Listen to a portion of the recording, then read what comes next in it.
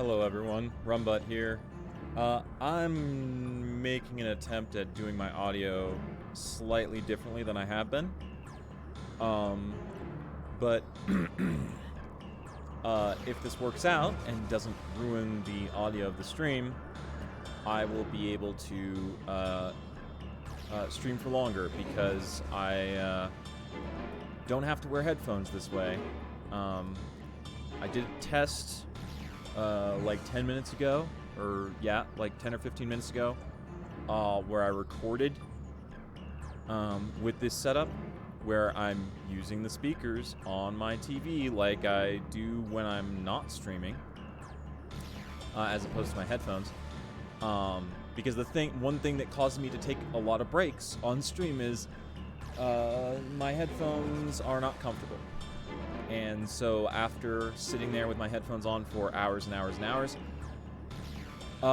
it makes my head hurt, it makes my ears hurt, my ears get sore, all sorts of stuff like that. Anyway, I did a test, and it seems that my microphone is directional enough that I don't need to use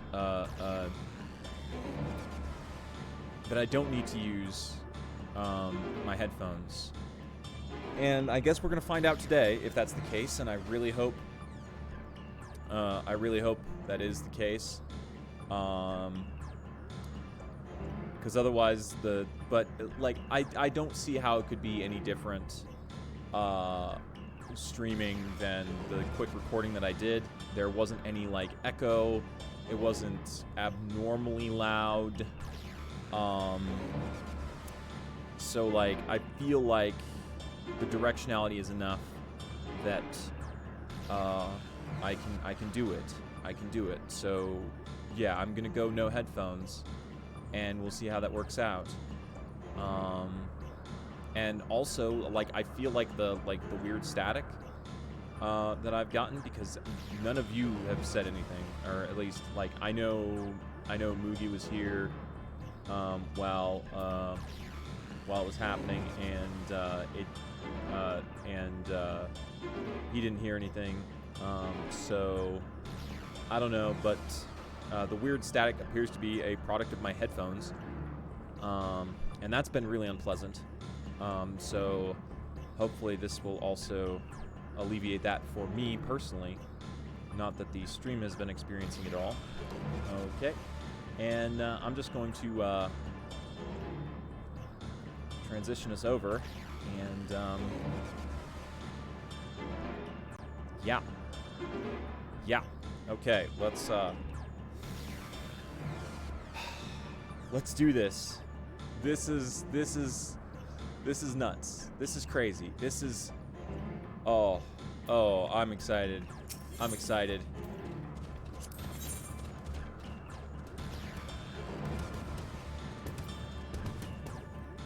We're going in.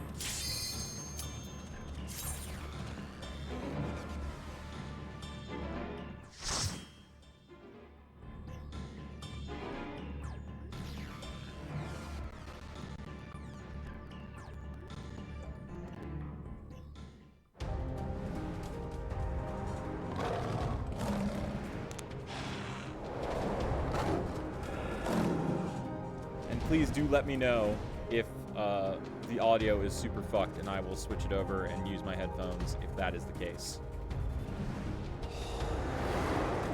Holy shit.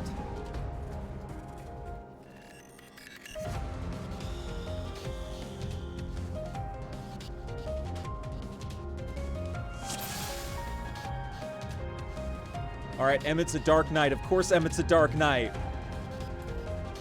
Of course Emmett's a Dark Knight. Emmett's a fucking Dark Knight. Ah! Oh, this is so great. I love this. Oh, and the music's great. Of course Emmett's a Dark Knight. Vana appears to be a white mage, and of course Hythlodaeus is just a bard. Okay. Oh, yeah, I can look at the fucking icons over here, idiot. Come on. Alright. Please, turn back, else I might be forced to... No, Hermes.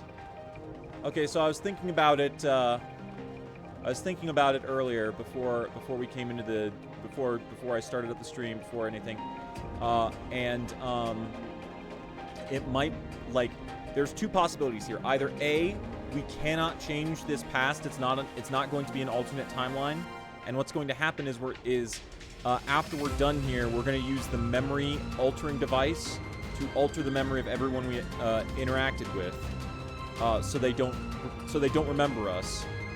And that seems particularly plausible given the explanation of a mechanism like that by Montaigne earlier after we did the first dungeon. There's also the possibility that this generates an alternate timeline where the first final days never happened, and then we go back to our own timeline with the knowledge that we gained from this in order to prevent the second final days in our timeline. So those are the two possibilities. I don't know which happens. Either could be good. Okay. Have you ever wondered whether your creation is a beneficial existence to the star? Wonder no more, for at Tissus Hyperborea, our mission is to determine the answer. From temperate plains to tropical jungles, from smoldering volcanoes to frozen fields, we put creations to the proof in a wide range of meticulously recreated environments. Will your creation be able to survive in the wider world, or will it threaten the survival of other species? The answers to such questions and more, our highly trained staff will uncover. I'm going to put this down like this, I think. Make it a little bit better. Sick. Alright, Emmett, fucking get him, my dude.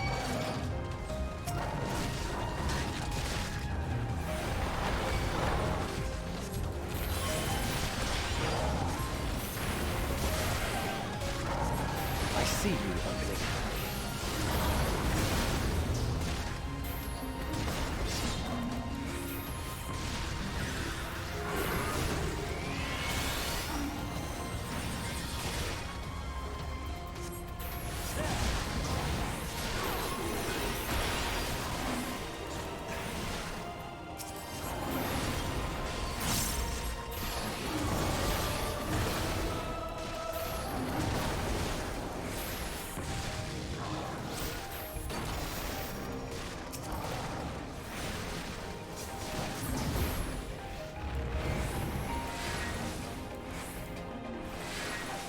Okay, we can't go that way, and we can't go that way. Oh man, this is so cool. Hold on. Hold on. There's things I forgot to do.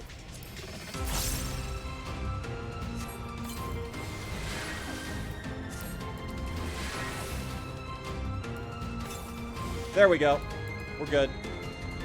Oh, I could have used my great... Oh, whatever. It doesn't matter. Oh, I gotta remember that I have,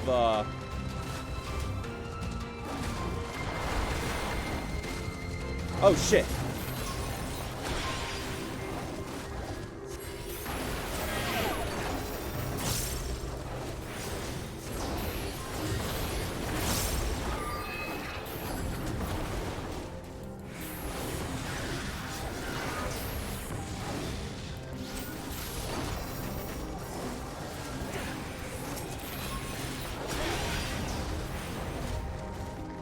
Out of my way.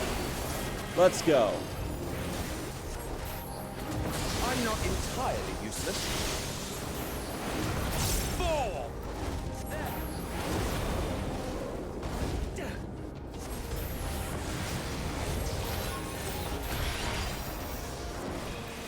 Let's see.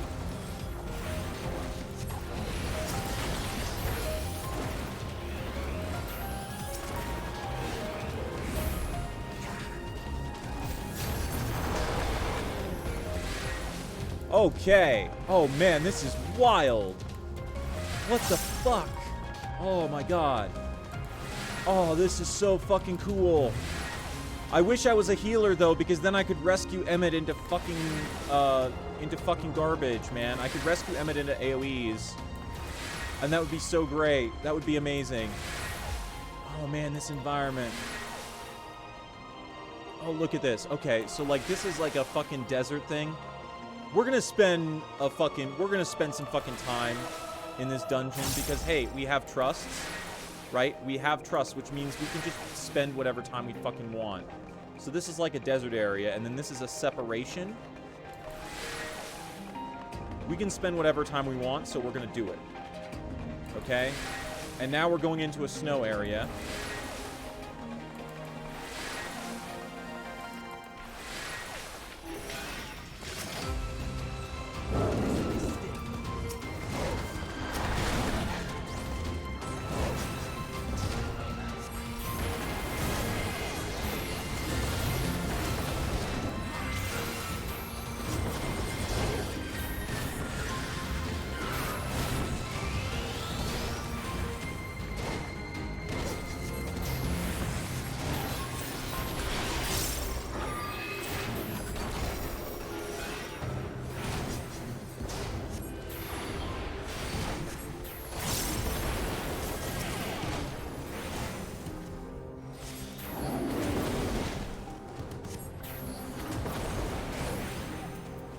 Fall!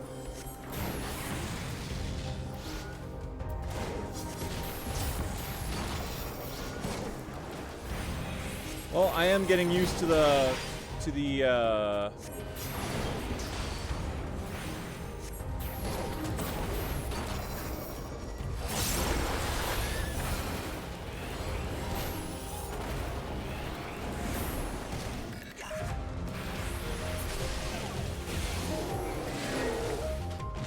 I am getting more used to the Black Mage, the new Black Mage shit.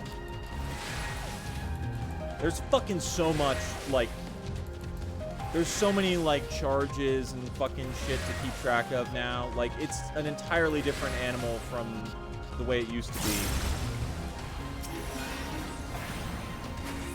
I see you.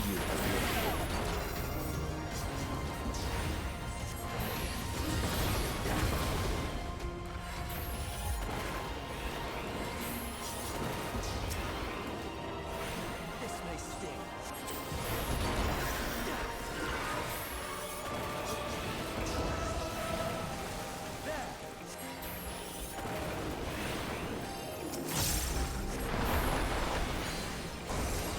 Have a taste. Have a taste.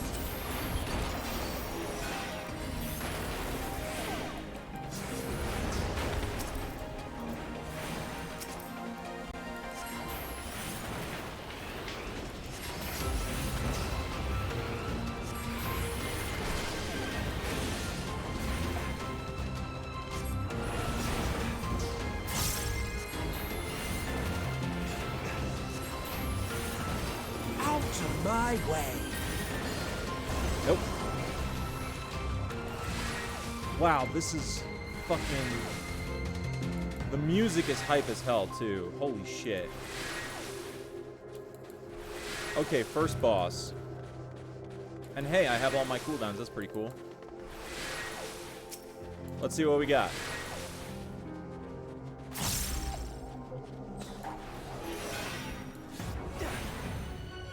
I see you.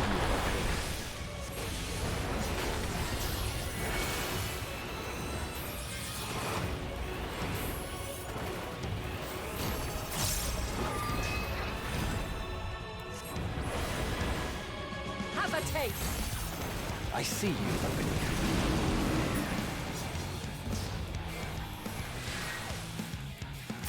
Huh.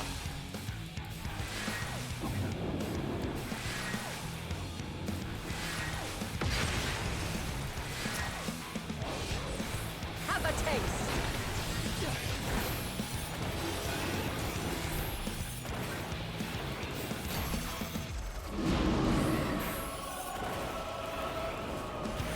Out of my way.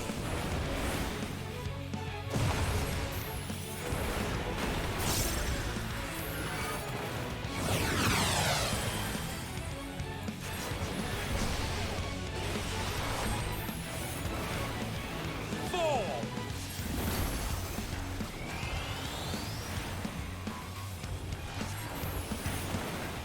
Let's go. I see you opening. Oh, God.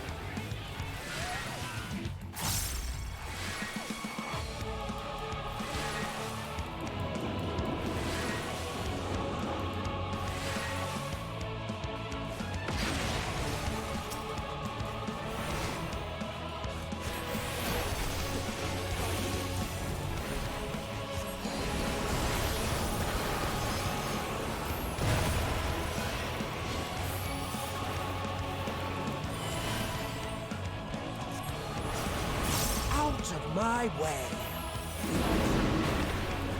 I see you opening.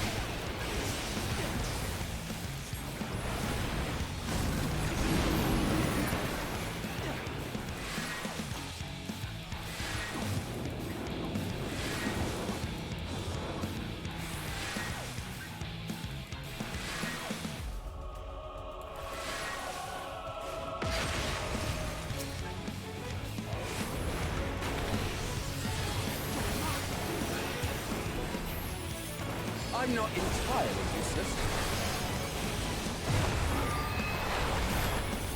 Shit. Fuck. Oh. Fuck. Well. It is what it is. I fucked up there. It's difficult getting used to having amplifier. Right? Because it's like, what's the cooldown on it? It's okay, so it's an extra one every 2 minutes. It's fucking wild.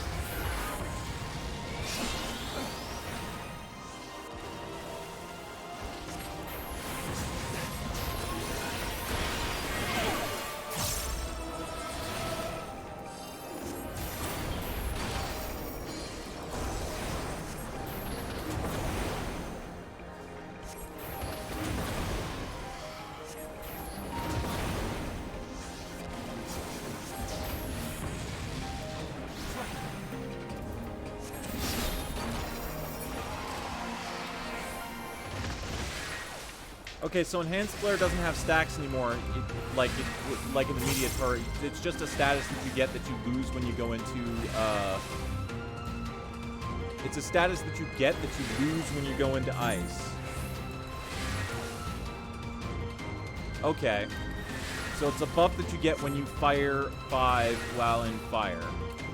What is this, 28 minutes? Oh, wow. Stay away! I see you opening.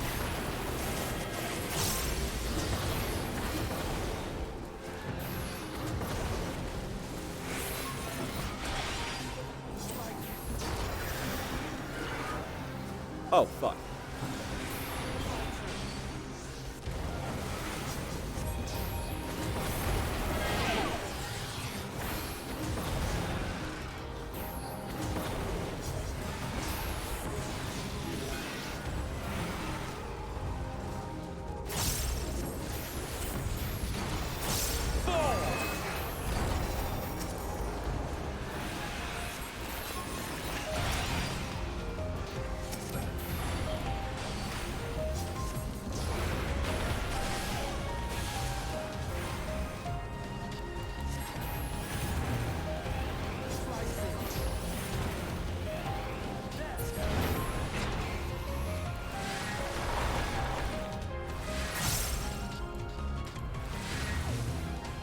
Gotta look around for more sparklies. So Vanat just cast True Stone Skin on us. Oh, Caticios Ring of Casting. I should put that on. Where did it go?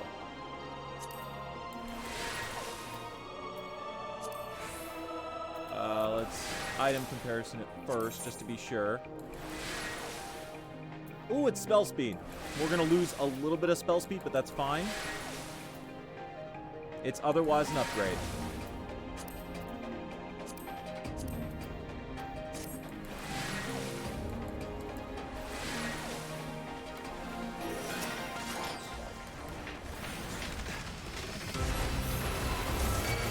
Stand firm.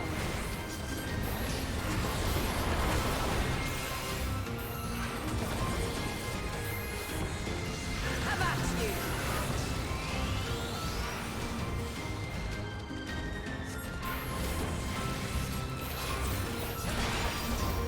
Have at you.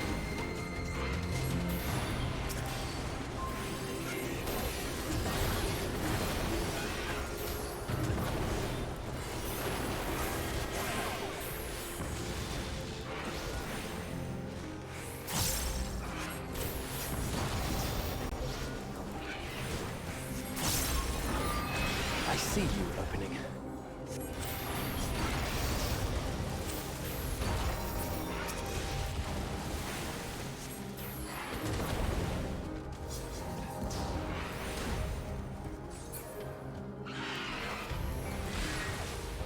Man, I'm getting kind of the hang of the Black Mage rotation now. Yeah, it feels good. It feels good. I'm getting the hang of the new shit. It feels good. No, I don't. According to Mistress Lysa, her creation is based on a concept for a bipedal wolf, and indeed it is impressively manlike in its gait. It is also highly intelligent, as evidenced by its ability to employ tools, while the gleam in its eyes gives the impression that it comprehends our words. If this proves to be the case, it would be a shame that its throat isn't designed for speech. I must make mention of this in the next report. Holy shit.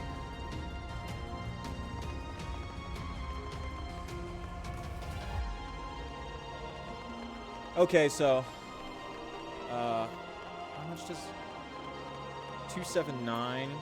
Okay, so it's fine, yeah. It's fine.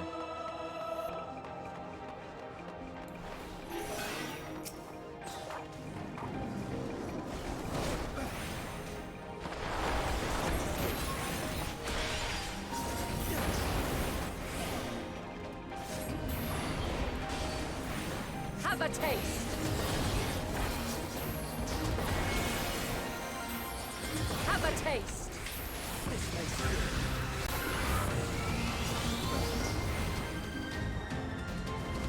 Have a taste.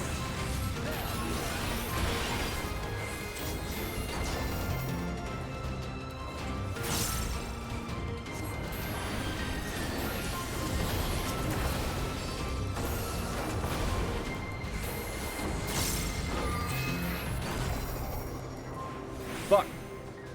Fall!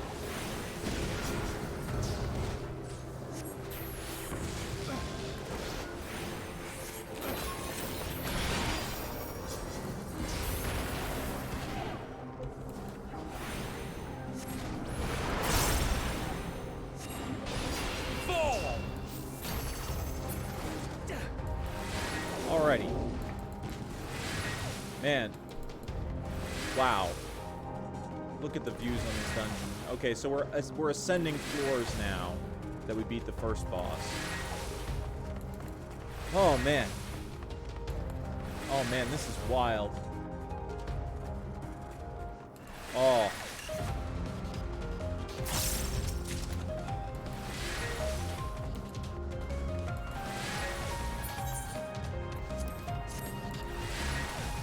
Okay, next one. Big snick. Alright, snack time.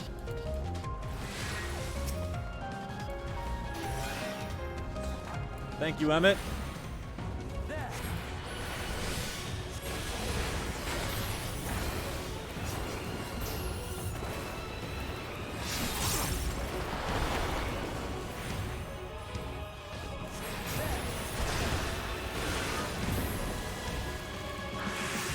I see you opening.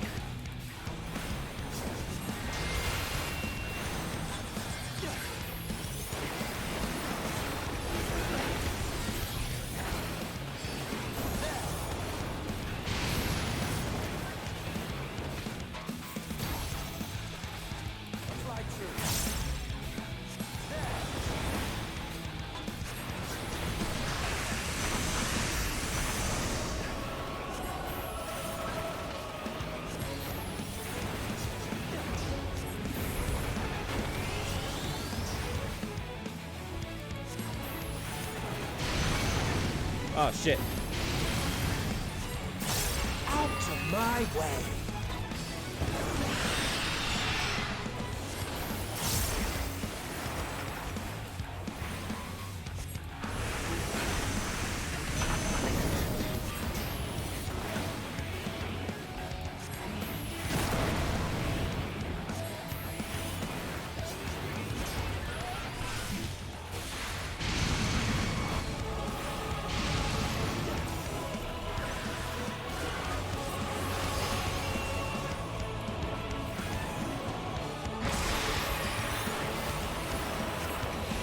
I see you opening.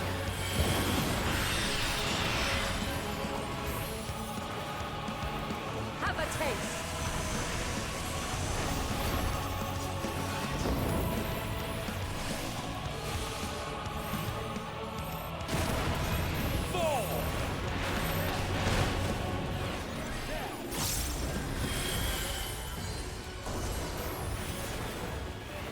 I'm not entirely useless. Fuck. Stand firm.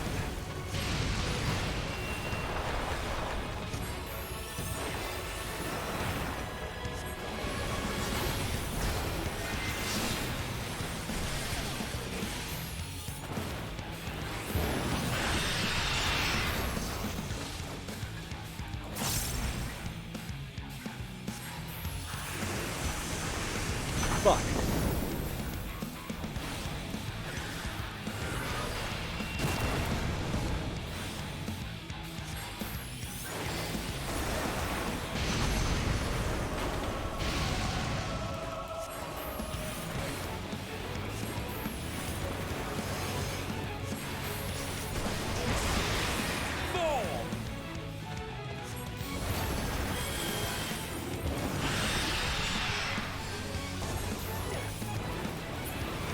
Oh. Okay. I don't fully understand how the mechanics in that fight work, but I won, so yeah, I got it. It's good. God damn it, getting scouting gear instead of casting gear. Well, what are you gonna do? Man. Okay, it was probably something with the way the heads were looking. And that's probably, you probably need to pay attention. Not yet.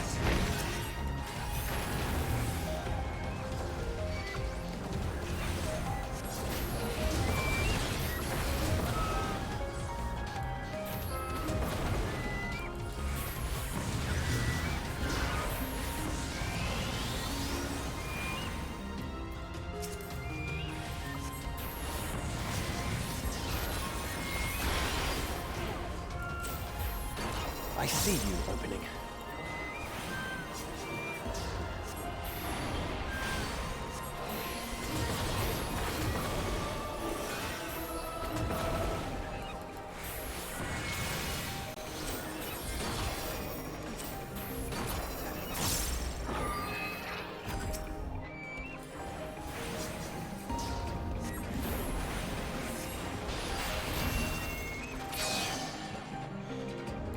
Okay. Alright, we're getting it. Okay, now we're like way up in the clouds. Up, right. We're ascending because Hermes is up top in space.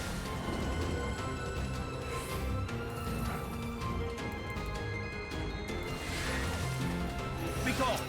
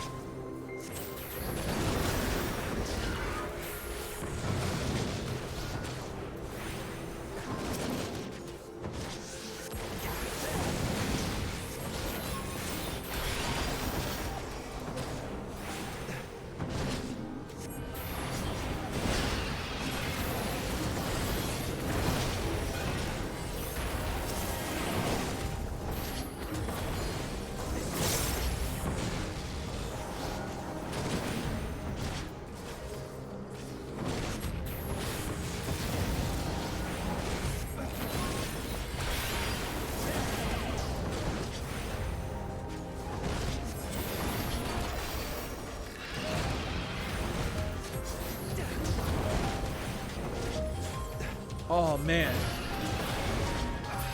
Have a taste. I'm really... God. Black Mage... I'm getting the feel of it.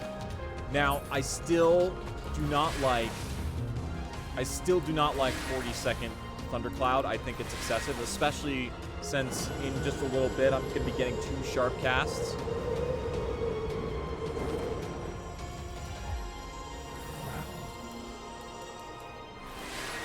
Hang on. Hang on, nerds. I need to eat another food. All right, Emmett, where are you going? I must hear their answers before they're expunged from existence.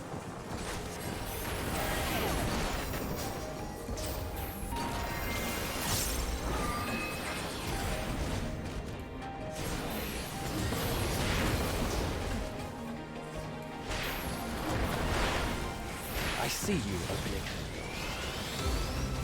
I fucked up. Out of my Have a way. taste. I see you opening.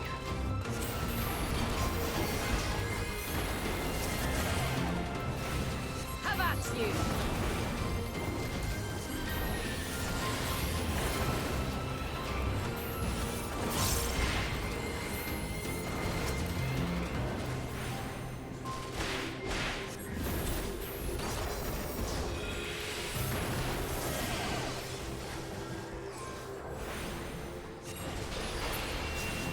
Oh. Well, I have a chance to redeem myself.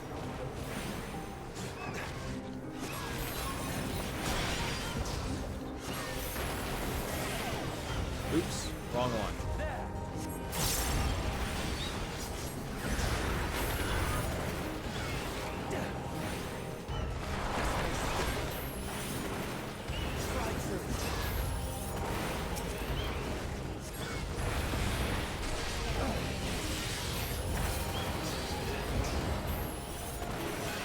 Have a taste.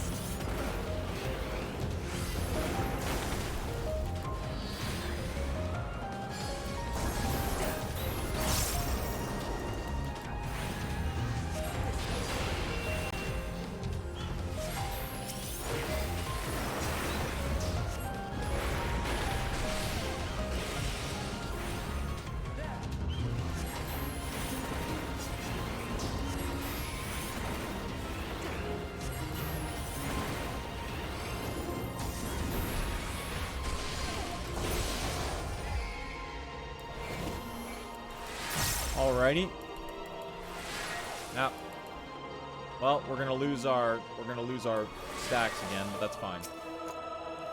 The successful creation of migratory birds which travel between continents with the seasons came as a breath of fresh air to the long stagnant realm of flying life forms. In the end, it was a relatively simple thing to grant creatures the ability to navigate by celestial bodies, but this method lacked the precision needed to guide them to the same location each time, as would be vital to their survival. The breakthrough came in the form of magnetic fields, the use of which was discovered by the incumbent Fandaniel during his tenure as chief overseer of Elpis. A truly inspired idea that has brought lasting benefits to the star.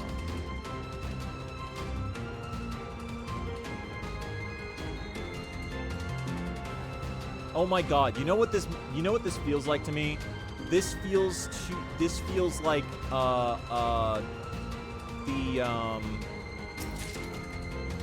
near the end of Sonic and Knuckles. Sonic 3 and Knuckles. That's what this feels like to me. I forget the name of the zone, but it's the big Sky Temple zone. Okay, so Hermes is the dungeon boss, not a trial. All right. I was thinking to myself, oh yeah, Hermes is going to be the trial after the dungeon, but of course that's not necessarily the case any longer.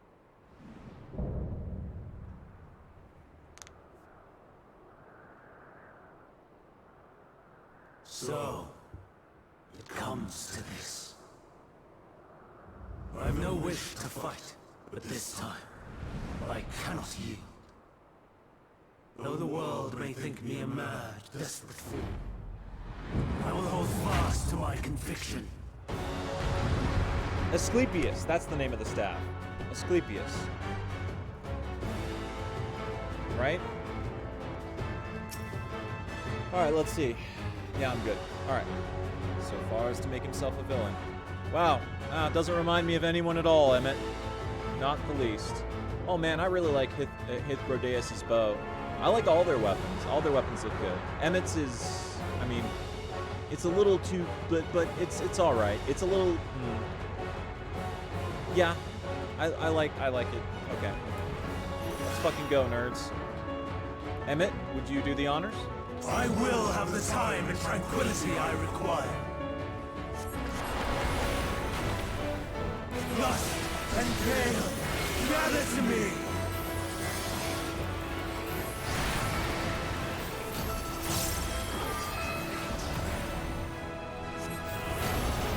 Ancient brand, unleash your power!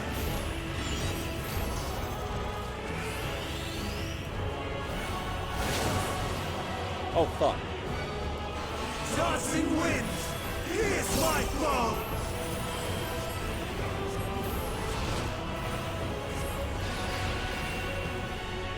Stars on high, all is rain!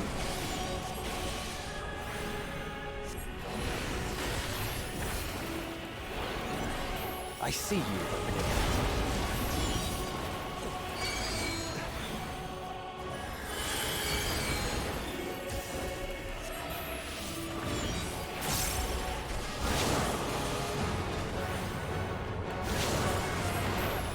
Oh god.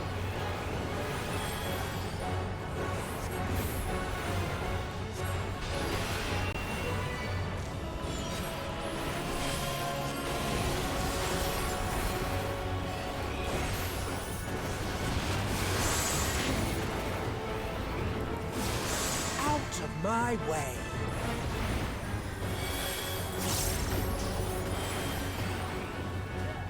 Ah, shit. I see you opening.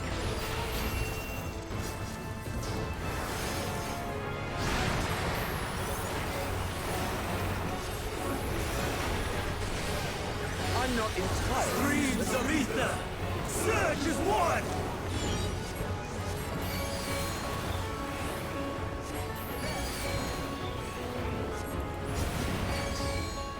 Out of my way. I see you opening. Have a taste.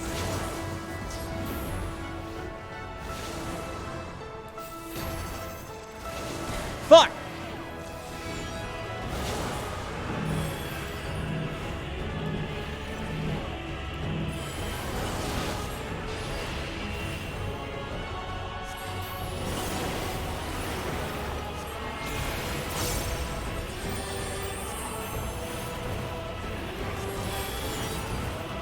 Dancing winds, here's my foe! Have at you.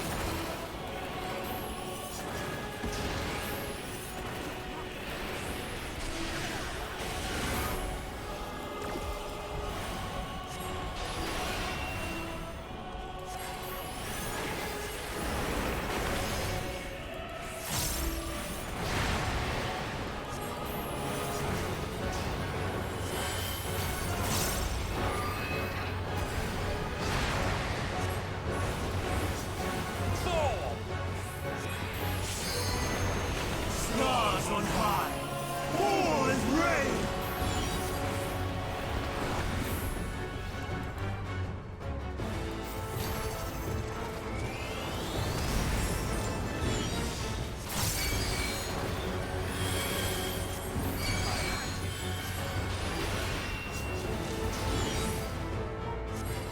Even when Fuck! transformed, I am not finished yet. God damn it. I didn't do it fast enough.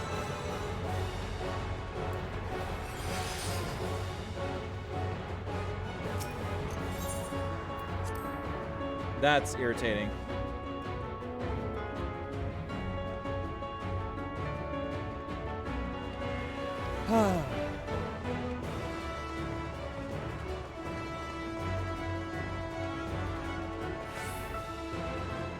Well, Emmett, this time I'll do the honors with a, with the fucking Sky Shard.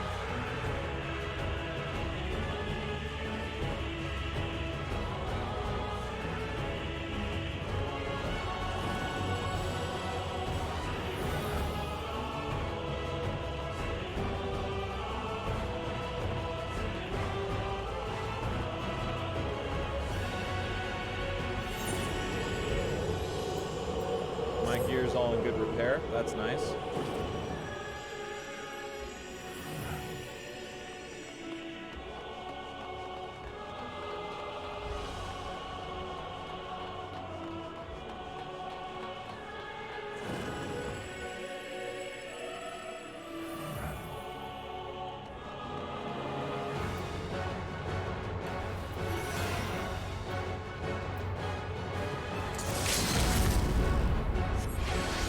I will have the time and tranquility I require. Gust and gale, gather to me! Fall! Have at you!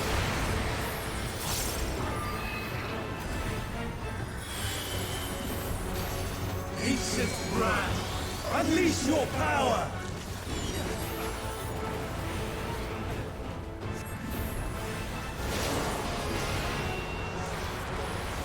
Dancing winds, pierce my foe! I'm not entirely useless. Stars on high, fall as rain!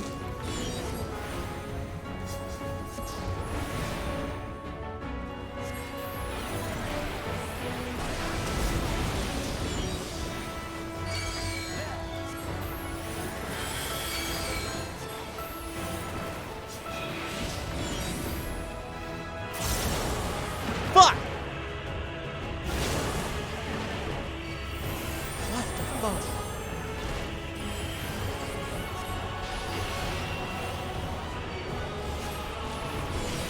Prepare yourself!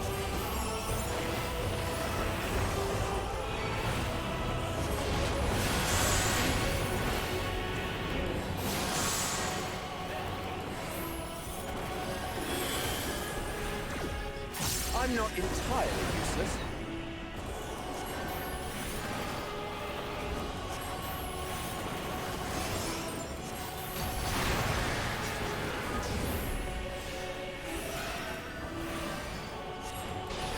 Streams of ether! I see you. Surge as one!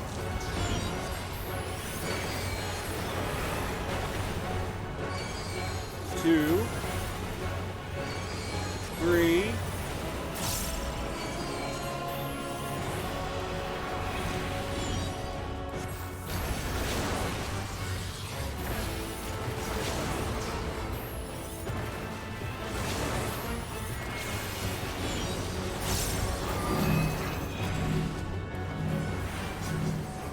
Fuck.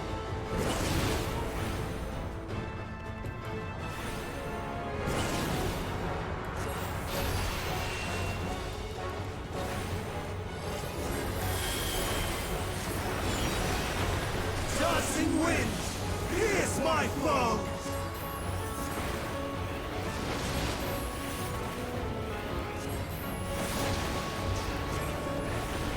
Have a taste!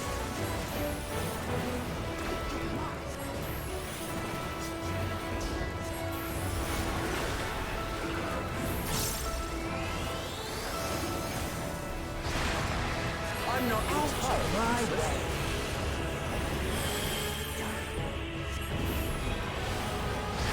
I see you, Opening. Stars on high, fall as rain!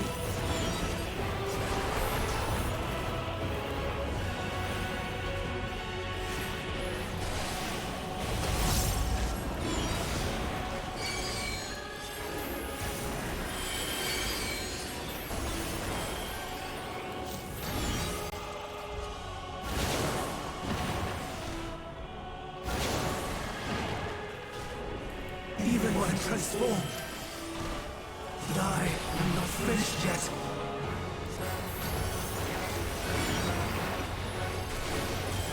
Out of my way. Have a taste!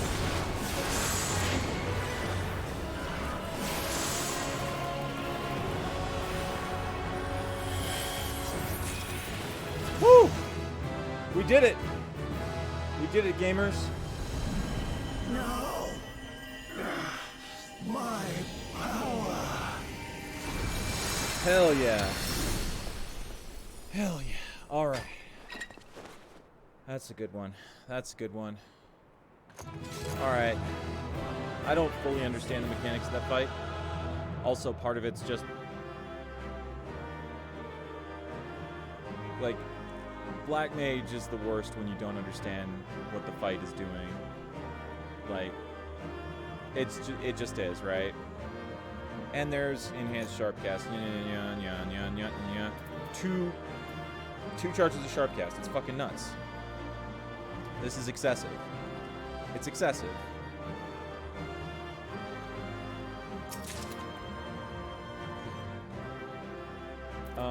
Let's see. What was the... Bottoms of casting. What's this look like? Oh shit, that's another shadowless code. It's shadowless, but it's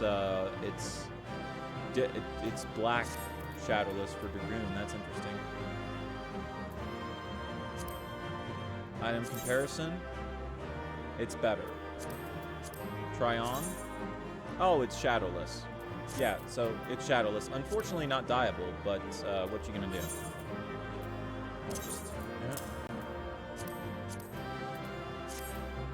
Okay, so the gear from here is just the shadowless gear, right?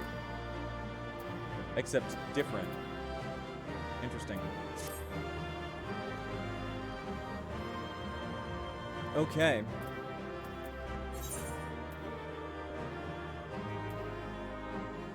And that's a spell speak. That's a spell speak. What am I now? 230 without the food. Sick.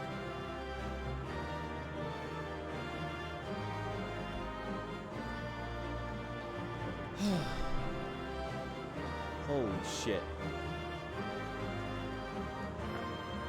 Make sure this is ready. We're on battle right now. We can also do this. There we go. Okay, it's cutscene time.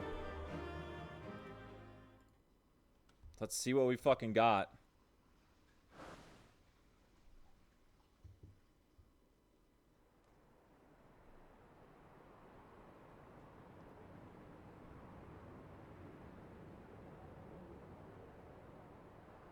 It's over, Hermes. In the name of the Convocation, I hereby take Meteon into custody. And setting aside the matter of your nomination, you will come with us too. We require your knowledge to assess and resolve the situation.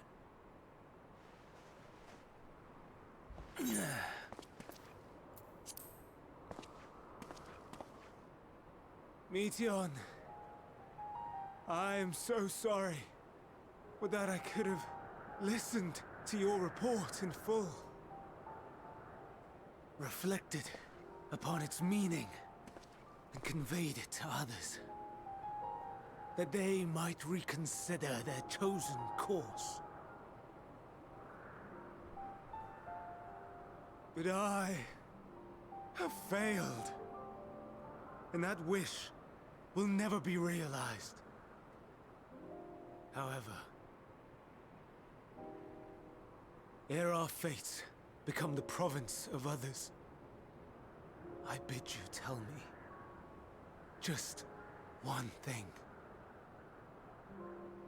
Was there happiness in those distant stars? Was there a reason for living?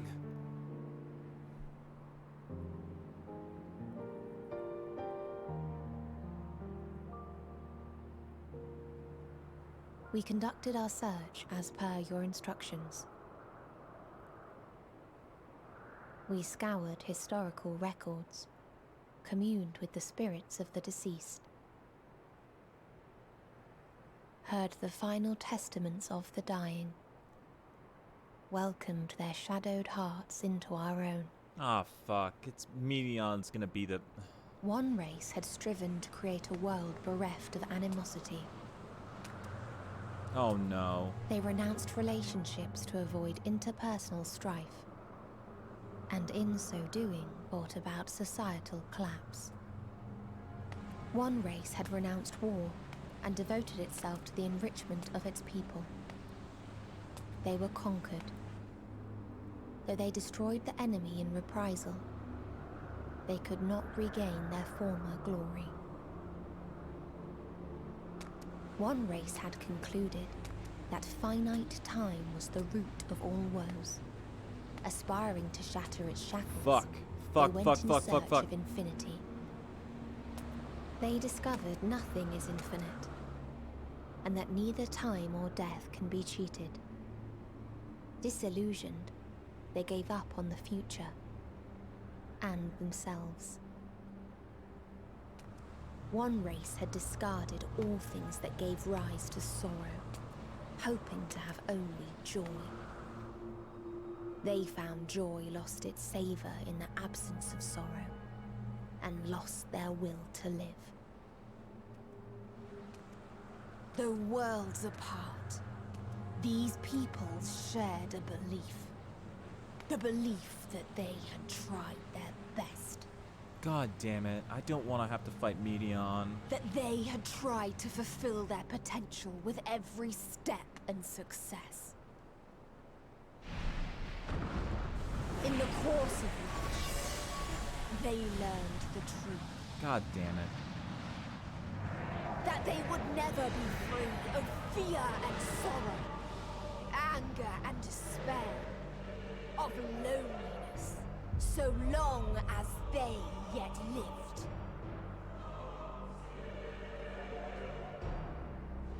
Even now their souls cry out for oblivion.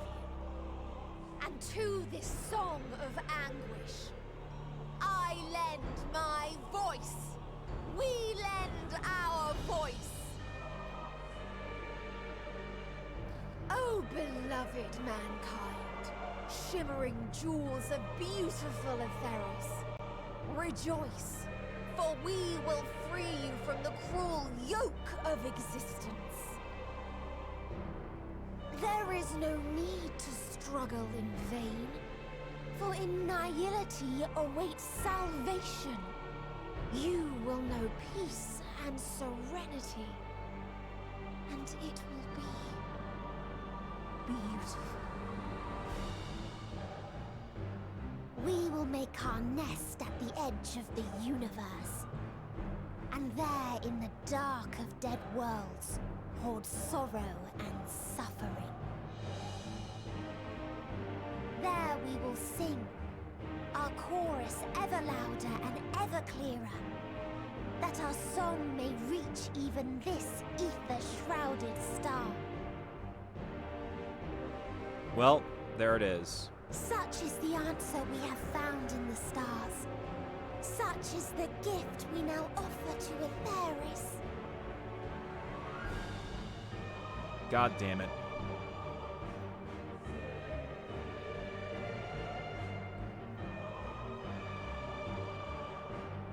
Who are you to decide our fate? To decree we live or die? The irony here.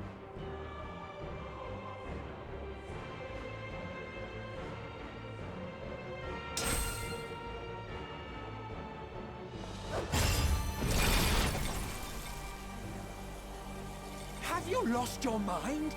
You heard what she said. She means to destroy us all, yet you'd still take her side? In the name of the star, we have discarded those creations that we deemed flawed.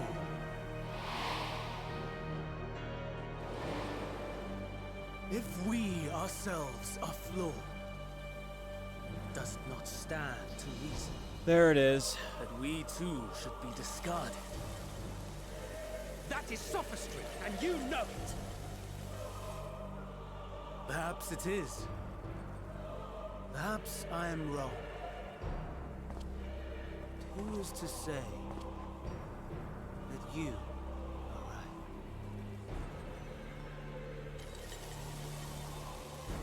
Let us settle this with a determination.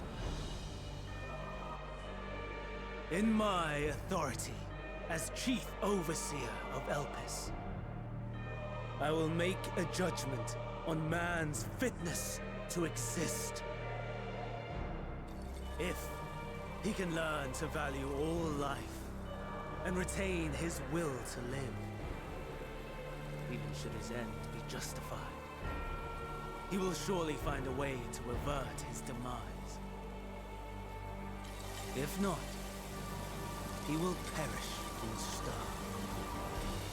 As with all determinations, provisions must be made to ensure fairness. Kairos! Awaken! There it is. The memory erasure. Memory reconfiguration system Kairos activated. Awaiting instruction. Command. Universal memory alteration. Target area. Catesis Hyperborea. Starting point. Arrival of Emmett Selk of the Convocation at Propylion. Yep. Endpoint. The present. So it's a closed loop. Raise the memories It's of not all altered events. timeline. It's not Replaced separate with a timelines. vague recollection of the following. I was here, preparing to demonstrate the functionality of Kairos to Emmett Selk and Hitherdays. Meteon's shared consciousness became unstable. She and her sisters could not sustain their existence, and all dissipated at burst. The resultant shockwave accidentally triggered Kairos, which erased several days of memories from all present. Execute. Command acknowledged. Initializing. 3 processes remaining to execution. Bravo. I dare say one would be hard-pressed to make it fairer. Everything that you told us, everything that has happened, the fact we've even met, it will all be gone.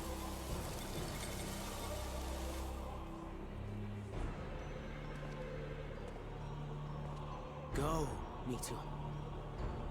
To the edge of the universe, where none can reach you. Hermes, won't you come with me? If you were to shed your flesh, I should be able to carry you.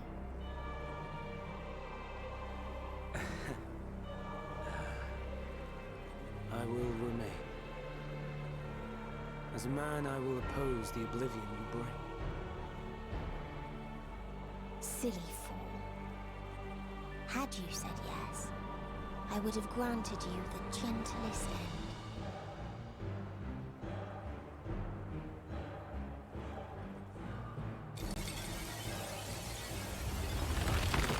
Hell yeah, Vana. This ends here.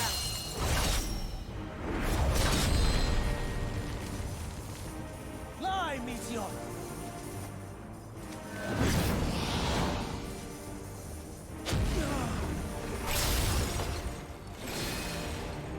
That is far enough, Hermes! Argos, to me.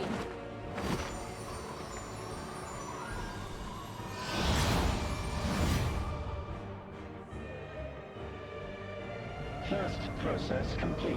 2 remaining to execution of memory reconfiguration. Fuck. As if we needed more pressure.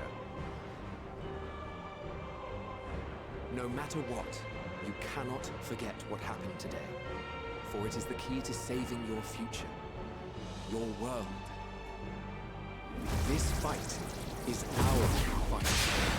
What comes after, our problem to contend with, not yours. No. Your own struggle awaits, and no one else can take your place. You must flee this place with your memories intact, and I will see that you do. Now then, where is it? There you are, my little confluence.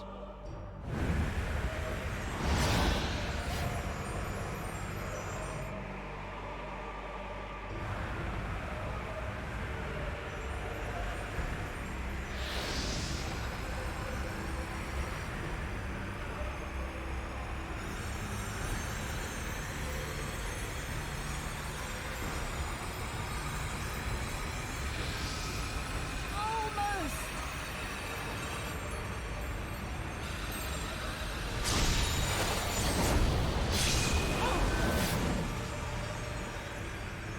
Very well then.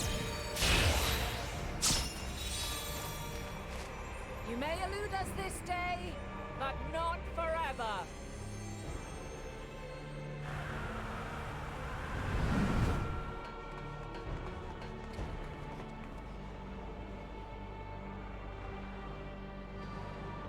Meteon's gotten away. Second process complete. One remaining to execution. Fuck. I need to get the fuck out of here. No time for brooding. Listen well. Beyond lies a spatial confluence that connects the interior sections of this building. I will destroy the confluence and force open a way outside. When I do, you must jump through. Hithro Deus. I cannot tell you how sorry I am. But neither can I let you escape!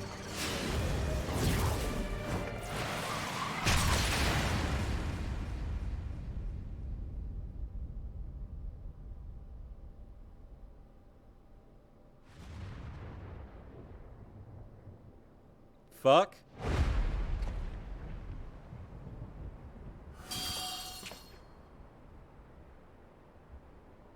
Too brave by half.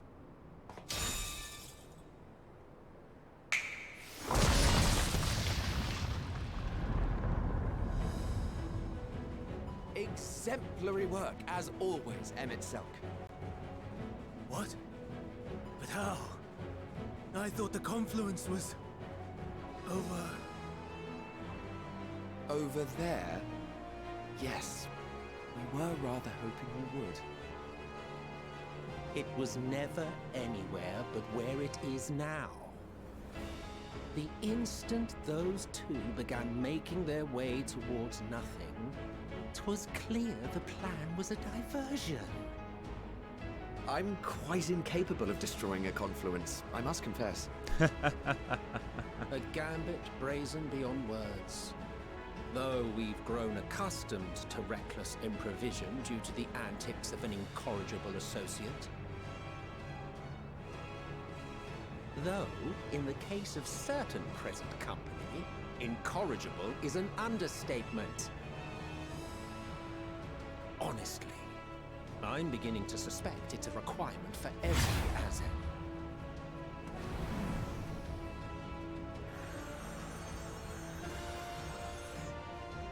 There's no time! Quickly! Even now, I do not believe your tale. I would not suffer us to walk such a wretched path. Still, if it must be said, do not squander it. The legacy I leave you.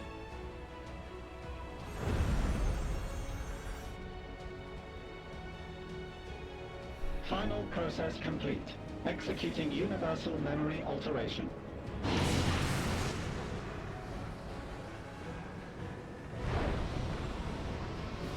Go, Argos!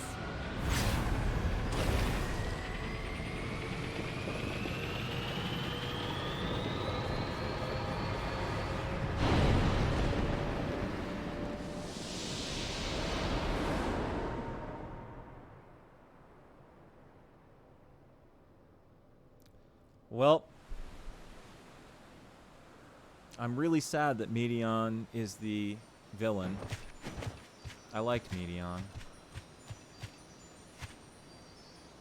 Maybe we can save her from the pit of despair? Turn her around.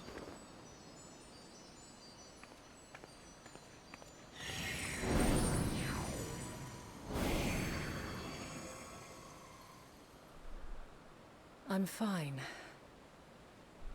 Just a little tired. Yeah, really glad I didn't do this last night. I would have gotten Can it no be sleep. true? Shut up. Are we the only ones left who see beauty in the world? In life? Are the stars above no more than husks of fallen civilizations?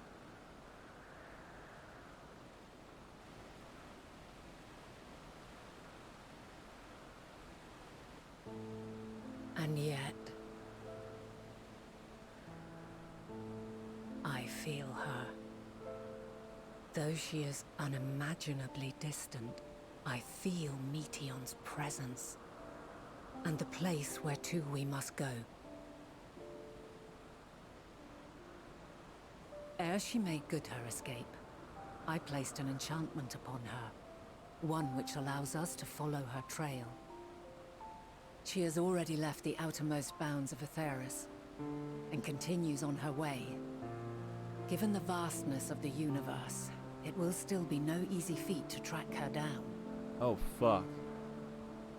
But thanks to Emmet Selk and his Ladeus, all is not lost. We remember.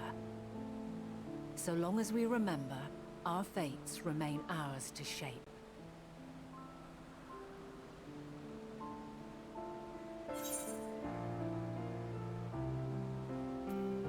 What became of the others, I wonder.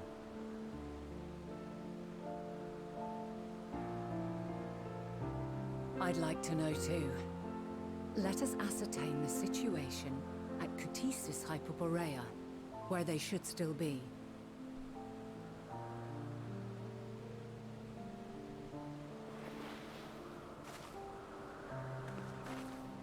Given the likely state of their memories, however, it would be imprudent for us to approach them directly.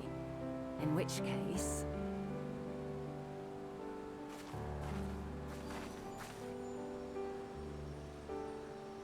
I am sorry, my friend. I've asked much of you this day. But may I trouble you one last time?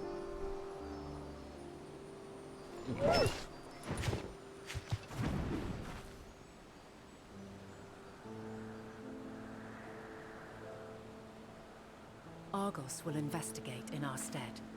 We will share in his consciousness and see and hear as if we were with him. Now, close your eyes and open your mind.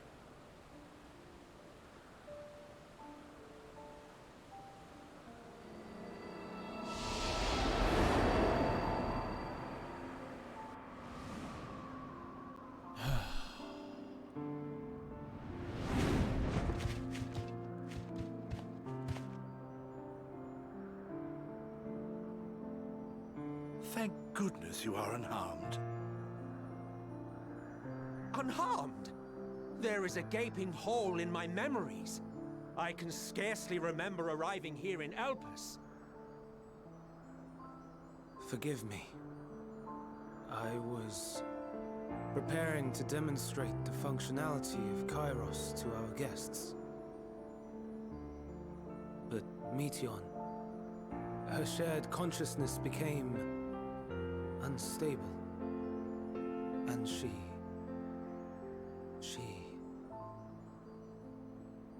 So, that's what prompted the state of alert. And when you went to investigate, you were caught in Kairos' accidental operation. So it would seem. It's all a blur to me. Such an unfortunate accident. Oh, and what of Venar and your other companion? You went inside together, as I recall. We did?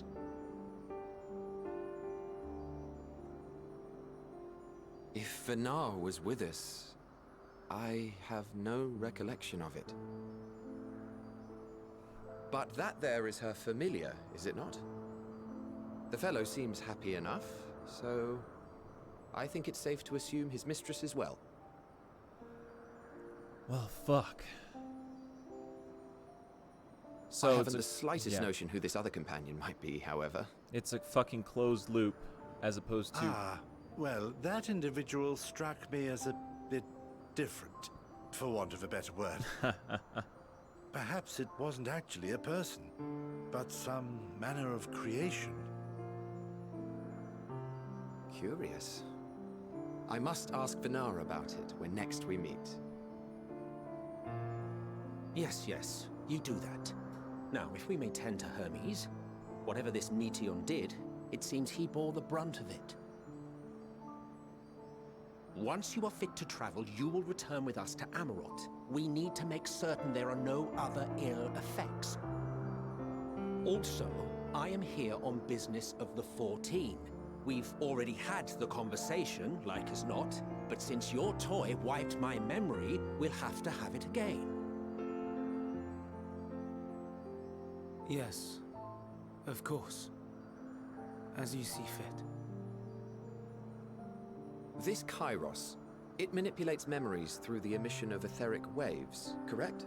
which would be erased There upon is a returning to theory the life which stream. holds that memories scoured by blasts of ether are restored when the soul is cleansed in the underworld.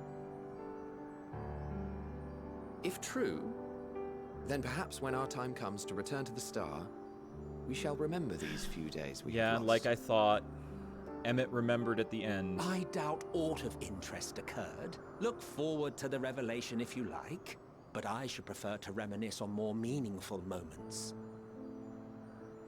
Emmett remembered this as he died. Which is why his change in attitude at the end.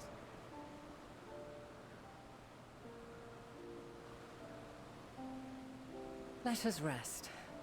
If only for a while. After all, you and I... Oh, we still have a long, long way to go.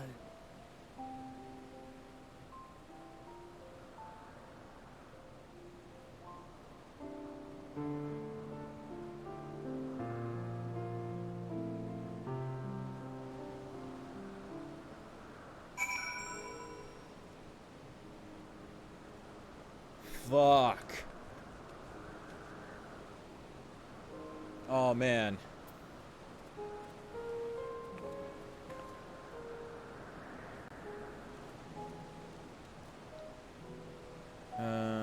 One second, I'm gonna pop that back up.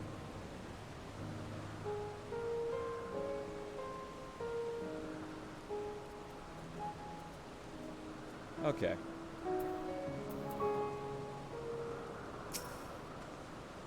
Are you feeling at all recovered? I understand that your exertions were more than purely physical, but resting one's body, if only for a moment, is never without merit. As for Hermes, I think it unlikely he will create more Entelekis. He poured much of himself into Meteon, and now that she and his sisters are gone, dissipated in his mind, the grief must be unbearable. He will blame himself. He will believe that, had he never acknowledged his dissatisfaction with the world, then the Meteor would never have been born to suffer and die.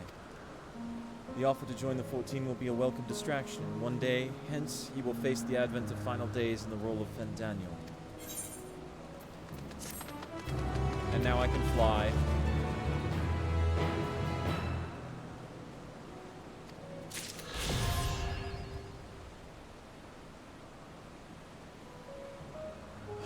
I have to check this, right? I've got to check. I've got to check it.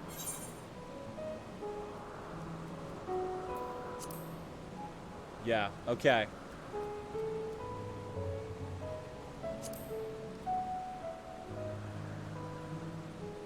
Beautiful. Oh.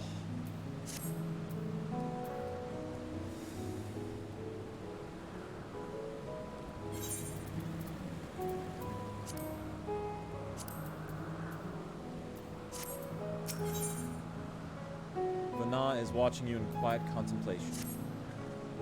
Riam, listen to me. Our duty now is not to denounce Hermes for his misguided determination or to convince Emmet Selk and Hythlodaeus that they have been deceived. No, we must instead ensure that the experiences Hermes sought to expunge are now preserved. What remains in our memories alone will be our weapon against the final days. You must fight this battle in your age, and I in mine. Come, let us walk together once more. I will see you to the doors of the Propylion. Okay, so this is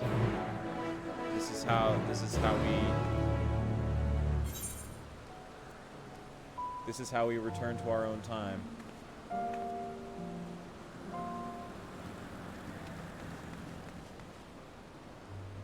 Oh shit, there's a teleporter up here?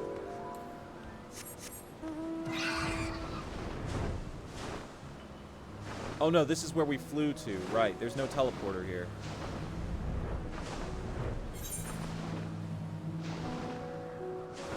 We can explore later and get XP on other classes.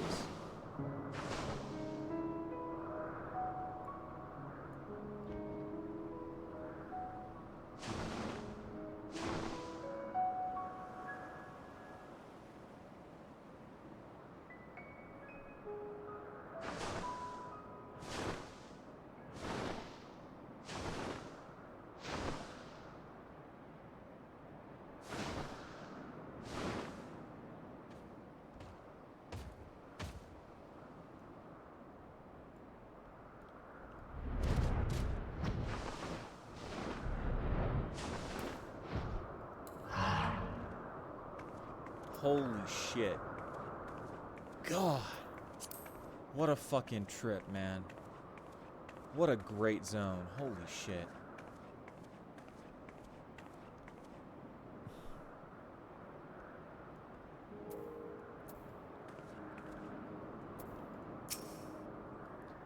Your time in this age is drawing to an end. Upon speaking to Venat, several cutscenes will play in sequence. Okay. Before I do this, I'm gonna fucking take a quick break. Since it says several cutscenes will play in sequence, I'm gonna take a quick break. So, I will be right back. Oh shit, I need to make sure that that's set properly. Right. I'll be right back. And then we'll see several cutscenes play in sequence. Holy fuck.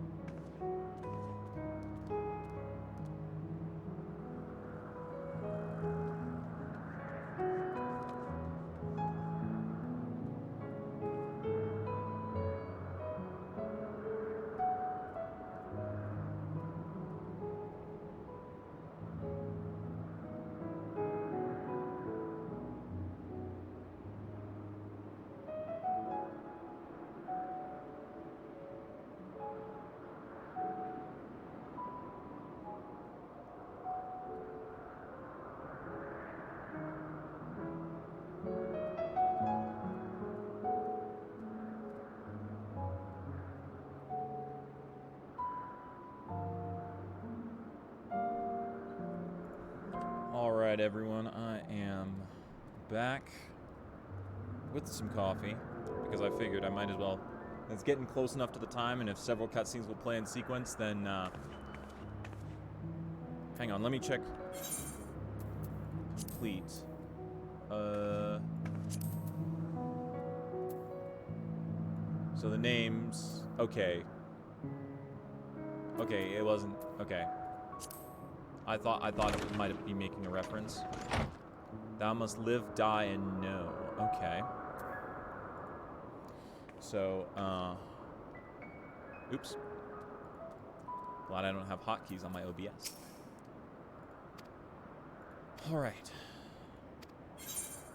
Speak with Vana.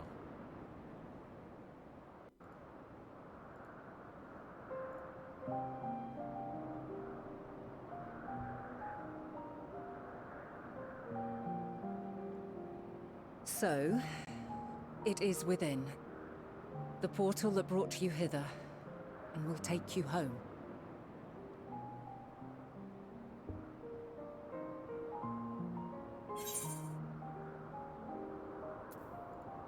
Yeah. I have to go save my time, and, well, I already know what happens to yours. May you and yours emerge triumphant. Make use of the knowledge you have gained, that your days in Elpis and our friend's sacrifice be not in vain. With Meteion free to pursue her designs, 'tis only a matter of time until the final days are upon us. We must be ready.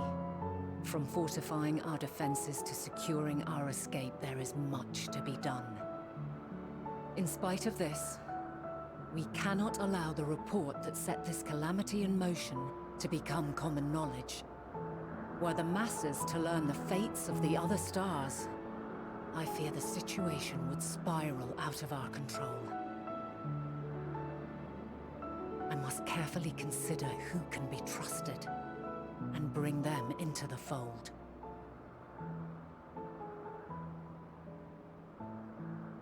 Ordinarily, I wouldn't hesitate to call upon the 14.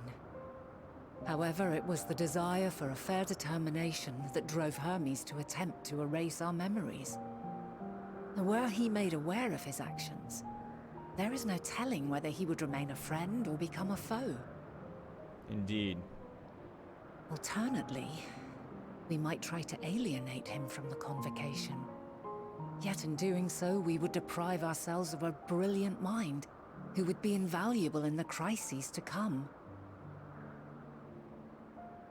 Quite the dilemma. Which is why I must work independently of the convocation. Regardless of how we proceed, if we are to permanently avert the final days, we must be equal to Hermes' challenge. We must prove that mankind is worthy to exist. Indeed. And this hinges, I think, on how we confront the all-consuming despair that accompanies a senseless and seemingly inevitable end. Bewildered and divided, we would perish like the peoples of those celestial ruins. We could not hope to survive the final days, much less take the battle to Meteion at her nest. We must find a way to defeat despair, to unite and prepare as many as possible for the struggle ahead.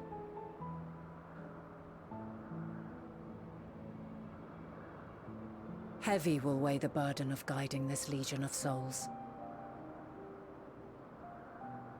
Yet I have faith in mankind's potential.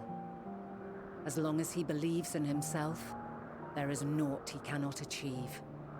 So I will not give up on him. On us. You may find your world to be very different. Or perhaps the erasure of our friend's memories has sown the seeds of a conjunction between us. We cannot know until the moment is at hand. So shall I strive to do my best, taking naught for granted as I walk my path. God, how is this gonna turn out? Holy shit. And I pray you walk with me to the end. Yeah, there's the title again. As you move forward, so too will I.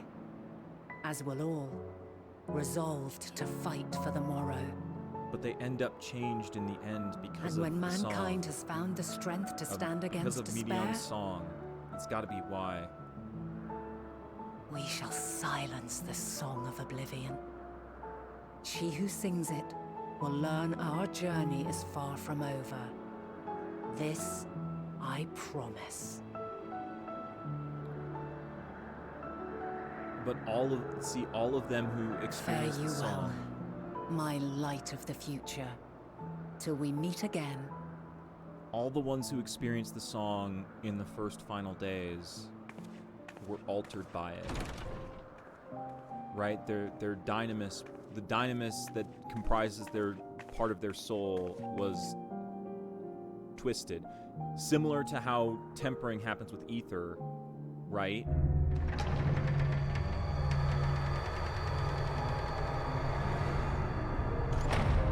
I feel like that's the explanation behind, like, Emmett behaving differently than he thinks he would. Of course, right? But, like, of course there's a lot of other stuff to consider, but, like,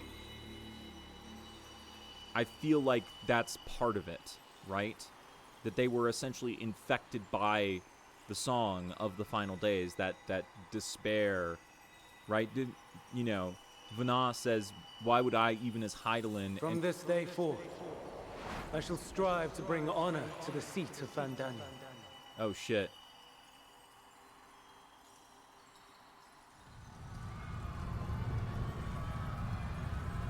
Oh, we're gonna see a bunch of the final days. Oh, fuck.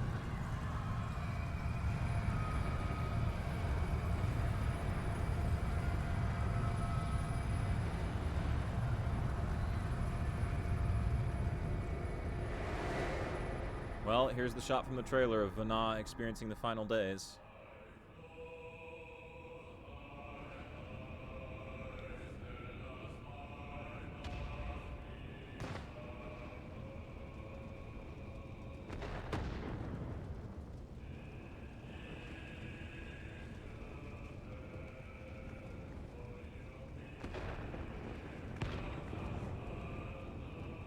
Even now, I remember standing there, locked in a moment where the sky is aflame.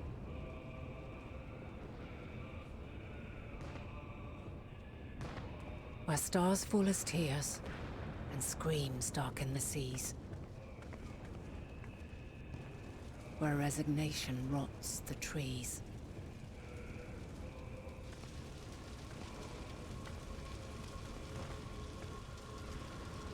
Where terror twists magics into abominations. Such is the lament of they who have gone before. The song of they who tried and failed to create a better world. The song of the end.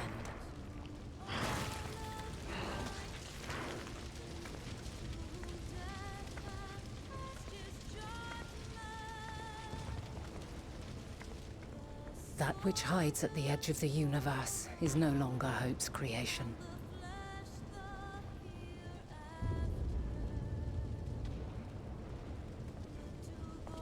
It is hopelessness incarnate.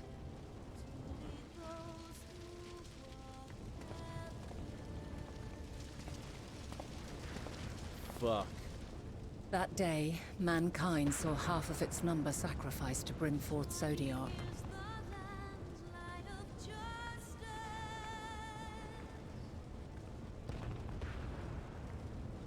And covering the star in a shroud of ether, we forestalled the final days.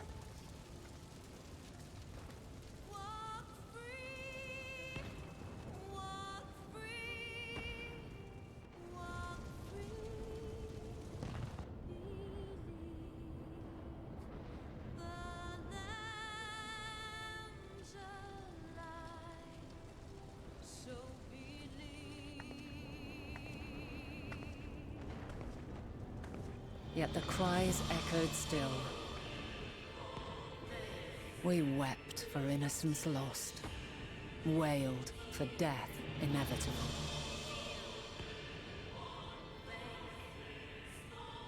A reality too terrible to bear.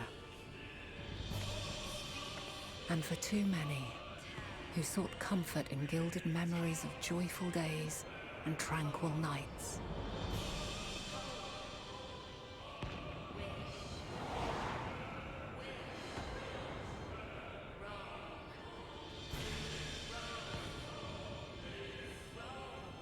This is all wrong!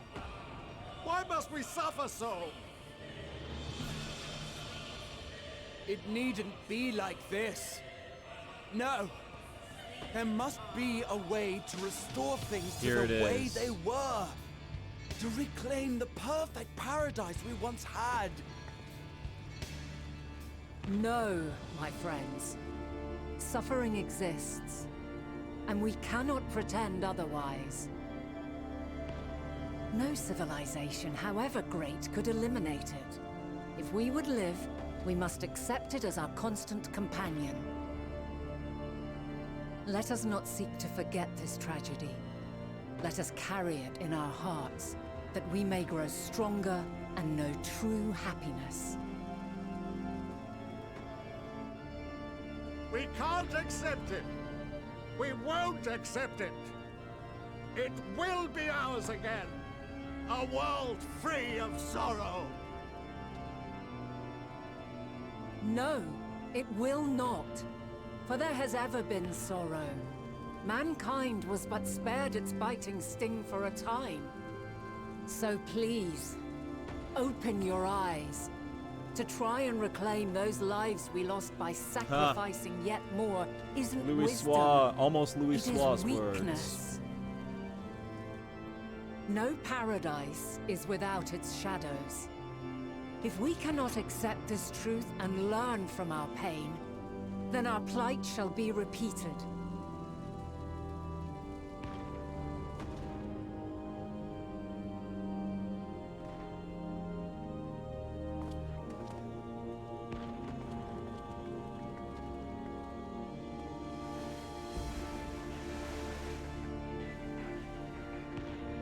O mighty Zodiac! God, born of our boundless faith, we bid you, hear our prayer. Accept this offering of lives, and deliver unto us the lives we once had. Deliver unto us the days of old, the days when the star was a font of love, and we knew naught but bliss.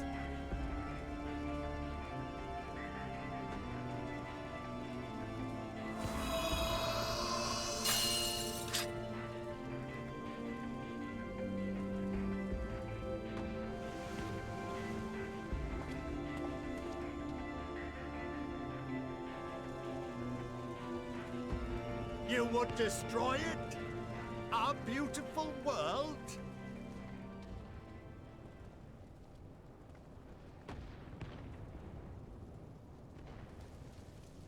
Lands that stretched on forever.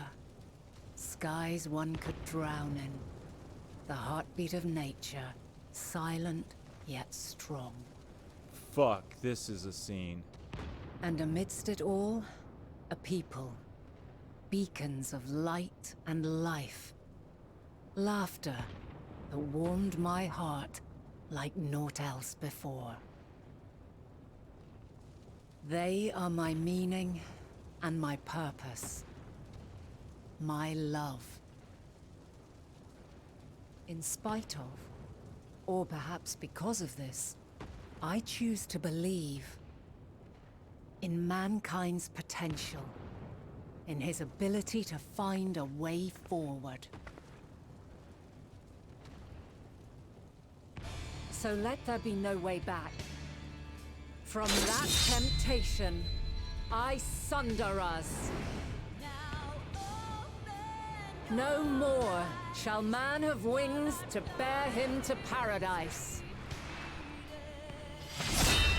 Henceforth, he shall walk. Fuck. Oh shit.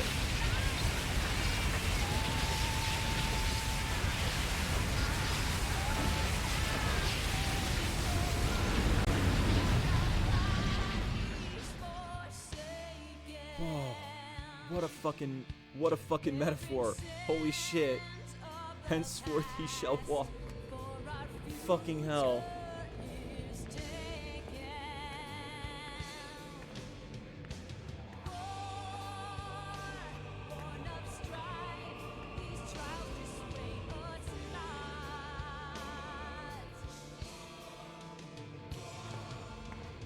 All is excruciating pain. I breathe fire and torment.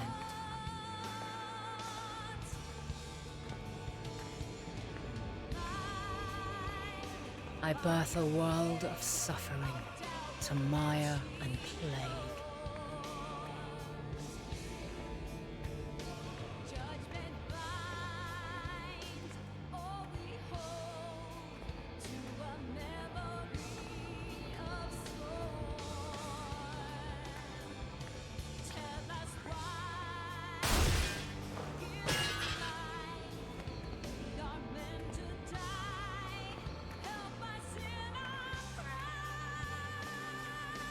In one fleeting moment, lives come and go, ever moving towards the unknown. And in that fleeting moment, they cry for the answer to the question. Why, given life, are they meant to suffer, to die?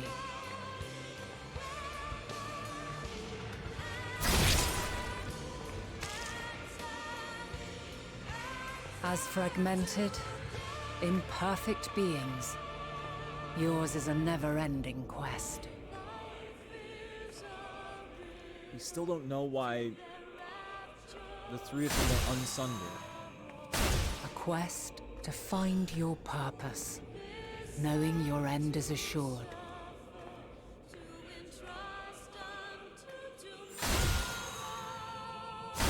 To find the strength to continue when all strength has left you. To find joy, even as darkness descends. And amidst deepest despair, light everlasting.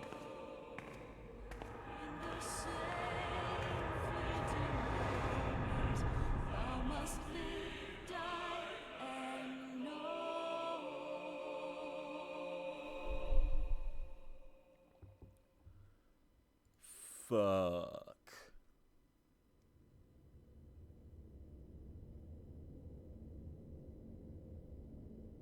A conjunction has begun to form, an intertwining of your time and mine. Well, I guess... When you truly understand what is at stake, and your journey has prepared you to surmount the insurmountable, then shall I honor the promise made in another time, another age. Well, now I understand what that fucking means.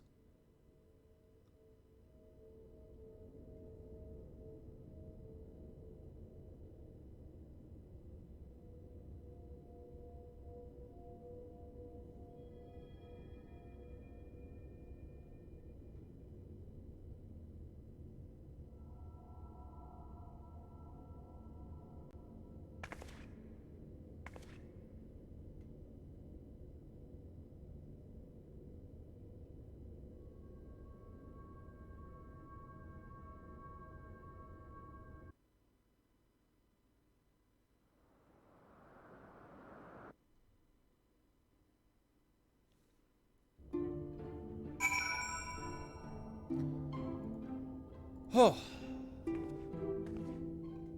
Okay.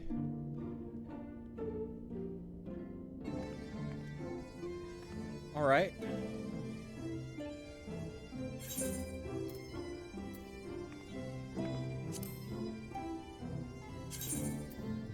Oh, looks like that? Yeah, definitely not.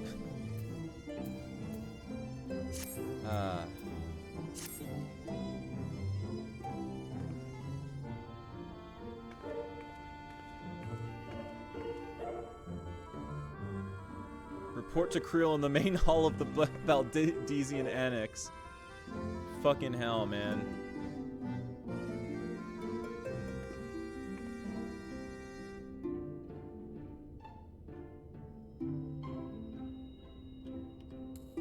Well, time to change out of this Ascian shit.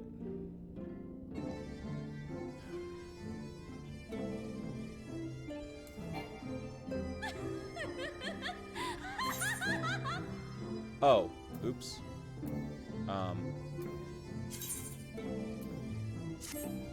Yeah, okay. Alright, I guess I can't apply glamours here. Oh, shit. Can't apply glamours here, huh?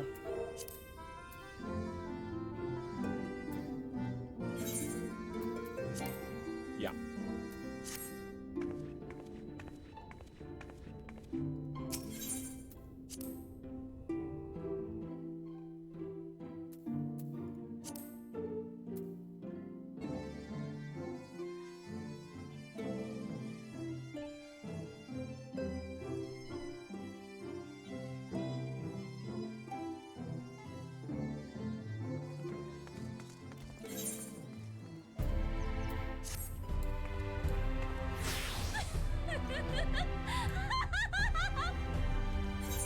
Alright.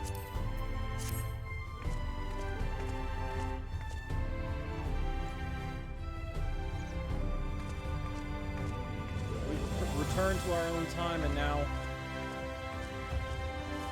Okay, well... I guess I'm using my own heats of battle now.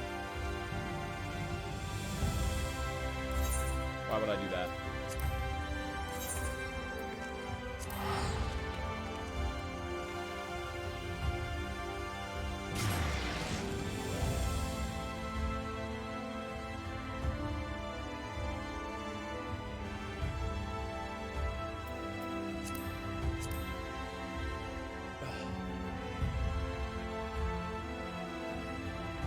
Holy shit.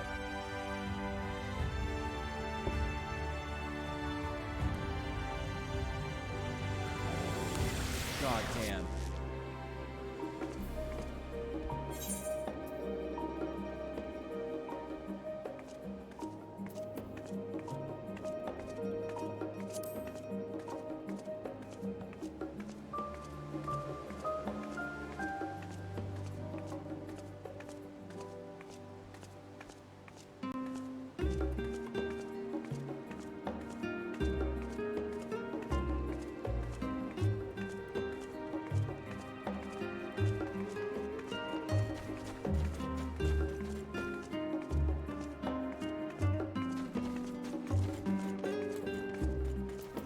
That staff. Oh, they got the... Oh.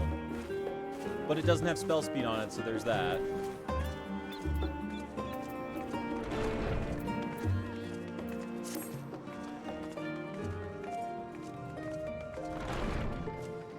I need to go in here to do some,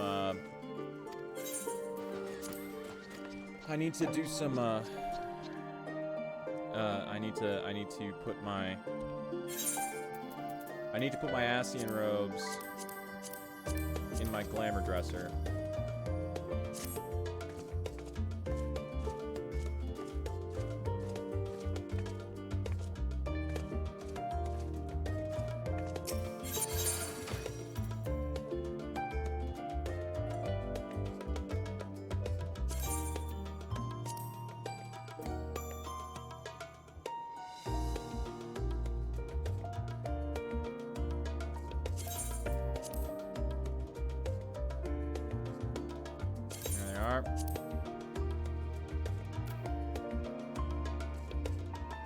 Okay, let's see.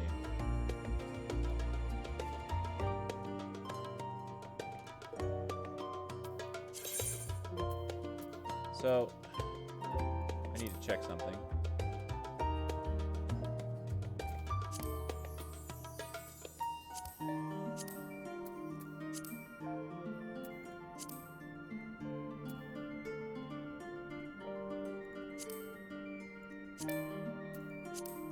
How would this look? Oh, god damn it. If only it wasn't...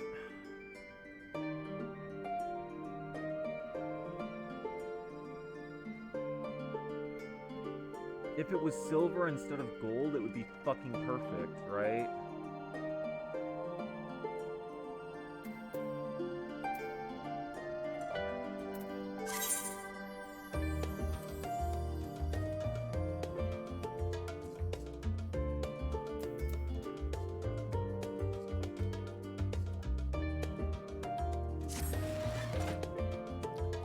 Alright, I need to add the fucking higher level shit. Place an armory chest. I don't think that'll... Well, no, I don't have the full dancer relic yet, so place an armory chest.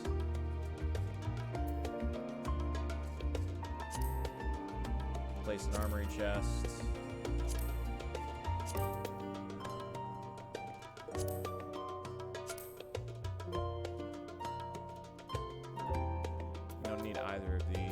Other than for potentially fashion.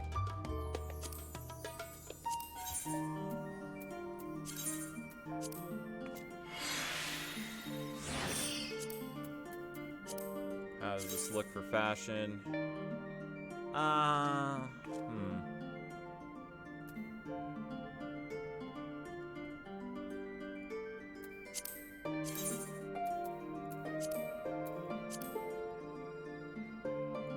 Yeah, we'll keep that for fashion.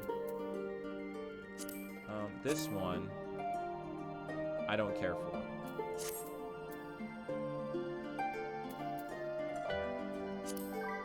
Place an armory chest. Place an armory chest.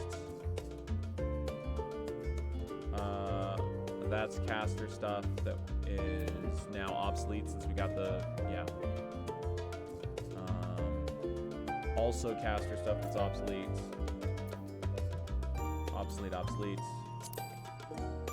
Armory chest. Armory chest.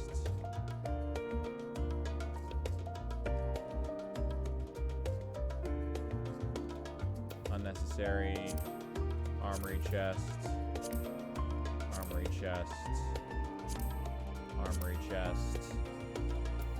Unnecessary. Armory chest. Armory chest.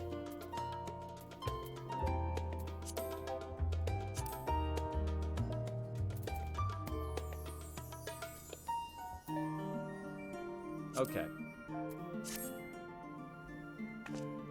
So that's dealt with.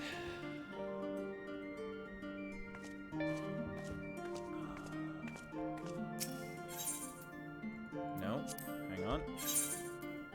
I need to take my die and put it back in my saddlebag.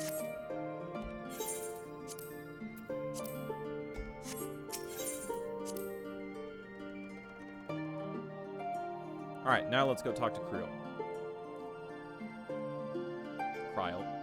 Creel. Creele.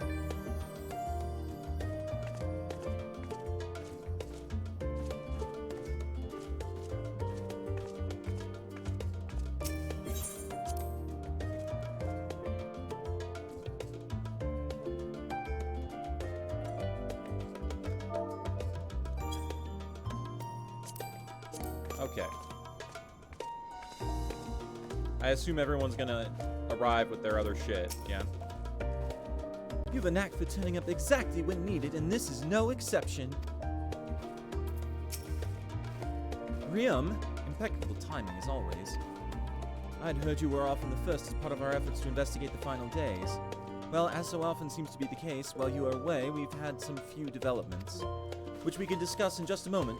For now, however, I cannot tell you how wonderful it is to have you back. Okay, complete quest. Let's see what that fucking title is.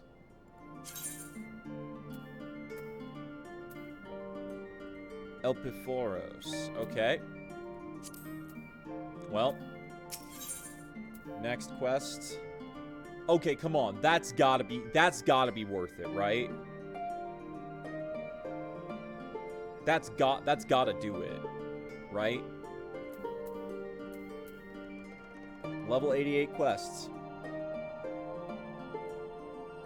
Hers is perhaps the more urgent. Okay.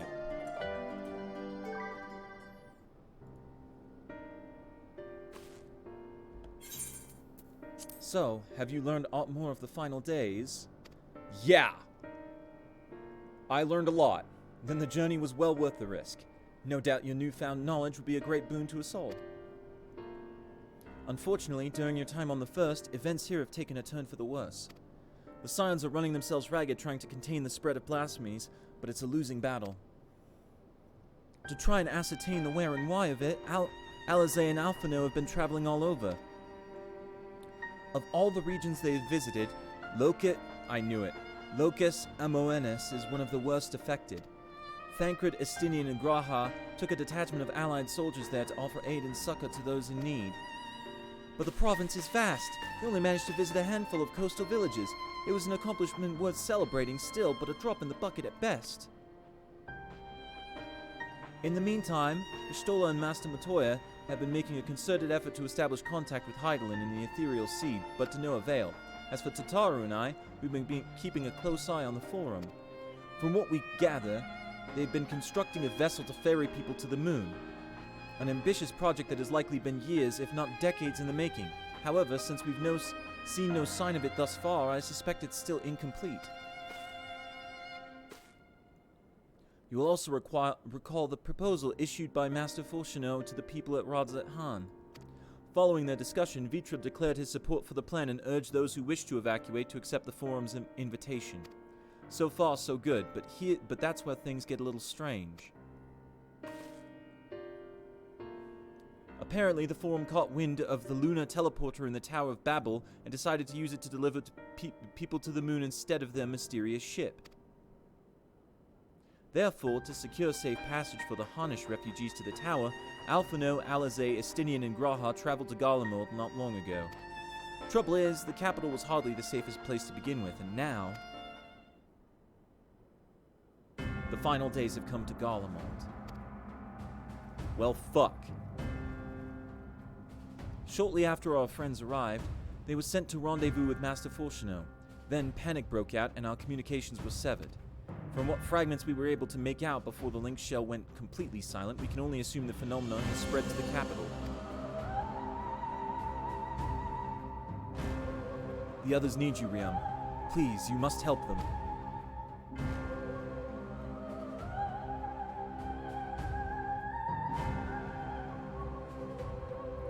Having you there will make all the difference, I'm sure of it. Camp Broken Glass was their first port of call, so you'd best start there. Hopefully Lucia will know where they are. There's no telling what you'll be walking into, so you'd best take every possible precaution.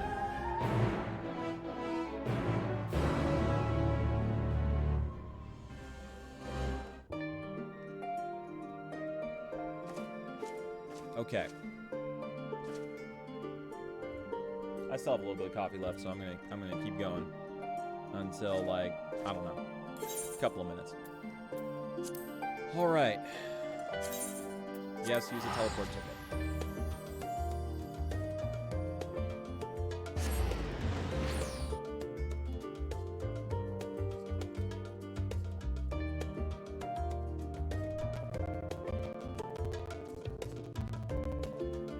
Okay, apparently that's not my headphones. That's some sort of audio issue on my computer.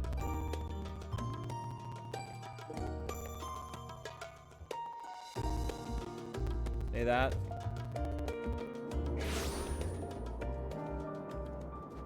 Apocalypse. Well, this is lovely. At least I can fly in Garlemald, so that's nice. Oh, solo instance, huh?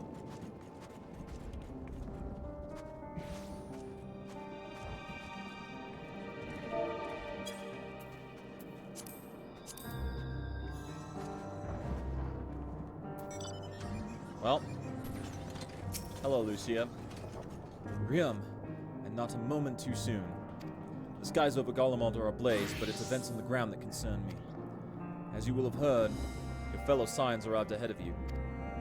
We cut the customary greeting short after we received word from our troops on the that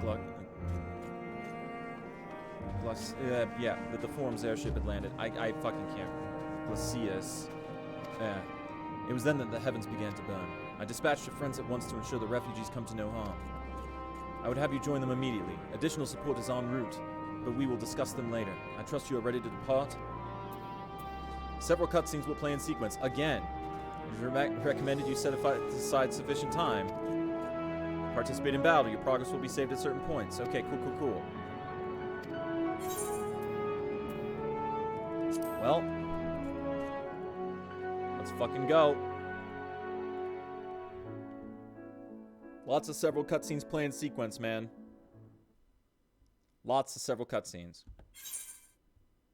Yes.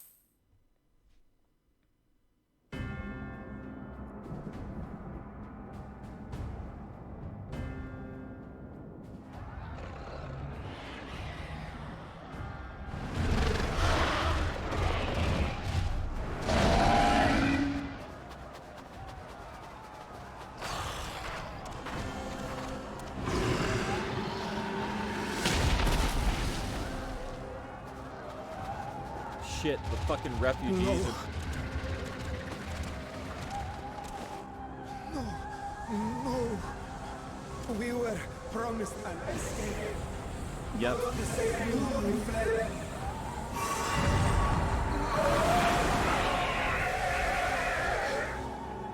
Yep.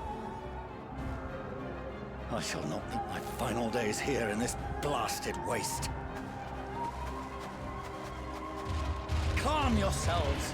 Your panic is our greatest enemy.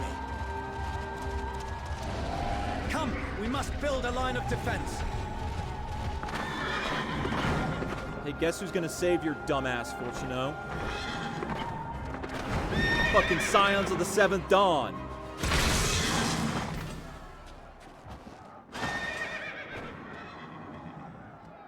How? Leave the fighting to us, Father. You must lead the people to safety.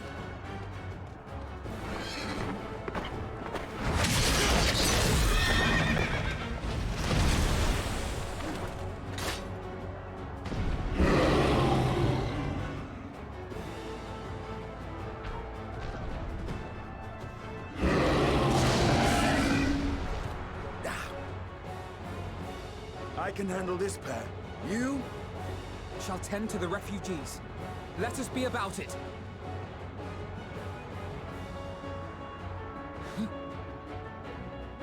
As you wish, my little lord.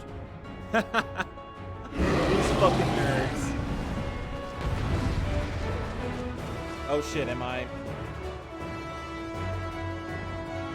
going in? Am I possessing them?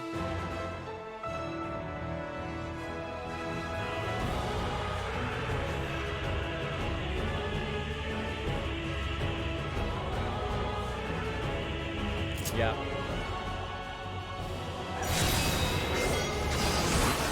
Our commander needs attention. See to the wounded. Help is at hand.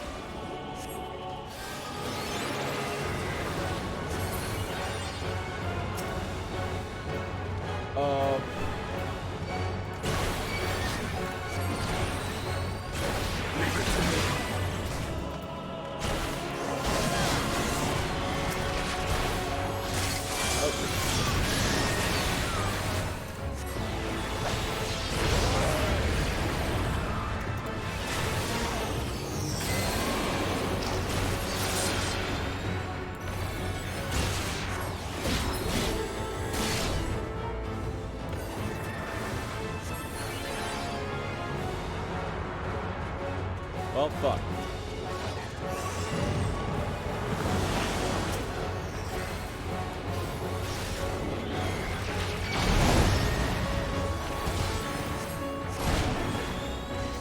Those who can stand, come with me.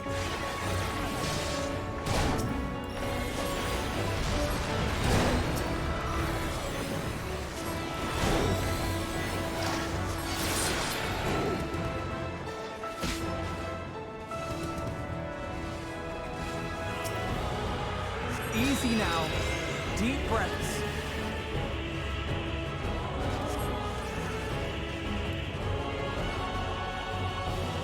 You're safe now. Alright, let's go, Alpha now.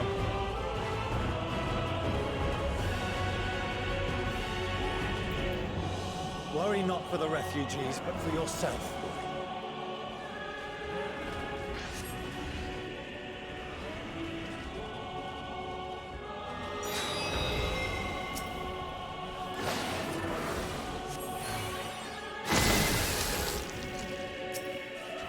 Let's see.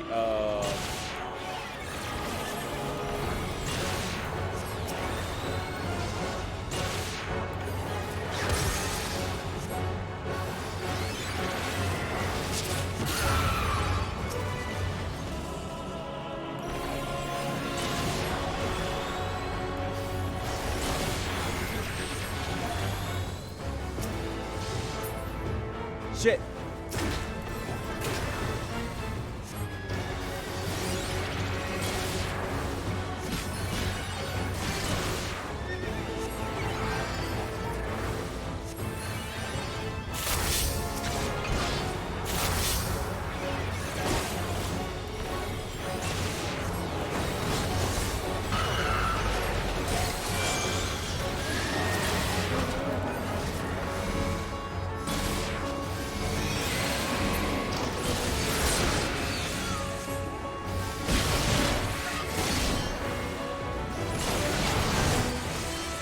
Oh god. Fucking...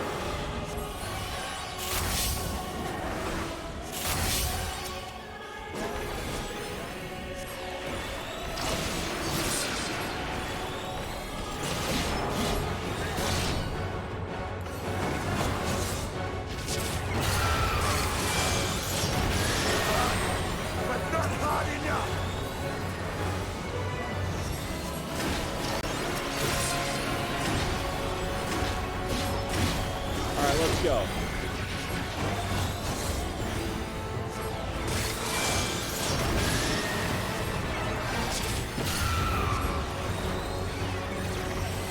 Wait, what's shift one? Oh, fuck.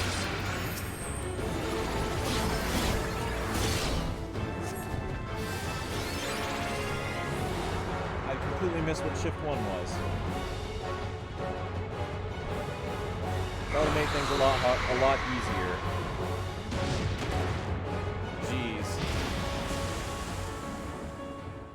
I don't feel I had the time to read my tooltips, though, unfortunately.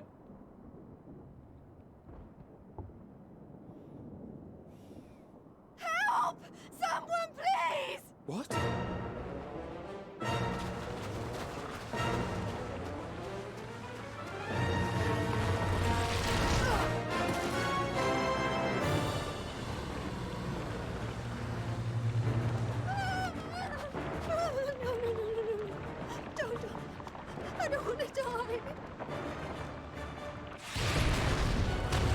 Oh shit, are the Garleans? Forward!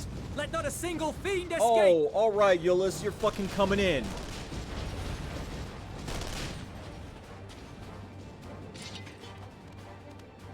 That's... Euless and the army. So, you've recovered then? In time enough to be of aid, for once.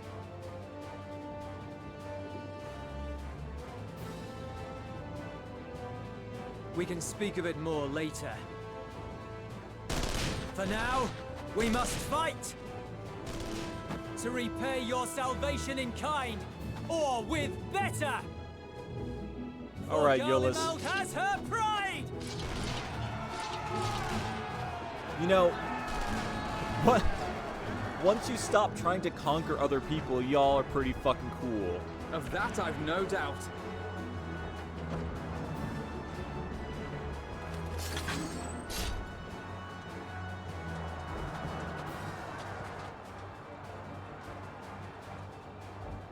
Good gods. Of all possible saviors, the Imperial Army. I don't know, Fortunal. Maybe it's because of, I don't know, the Scions.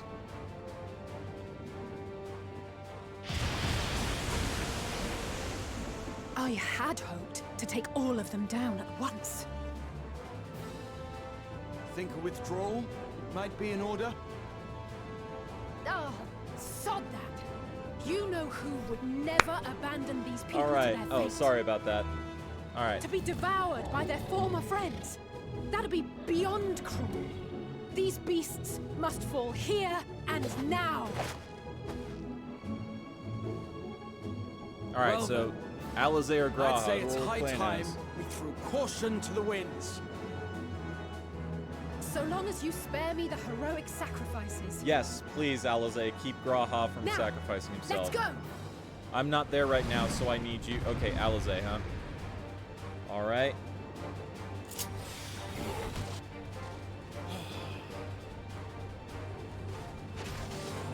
Let's see. Burflare, Scorch. Okay, cool. All right. Right, I guess. Let's go. Okay. Okay, and then this does. Okay, this has a cooldown though. Okay.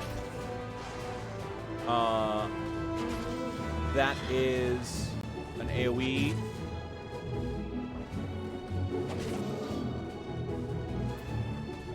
That is an AoE.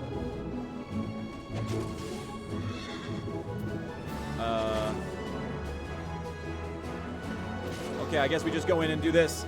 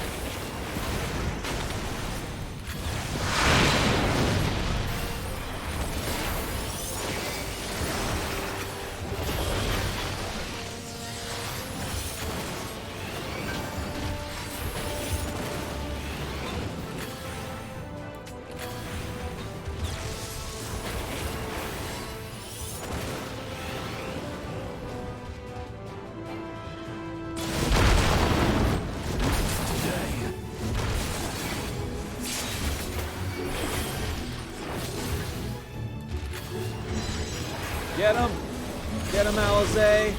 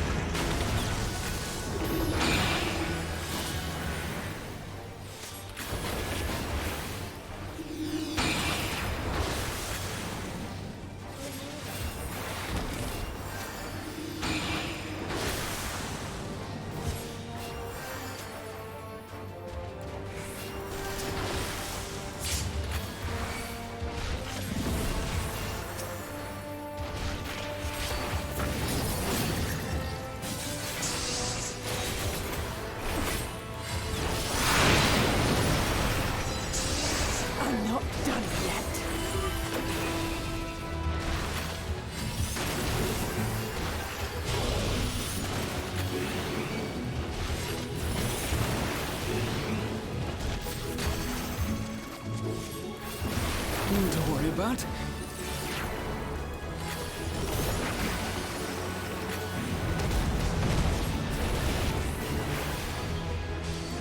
The air crackles with energy. Find cover!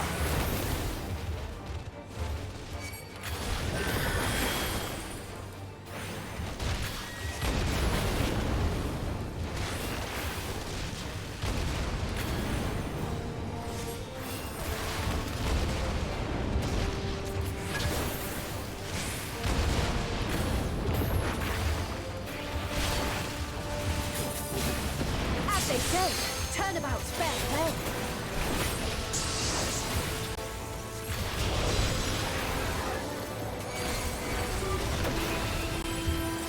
Let's go! Hunger!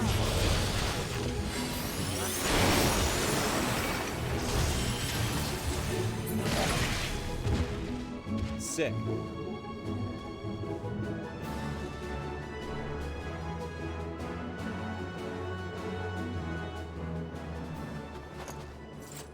God, I wish my hotkey hotbar situation wasn't so fucked. There's not the barest trace of ether. Maybe there really is no way to bring them back. Now, Alize figured out tempering. She's gonna figure this one out too. Thank you for saving our lives once again. I remember you. From Purusha. You helped us there too, didn't you? Ah, you're from Palaka's stand. I'm glad you're still in one piece.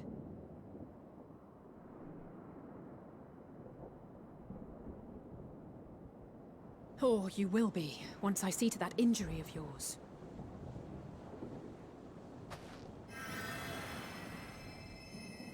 Hey, Alize doing some healing in a cutscene for once. Look out!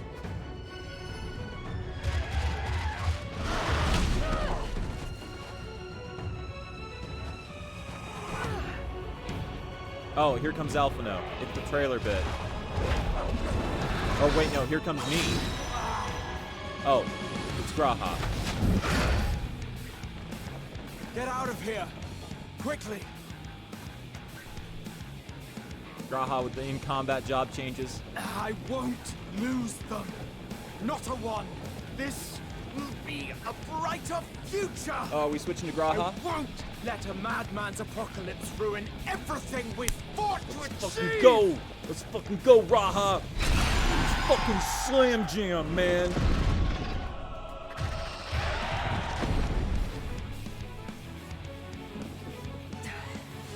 Get it together, Alize. You're embarrassing yourself. And in front of father, no less. You might never measure up to our champion.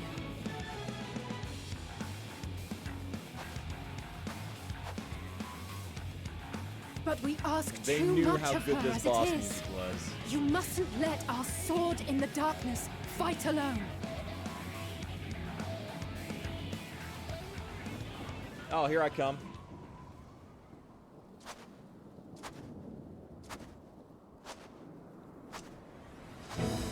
Just like the hero to be fashionably late.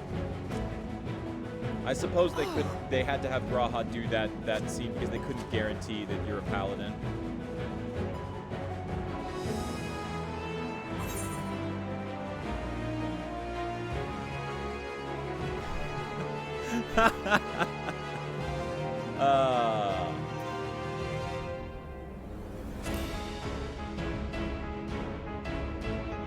You know I gotta be a shit.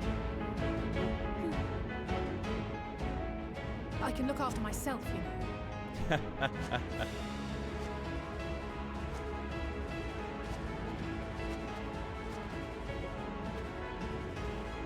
Everything's in order? I trust? Hell no. But it will be.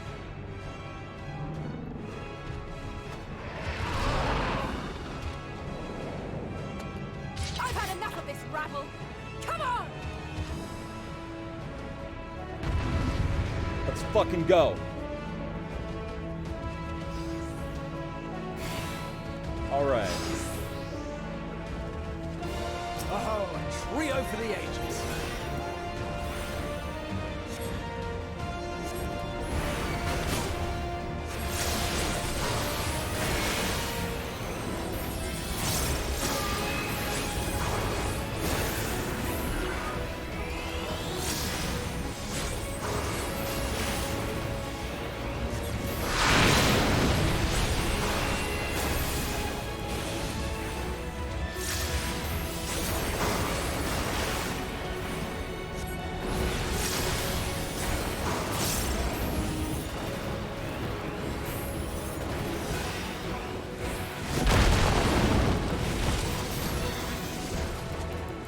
just the beginning.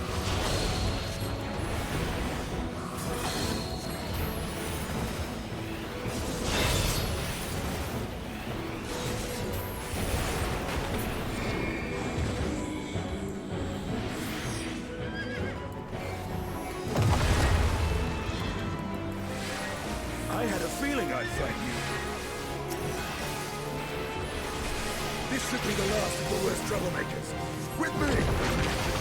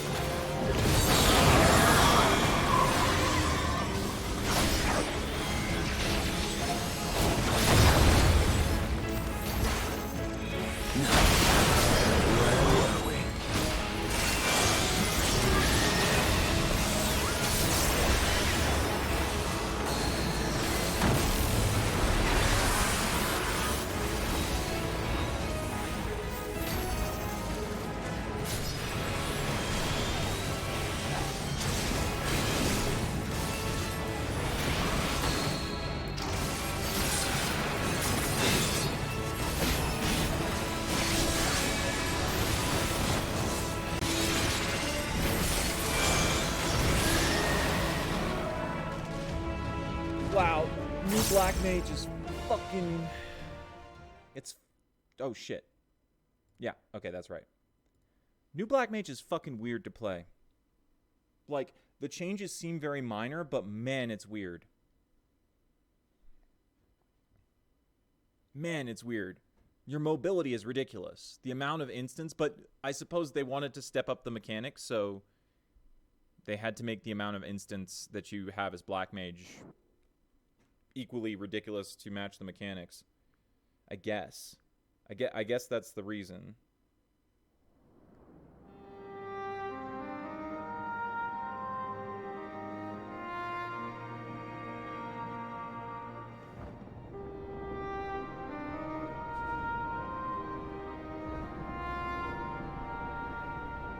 Ah. Holy shit.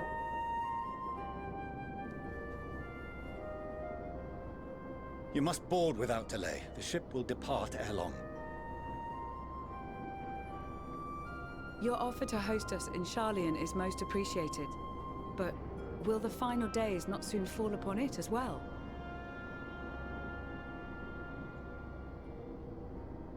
Your hesitation is not unwarranted. The satrap entrusted me with your lives, yet I have failed your comrades.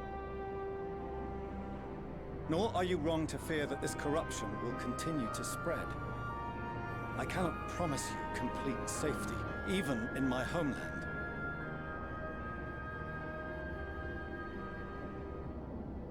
It feels good, though. What I can promise is that I will do all in my power to protect you.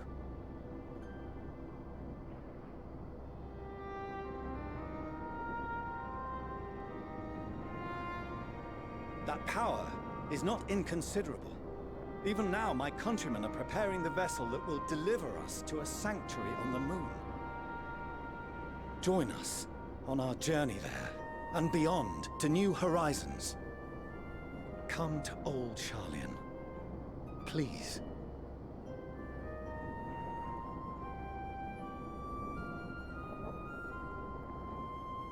Is the ship beneath Labyrinthos? We would be fools to refuse such a generous offer made in earnest. I suppose it must be, right?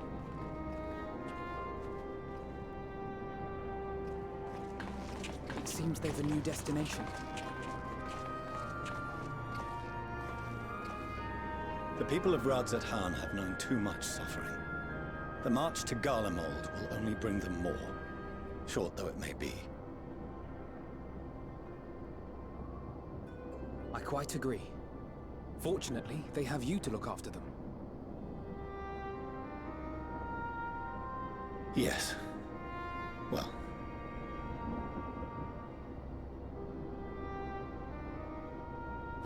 Behind you!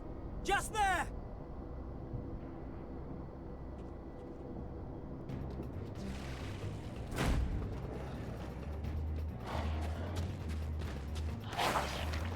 Not on my fucking watch.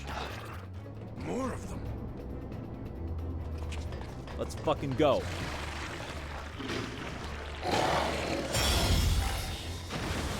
Oh, Xenos.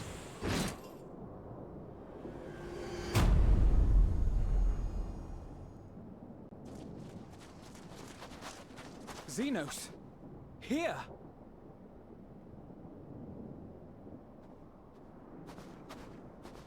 You'll be all right. Hurry to the airship.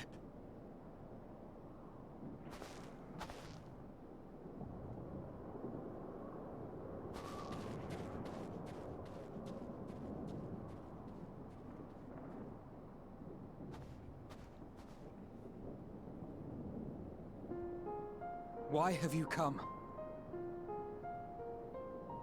A heretofore unseen beast. 'Twas ripe for the slaying. Appetizers Poor for his sport, alas. Yeah. Unfit to temper my blade.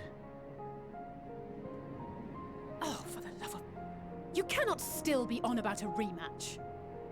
Yeah, he totally can. It's literally his whole life. That is, and has ever been, my sole concern.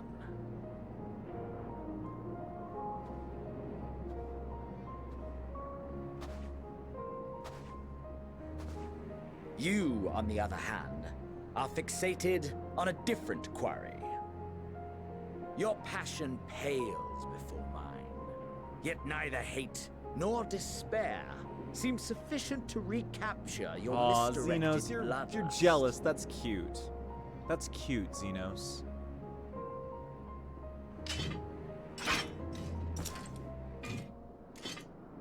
So, I hone my blade, and I wait.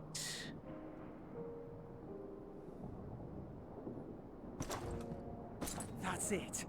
That's all you care about.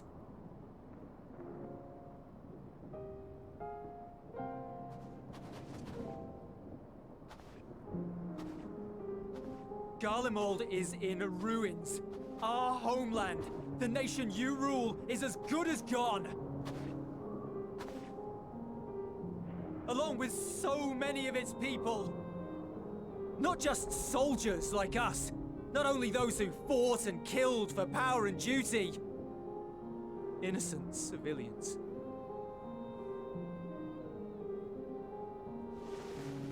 Murdered by their own flesh and blood. Lost and confused as they breathed their last.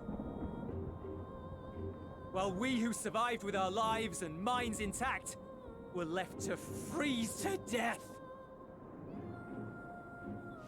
The Eorzeans tell me all this was your doing. You slaughtered your countrymen. You did! For what? For nothing, in the end.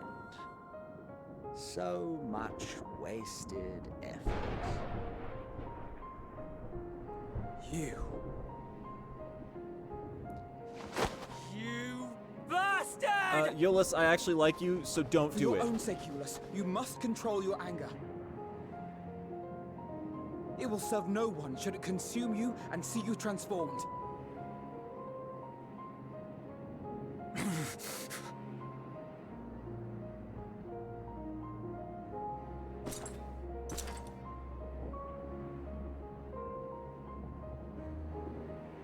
Would you be happier had I a good reason? What? If my motives met with your approval, would you no longer resent the outcome? If so, then perhaps a beast's skin would suit you better. Duty, honor, morality. All constructs of convenience when put to proof. Surely the war taught you how easily power becomes the tool of the self-righteous.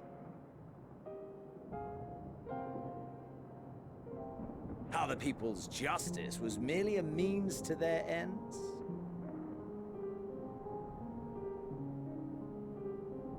Yet you would ask me why.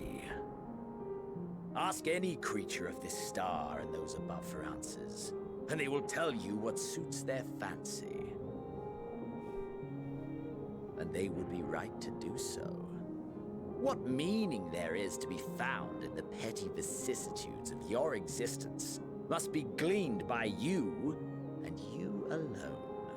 Well, Xenos is actually saying something profound. Should you seek it in battle in the fruitless pursuit of my demise, then come. Assume your rightful place. But the way he applies that philosophy is toxic.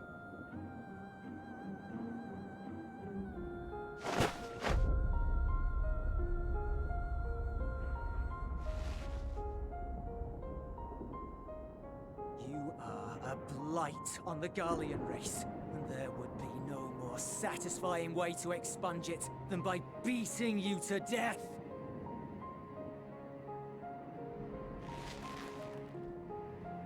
But I will not be party to another tragedy. I refuse to lose anyone else because of you. So go. Go! And may we never suffer your madness again! Also, I wonder if the Garleans were an experiment by Emet-Selch Xenos! in Dynamis. Their inability to manipulate ether. Right? Perhaps you found meaning in living this way. I cannot deny you found strength. Yet if you only pursue your hedonistic pleasures and pay no heed to the plight of others, then no one will give you the time of day. Oh my god, is he gonna join us? You will never get what you want. Not even the battle you pine for so dearly. Is he gonna join us? You'll be alone for an eternity, and you'll deserve every agonizing second Is he of gonna it. make a deal with us to help us fight Medion so that he can get his rematch?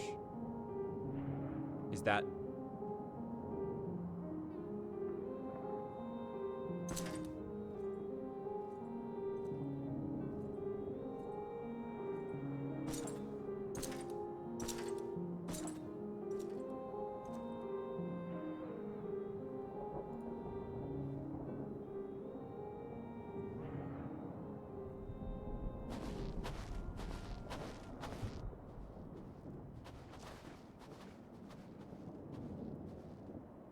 We're ready to depart.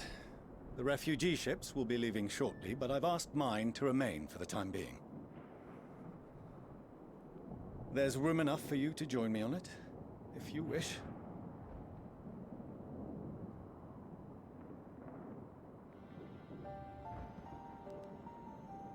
Do contain your surprise. I needn't agree with the Scion's methods or intentions to acknowledge that their deeds are deserving of gratitude. We appreciate the offer. But might I ask why you are delaying your departure? I presume it is not solely for our benefit. I must visit Garlemald ere we return to Sharlayan. Having caused such an uproar, 'tis only meet that I explain myself to the Ilzabard contingent.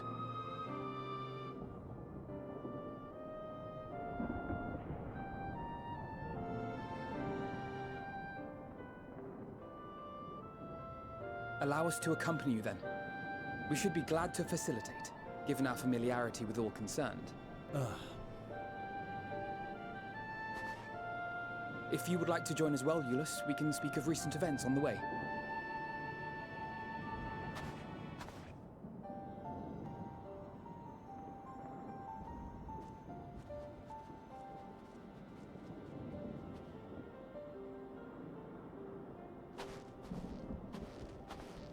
He'll be after your seat on the forum next.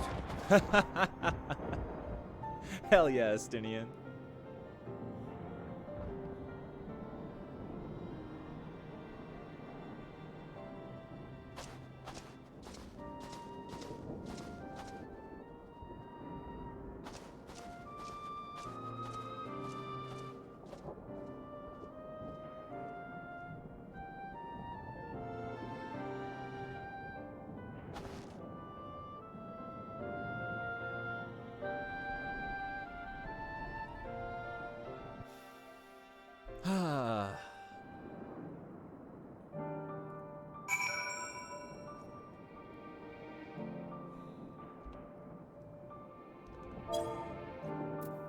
Who in the fuck?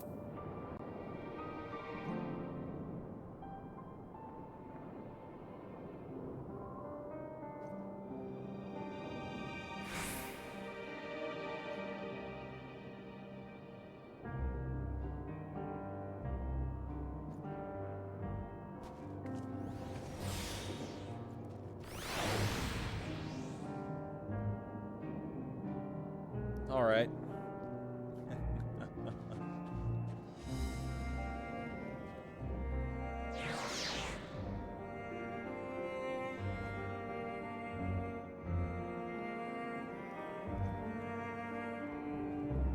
Yep.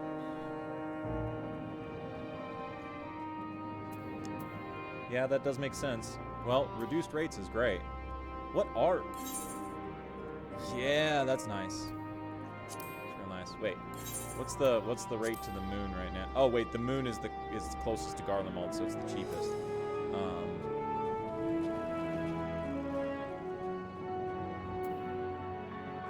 Let's see, Far East. Oh yeah, that's nice. Yeah, that's all right. I assume these would be considerably more expensive. Girabani, of course, is cheaper. Norvrant. Yeah, okay, cool. That's awesome. All right. Swap this. Swap that. See Xeno standing there, so uncaring and unrepentant. Gods, I don't know what came over me. I just blurted out the first thing that came to mind, but looking back on it, I stand by those words. I would say I hope they won't incite him to further villainy. To be honest, I doubt he even remembers what I said. Anyway, enough about all that. It's good to see you again. Okay, this has got it, right? This has got it, right? It's gotta be. It's gotta.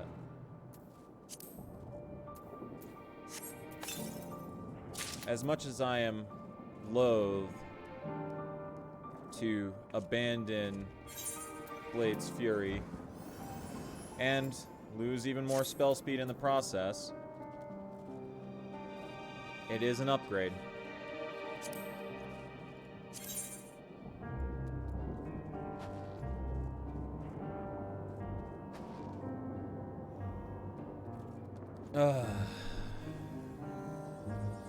It is definitely an upgrade.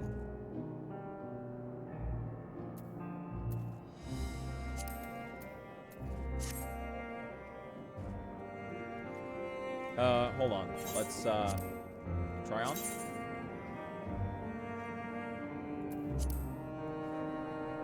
Oh yeah, that looks like super shit. So, I gotta make it look good. I gotta make it look good first. No.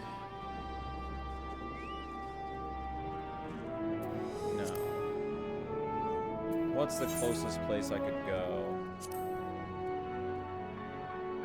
that would be able to do glamour plates?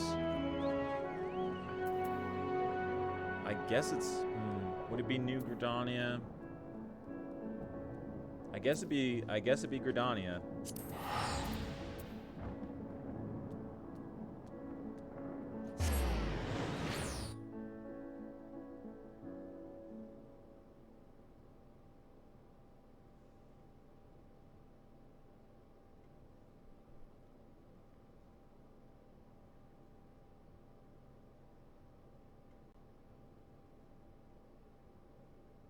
And I can go ahead and meld some spell speed on it. Meld some spell speed on lots of shit while I'm here, actually. Okay, so let's go equip, glamour plate, apply, update,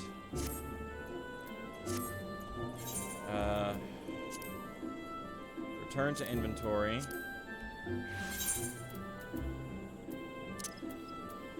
And now, there it is. Okay, materia melder. Where's there a materia melder? Let's fucking meld some goddamn materia. I guess it'd probably be an old Gridania, right? The fucking shaded bower, right? Yeah. Yeah, there we go, materia melder. All right, I'm gonna meld some materia to try and get some spell speed. I'm gonna get some spell speed, and then we're gonna then I'm gonna take a break and get some more coffee. Where's the materia melding? Over here.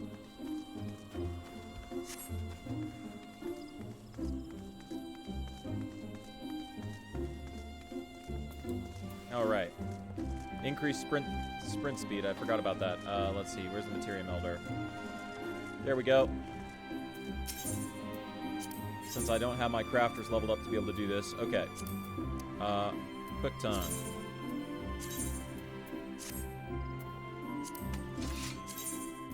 I wouldn't normally meld materia on gear that I'm just going to... Oh. Fuck. Not inventory, equipped. Duh.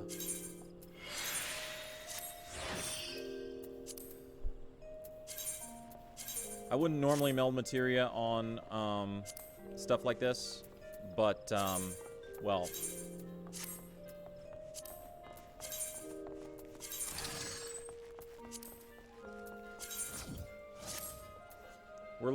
We need spell speed. I need spell speed. Give me spell speed. I need spell speed. Just give me the fucking spell speed. I need to get my GCD back to, like, some semblance of, like... I don't need to meld this one.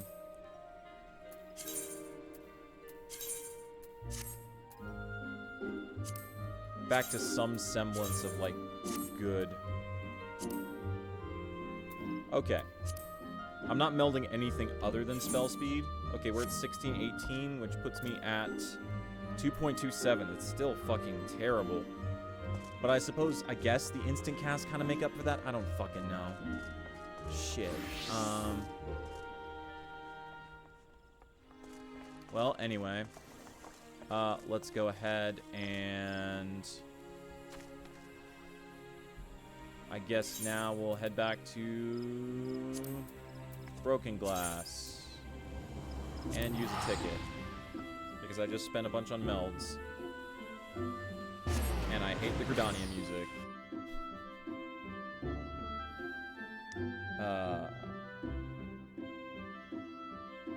I mean, it's not that I hate the Gridania music, it's just, I get tired of it. I don't get tired of Ul'dah's music.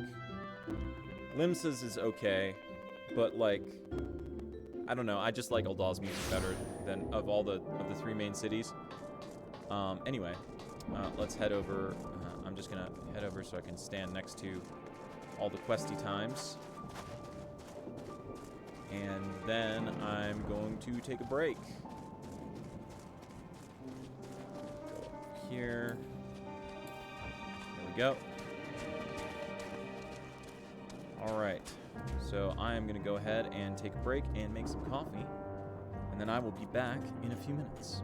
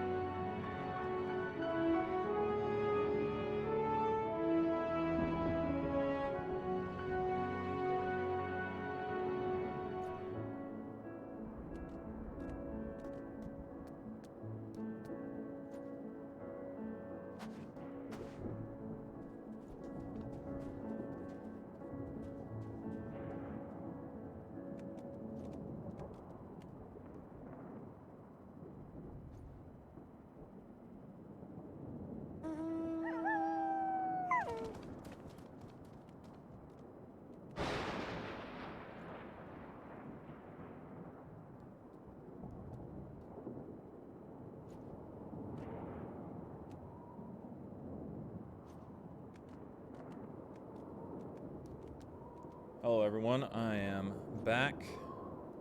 Oh. Ooh. Alright, so. Get right back to these quests. Oh, wow. I was just outside the range of the music, wasn't I? Oh, shit. I was just outside of the range where the music plays, apparently. Okay. Let's talk to Jullus. It's been a while since we last spoke. For some time I was not myself. Yeah. Lucia and the others told me what happened that night, and about the events that took place while I was receiving treatment. It was only then that I realized the links you and yours go to. I know I might never be able to repay you, but I'll be damned if I don't try. And most of all, I want to thank you, all of you, for everything you've done and continue to do for the sake of my people. I have a question. Where the fuck is Sid? Like, where is Sid? That the final day should manifest here too, after everything these people have suffered, is a fate cruel beyond words. Maybe, I mean, I don't know. Nevertheless, with allies old and new at our side, there is yet reason to be hopeful. Considering that the Garleans are unable to manipulate ether, might it not be that they were an experiment by either Fandaniel or Emmett Selk to create... They might have been an experiment by Fandaniel, the Amon Fandaniel, who eventually became the present-day Fandaniel. Might they not have been an experiment in Dynamis? Oh, yeah, we just talked to him. Okay. Estinian, what's up? We couldn't save them all, but if we'd arrived any later, it would have been a massacre. Things were looking bleak up until you and the first turned up. The first being the First Imperial Legion, holy shit. It's fucking crazy. Graha? Though there'll be a time later to discuss your journey to the First, there is one thing I must ask. Did you perchance speak with our friends in the Crystarium? Yeah. Lena and Bekluk both warned me against overexerting myself? Yes. So do I, so does Alizé, so does everyone. Strange that they would express such similar sentiments. Identical, in fact, but their advice is duly noted. It's not strange at all. You have a fucking problem, Graha. And we are gonna make sure that you fucking live. We didn't go through all that fucking trouble for you to fucking go and get yourself killed. We still need to quiz you about your time on the First, if we ever get more than a moment's respite. Hey, Fortuno. Hey, Fortuno. Doesn't it suck that you disowned your kids and you don't get to be properly proud of them? And they're my kids now? And also, hey, how's your wife doing? How's Emiliance doing? This is the contingent's base of operations, I take it? Yeah, fuck you. I still don't forgive you, because regardless of what your motives may have been, you were fucking bad and terrible and incompetent and toxic and you caused harm, and it doesn't matter what your intentions were, you caused harm. Oh, and also look at what just happened. If it hadn't been for our intervention, the intervention that you insisted that we shouldn't do, if it hadn't been for all of our efforts, your efforts would have been for naught. So instead of chastising us, you should have been working together with us this entire time, Fortuno. Your father was right all along, and you're a fucking asshole. And despite whatever fucking motives and information you might have had, it doesn't change the fact that you're a fucking asshole.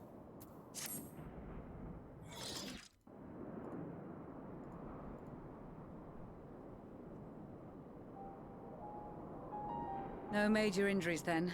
Good. I briefed the recovered soldiers and sent them on their way as quickly as I could, but nevertheless feared they would not make it in time.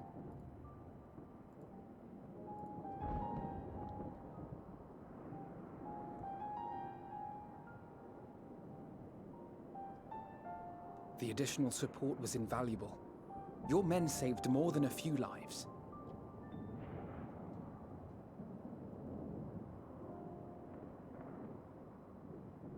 though not all, I regret to say.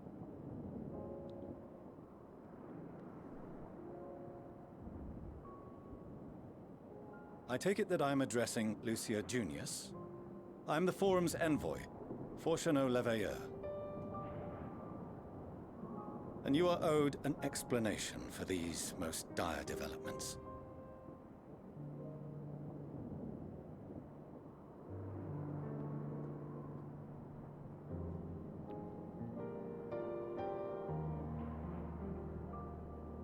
Another trial wrought by the final days.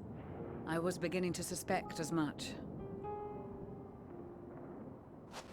You doubtless feel some consternation having been forced to abandon your original plan.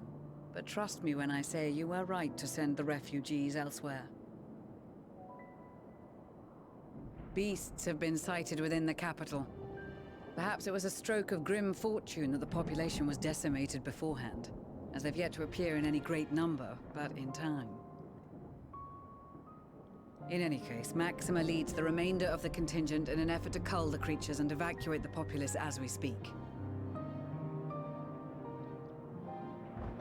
Once the airships have taken to the skies, I pray your men can be persuaded to join him. You'll permit us to retain our weapons? I wouldn't have sent you after the Scions were I expecting you to stab them in the back. And I, for one, would not consider past transgressions more relevant than future contributions. Regardless of the circumstances that saw us at odds before, we need men of courage now, more than ever.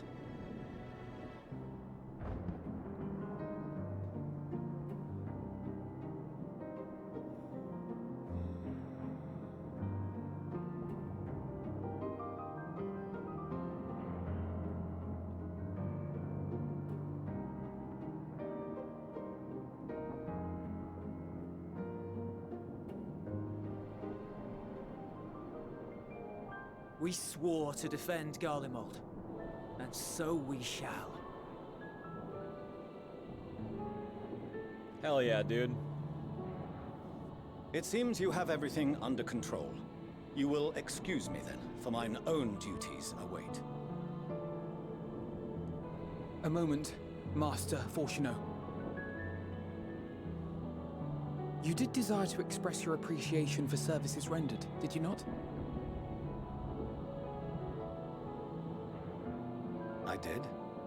Though if you intend to again ask that Charlian alter its course, you will find my gratitude insufficient. 'Tis nothing so onerous. I wish to hear the details of this grand endeavor of yours.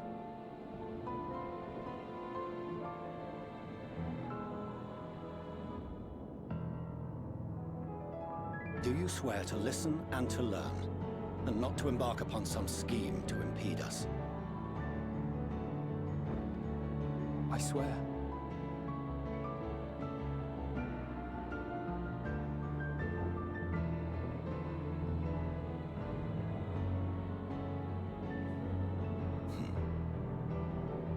Any other, I would doubt. But you, I trust to keep your word. For not once have you broken it. Very well.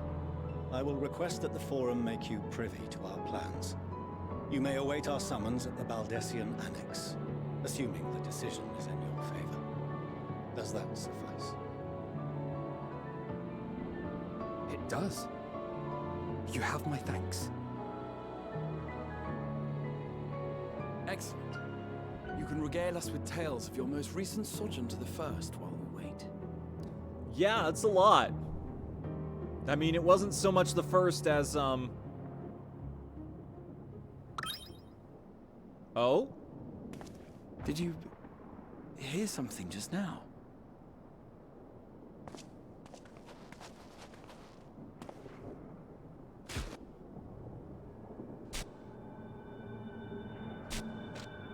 What the fuck?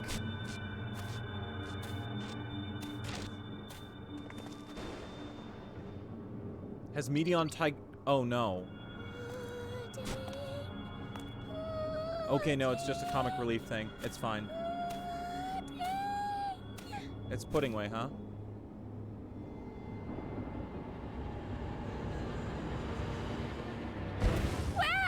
Where is this star's blasted pudding?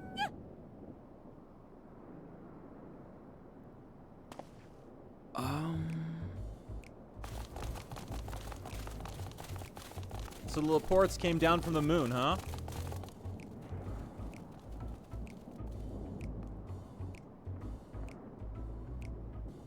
Dawn may banish even the Oh, right. darkest Urianger has to fucking show up. and to this bitter clime bring warmth and comfort.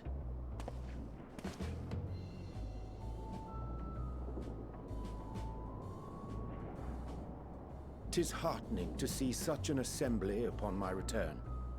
I thought often of you whilst I looked down upon our star's brilliance from the moon above.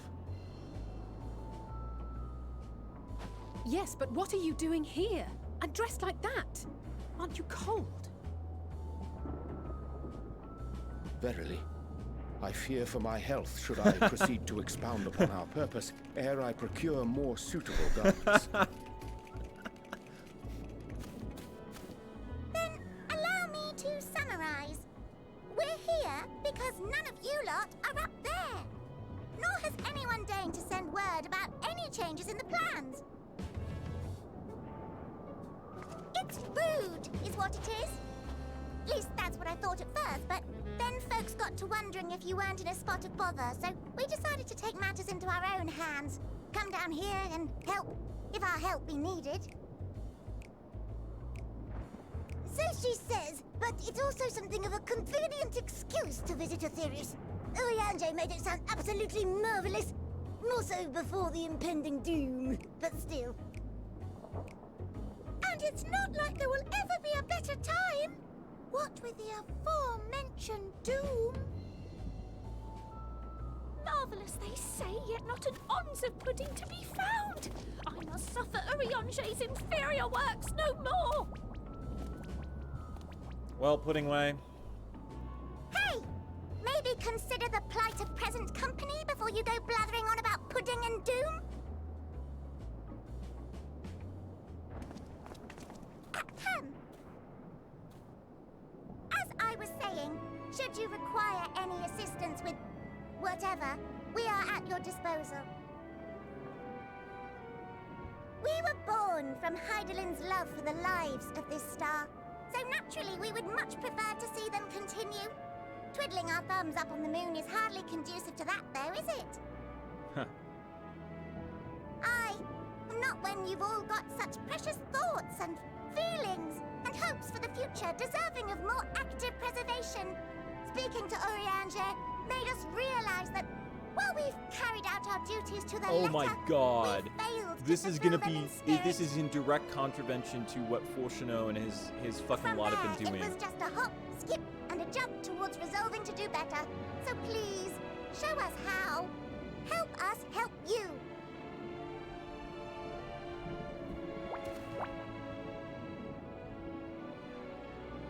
Forgive me, but are they... Your collaborators on the moon. Thy distant collaborators, indeed.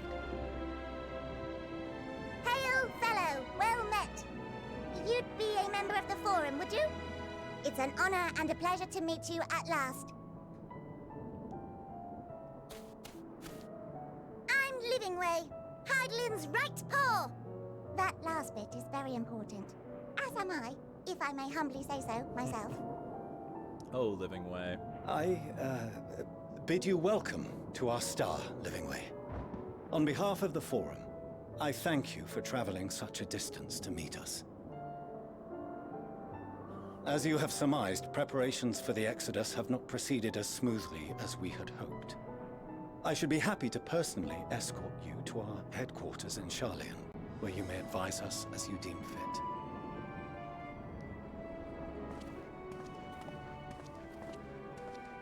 'Twas with reluctance that I set aside the great work of readying the moon for habitation. Be assured that I did so only after the Loperids made plain their earnest desire to come hither, And I myself felt a growing certainty that their contributions here would prove invaluable. Yeah, they do have, like, creation magic shit, right? 'Tis trite, perhaps, but I followed my heart. That's not trite at all, Urianger. May thy disciples banish this darkest of nights.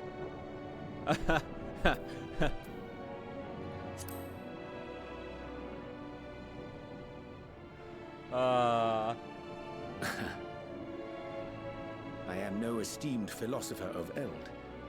Nevertheless, 'tis my hope that what little knowledge I shared shall serve them well, and perchance help save us all.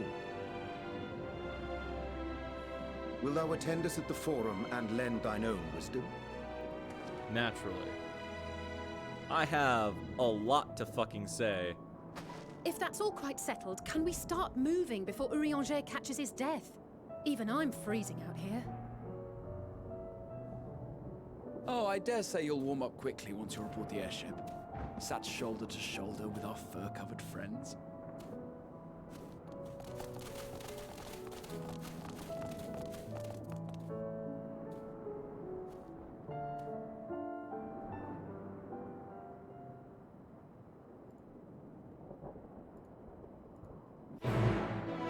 Alright, time to get back to Charlene, I guess. Wait, are we gonna airship to Charlene, or are they just gonna airship us? They just airshipped us, cool.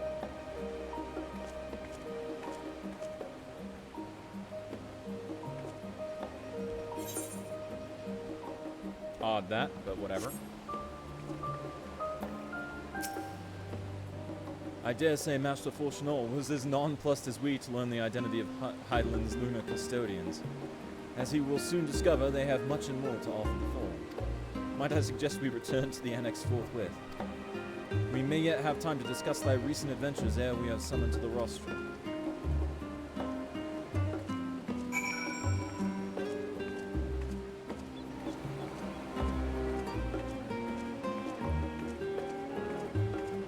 Yeah, I don't think I'm gonna change into my formal outfit now. Like, the final days could break out anywhere at any time, so I think it's appropriate to remain in armored form at all times. A large portion of the early game, I stayed in my suit as opposed to my armor because it felt appropriate. But or the early expansion.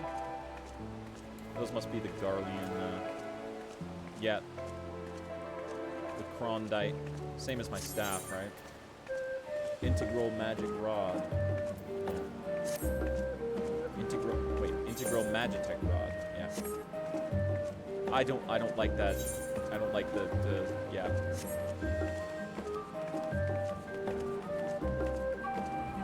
Oh, look at them running along. Who's that? Red Mage, who has not glamored any of their gear. Yeah.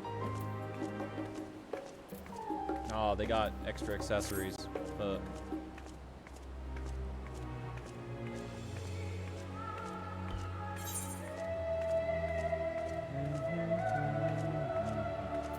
Man. Oh, man. Soken really killed it with the music this expansion. Like, I mean, Soken always kills it, but holy shit.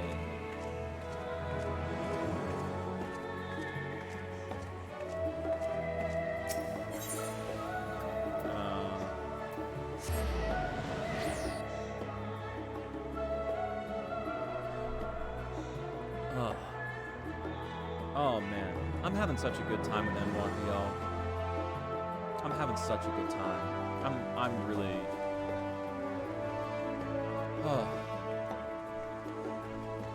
I wonder what the 89 trial is going to be. I presume now that it's going to be 89. It might be 87, but it'll probably be 89 because we had, let's see, right, 83, right? I assume that it'll be 89, right, 89 and 90. It might be 87 and 90. What's the... So that's 42, that's 45. Okay. we're doing pretty good, I think, in terms of our level. Make sure we're properly registered. Oh, not that.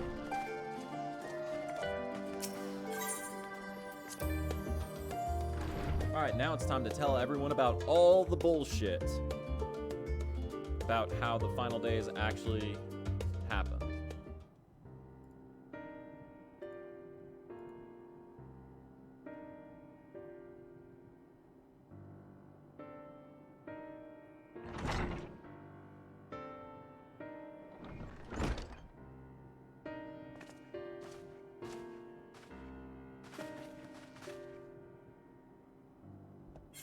Alright, there we go.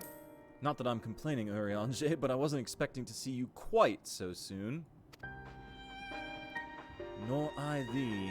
In extolling the virtues of Aetheris, I did inadvertently awaken in the Leporites a desire to avert our beloved star's demise. Hey, fucking sick, they're gonna help. Kryl tells us you've obtained new knowledge that may aid us in our ongoing efforts. I have news to share regarding our study of the ethereal sea, but your findings are certain to be of greater interest, and so I would rather hear them first. To what revelations did Heidelin's Elpis flower lead? Well, okay, now I'm gonna have to tell y'all a bunch of shit. This is gonna take a little while. Anyway, let's just fade to black, and then come back, and I've told you everything. I'm ending it. There we go. Then this dynamis is what drives the final days. And if it and Akasha are one and the same, this all but proves Nidhana's theory. We're an entity through sheer force of emotion to channel this vast, dormant reservoir into a raging river. Its power might surpass even that of ether. But if our star is so replete with ether, that said entity would need to be outside its influence to effectively manipulate the dynamis of the great expanse. Meteon, or rather, the sorrow and suffering of fallen civilizations that she has been hoarding for millennia. Untold anguish and fear and hatred drawn from every corner of the universe, all for a single purpose, the destruction of Aetheris. Then our foe is no longer some unknowable calamity. We have but one aim, to defeat Meteon. You make it sound so simple, but you're not wrong. Vanquish Meteon and we deliver the world from the final days. But to even attempt it, there are two conditions.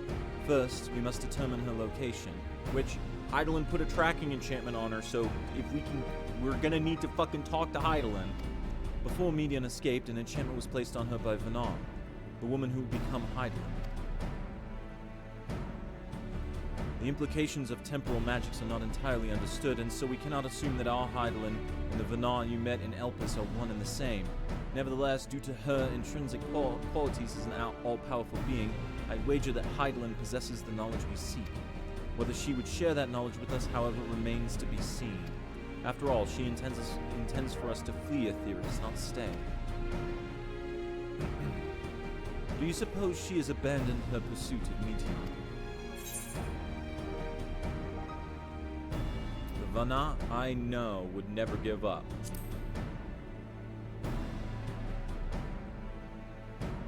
That's my impression too. Otherwise, she wouldn't have used me as a conduit for her will, or provided clues such as the Elpis flower. I believe she has been waiting for mankind's answer to Hermes' question.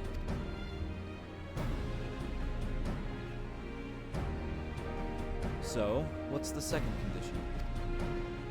We must find a means to reach Meteon. Naturally, our chosen method will depend entirely upon wheresoever she has made her nest.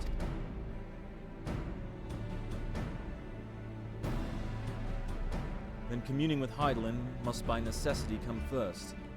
Did you and Master Matoya have any luck with your investigation into the ethereal sea? Sadly not. Though we enlisted the help of Ironvald and other Echo-blessed allies, we couldn't detect so much as a whisper from Hydaelyn, even from within the Anti-Tower.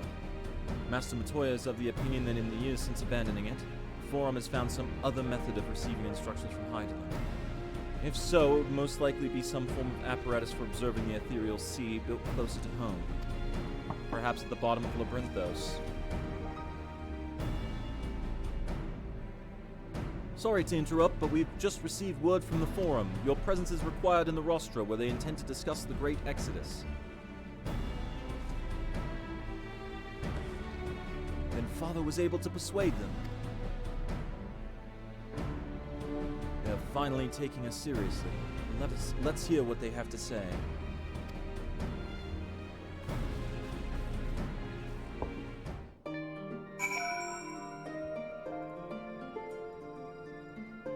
Alright. This feels like it's going to be momentous, so I should probably talk to everyone. Who do I want to talk to last? Y'shtola and Graha. Okay. So, let's, go... Creel. After you left for Garlemald, I went to Labyrinthos and tried to reach Heidelin using the Elpis flowers.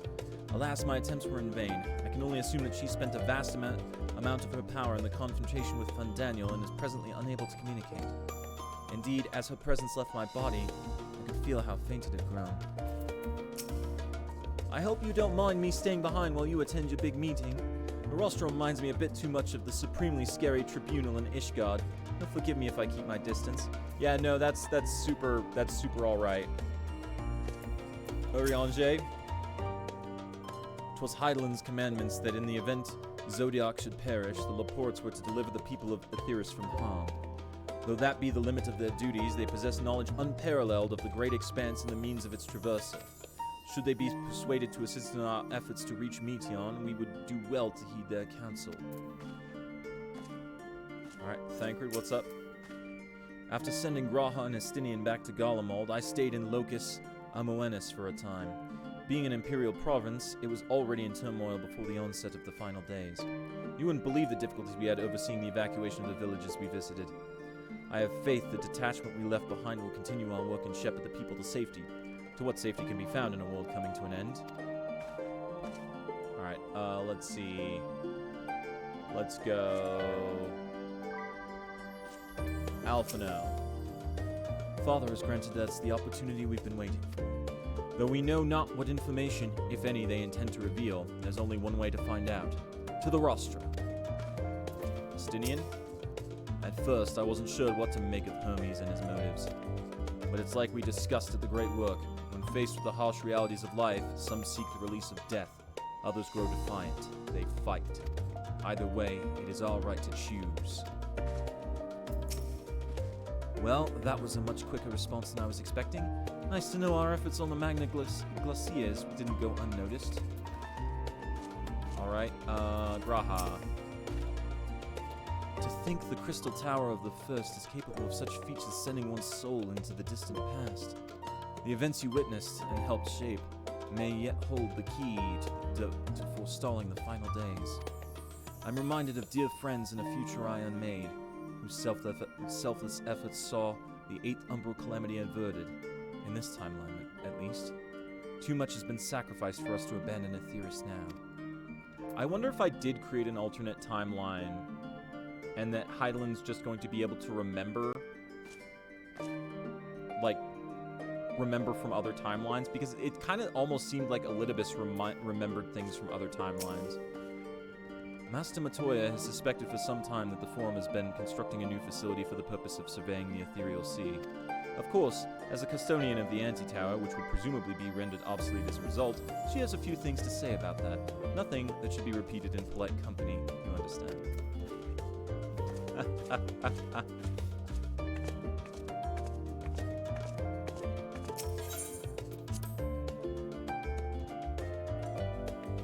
Alright, up to the Rostra.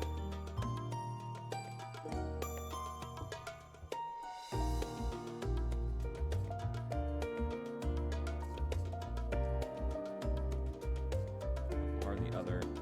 Oh my god. Okay, there are a bunch of fucking things I can do there. Okay. Well, we'll look into that. Oh yeah, I forgot I can repair all my gear. Oh, look at that. There's a friend.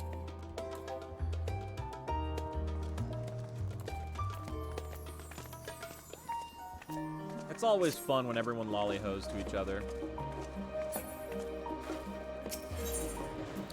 And Rostra.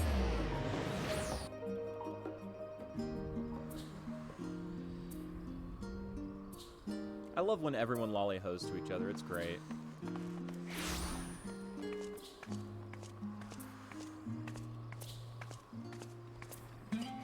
Considering the fact that fucking terrible monsters could start emerging, apocalypse monsters could start emerging at any moment, anywhere on the planet, I am not taking my armor off.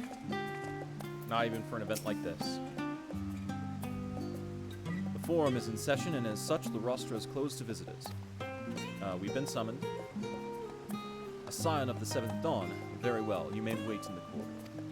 Of course, entry will only be permitted on the condition you leave your armaments at the door. Lest you forget, this sacred institution holds rational discourse in the highest. The implements of war are expressly forbidden.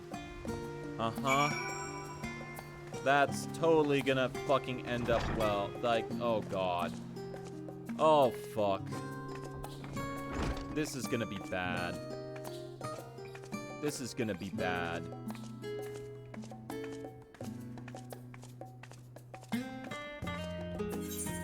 This is gonna be so bad. You are with the Scions, yes? There is nothing more that I can tell you of the Great Exodus save what you have heard at the Forum's proclamation. Pray be on your way. Chamberlain. This is gonna fucking... Oh, this is gonna fucking suck. They're asking us to relinquish our weapons. You know it's gonna fucking end up super bad if they're asking us to relinquish our weapons.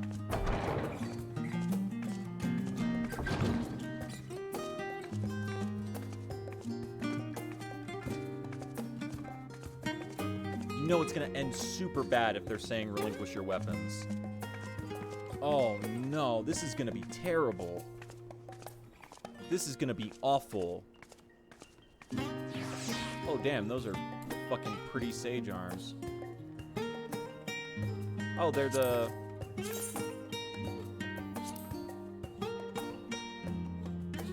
Okay, the Palace of the Dead sage arms are cool as shit. Of course, Palace of the Dead fucking anything weapons are almost always cool.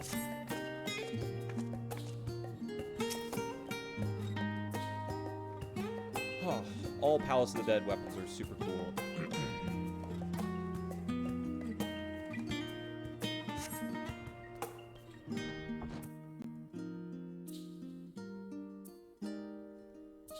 Alright.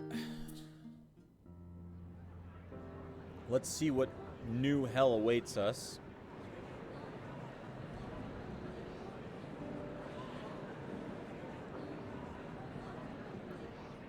They ask us to relinquish our weapons. That's gonna be bad.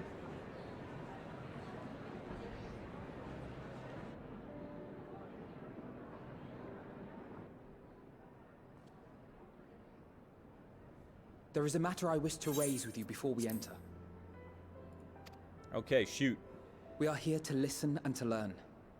But if the Forum's plans are more or less what I expect, then I should like to make a proposal that will serve our ends. By your leave, of course.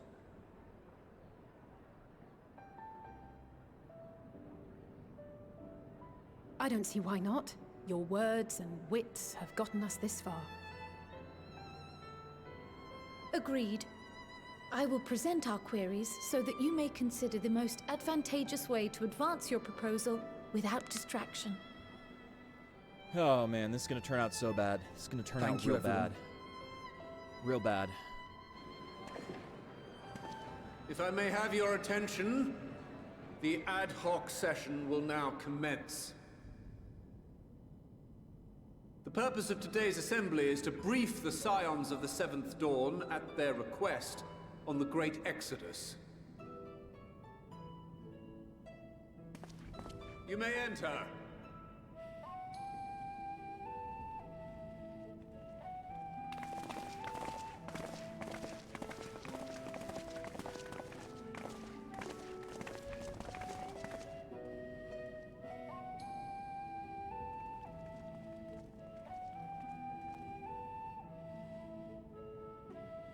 Why does Creel get to keep her hood up?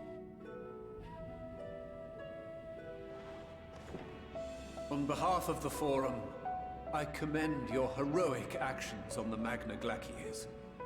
We shall not soon forget your service to us and the people of Radzat-Han. The Satrap, whom we have informed of the refugees' new arrangements, sings your praises as well. Yeah, we go around the As an world helping expression people. of our gratitude, we will endeavor to answer your questions as fully and openly as we are able. Then let us begin. First, it is the Forum's objective to ferry the life and knowledge of this star to the moon. Am I correct? You are. It is for this purpose that Sharlayan has labored these many long years. Uh-huh, okay. We have collected biological samples and scientific records from across the star. When the time comes, they will be moved from their places in Labyrinthos and Numenon and conveyed to safety. Once that critical task has been accomplished, we will begin transporting the Sharlayan citizenry, which has been categorized into groups. The earliest arrivals are to ensure hospitable environs for those who come after. Following our people, we will send those of other nations in turn, beginning with our allies. Radzat-Han was foremost among these, but since the final days have already come to Thavnair, we saw fit to include the refugees with earlier groupings. An ambitious plan. You have accounted for the safety of all nations and tribes, then? No. As many as we can. Uh-huh. And how, pray tell, do you decide who to leave behind? To journey beyond the sky is an unprecedented and immeasurably difficult endeavor. Introducing sources of inevitable conflict would condemn all to certain death.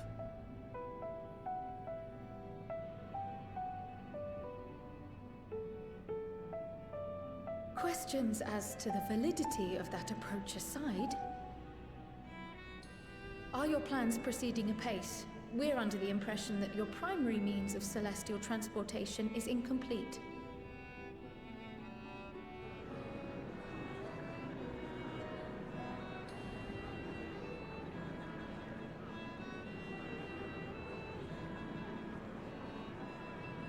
If only in that it does not meet our optimal parameters, that is correct. This Ark, as some have taken to calling it, is fully operational, and could be launched even today. However, the final days have progressed more quickly than we anticipated. At present, the ship is incapable of attaining speeds sufficient to meet our evacuation targets. Should we put the vessel into service, as it is now, we will be unable to travel to the moon and back quickly enough to complete the necessary number of trips.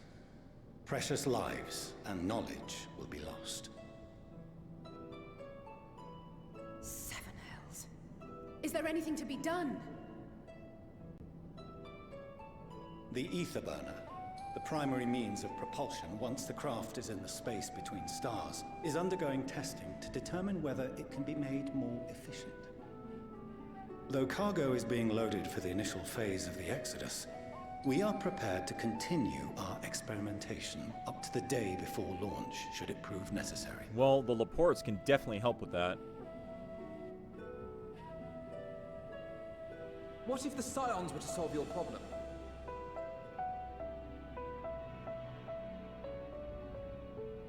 We shall help devise a means to improve the ether burner's efficiency, on 2 conditions. If we succeed, you must allow us to meet with Hydaelyn.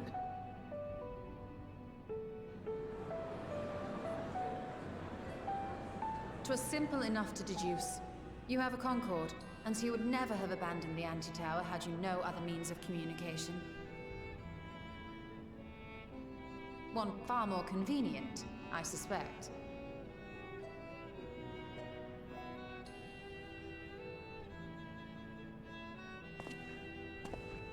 The second condition, also to be met upon our success, is that we be permitted to propose another use for your Ark.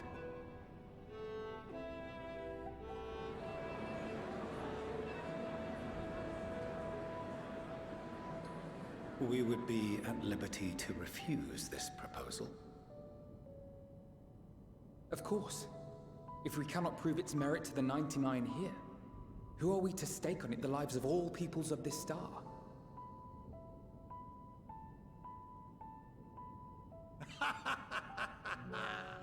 Delightful as always, Master Alfino.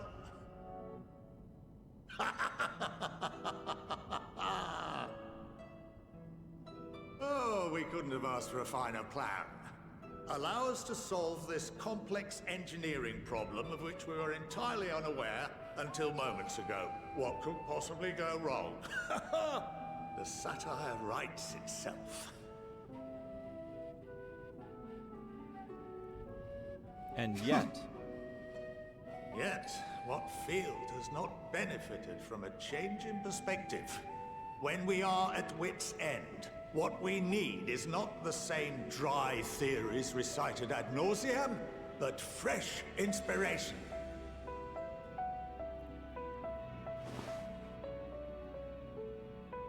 I, for one, have faith in my erstwhile students to provide it, and I find their terms to be perfectly acceptable.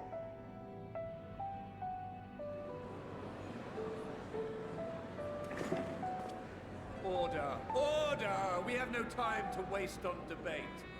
I call a vote. No time. All in favor of agreeing to the Scion's terms? We're gonna fix your starship.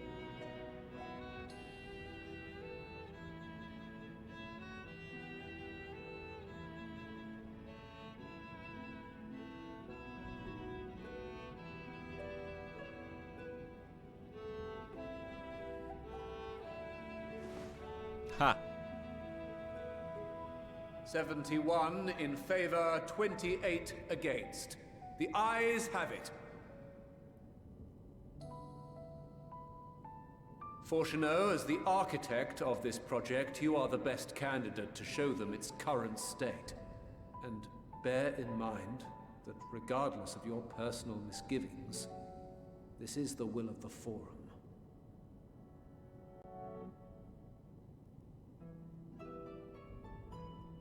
Very well. I call this session to a close.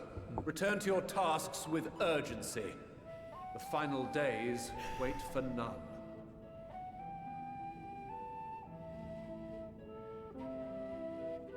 Wow, they made a point of saying that we weren't allowed our weapons, and nothing bad happened. I am shocked. Like, let me tell you, I am fucking shocked and pleased that that suddenly fucking the final days didn't start in Charlian and we had fucking Murder Beast showing up in the Forum. Yeah, that's great. Okay, I'm not gonna talk to everyone every fucking time, I'm sorry. Okay, I'm gonna talk to, let's see who am I gonna talk to? I'm gonna talk to Estinian because he's gonna be proud of Alphino. Perhaps if Midgard Soma was still alive, in the traditional sense that is, he could have offered to help the vessel attain the necessary speeds. Then again, there's no guarantee his contribution would make enough of a difference to matter. Still alive in the traditional sense, yeah. He's gonna take like 200 years to, a little over 200 years to fucking get back to full strength. Graha. The further we pursue the mysteries of the universe, the more I struggle to comprehend the fortuitous nature of time itself. We measure and quantify it based on the observations of celestial bodies, such as the sun and moon, but from your account it is unclear whether the ancients viewed time in a similar manner. I mention this because while Vanar knew the final days would reoccur at a defined point in the future, she presumably had no way of knowing exactly when. Even so, the completion of the Forum's preparations to escape the moon aligning so closely with the advent of the final days is surely no coincidence.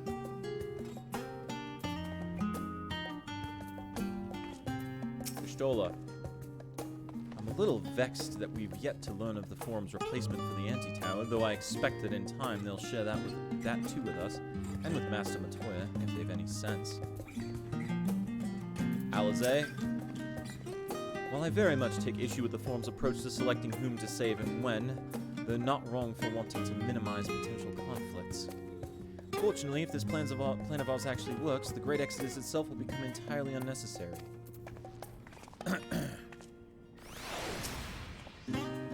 Sorry about not letting the rest of you in on my plan. I was, admittedly, thinking on my feet for the most part. But we require both a means of communing with Hydaelyn and reaching Meteion. In the spur of the moment, I saw involving ourselves with the completion of the Ark as a way to work towards both objectives simultaneously. I should have talked to Forchanel first. However, we must first keep our end of the bargain by solving the problem of the Ether Burner. I'd like to think it is not a challenge beyond our combined expertise, or at least the expertise of our extended circle of associates. Are we finally gonna bring Sid in? Can we finally bring Sid in? It might behoove us to learn how an Aether Burner actually works before we attempt to improve it, though.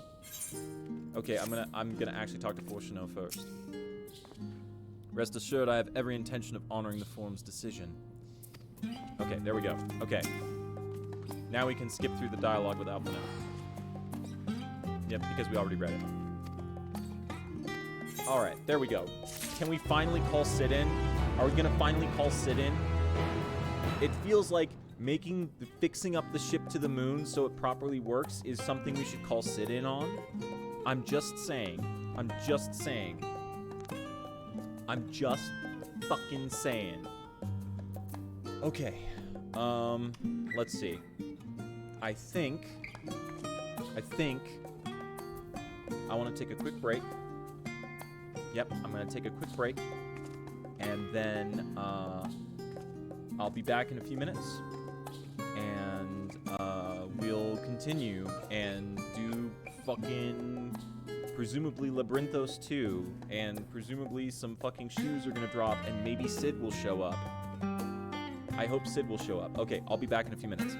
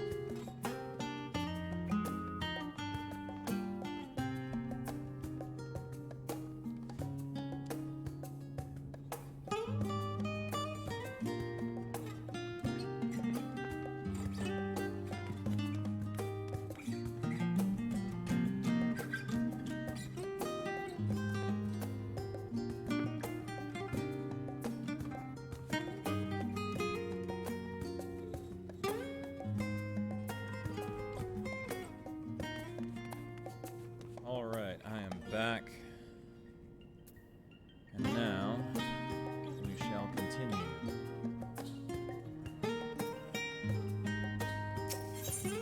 Alright.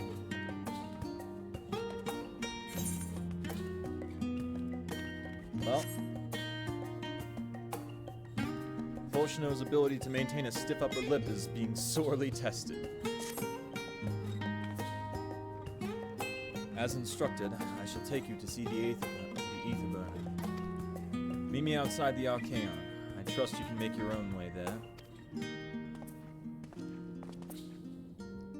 So the Ark is being built in Labyrinthos. Hardly surprising. Where else could they conceal such a massive undertaking?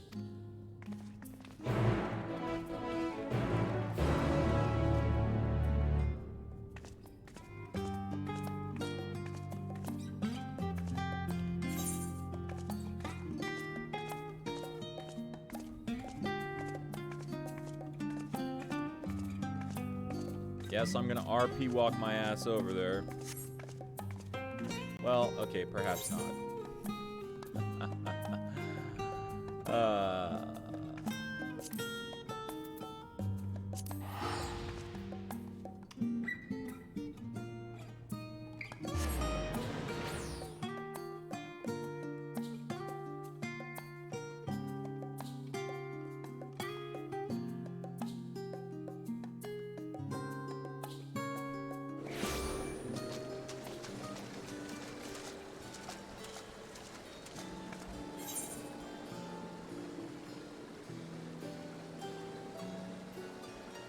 Alright.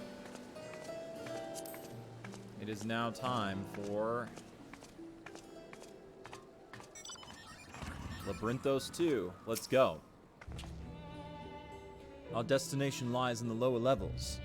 The Forum, in its wisdom, has granted you access to the Archaeon's lift. Step inside and have Ophiline take you to the medial circuit.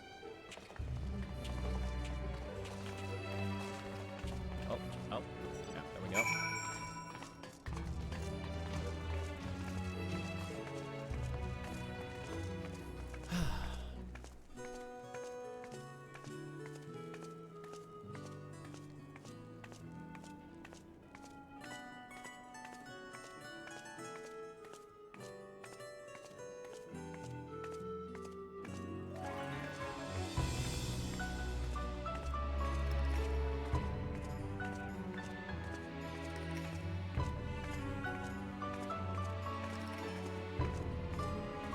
Alright, Ophiline.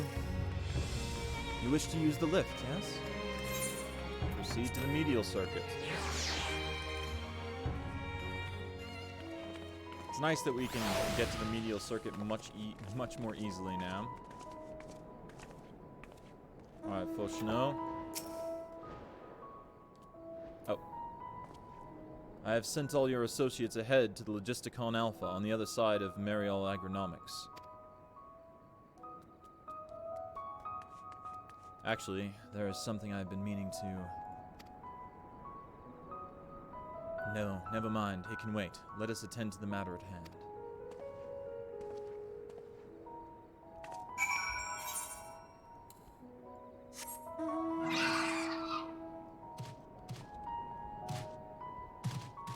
Oh, right. Oh, Logisticon Beta, Logisticon Alpha. Ah, I see.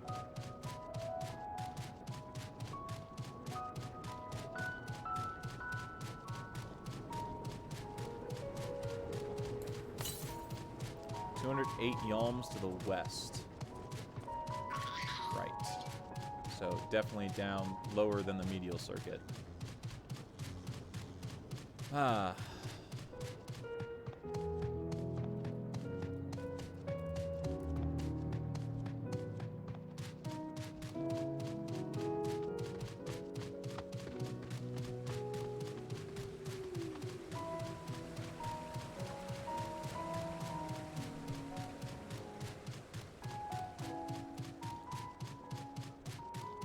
Alrighty.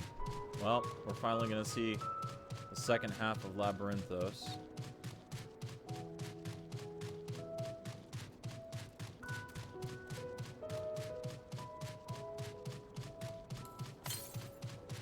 440 elms to the west. Yep. Okay.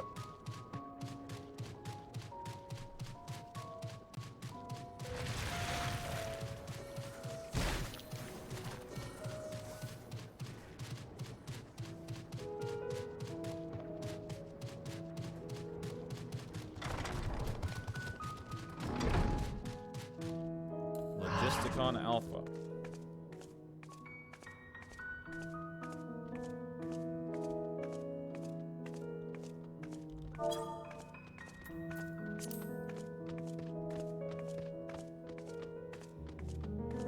Alrighty.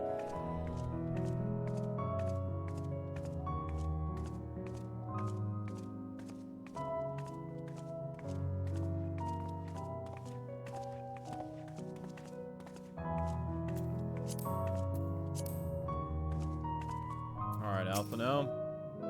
Let's fucking go.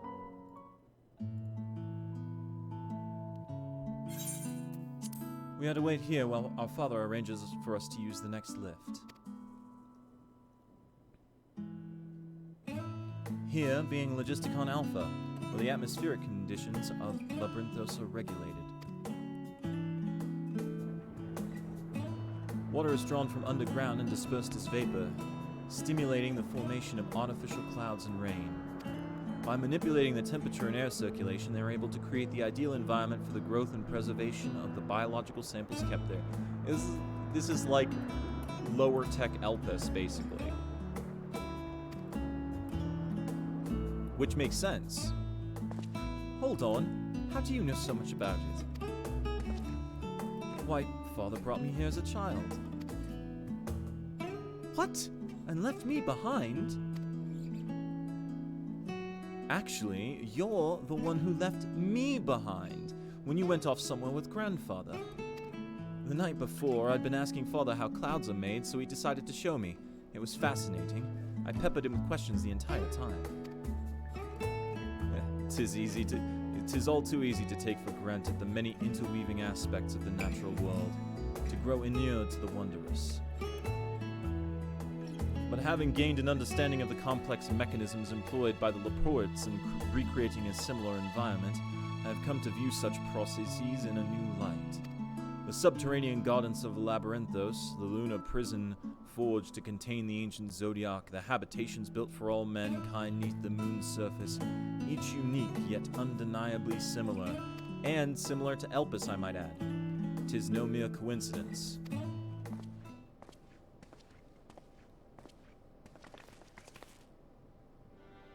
Ever since Heidelin unfolded to us the grim fate that awaits Aetheris, every essential resource we could spare has been delivered to Labyrinthos in the preparation for the Great Exodus. But that is not all. It is also a testing ground for the technologies that will allow us to settle on distant stars. Though the Laportes have endeavored to make the moon inhabitable, that is not our final destination. Mankind must learn to propagate life where there is none, to thrive where all is barren. Alas, time is not on our side. I have arranged for you all to enter the Central Circuit. It is there that most of our preparations for the Great Exodus are carried out, the construction of the Ark among them. Though our plans have been made public, access remains highly restricted. You, however, will not be subject to said restrictions, and will have free reign to come and go as you please. Such was the will of the Forum, after all. We will prove ourselves worthy of their trust. Your trust.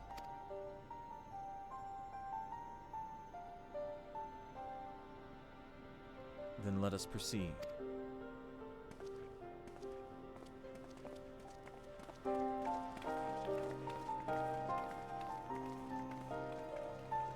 Man, it's really strange after so long on my on the Asian, like, back in time glam to be back in my normal outfit. Okay, there we go. Yeah, okay, cool. By decree of the Forum, the Signs of the Seventh Dawn are permitted to enter the Central Circuit. Yeah, let's enter the Central Circuit.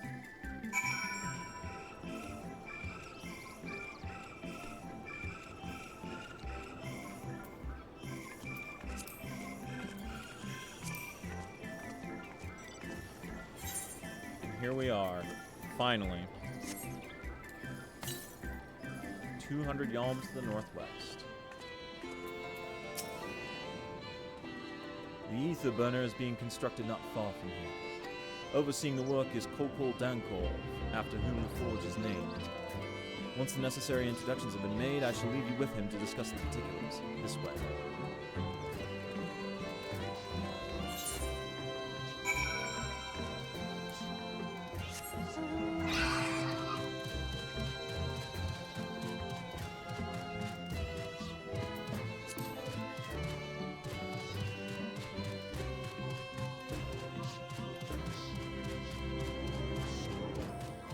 Oh, look, barriers, which bear a striking similarity to the barriers in Katisi Hyperboreas. I think that's what it was called. Isn't that what it was called? Katisis Hyperborea. That's what it was.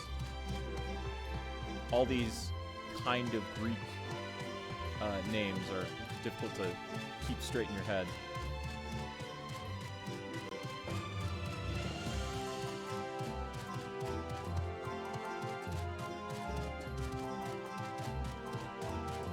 Oh man, this should be extraordinarily interesting.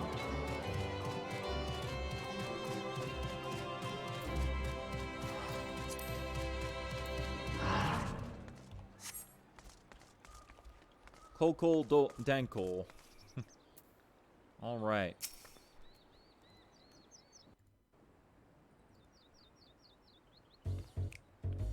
I could swap them out. No, been there, done that.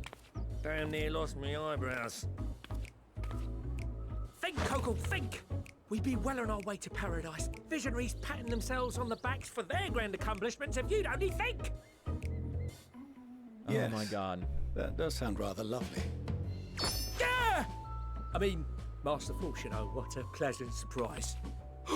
We're not blasting off already, are we? The schedule remains unchanged, for better or worse.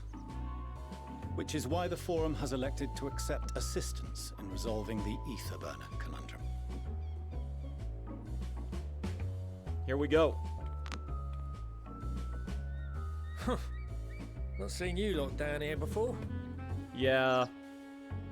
There are Archons among their number, but engineering is not their expertise. Nevertheless, the Forum concedes the slim possibility that they may have insights to offer. If not, you are at liberty to return them to the surface, by whatever means you see fit. I assure you that won't be necessary. Now, about your troubles with the ether burner. Aye, aye, I'll walk you through it. Suppose I could do with a change of pace. As the name ought to tell you, the ether burner burns ether, ambient or otherwise, and transforms it into motive force. Think of it like a giant bomb that never stops exploding. So, okay, yeah, gotcha. Even out in that black void where the ether's right sparse, it's strong enough to move our arc. And it probably won't kill you like an actual bomb.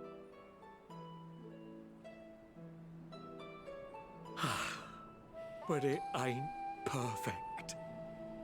According to my calculations, to travel to the moon and back fast enough for the Forum's liking, the conversion rate needs to be 6% more efficient.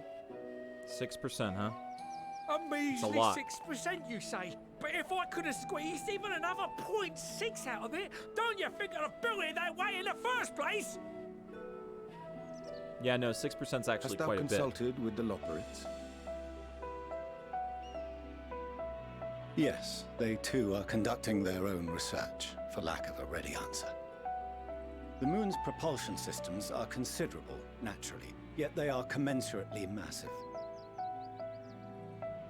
It is no easy feat to convert their technology into an efficient means of propulsion for a teeny tiny toy boat, as they say, and as I most certainly do not. Yes, exactly! Damn it all, I asked for refined adamantite and they send me uppity rabbits with inscrutable, ancient, incompatible technology! You're trying to drive me mad! makes sense that the Laportes wouldn't be able to help. Do you speak of Allegan refined adamantite, perchance? You know of it? Only in the most general terms, I'm afraid. 'Twas an alloy of Allegan make, but the secrets of its production were closely guarded. As I recall, the record stated it was vital to Dalamud's construction and launch. Makes sense. Aye, that's the stuff. No material more conductive far as I know. Slotting some ends like blowing up a dam and watching the river of Aoife come rushing through. Ain't a living soul that knows how to make it, though. We were fortunate enough to salvage some for the Aoife burner, just a wee bit, mind, from a chunk of Dalamud that came hurtling into the Northern Empty during the calamity. With more, well, that extra 6% efficiency would be child's play. It's a crying shame that we've no other sources. Is there any in the Crystal Tower? Surely the many shards of Dalamud scattered throughout Eorzea would suffice. Why not get the refined adamantite from them? Or the binding coils, yeah. Oh, we tried, believe you me. But only a few specialised pieces would have had any in them to begin with.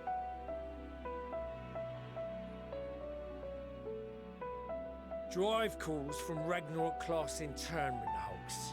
Those are the prize bits we really need. Uh-huh. According to the Gleaners, getting to them means delving deep into the shards.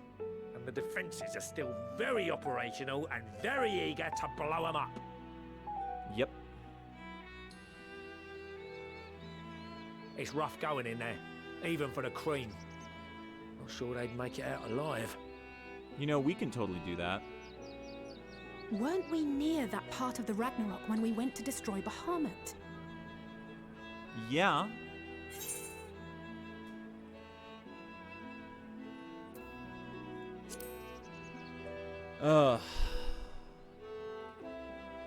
Heavens, are you all right?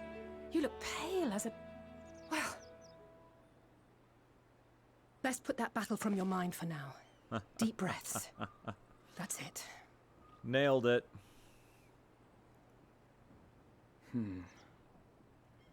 There are multiple internment hulks in Eorzea alone, so handling this ourselves may not be the most efficient option. Rather, if we could salvage adamantite from the shards simultaneously... Thancred, is the link shell we established before you went to Garlemald still active? Of course. The floor is yours.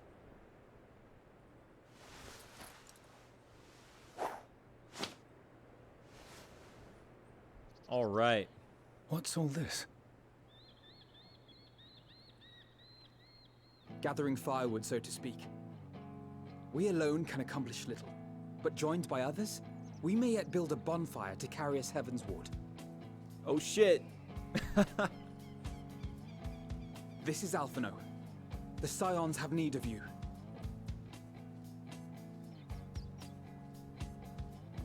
Imagine that, instead of being isolationist, if you work together with the world... Understood. I will contact the Lord Commander and dispatch our finest at once. My sisters are somewhat preoccupied with the final days, so I will lead the 12-Sword expedition myself.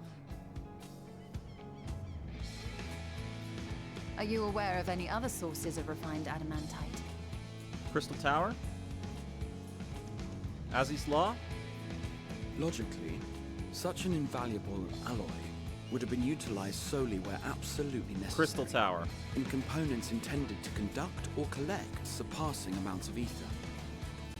Any extant instrumentation or devices would have likely found their way into the hands of etherologists or enthusiasts.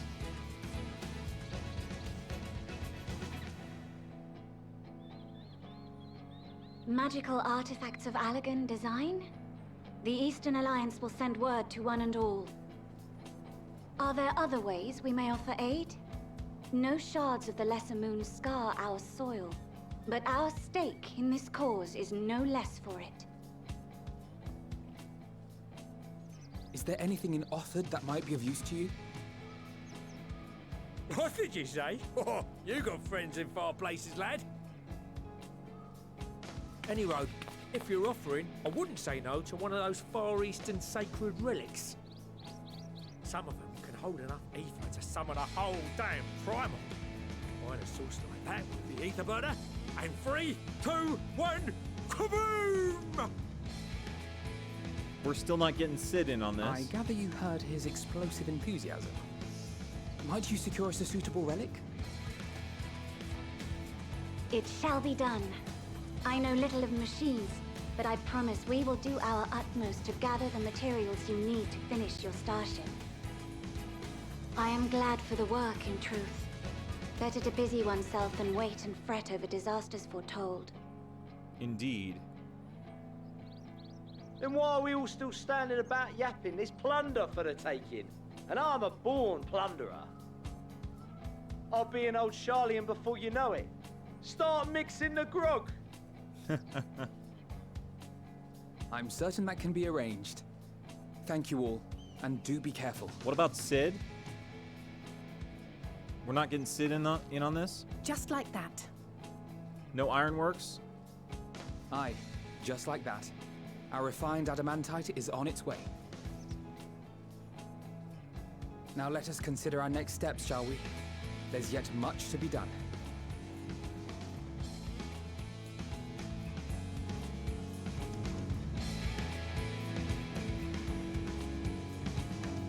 We're not getting Sid and the Ironworks in on this? You still haven't seen him the whole goddamn time? Yeah, your father was right, idiot.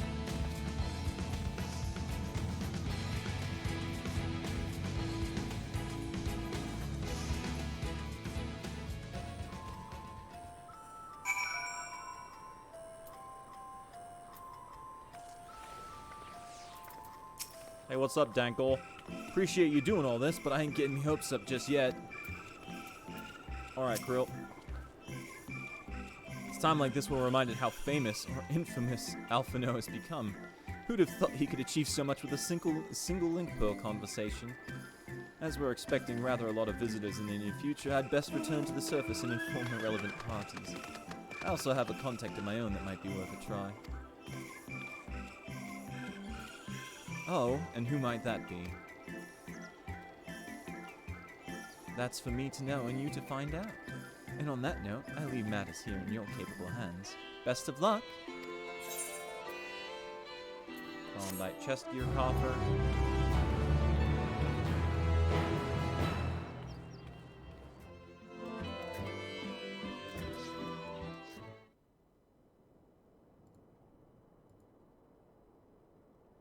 Meanwhile, in Ul'dah.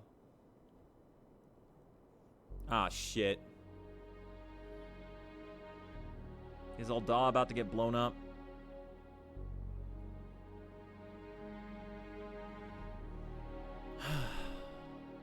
Our course of action is clear. We must harvest refined adamantite from the shards of Dalamud and procure arcane relics of Allagan make.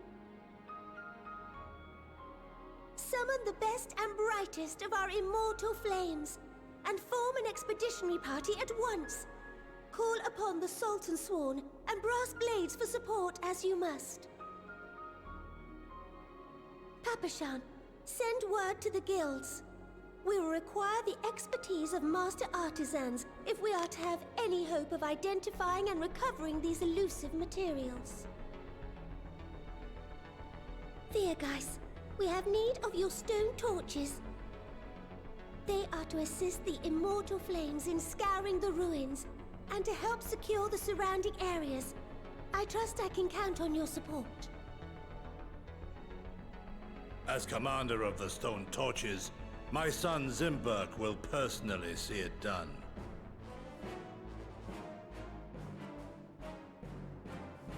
Pippin, I would have you lead the raiding party. Assemble your finest, and with Tizona's blade, clear the way. Lord Lolorito, I pray you take charge of the search for Allagan relics. Surely you know of some being traded on open or clandestine markets. or sleeping in collector's vaults. Coils music, nice. Of course, I ask not that you do this out of the kindness of your heart. By all means, profit on the transactions. I wish you the joy of it.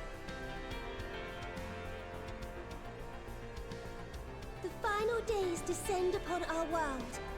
If circumstances are truly as dire as they say, Uldar's best efforts may be for naught. And yet, when we Eorzeans rose from the ashes to rebuild our broken realm, did we not learn one simple truth?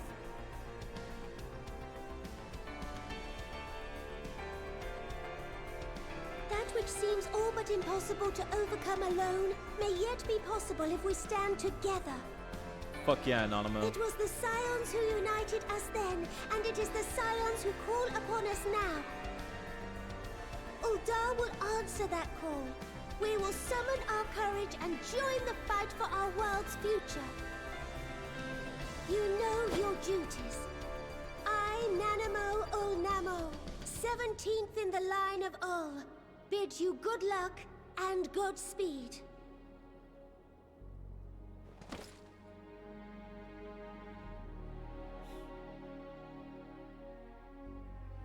Another meanwhile?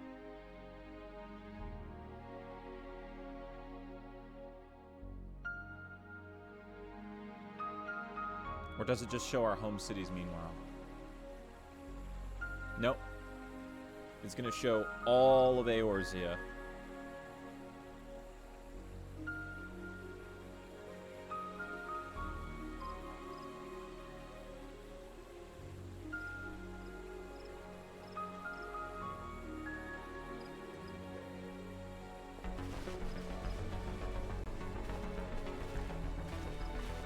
God's Quiver. Yep.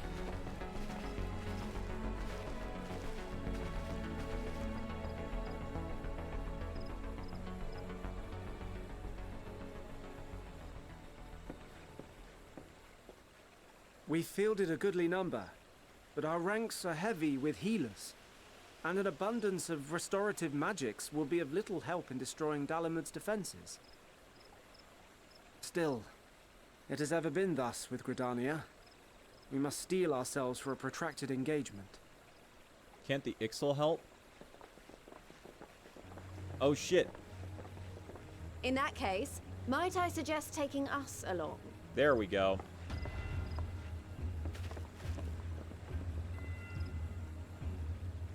Commander Hext, what are you doing here? None of the shards in Girabania are big enough to hold an internment hulk. So we said to ourselves, why not lend our neighbors a hand? We thought you might be short on people with a talent for breaking things. While it pains me to admit it, you are right. Our deficiencies so plain to see. It might have been a lifetime ago, but I was once one of the Scions assigned to the Shroud. I know this forest well. I know your people. And I know we will be stronger if we fight this fight together.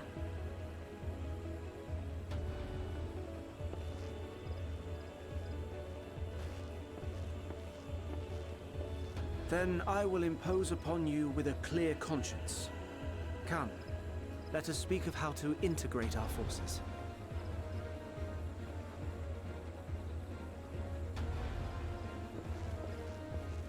Yeah, they're just playing the Coils music over all this. Because everybody's just going into Coils now. I won't let it all be for nothing. I promise you, Papalimo.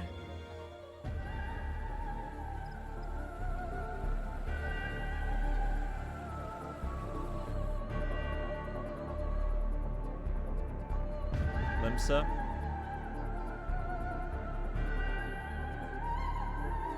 Oh, Kurthus. So Ishgard.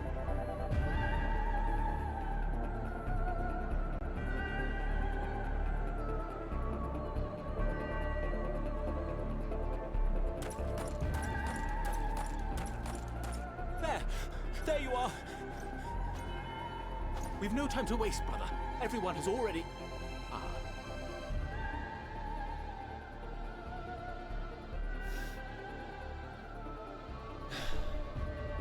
Smile, everybody.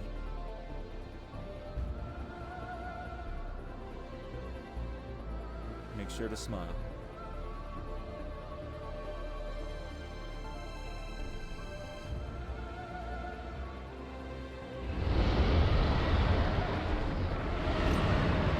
The dragons are coming to help too. That was a roar. A dragon's roar. Praise Velger and Tiamat are bringing the dragons to help us.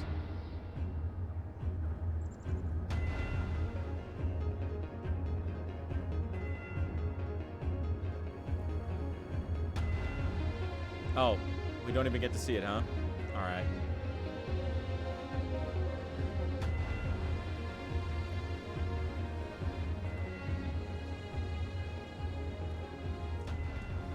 And so, in summation, the Eastern Alliance, as well as the Honourable Lord Lolorito himself, reached out to me for assistance in procuring these treasures of the divine, and I, in turn, do beseech the Confederacy for aid. All right, time to go talk to the Kojin. There we go. Blue Kojin, let's go. Hmm? Is that...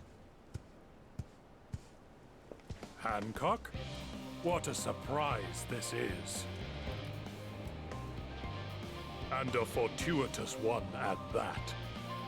I have a favor to ask, you see.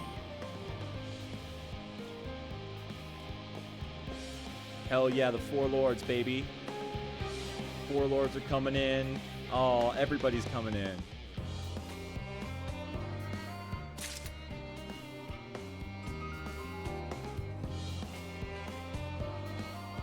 Sick.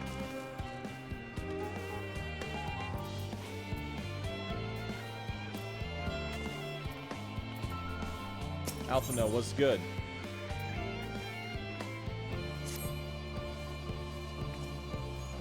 Though our friends are searching for refined adamantite and sacred relics, we will only know if they meet your requirements once they've arrived. In the meantime, is there all else we might do to be of service? Ha! You've already done more than enough. If I had to say, though, I could use someone who knows a thing or two about Allegan technology. Raha, you're up. You there, lad with the red eyes and matching hair. You seem to me know more than the average scholar.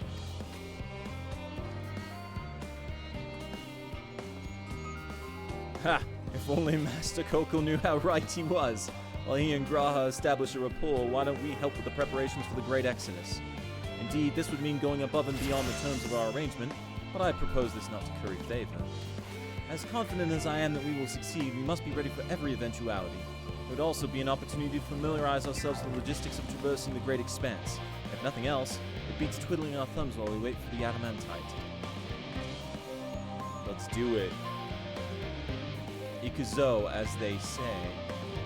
Well, ain't you a bunch of helpful buggers? If you mind lend a hand, I know where you ought to go. Charlian Hamlet is lousy with researchers and scholarly types busying themselves preparing for the Exodus. Ha! That lot need all the help that they can get.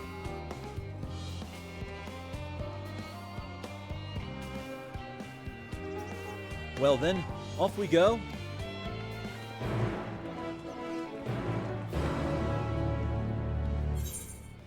Alrighty. Make sure we're not blowing people up. Yeah, alright, cool. Alright, first off, check for aether currents. 136 yalms to the west. Can we get there, or is it still restricted? I assume we can get there. Oh, there it is.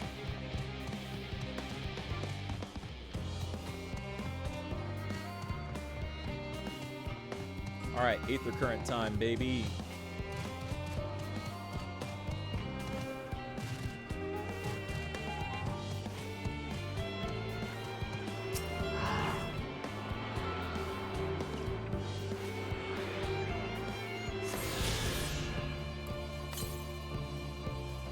Ordered 17 yalms to the west.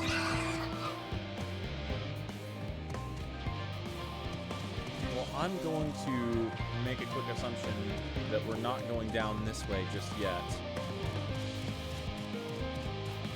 Oh, but it's probably over here. 308 yalms to the west.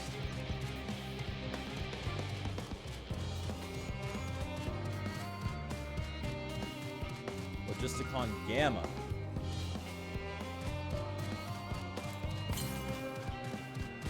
Or 91 yalms to the west.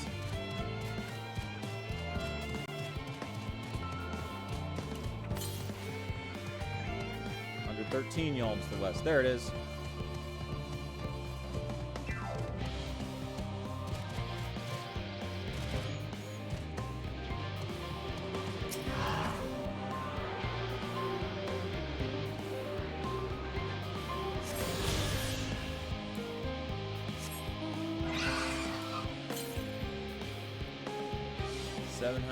Okay, so that's all the way across. So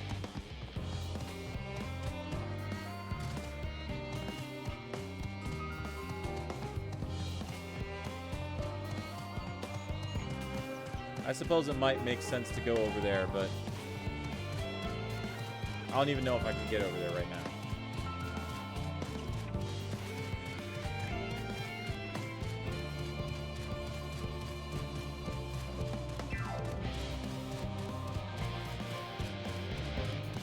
Alright, hype music. No job too small. Alright. All we know what that means, it's time for us to do chores. As ever.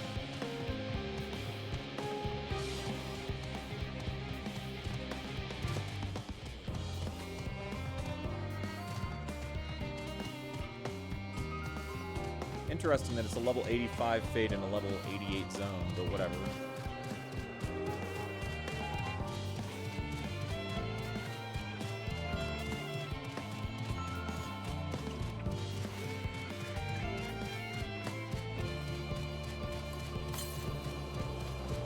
Seven yalms to the north. Cool.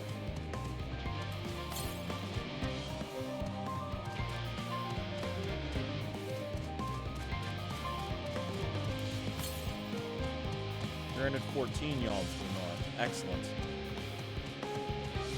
We're doing it. We're getting the Aether Currents for Labyrinthos. God, is it going to be helpful to be able to fly in this zone.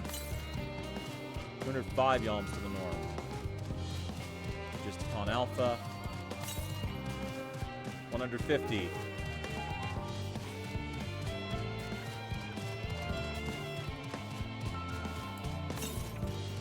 $75 to the northwest.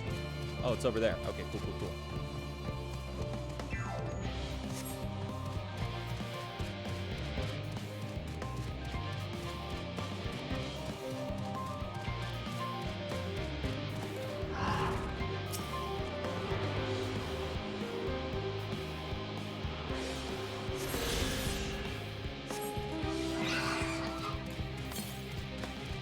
$442 yalms to the north once again. Okay, cool, cool, cool.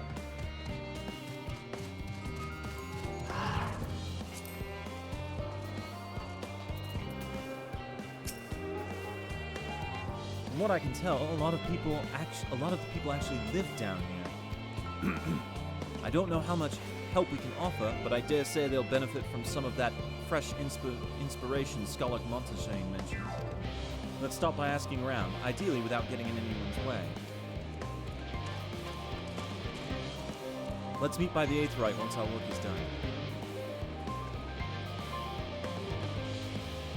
Okay. Holy shit. Okay.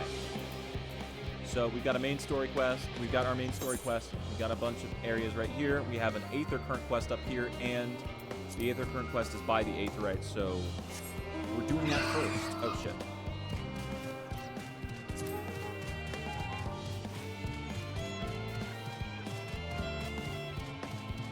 We'll grab the Aether Current quest first. Well, we'll grab the Aetheryte first.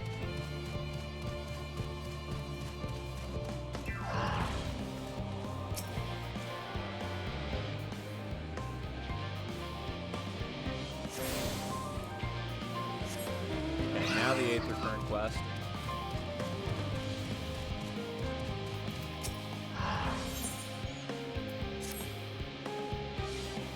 Excuse me, ma'am. I couldn't help but notice you've a way about you that simply screams, I have an affinity for creatures of the wilds, and since I'm never wrong about such things, might I trouble you? You see, amongst the troops of trolls living in the outer circuit, I came upon one who was sick beyond measure. I took the poor creature in at once and saw him healed, of course. But when I attempted to return him to his rightful home, he flew into a panic as if he could not bear the thought of going back. To make matters worse, the troll saw fit to escape into a den of Analas. I'll go after him, but I'm so fumble-footed I'll scare him off like as not and be torn limb from limb for my pains by the fiends. So I turn to you. Would you seek out this troll of which I spoke? I shall provide you with his favorite food, and with it you should be able to calm the piteous thing. Hopefully that will be enough to see his senses restored and for him to come hurrying back. And though I shudder to think of it, if any of those fell Analas seek to impede you or pester that troll, make those beasts regret their interference. Oh, and don't worry, you'll be rewarded for your efforts. Yeah, I know, with an Aether Current. Let's go. Alright. That's over in that direction as well. It's over there. Okay. Turn to 92 Yelms to the northwest. Okay.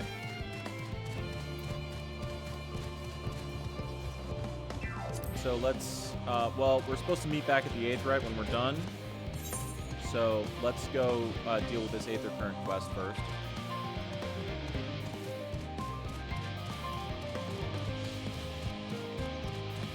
Let the good times troll. Oh, man.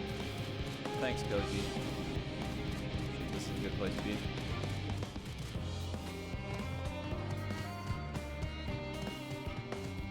That's a fucking mark.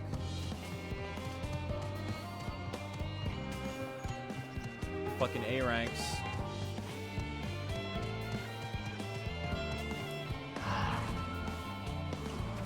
Alright.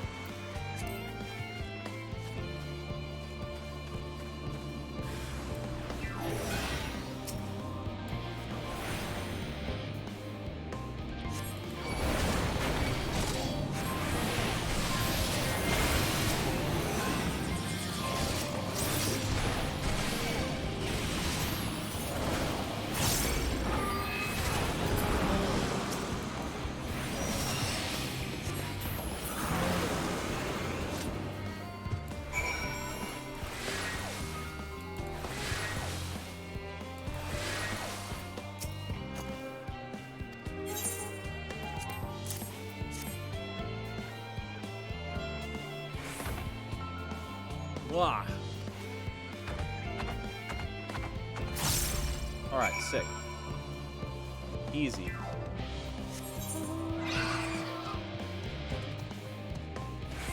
Oh god, don't go close to the A mark, the A rank. You will perish.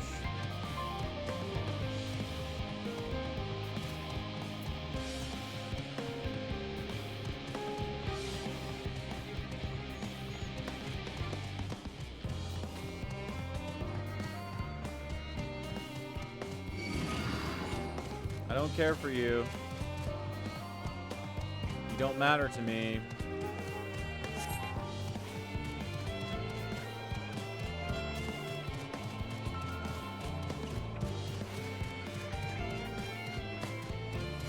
Steady current, huh? Helping with Yark? Even with all the power Master Kokol's managed to squeeze out of the ether burner, it's still not enough, apparently.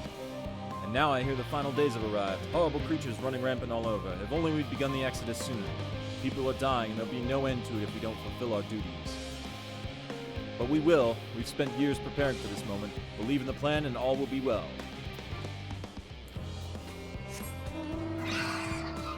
Oh, we're gathering information, I see. Silken Grin.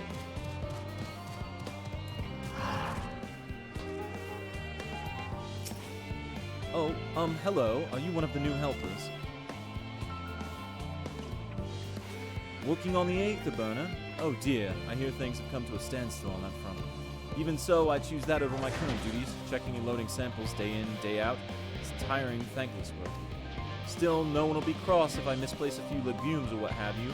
Forum's got enough on their plate as it is, but with deciding who gets to board the Ark and when, a lot of powerful people are going to have opinions about that. My heart goes out to Master Fortuno and the others. Hardly get a moment's rest, I expect. They even have time to sleep. Oops.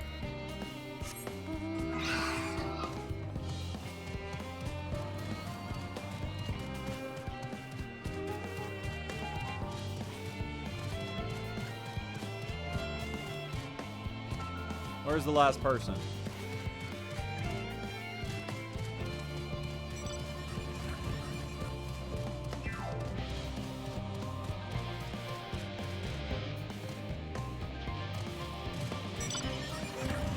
Out here.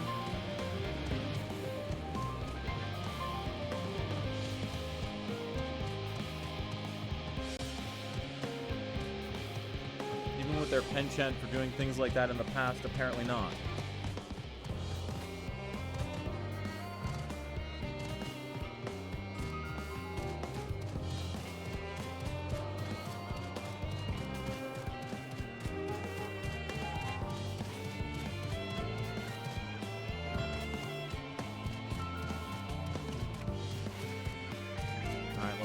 Head over this way. It's probably back here, right? There we go. Pultasane. Offering to help, that's very kind, but I should be able to organize the rest of the documents by myself. It's mostly a list of things we'll need once we arrive on the moon, and then whichever star we choose to as our new home. My duties largely concern the maintenance of living conditions, so it'll be a lot busier after we depart. I hear that our lunar collaborators have come down to assist in our efforts. I'm looking forward to finally meeting them in person, after having communicated with them in such a limited capacity thus far. To be perfectly honest, I've not even the slightest idea of what they look like. I do hope they're not enormous, looming giants, while I would much prefer something small and fluffy, like the hatted rabbit that ran by. Well, I dare say you'll be pleased. Quite pleased.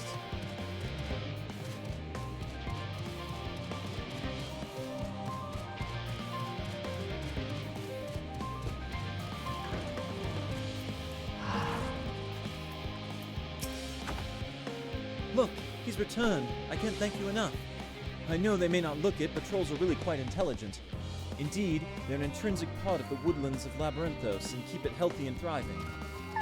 Though we've a responsibility to put down the more violent and unruly ones, most trolls, such as this one, are kind, docile things. In fact, my friend here has a real chance of becoming the leader of his tribe, perhaps even a guardian of the forest someday. It is we who saw these creatures removed from their natural habitats and relocated them within Labyrinthos. Thus, we've a responsibility to watch over them to ensure they are well, and it would be too cruel to dispose of one simply because they're under the weather. Look at this different attitude. Look at... Because Labyrinthos is very similar to Elpis, but look at the different attitude of... It would be too cruel to dispose of one simply because they're under the weather. Ah yes, your reward. Here, as promised. Now then, it's high time I saw this fellow return to the outer circuit. Farewell, adventurer. Thanks for the Aether Current. The absolute difference in attitude.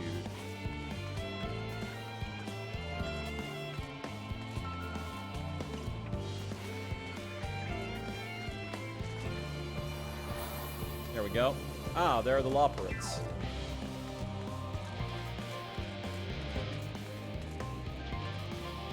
Hello there, Living Way. Fancy meeting you here, Riam. Our friends in the forum brought us to see their teeny tiny toy boat, which was quite impressive considering they didn't use any creation magics. Well, what we're really interested in is Aetheris itself, though we now find ourselves in sort of a funny underground miniaturized version of it.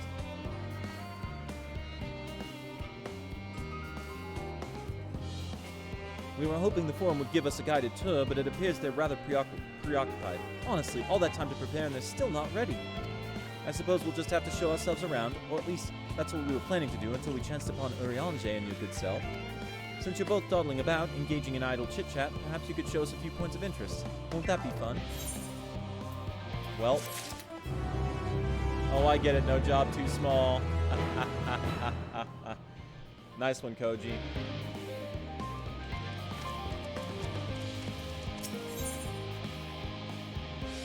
Wait a second. Do I have the... Yeah, I do have the Chescomere coffer. Okay, let's use it. I suppose we don't really need it. What does this look like? Oh, look, it's Neo Ishgard. It's Neo Ishgard, and it still has that fucking same ugly brown leather for the bustier. Are you fucking shitting me? God damn it.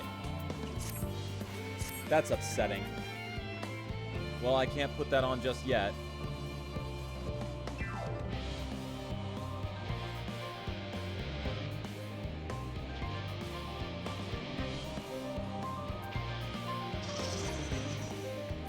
Wait. Is our current top spell speed? Our current top is spell speed, so we won't be putting it on. That's a shame that we fucking did that. I shouldn't have used that coffer. Whatever, it doesn't matter that much.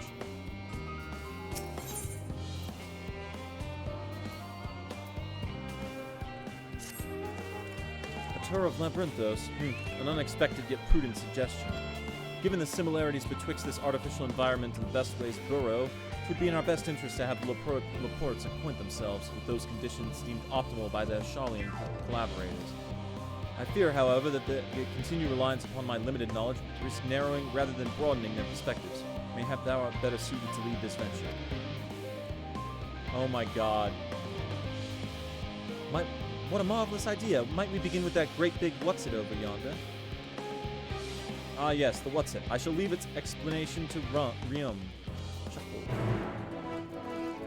Oh, fuck.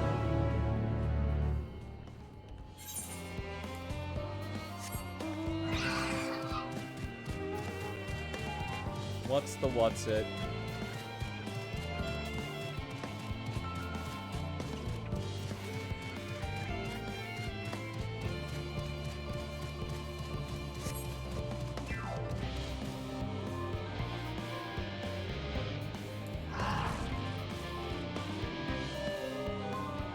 Where are we? I have no idea what that is. Goodness me, to build something so large without creation magics is positively stupendous. Perhaps you could direct our attention to its most important features. Survey the what's-it. Search the apparatus for points of interest.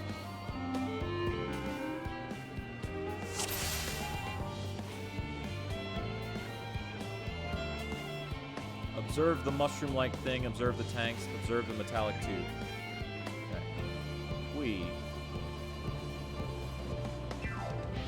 Oh shit. It's an embostoma. It would appear that the concept you observed in another time, another place, was approved for life in the wider world, somehow.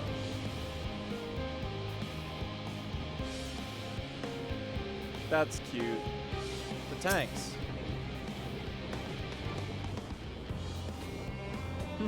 It's a little hard to see from there, but is that a golden pipe connected to the top of those tanks? And I can see through that window another pipe at the bottom. This must be for purifying water from drawn up from below.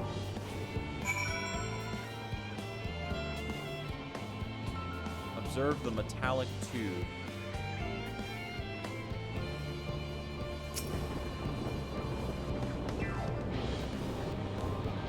Is that water I hear from inside that great big tube?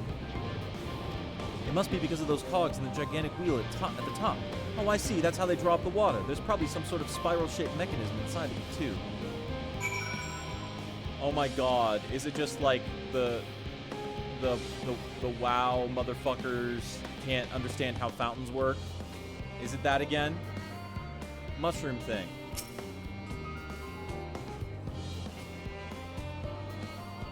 That looks like the trees in Greatest Ensvale. Hold on, it's a bit of a strange shape. It's thin at the bottom but big and round at the top. Quite tall for something so unbalanced too. Now it makes sense. That's where they store the water.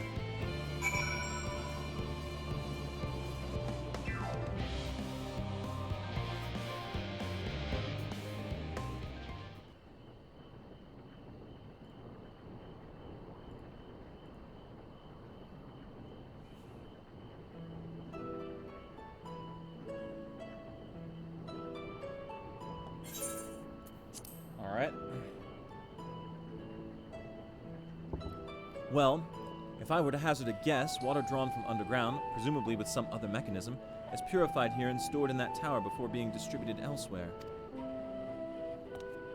I'm right, aren't I? I knew it!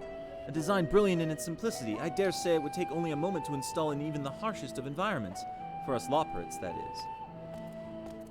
Indeed, securing a reliable source of water is of the utmost importance for any fledgling settlement.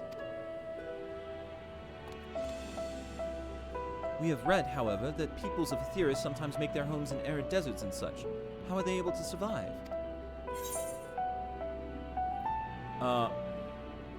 Many settlements in Thanalan are built near an oasis. So wherever you choose to live, you're never far from water. Oh dear, I worry we won't be able to procure the necessary amount.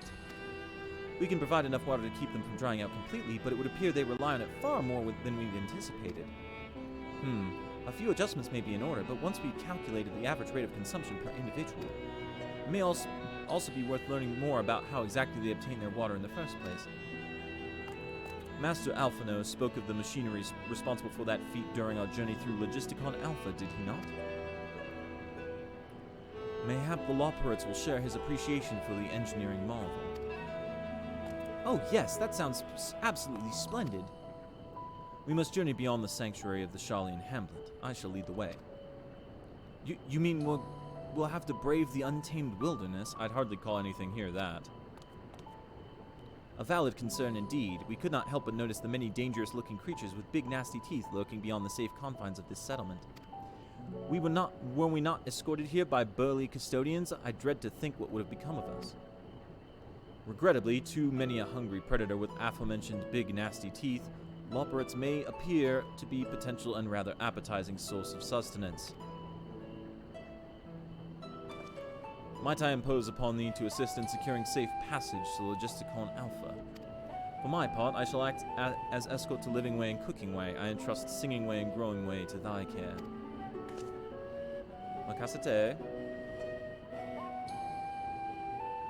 A more valiant protector they could not wish for. Godspeed.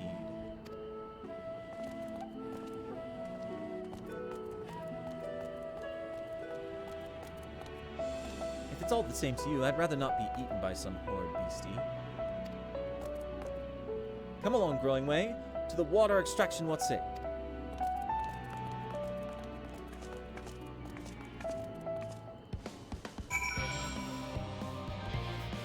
Well,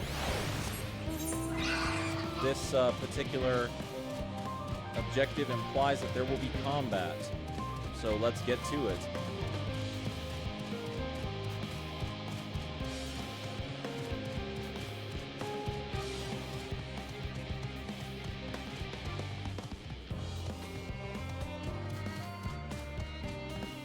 There we go.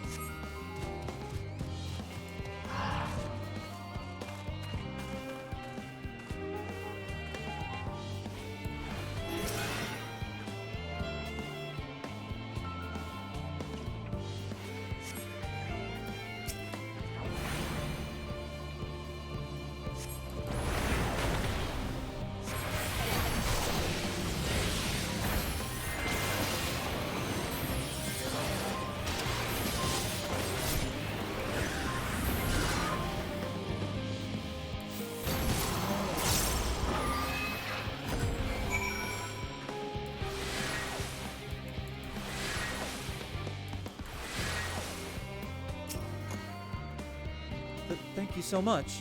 I really hope this water extraction is worth these harrowing experiences. All part of the fun, some might say, but I'd rather not be burnt to a crisp if that's all the same to you.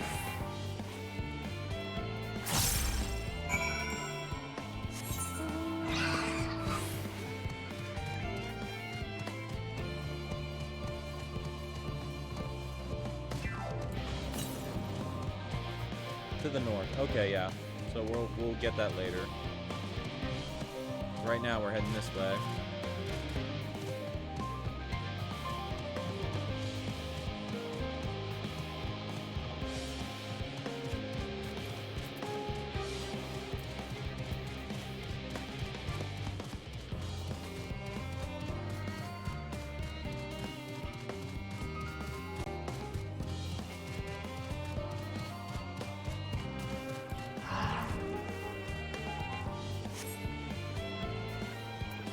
Hey, Orionje.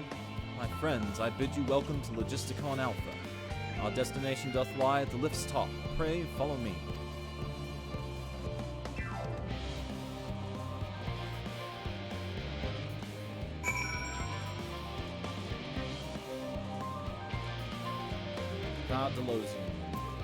Vadalosian.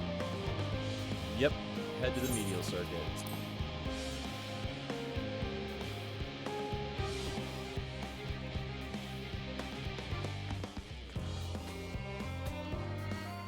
And now we get leg gear. Marvelous, simply marvelous. So this is where the magic, or science rather, takes place. The perfect environment to sustain life, artificially created. The knowledge we'll gain here will be essential for when we start looking for new stars for your kind to inhabit. Apparently, most of them don't even have air for you to breathe. You're all very lucky that Aetheris just so happens to provide everything you need to thrive, or did mankind turn out the way they are because of the available resources, I wonder. Either way, it's nothing short of miraculous, and I cannot wait to see more of it. Okay, we're not going to use the Klondike leg gear coffer, and this is the reason why. I have level 542, and this is a level 545. I don't need it.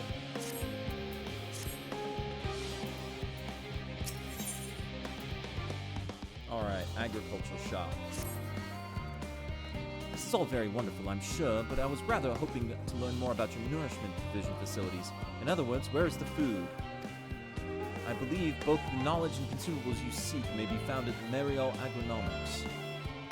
As I imagine Singingway and the others intend to study every conceivable facet of this apparatus, wouldst thou be so kind as to escort our visiting culinarian? Yes, that sounds much more interesting. Hopefully I'll be able to see firsthand some of the delicacies Orianjay was telling me about.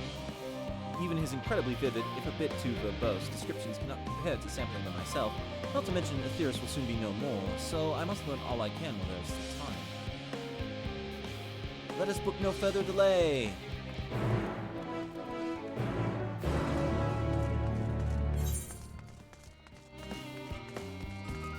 Well, it's nice that it's close by.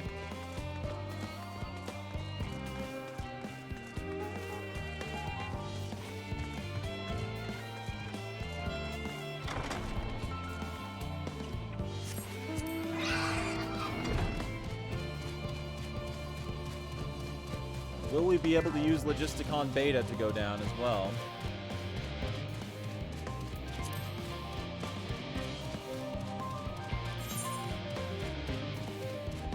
Presumably there's going to be some sort of beastie here, right?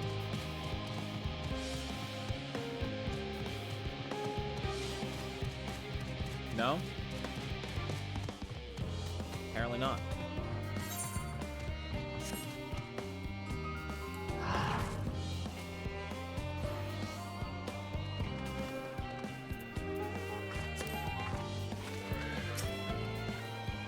This is the place, yes? The heady aroma was enough to guide me here, and I've spotted several of the fruit and vegetables featured in our compendium. I dearly love to try some, but I read that those who help themselves to a farmer's crops without permission are often caught and put into pies. Perhaps you could ask whoever's in charge if they would be willing to part with a few samples? Alright. Yes, I don't need the fucking tutorial every time. How many times have we done this game? I do not need the tutorial text every time we do accompaniment.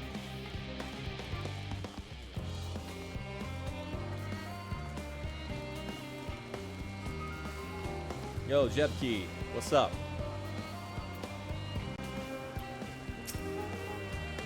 What a fine mess this is. Ah, it's you, the one who climbed down the mine shaft. I'd show you around if I could, but I'm rushed off my feet preparing for the Exodus. And I'm not the only one. We've all got to find ways to do what we do down here, up there.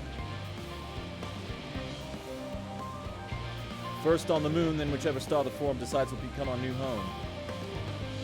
It's all so sudden, so unreal.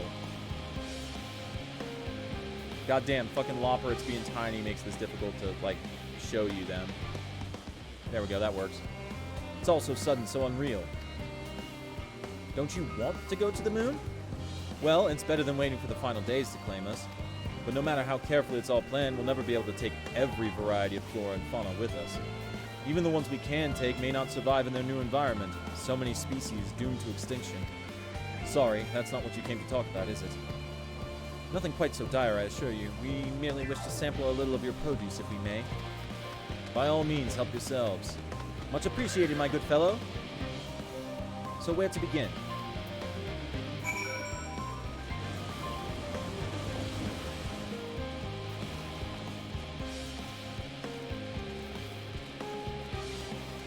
Alright, let's go over here then.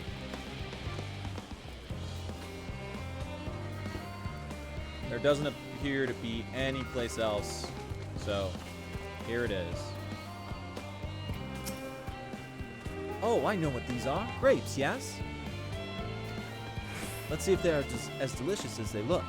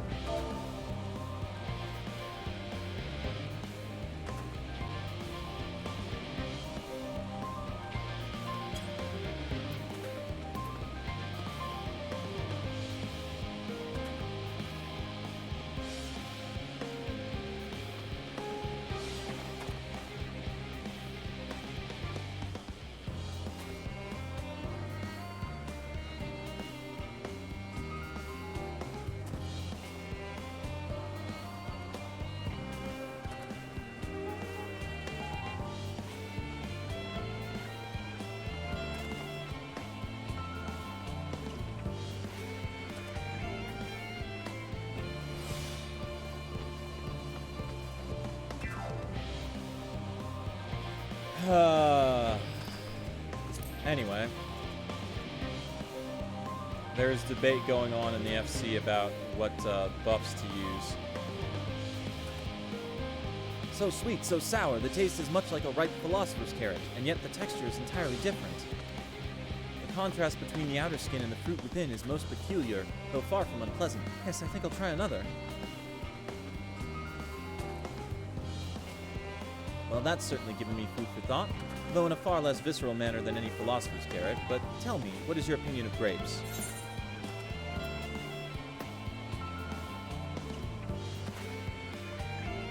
So this is fun. This is a reference to Tales from the Shadows. In Tales from the Shadows, they tell the story, which was mentioned in Elpis, about Azem going into the volcano, going into a volcano, and I believe, if I recall correctly, summoning Ifrit in order to siphon away the fire aspected ether in order to prevent the eruption because grapes.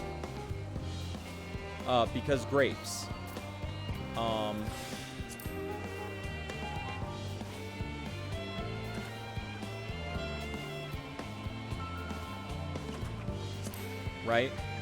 To save a particular variety of grapes. So therefore, this answer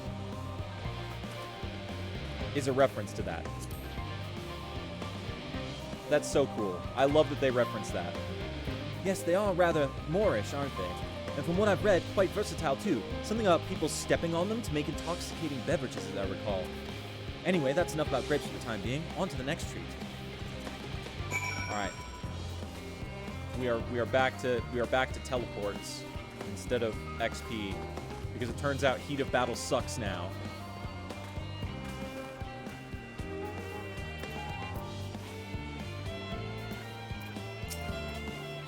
Orange by name, orange by nature.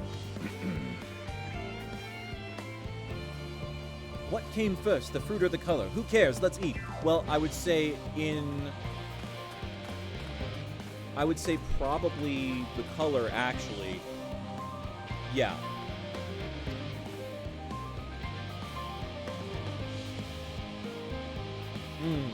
That's equal parts sweet and sour, as with the grapes, yet nothing alike. I may have to consult Urianger about expanding my vocabulary. I simply cannot find the words to describe it. Perhaps what I'm looking for is bitter. This is all very complicated, you know. So many flavors, so many choices, and each individual with their own personal preferences. Now I see why you all turned your noses up at the idea of eating nothing but carrots. Marvelous though they still are in my estimation, let no one say I said otherwise. But speaking of carrots, I've yet to sample any of the vegetables. Let's see what's in that field over there.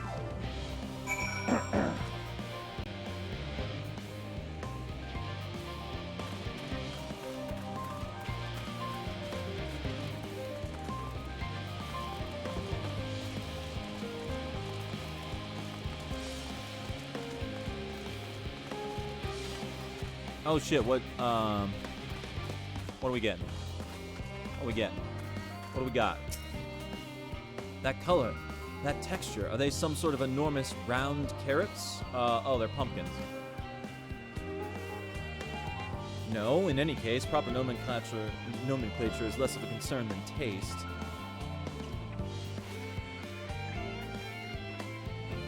Ugh, it's so hard and flavorless, I may as well be chewing a piece of wood. That all but confirms it. These are nothing more than misbegotten failures masquerading as goodly carrots. Stop, stop, stop. Can't you see these are pumpkins? And no one with any sense would try eating them raw. You're supposed to cook them first. Do you not find it an awful bother? Far from it, cooking is a joy unto itself. Cooking way. And what's more, it broadens the range of ingredients that we may safely eat. But above all else, cooking allows us to draw out the full potential of our produce. Pumpkin stew has been one of my favorite dishes for as long as I can remember. And perhaps even these hard blocks of plant matter can become as delicious as the orange I sampled. I wondered, though, if there's anything even more delicious. How about that yellow fruit over yonder?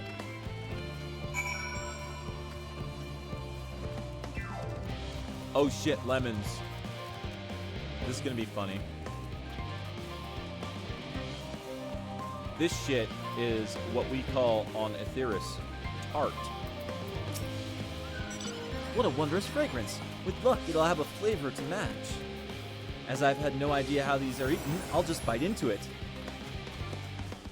Oh, my tongue! Is this poison? A lemon? You mean it's supposed to taste like this? How can something so similar to an orange be so revolting? It may be some time before my palate recovers from this ordeal. As such, I'd best call an end to this round of sampling. Let's say our farewells and return to the others.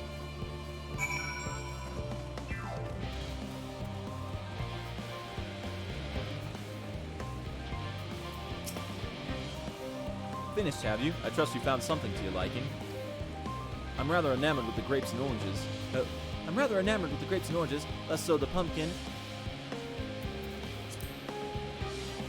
Though I learned the hard way that they're not to be eaten raw. Then there was the lemon, the deceiver. I feel so violated. Haha, first time, was it? I'd hate for you to leave with a bad taste in your mouth in more ways than one, so I'll give you this lemon muffin I baked. If this doesn't change your opinion, nothing will. More lemon? Have I not suffered enough? Nevertheless, it would be remiss of me to spend this opportunity to, Bittersick came up there, learn more of your inscrutable ways. Very well, lemon muffin, do your worst.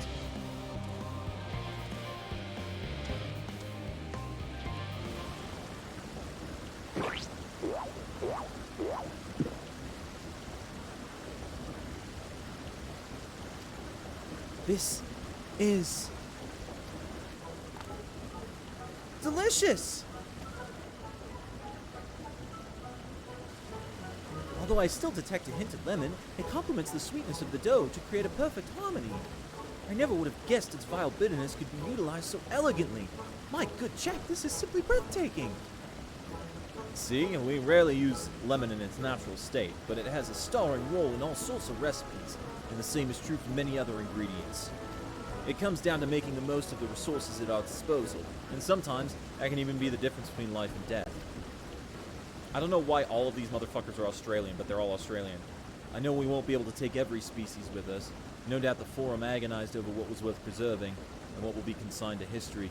Hard choices, but make them we must if we're to survive.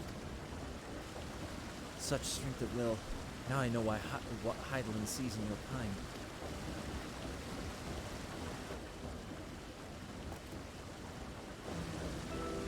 Mankind, the Loporits, who were both born from the accumulated knowledge of the ancients. They learned all there is to learn about the nature of sentient life and the fates of the stars themselves.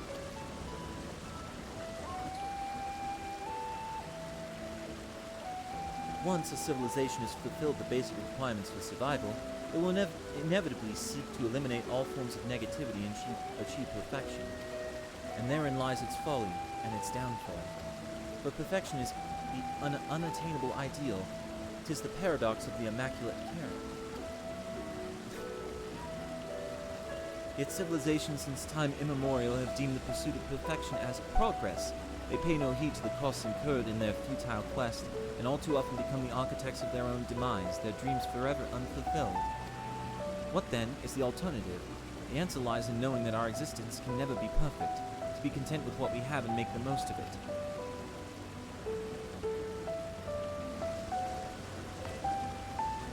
When life gives you lemons, make lemon muffins. I would say...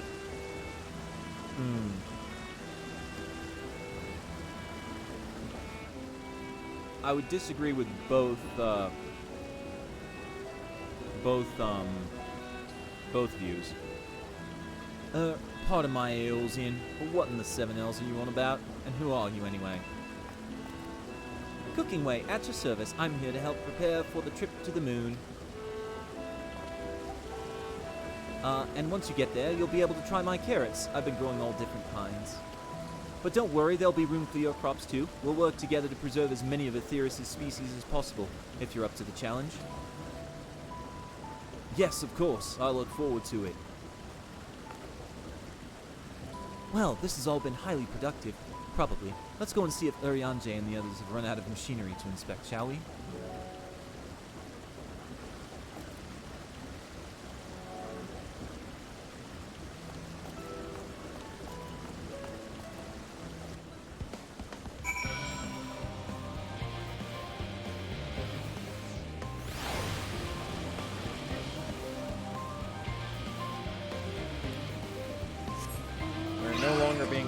By Cooking Way. Alright, after this quest, I'm going to take a quick break.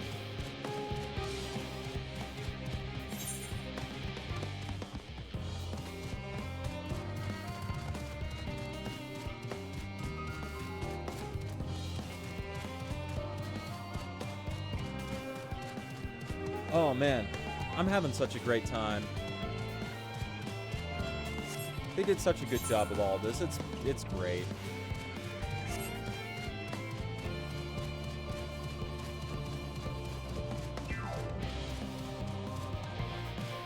I'm wondering, as far as Medion, like, supposedly is, how is this ship that's designed to get us to ferry people to the moon, going to get us all the way to Medion?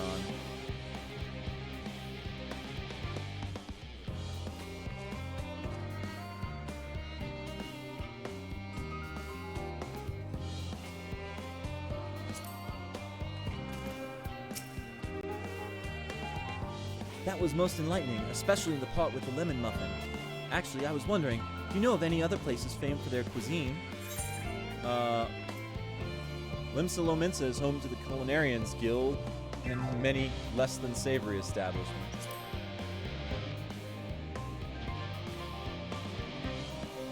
Would that I had time to visit.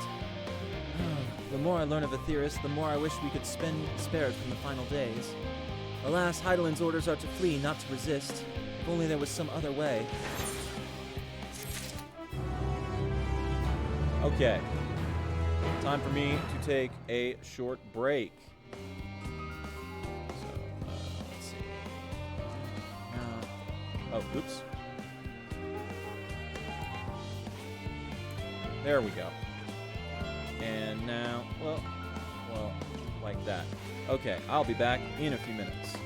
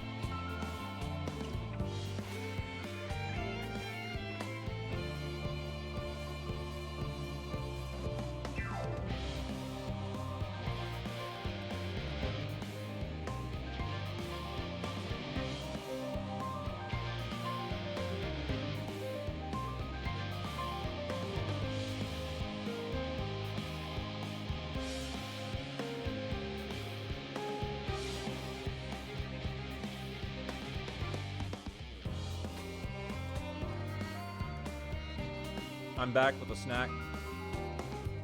I apologize in advance for the crunching. Well, I suppose not in advance because I'm already crunching on mic. Anyway, I got a crunch. I got it.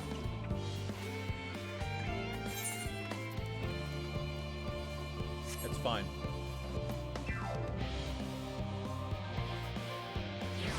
Tallying the lopper? Okay. Riam, I trust thy time at Marial Agronomics did bear fruit. God damn it, Oriange. Our own efforts, too, were rewarded. We now possess an embarrassment of educational riches. No doubt our guests' relentless pursuit of knowledge could occupy them and us for a fortnight. Alas, time is of the essence.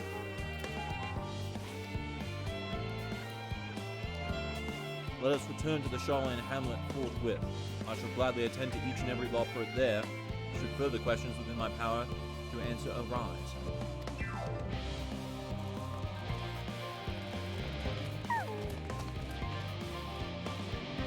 Aww.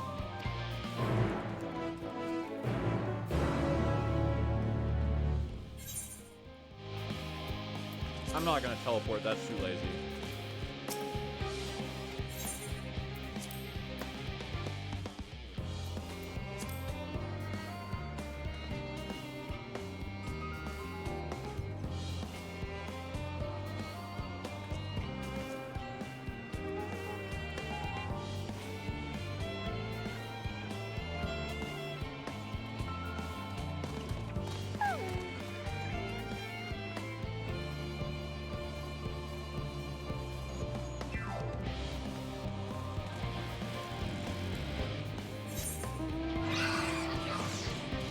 Alrighty.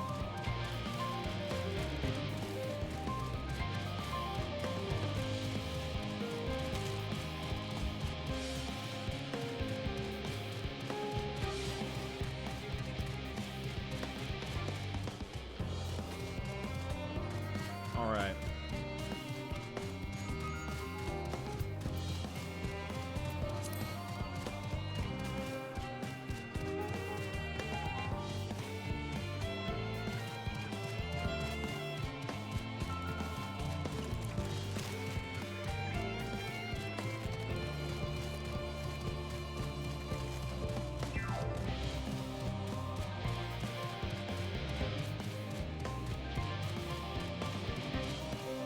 Oh shit.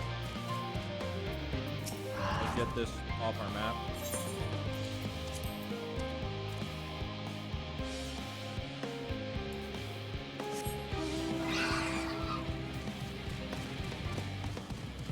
Crunch.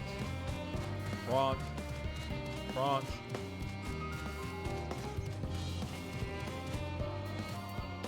Growingly seems rather dissatisfied.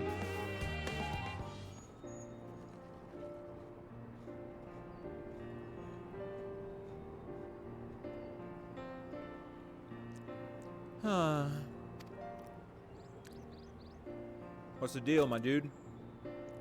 Yes, Riam. That was indeed me verbalizing aside to express my emotional state. Do you want to know why? Because I saw the reconstructed environmental data for Etheris at Logicon Alpha, that's why.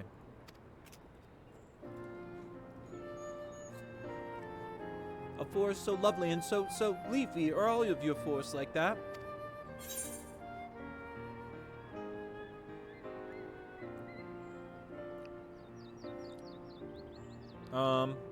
Yeah, Lakeland. You should see the forest of the first. One was purple.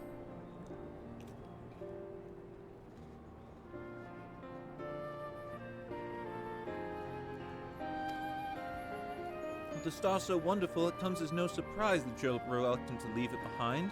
I was a fool to think otherwise, to assume that the moon was something worth being proud of. I mean,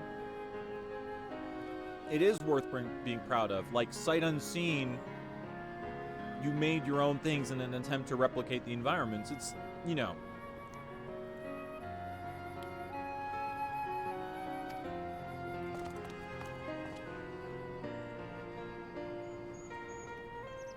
Not at all. Thy works are no less worthy for their uniqueness. I thought I'd heard tiny voices. Thancred.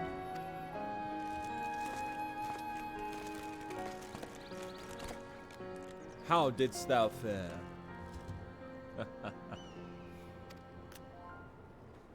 Oh, I was able to glean a fair bit from the researchers while helping to move their cargo.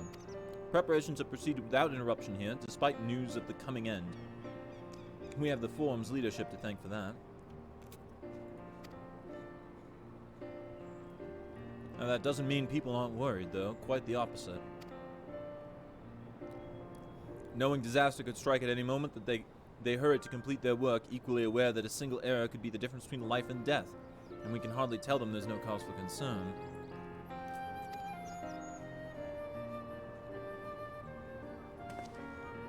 Perhaps not. Though aided by our goodly growing way, we may yet find other ways to lighten their burden.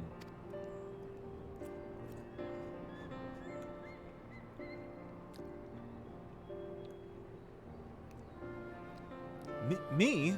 Be of use to people? I'm honored that you would think me so capable, but I'm not sure that I'm up to the challenge. Nevertheless, I believe in thee. If you say so, I suppose it can't hurt to try.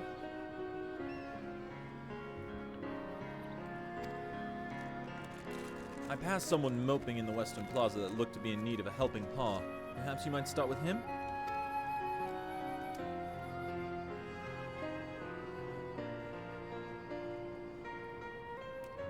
This is as good a place as any. Come.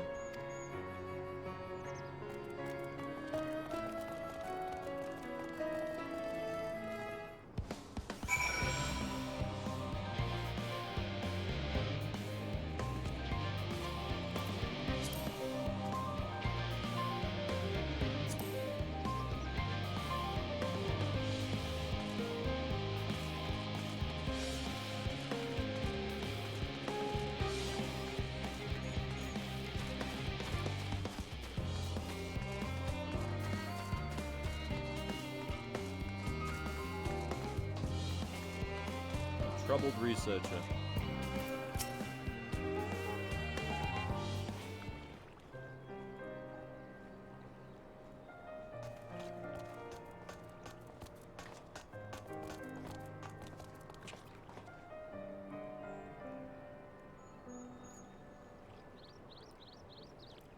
Oh, can I help you?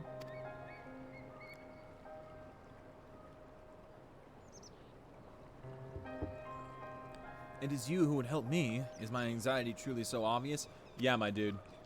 A burden shared is a burden eased. Pray, tell us of thy troubles.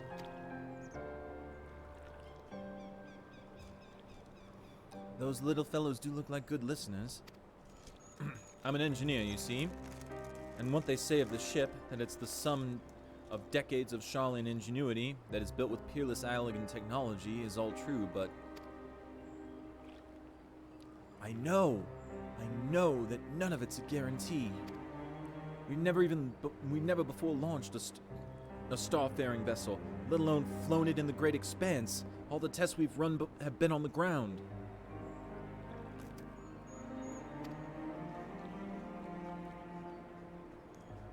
Only operational personnel and cargo will be aboard for the first voyage, but even so, if it fails us, then what can we do? And if it doesn't, it could fall apart on the next flight or the one after that.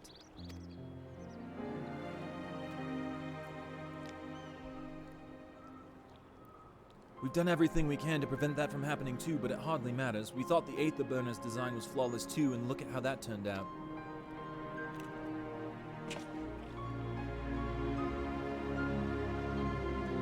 Thou art familiar with these most daunting technologies, and thus dost thou hold the power to allay his fears. Oh, I'm not sure about that, but well. Maybe you could tell me if there are any aspects of the ship's design that you're especially worried about?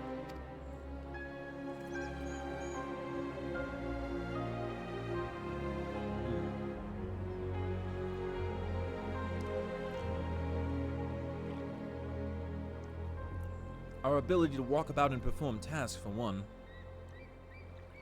I've devised a means by which to employ gravity, a spatio-temporal spell, to regulate the environment, but what if it's not strong enough? What if everyone floats away and begins crashing into things as soon as we've left the star? Ah, gravitation. Maybe I can be of help after all. Up there is not so different from down here, you see. The same rules apply, and if you consider them as part of one great big cosmos rather than separate places...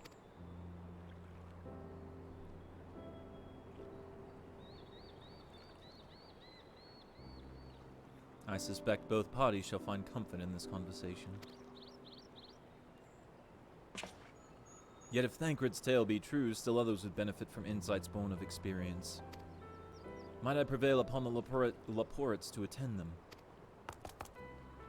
An excellent idea if I do say so myself. There is naught we'd like more than to ease the hearts of the fine people of Aetheris, and learn more about them while we're at it.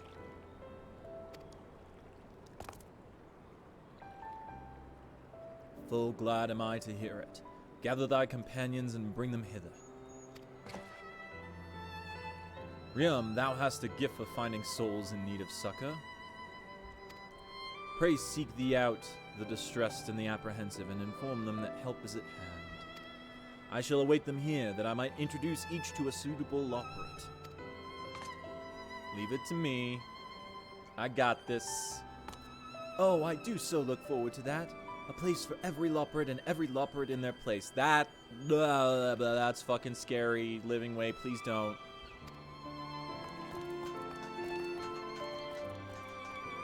Sure, you can do that when referring to, like, stuff and things, but you are living beings. Please don't say shit like that about living beings.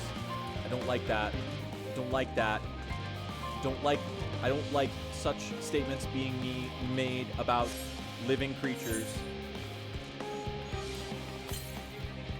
198 to the northwest. Okay, we're getting it. We're gonna go get it real quick because we got a big circle over here to deal with, so we're gonna go get it because it's right over here to the northwest. 180 to the north.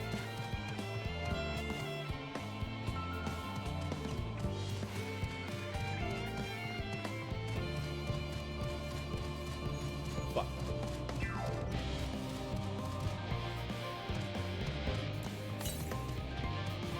$76 to the northeast. There it is. How are we doing on it?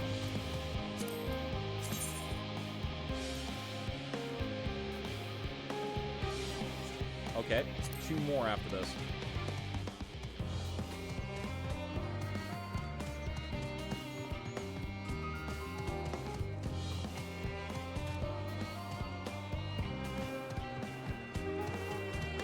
Gimme. Gimme Aether Current.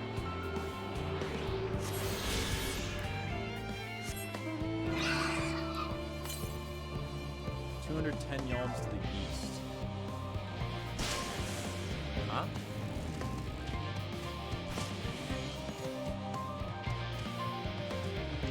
Right over here, then. 122 yalms to the east.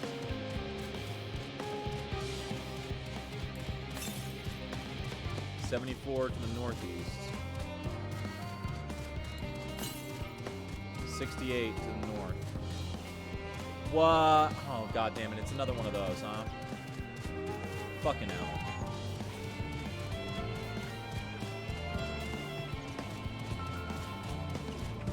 Well, I suppose we'll fucking get that one a little bit later.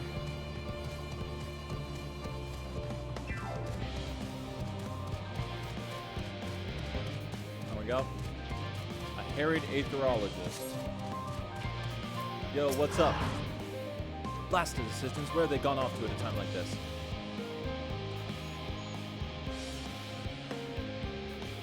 Beg pardon, but I have not the time for idle chit-chat. I need to reconfirm that ether levels are consistent throughout the vessel's machinery, and it seems I shall have to do that so single-handedly. I swear when I find those assistants of mine. The Loportes are willing to help. Why didn't you say so? At least they won't moan about how they checked 24 times already and haven't slept in weeks. Lazy sods.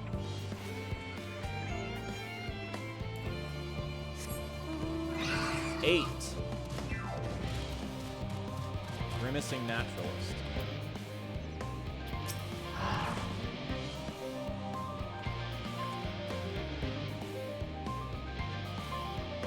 My face? What's wrong with my... Ow! Perhaps I am a bit tense.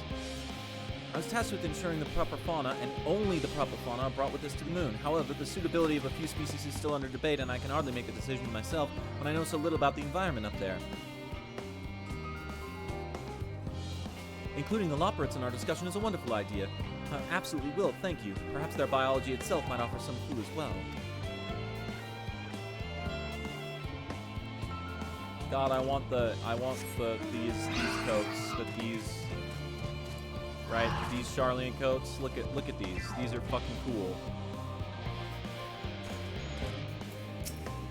Although in purple. Huh?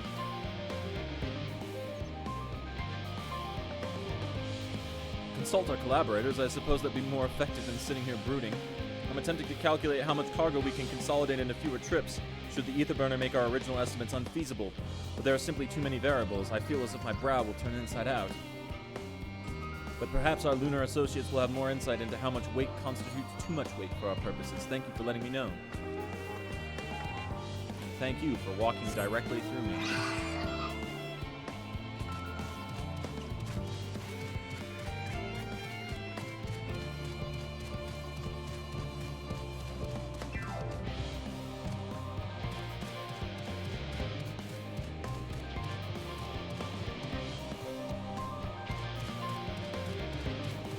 Oh, a calm researcher. Worries, no, I believe I'm fine, thank you. I've been confiding in my colleagues and it's helped a lot. Can't recommend it enough. Yep.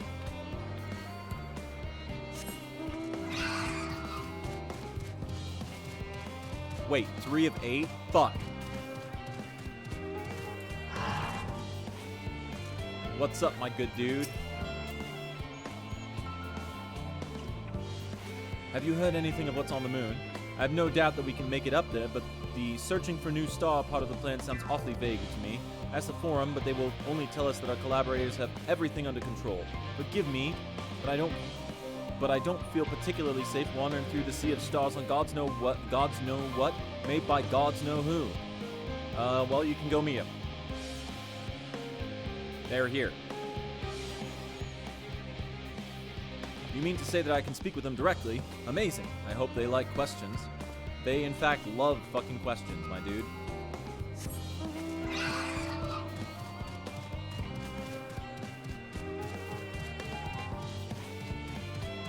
Ooh, a gleaner. Hello there.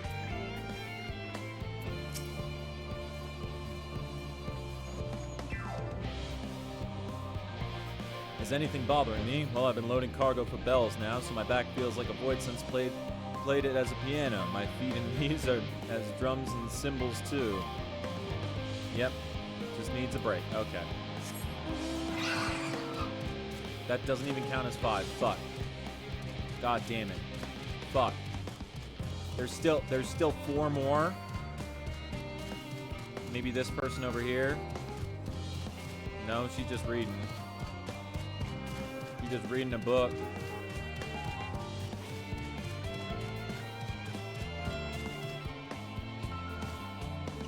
You magic motherfuckers. That's cool.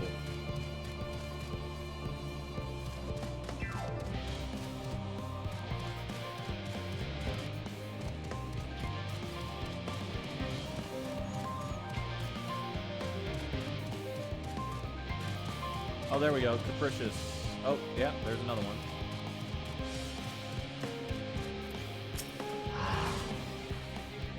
Nope. It doesn't count. It doesn't count when they're not upset. Fuck. Anxious. You're anxious. That means you're good for me. Medical facilities on the ship. Design them with the assistance of our sages and chirurgeons, but to imagine every illness and injury one might face in that great expanse is beyond any of us. To say anything of the effects that living out there indefinitely might have on the body. fruit from the moon. Why didn't I think of it? Okay, that's 5. 3 more. Capricious, irascible administrator. Is that upset or not? I don't know. He seems upset. You, yes you, idiot! Have you seen an envelope lying about? The imbecile prefers it to give me the alchemic I ordered without that bloody slip of parchment.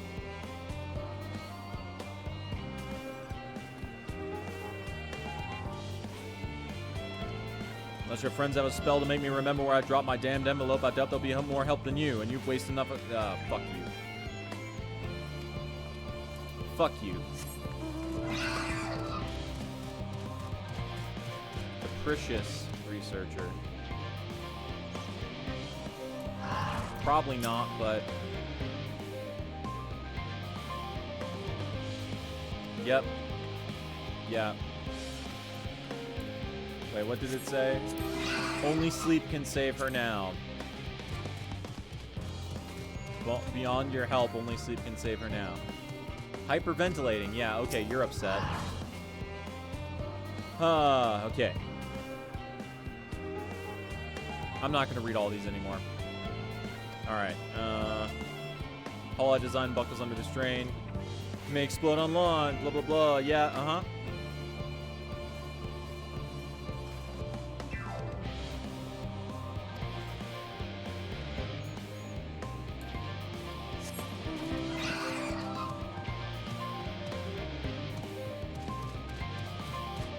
Distracted researcher. You're probably not.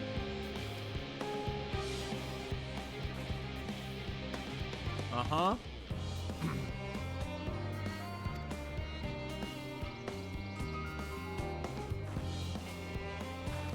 Okay. There we go. She's gonna go talk to some cute and tiny bunnies. That'll help her out, apparently. Yeah, sure.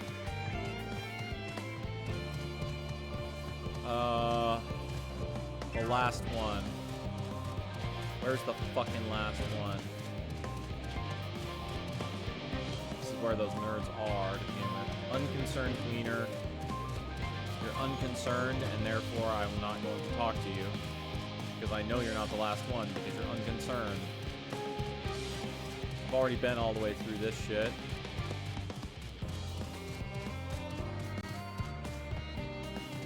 Who might this be? Ugh. Oh my god. It's just the spawn. Yeah, okay. There we go.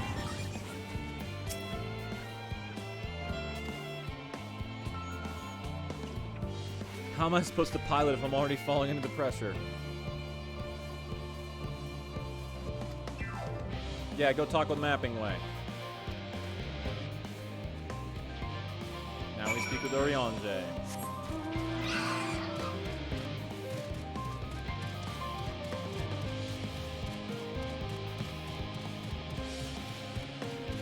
God, 8. 8 with fucking false markers as well. God damn. That was a lot. Behold, through thine efforts word hath spread throughout Labyrinthos. Verily, a far greater number than we anticipated. Living Way doth gather more lords as we speak. I shall assign each in accordance with their skills, that new bonds of friendship might be forged. Should greater matters require not thine attentions, watch over them, I prithee. Wait at the destination, which is there.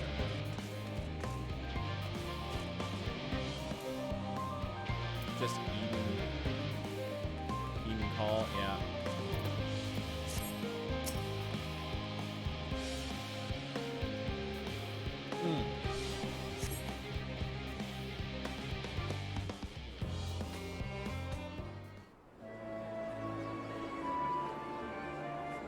Alright, there we go. We did it. I need to stop leaning back, or I'm going to be really quiet if I lean back. But then also I need to lean back to yell when I feel the need to yell. Phew! Oh, finally some rest. Why, I haven't spoken so much in, well, in forever. Lively, isn't it? The town is abuzz. Everyone eager to meet with our friends from the moon.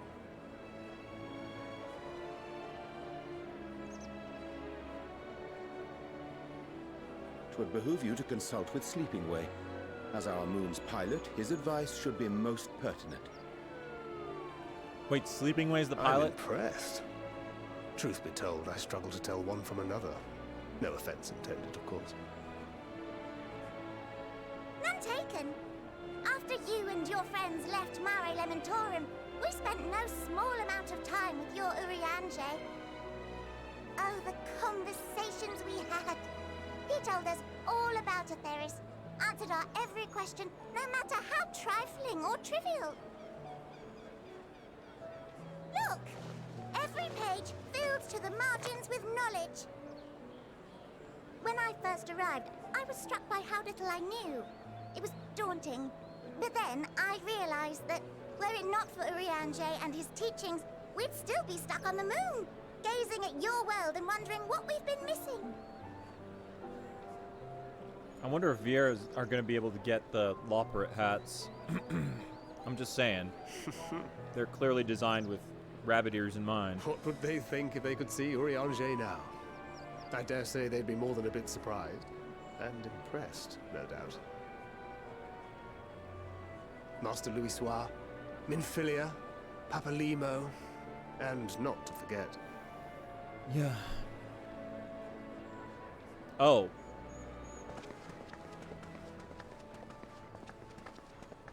Well. Oh there. Heard there was a visiting expert who we might bother with a few questions. I take it you'd be the one.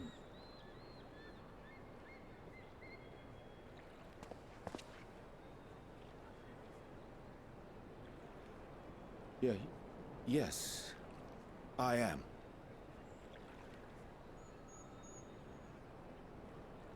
Well, Wilson and Blovida, Sharlayan's foremost researchers in the field of teleportation magic, and Moonbreeder's parents.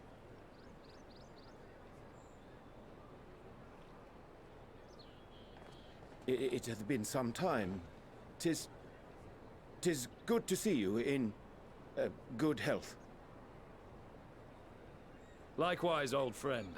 Blovida and I were most honored to answer the call. Never expected this reunion, though, did we, dear?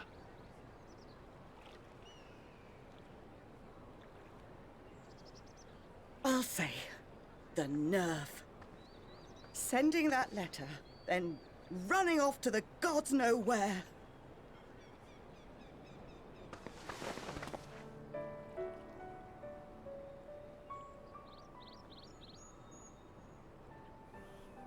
Do you have any idea how worried we were?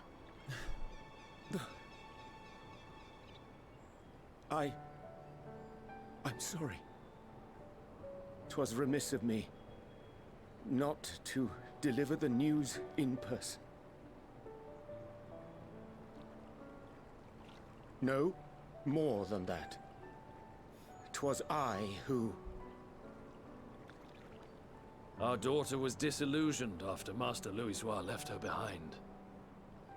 The day the Scions called upon her was the happiest I'd seen her in years. She made her every choice of her own free will. No one could have ever forced her to do otherwise. Don't blame yourself for her death. Celebrate her life. You know that's what she'd want. If there is one thing we resent you for, it was that we could not be there to mourn her with you. Reading the words you penned in that shaky hand, we must have cried as much for you as we did for her.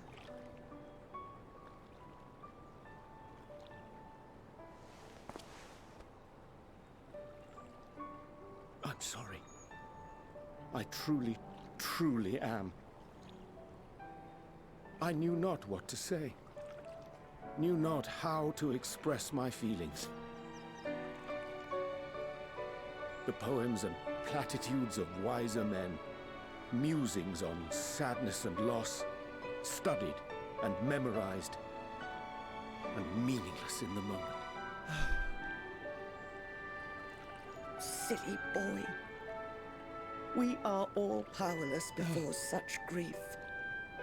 Even now, try as I might, the words escape me. But in our hearts, we know. We always know.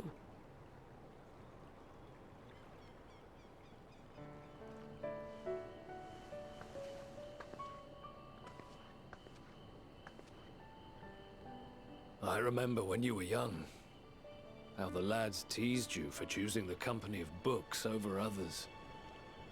Our moon didn't take kindly to that. Be nice to Urianger, she'd shout, and give them a walloping. No matter how many times we scolded her. Of course she would. So we offered a suggestion. Rather than starting fights, why don't you be the bridge between Urianger and the others? She had to mull it over for a while, arms crossed, brow furrowed in intense thought. But from that day on, she never let you be alone. She'd drag you outside to play, pepper you with endless questions, read the same books you read, all to try and understand you that much better. I'm sure it was annoying and exhausting at the time, but she only ever had the best of intentions. And look at you now, at the center of the crowd. The reason there even is a crowd, having brought these people together.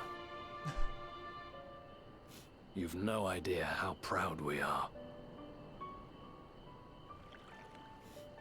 To see the boy, our daughter, trusted and believed in more than anyone, grow into the man she always knew he could be. I can see her in you too. Feel her. She walks with you wheresoever you go. So thank you, Urianger, for being who you are. And try to stop lying all the time, man, please. I'm sorry.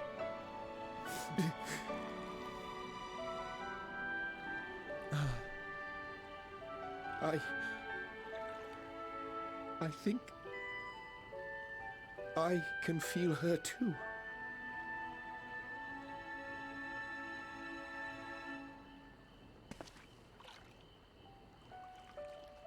The truth of her life. Not sorrow, but hope and love.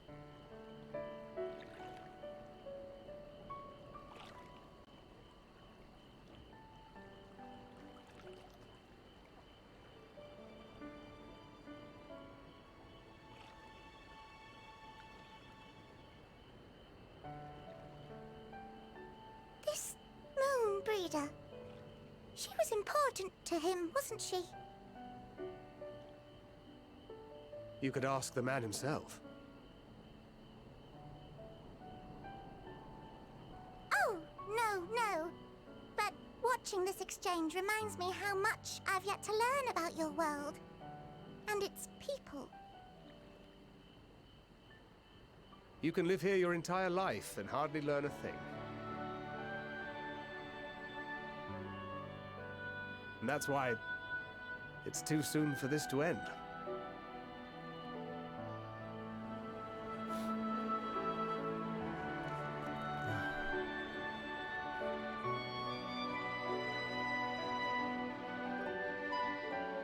Fuck.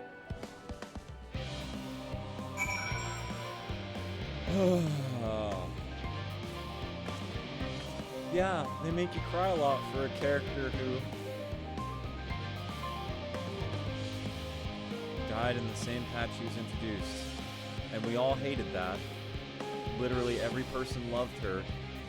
Everybody who I haven't seen a single person who isn't like, why did Moonbreeder have to die? We got done dirty.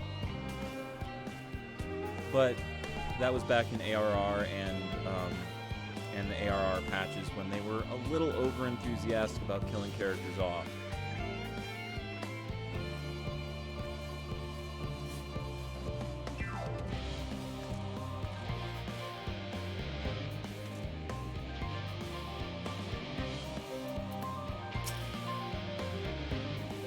Yeah.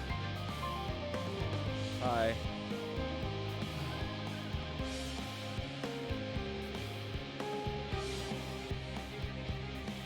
Yeah, I'll also try to get him to stop lying. He does that a lot.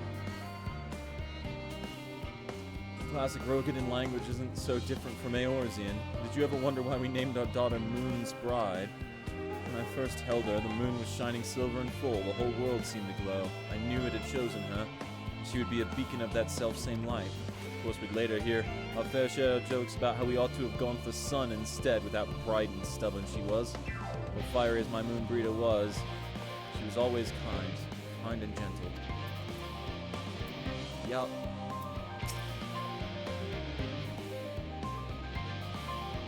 Hey, listen, I'll give you a hug, my dude. You need one? I'm full glad to see them too after so very long. Gladder still that it was in your company, and as difficult as it was to accept their kindness, it would have been far harder had I faced them alone.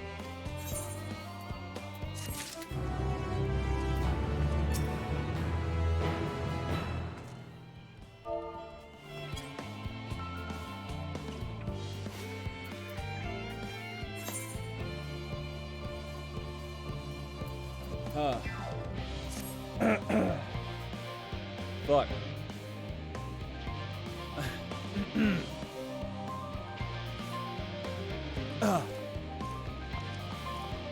Thou hast my gratitude for lending courage to our ports. Not disposed to rest on their laurels, several of the guests have elected to accompany my countrymen to their stations. Some few may still come hither seeking counsel, and so shall I remain to aid them as need be. If thou art needed elsewhere, do not let me detain thee. As a matter of fact, I was hoping you might check on Alizé. Last I saw, she was struggling to carry an enormous pile of boxes out the west gate. I could go myself, but we both know whose help she's less like to scope on. Not to mention that, much to my misfortune, I can think of several other things I ought to be doing. Until later. God damn it, thank Rip. Alright. Alizé. Oh. 8th recurrent quest. There's an 8th recurrent quest over here. We need 8th recurrence. Oh, and it's gonna give us a necklace now. That's fucking sick.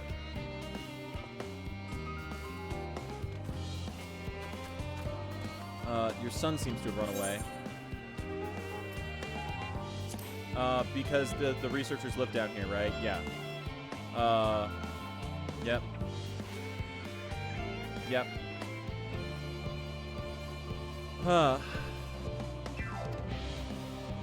Yep.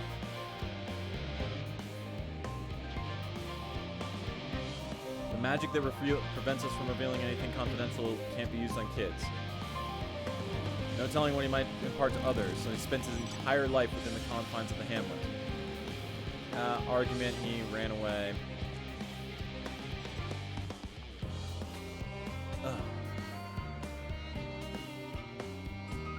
Closet to the east. Okay. Oh, and another one.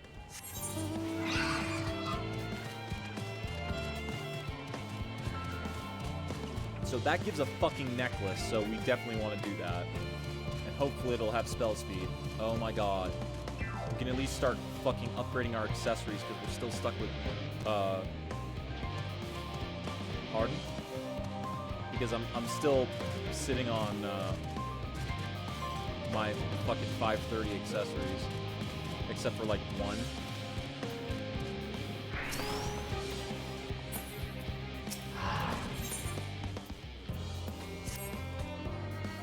Alright, where's the farthest I've gone? Another world. Oh, actually, I cannot say. Maybe, but... I mean, technically speaking, the past wasn't so much distance as time, so I guess another world counts. To say a prayer for me before I leave for Girabana. If you do me the honor, the reactor operated by the tower to the south should have a lantern crystal prepared for the purpose. Alright, cool, my dude. Alright, so what do we got? We got this. We got, this is Alizé. Wait, no. This is... Okay, this is... Alright, Alizé's over there, so we're gonna do this first. And then... Over there... Okay, yeah. Let's actually go... Let's... I don't know. I guess...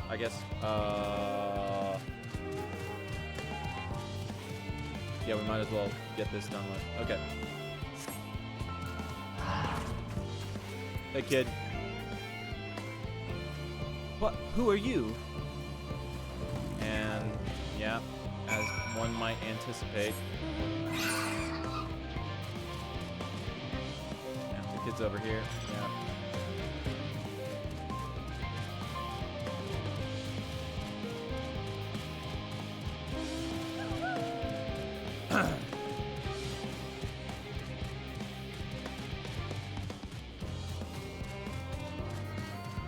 Oh, sick. Wow, really? That easy, huh? Nice.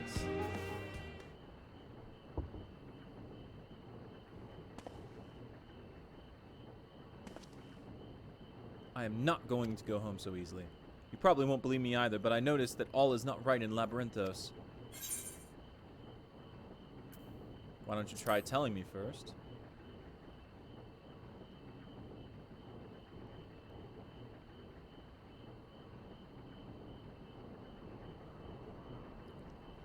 Fine, I shall tell you what I've seen. The color of the artificial light here changed recently. I'm sure that most people haven't noticed, but when you've spent your whole life here, the difference is like night and day. Even so, no one will take me seriously when I bring it up, all because of my age. I got into a big fight with Father about it. But Labyrinthos is in danger. Who knows what would happen if the artificial sun broke? That's why I can't go home just yet. I need to get the bottom of this first. Although, I am scared to venture outside on my own. They say there's countless monsters out there. I don't suppose you would come with me. I could pay you. It's not much, but I do get pocket money from my parents. You don't need to pay me. I just want the Aether Current and the necklace coffer. I thought you were different from the rest, but now you're treating me like a child too. This is a proper deal, all right? You've got to take my money to make it binding. Okay, fine. I'll take your money, kid. Then it's settled.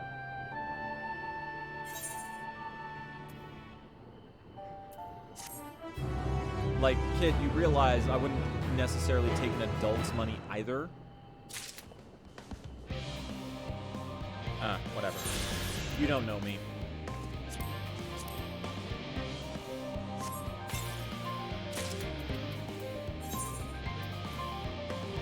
Oh, let's see what... Well, it doesn't matter. Well, I suppose it does matter if we're wearing other gear.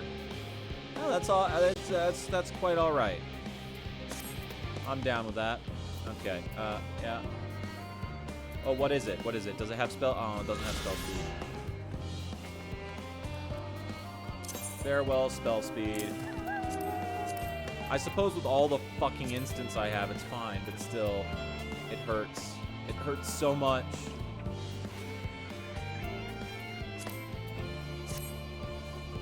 What am I looking at? 229.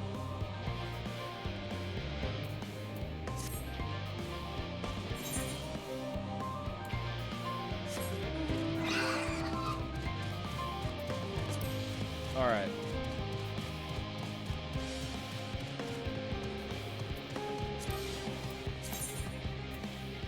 Let's see what we got. Labyrinthos. So this is the, and then main story. Okay, cool. Pretty much all done. Just this quest, then the field currents, and then the main story progression.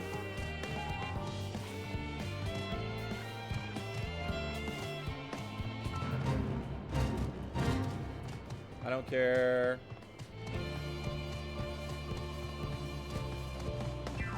Or rather, I don't care yet.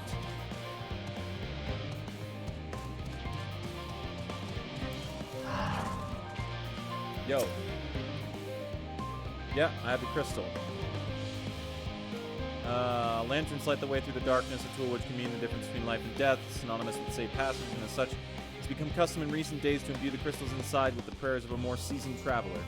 And today, that traveler is you. Simply face the crystal and pray for the safety of the traveler to be, if you will.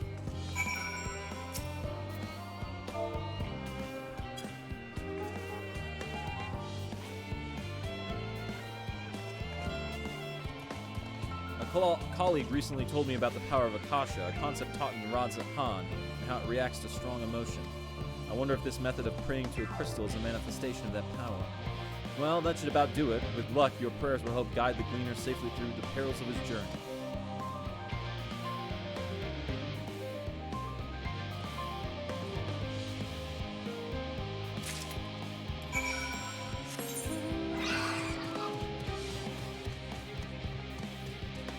Alright, and with this, it'll just be field currents and main story progression.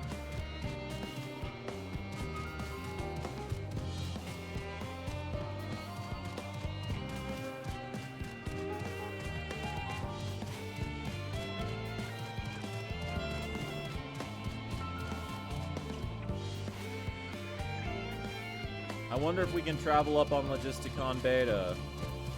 I bet we can. Where's the Gleaner?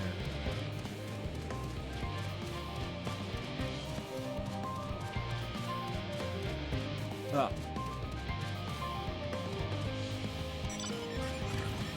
Alright, I'm just gonna teleport. We have reduced teleport fees anyway, so might as well take advantage of it. Here's your crystal. Safe travels, my friend. Alright. Have luck in Kiribania.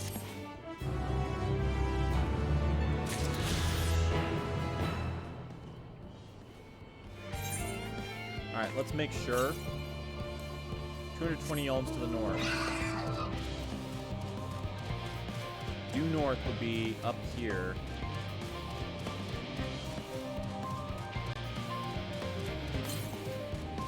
$156 yalms to the north.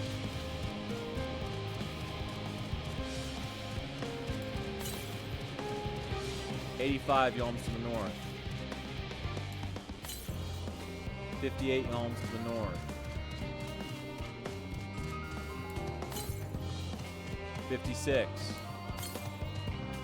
57 to the northeast. Yeah, it's right here.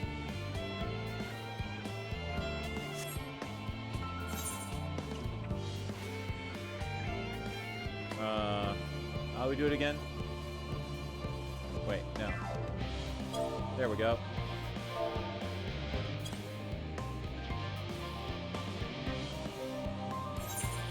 Alright, Archeon. Ugh, what a pain.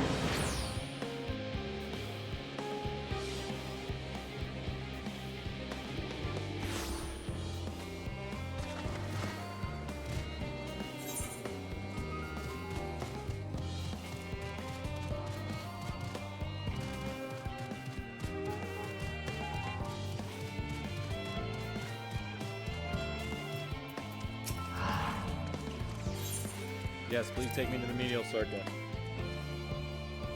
See, and this is why you should always be thorough in your run-throughs on your first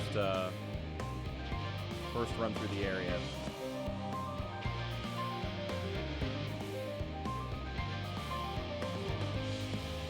What's going on here?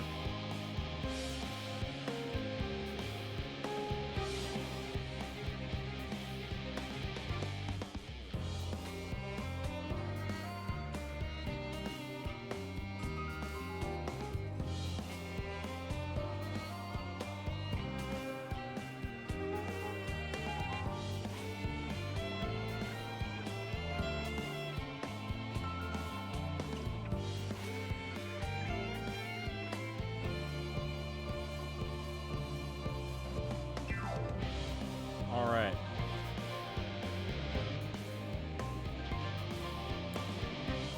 Here we go. Let's go get this fucking Aether Current.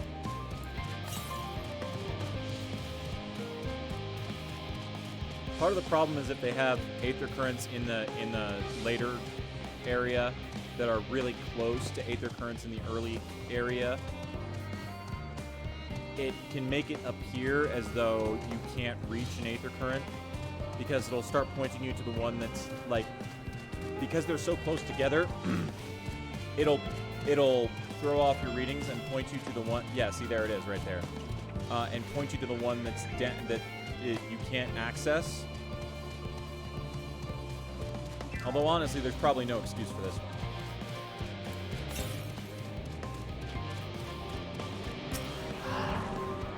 I should have gotten this one.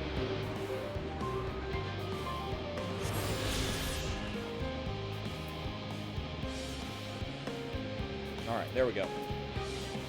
So now we'll just go back down to the hamlet.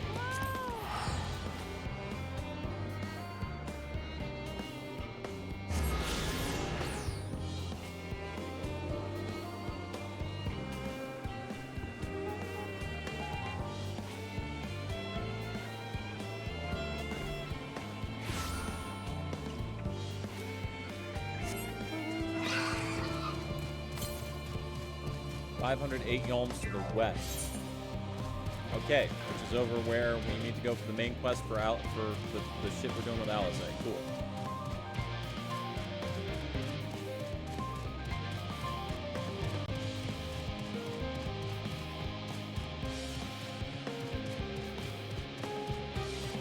Sick.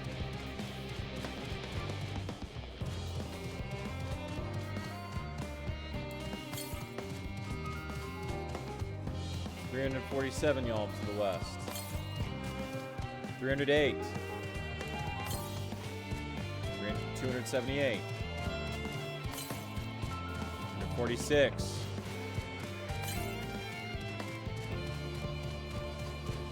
214.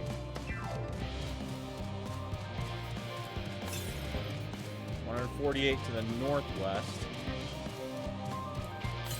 Hang on, Alizé. I need to go get an Aether Current real quick.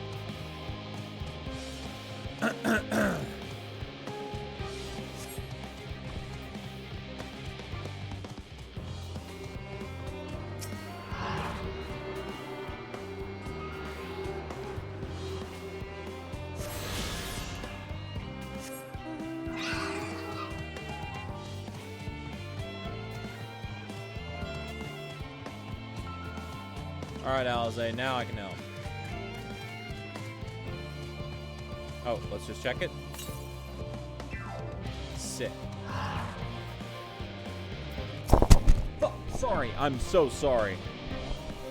I am so sorry. That probably was bad.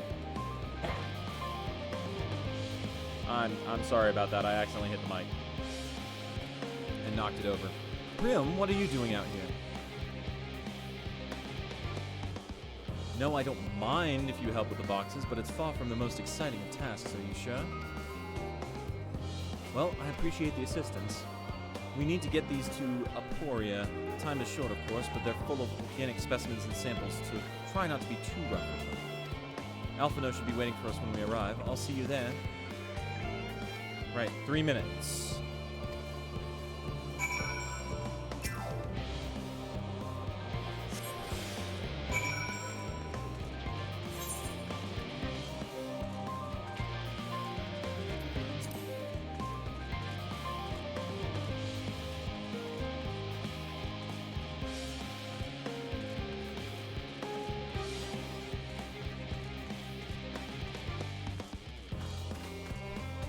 The animation for this is really funny.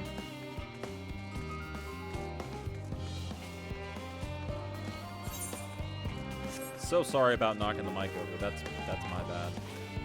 My bad twice over. Once for the actual accident, and the second time because my mic stand is not stable. Like, I don't actually really have a stand, so it just kind of sits there. Which is why it's so easy to knock over. And, yeah, sorry about that.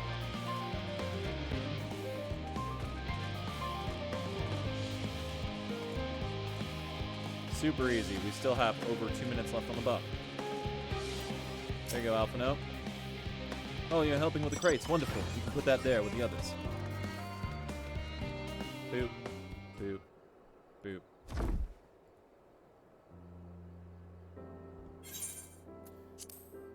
You have my gratitude, but how did you come to be involved in this? You know. Ha! I suppose I have Thancred to thank as well, then. If you're wondering why we were tasked with bringing these boxes to Aporia to begin with, so was I. Turns out that this is a base of operations of sorts. Those with final say as to what is included in the ship's manifest can be found here. Father included, I suspect.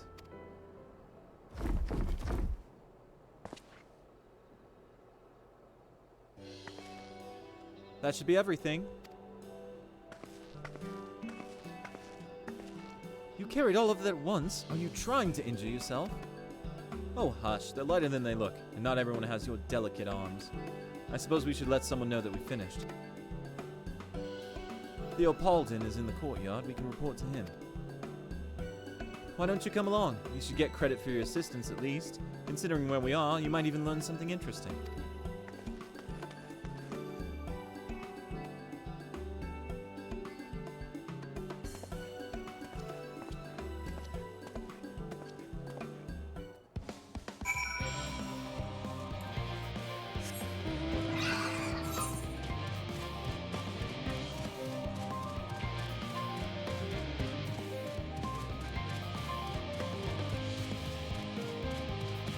Well, first things first, let's attune to this aetherite.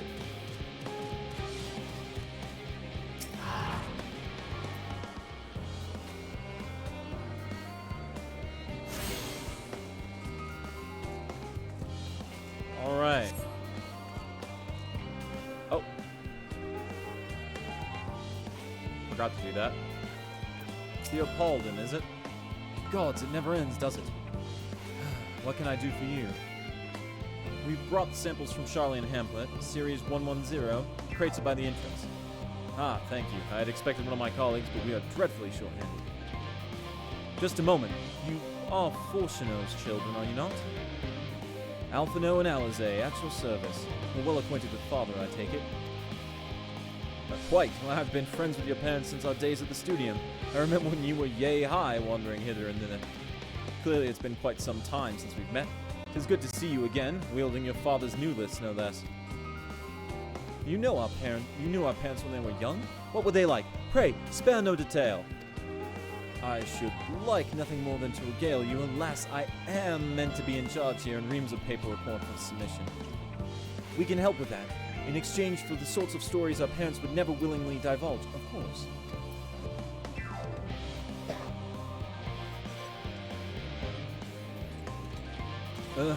Very well then. There happen to be 3 sets of documents in need of delivery, so how about you each take one?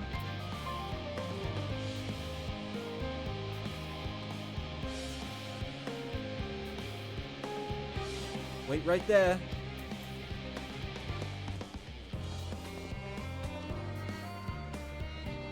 I would also like to hear the Fortuno stories. You will find a forum representative waiting to collect these near the southernmost structure. I hope I haven't kept her waiting too long. Never mind Alphino and Alize, I'm certain they will be back soon enough. By the southernmost structure, huh? Well, that presumably would be this over here.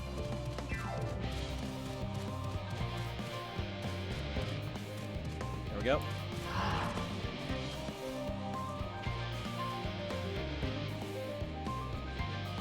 Hey there. Are you not one of the Scions of the Seventh Dawn? I thought you were meant to be working on the ether burner.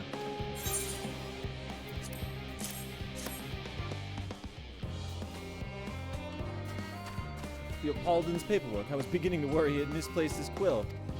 I appreciate your help in seeing these documents in my hands at last. As for your other task, pray keep this between us, but I sincerely hope you Scions succeed.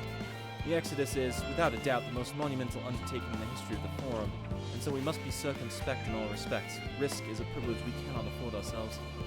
At its heart, however, Charlian has ever been a nation of the curious. It would be a tragedy indeed if we were the ones to stymie your pursuit of truth. Hey, you're cool.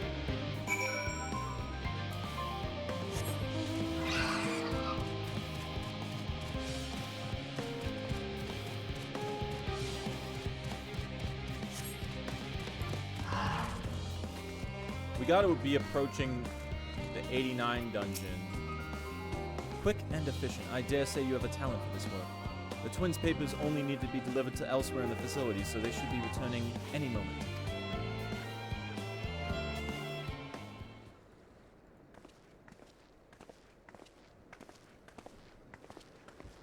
We return with not a scrap of paperwork remaining on our persons, you will note.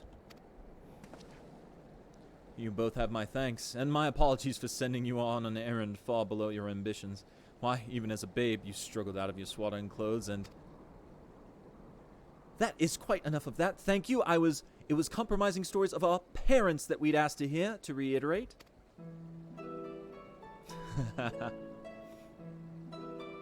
Of course, of course. I've known your father for so long, I must have something. Well, as you know, part of why the Levier name garners such respect in Charlian is your family's storied history. You two can trace your ancestry directly to those who came aboard Jungkrev's Hope, a lineage few can claim. I've never thought much of it myself.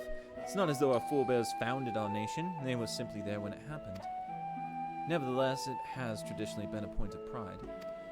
Why, Numtkim's pronouncement, renounce the ways of war and pursue enlightenment through knowledge and reason, has ever been our family's creed. Until your grandfather's time, Archon Louis Soir looked not to Numtkrev's words but his deeds. He asserted, in defiance of his peers, that choosing to save the great and the small from the rising tides was the true mark of our founder's virtue. Perhaps it was his expertise, his knowledge of ancient prophecy and the fall of civilizations that led him to conclude that to eschew conflict at every turn was to consign mankind to his doom. There will ever be a conflict and calamity will follow. Thus, to ignore the plight of those one might conceivably save is not wisdom, it is indolence. You remember his words well. Indeed, Archon Louis Soir lived by that personal creed, and used every means at his disposal to bring succor to those in need, Charlian or no. No one loved and admired your grandfather more than his son. Yet Fourcheneau could not reconcile Louis Soir's deeds with the philosophy of their forebears and his peers, a philosophy in which he believed so fervently, yet made a pariah of his father. Fourcheneau agonized over this contradiction for much of his life. God's father. A son may carry his father's blood, but his choices are his own to bear, is it not always thus? Gods know Fourcheneau's a cranky old goat, so I'm sure you butt heads often enough. Yet even so, you must know that you are constantly in his thoughts, every moment of every day, and that is not an exaggeration in the slightest. You should have seen him when you were born. Barely recognizable he was, with a kind of dumbfounded grin I'd not seen since he first took a fancy to your mother. He was practically skipping when he told me the news.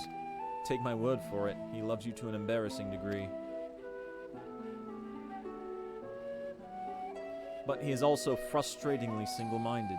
Once he's decided that a given action is for the best, he will stay the course no matter who or what opposes him.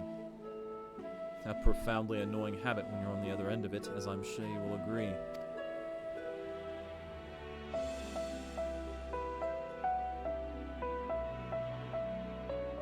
I'll say, thank you for your insight. When next we meet our parents, I shall mention that we spoke. Try not to get me into too much trouble now. I need the forum on my side. Speaking of which, I ought to be getting back to work. I have to make sure those specimens you brought make it to their proper places, or the cranky old goat will have my hide. We can speak later.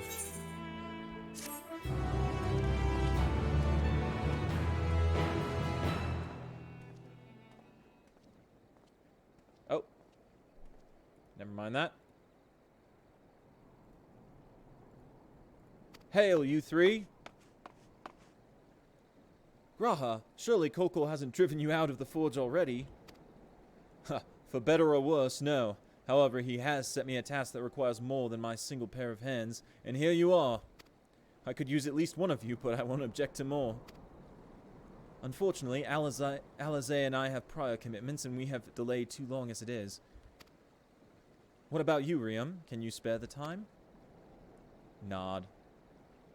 It's like, even if I couldn't, I'm spending time with Raha? Yeah, perfect. This shouldn't take too long.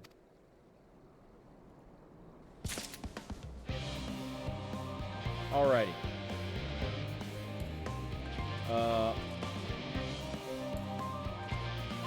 That.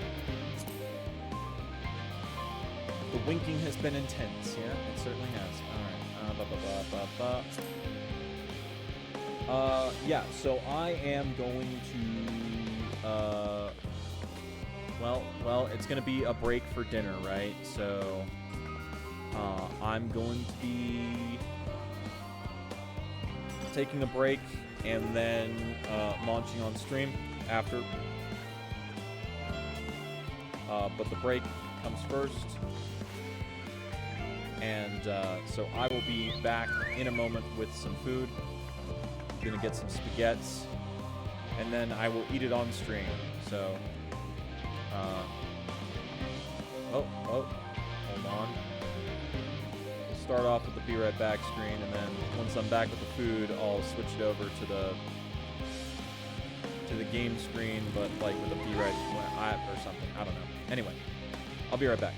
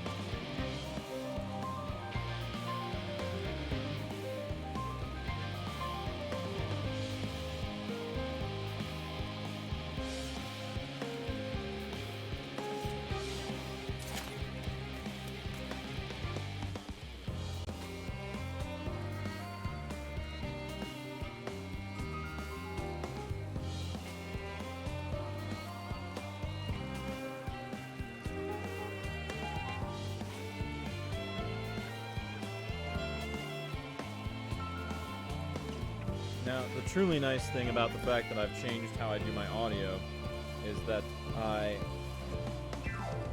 no longer have to wear headphones while eating, which, needless to say, is pretty awkward. Let's see. 1 second. Move that around a little bit, just to go like that. And then we can go take this off and put this on, and then there. There we go. Now, we're going to have not so social eating, where I eat some spaghetti, and you listen to me eat spaghetti and maybe talk a little bit, while we look at my character standing in the rain. The artificial rain. Hey, could you ask them to turn that off? Yo, Fortuno, turn off this rain. Oh wait, sorry, I turned it on. I was the one who turned it. I was over at your house earlier. I'm sorry. That's very...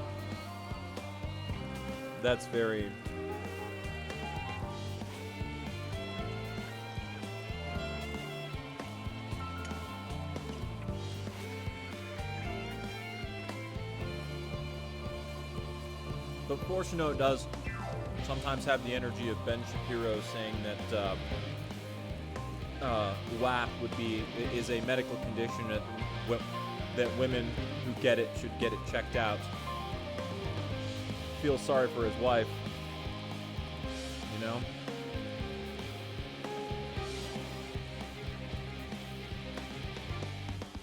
Oh, right, Matt. Right, Pat had the podcast today, so of course he's starting now and sitting in queue forever.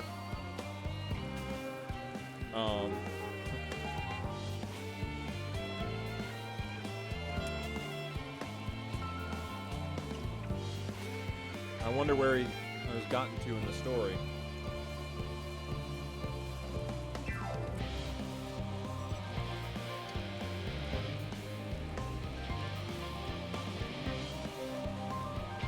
I naturally missed the podcast.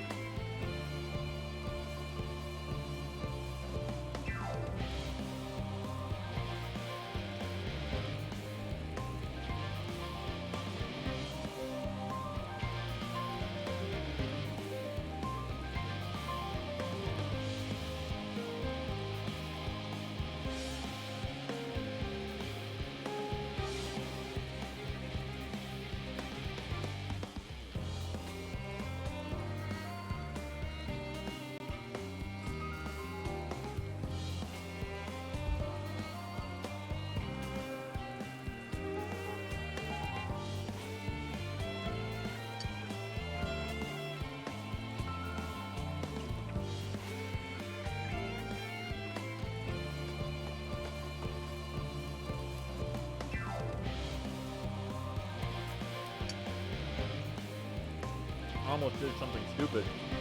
Why would I click the channel spoiler chat in my static Discord before I've beaten the game? When I know 4 out of 8 people in my static have now completed the game.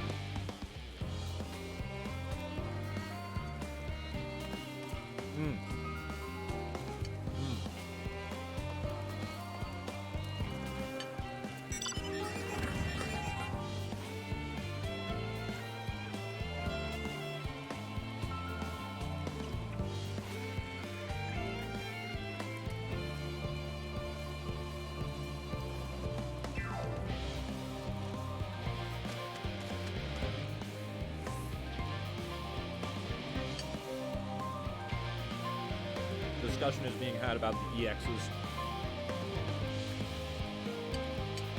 Apparently the DPS and the static are the slow ones, because me and the other 3 DPS have not... We're the 4 people who are not done. And, the tanks and healers are done.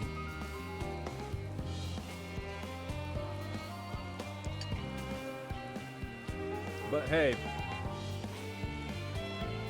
that means we can ping them for queues, right?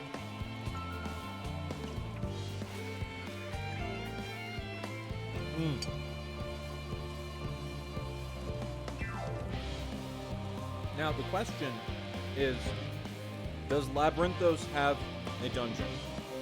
Or are there 2 dungeons in the final area, which I assume is Medion's Nest.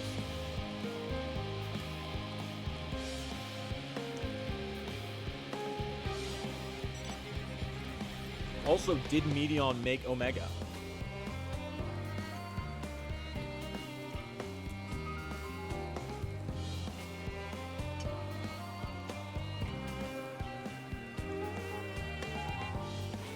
Right, because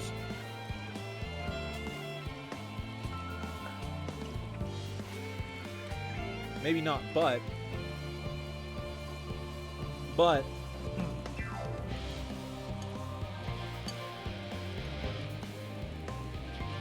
well,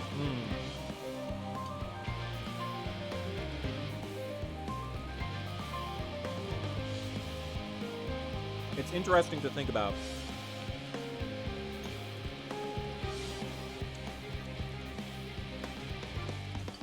Because there was a very similar looking to Omega robot sort of thing in the benchmark. So, well, who knows? Maybe Medion made Omega to kill the dragons. Anyway. I've finished this, so I just need to take this bowl upstairs and refresh my water, and then I will be right back again.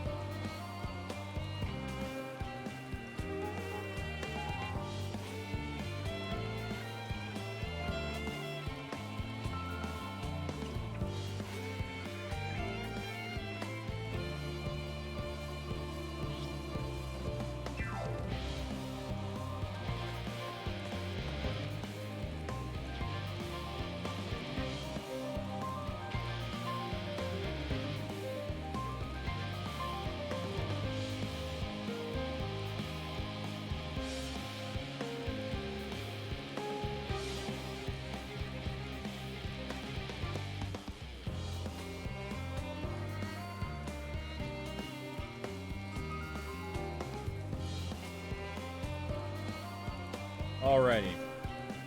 Well, that's done now. So let's see. We're gonna go this and this and that. And now, excellent.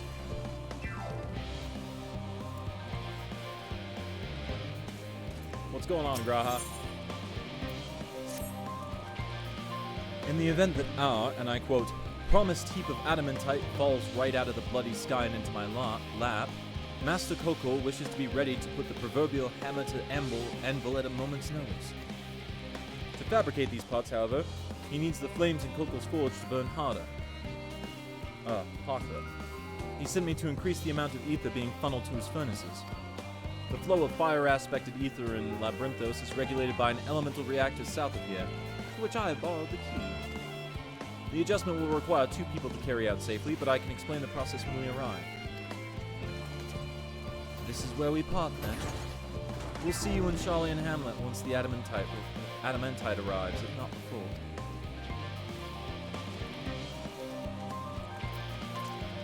This way, then.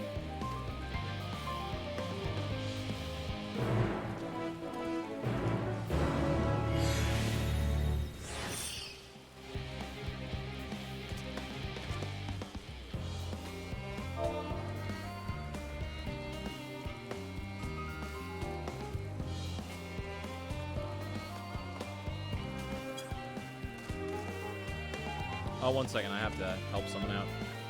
Let's see. Oh, I don't have it up anymore because I was trying to... Also, what the fuck is this? Oh, that's what that is. Okay. Let's see. Let's go over to this one. Okay. Alright.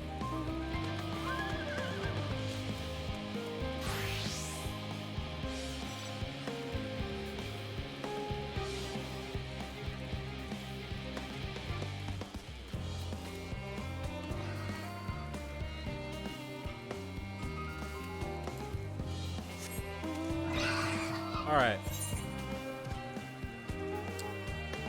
So now we head down this way.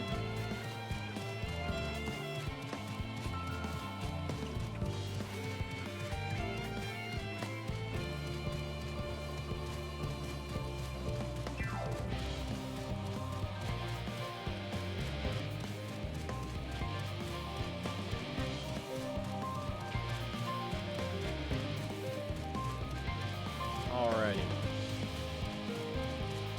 Well.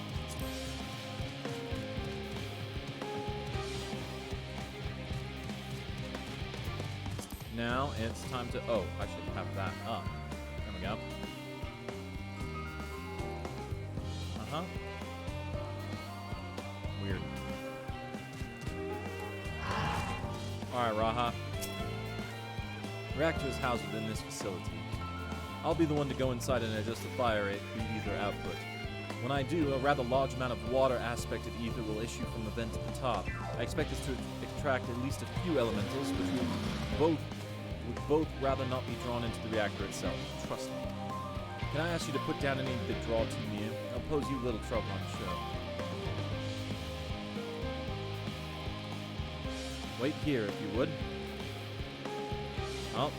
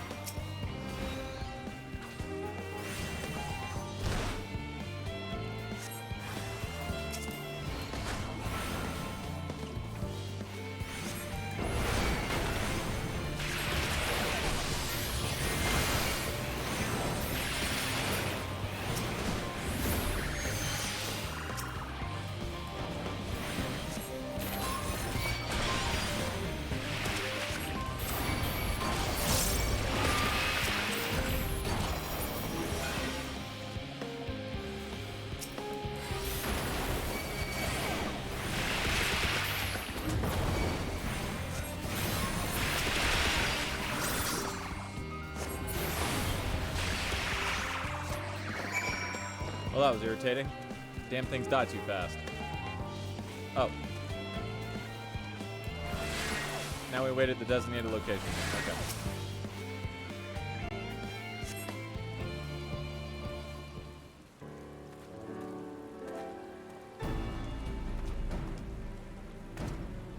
Did everything go smoothly out here? I mean, I lost Enochian because of fucking stupid ass fucking targets dying and shit. It's still. I thought as much. No major complications to speak of inside either. And the water ether appears to be venting properly. I expect Kokol will have seen a difference in its forge flames by the time I return. Since I have you, there was another matter I thought to discuss with you. Nothing terribly important, merely something I've been considering. Part of this I shared with everyone, yet you, and only you, have been to Elpis. As we have established, refined adamantite is a product of Alag, of the Empire's twilight years, in fact. It is a material which saw much use as part of the Allagan's efforts to extend beyond the bounds of this world. Dalamud, of course, being the most prominent. Of those who would push further, expand Alag's empire to encompass the heavens and the stars above... Oh, fuck!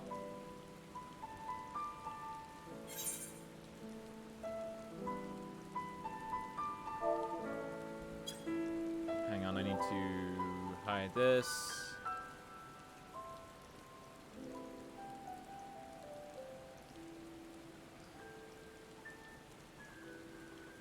shit.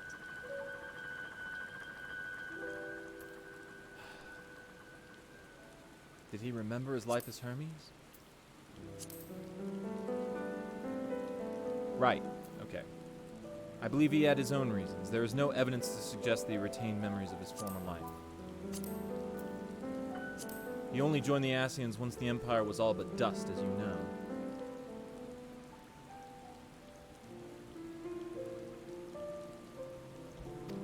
If not his memory, though, what drove him to pursue the idea with such fervor? This may seem far-fetched, but what if souls like minds have a personality, so to speak, a natural disposition towards which they are inclined? We know with relative certainty that it was the gross decadence and inexorable decline of Alag that moved Amon to resurrect Emperor Zandi. The Empire's people spoke lightly of death and destruction, experimenting on those whom they deemed beneath them to fill the emptiness in their hearts. In facilitating Zandi's return, Amon provided these languid souls with the means to free themselves from the mire of their own indolence. Or would have, had not Zandi been convinced by his own death that life itself was meaningless. Amon's desire for his countrymen to conquer the heavens could only be a means to the same end, to instill the people with a new purpose. Like Hermes before him, Amon was appalled by how those around him lived, but could never bring himself to believe that those lives were devoid of meaning. And both of them sought that meaning, in that hope, in the distant stars. Such is my theory, anyway. Ultimately, it is the consequences of their actions which matter. Their motives are of no moment, and yet, to reach those stars on wings of adamantite, to travel to the ends of creation and beyond, the promise of hope everlasting, that much I do understand. But enough musing for now. Why don't we go see how Kokol is getting on?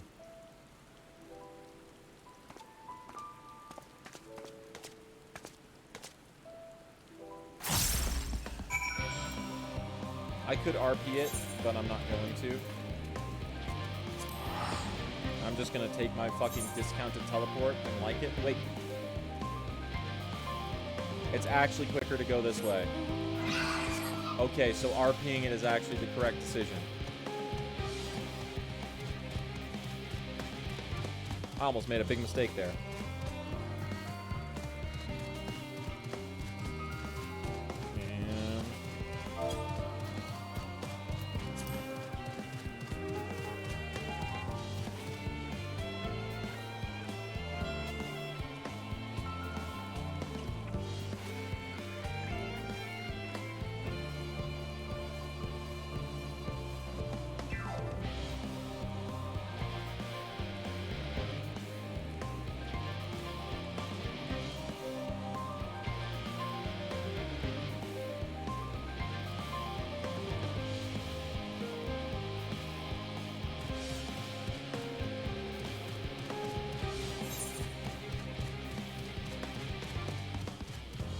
There's a discussion in FC chat about how the summoning glamours work, the summoner glamours.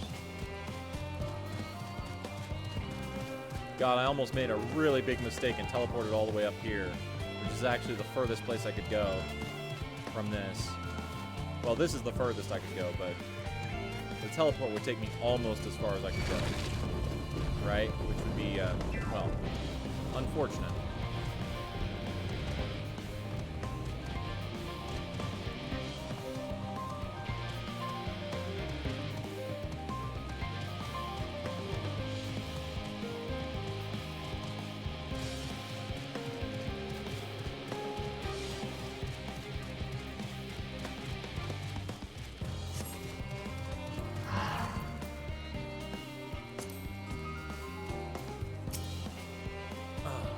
Whew! I can feel those flames ablazing from here. Glad you found someone capable, Graha, but there's not much left for you lot to do. Unless you can conjure up that refined adamantite any faster.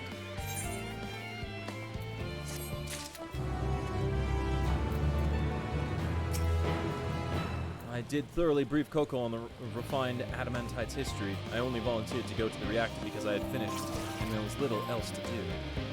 Hopefully that dispels any misapprehensions that I was kicked out for prattling on. And there's the story Aether Current, so... hang on.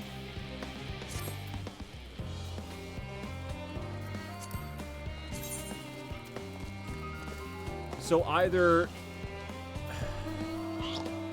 Labyrinthos has a dungeon, and we have to, there's something on the ship in this, most likely in this quest, that we have to deal with, or there's an Aether Current, or there's a dungeon at the start of whatever this area is, and then at the end. Alright. I do trust you to deliver on your promise, I do, only... I hate waiting! I want that adamantite, and I want it now!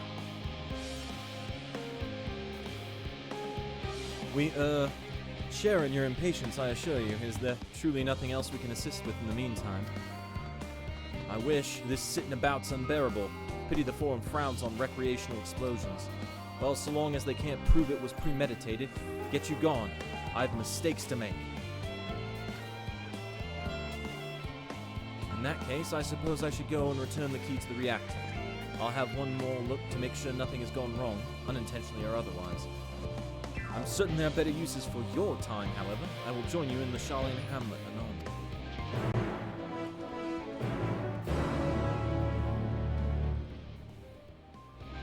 Which is in the Charlene Hamlet.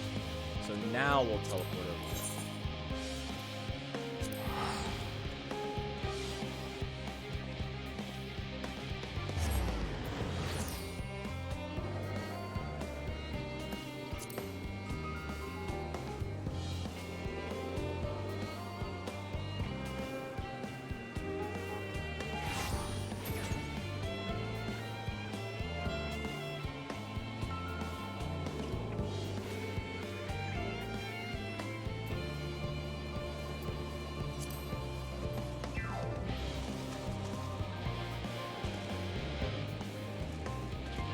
Alright.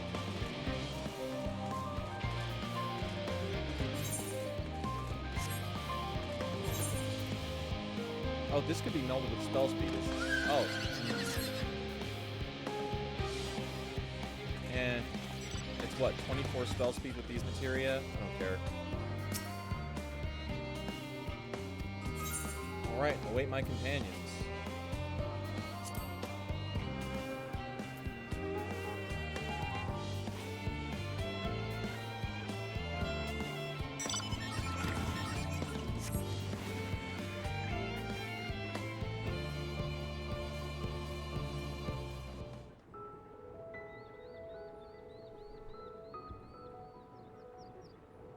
All set, I take it? Yes, indeed, Yustola. We finished what we could. Delivered supplies, tracked down escaped animals. Trivial tasks as they may be.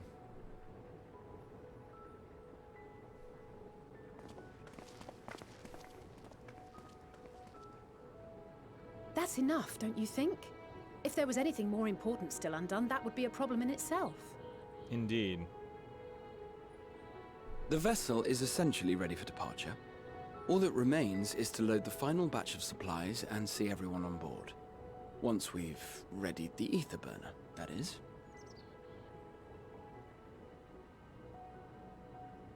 Ah, had a feeling we might find you all here.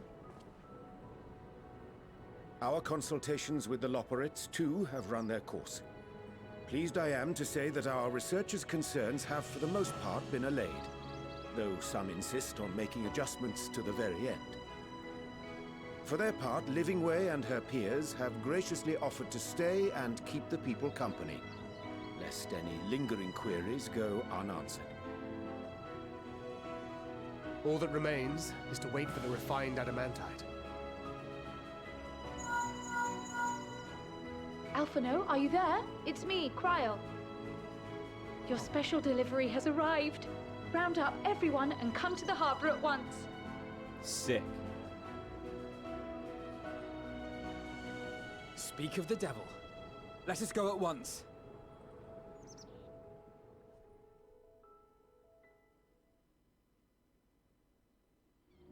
Oh.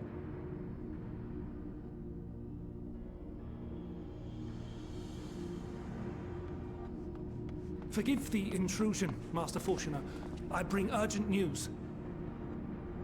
A great commotion has broken out in Scholar's Harbor. Your presence is requested with all speed. Okay.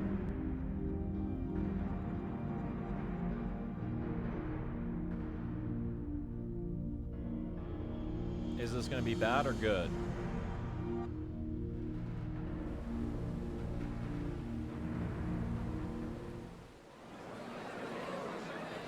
Now, where might this delivery be?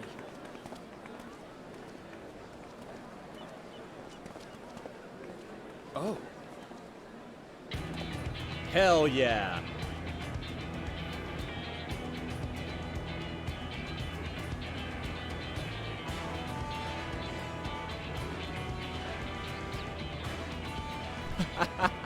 Hey, it's the fucking... I'm sure it's very important, but we cannot accept these without the proper permits.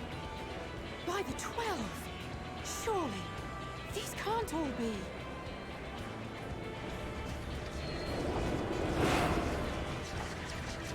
Ah, yeah!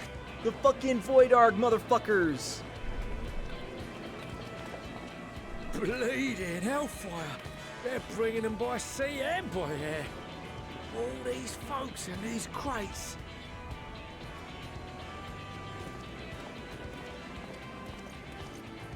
And more on the way. Got your adamantite right here. A bigger haul than any of these sorry bastards brought, and I that's ship no them. lie. I ship them now.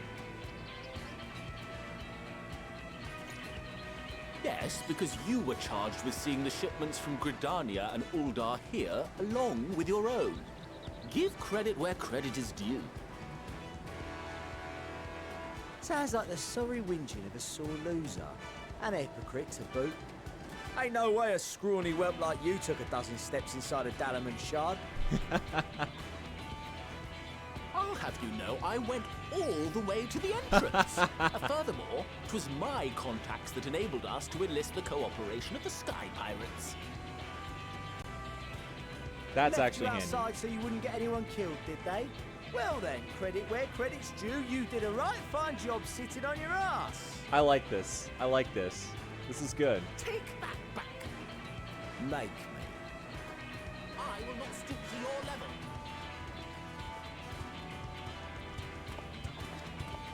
My, what a grand welcome party.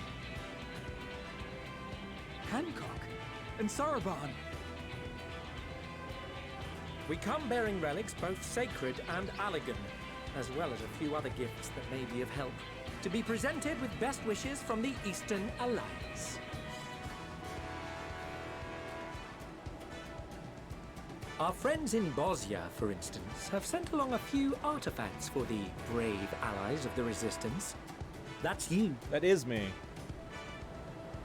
I myself have come with a sacred relic of Rayson Temple.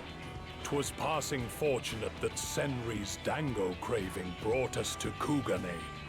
We arrived precisely as Hancock was making his arrangements. Oh man, they bring together all sorts of shit that you've done. I wonder if these... Upon learning of your need, we made haste back to Hell's Lid, with our dango, never fear, and consulted with the other auspices. All consented to the lending of Tenzin's legendary Phoenix Blade for this noble cause. Hell yeah.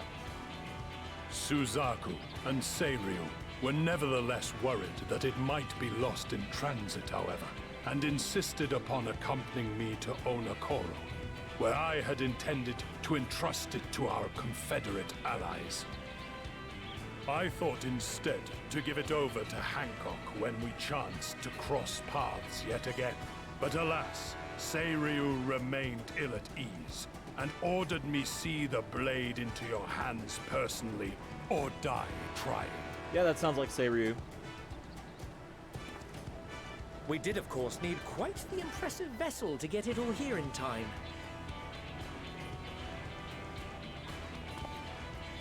Fortunately, our Majestic associates have been more than helpful.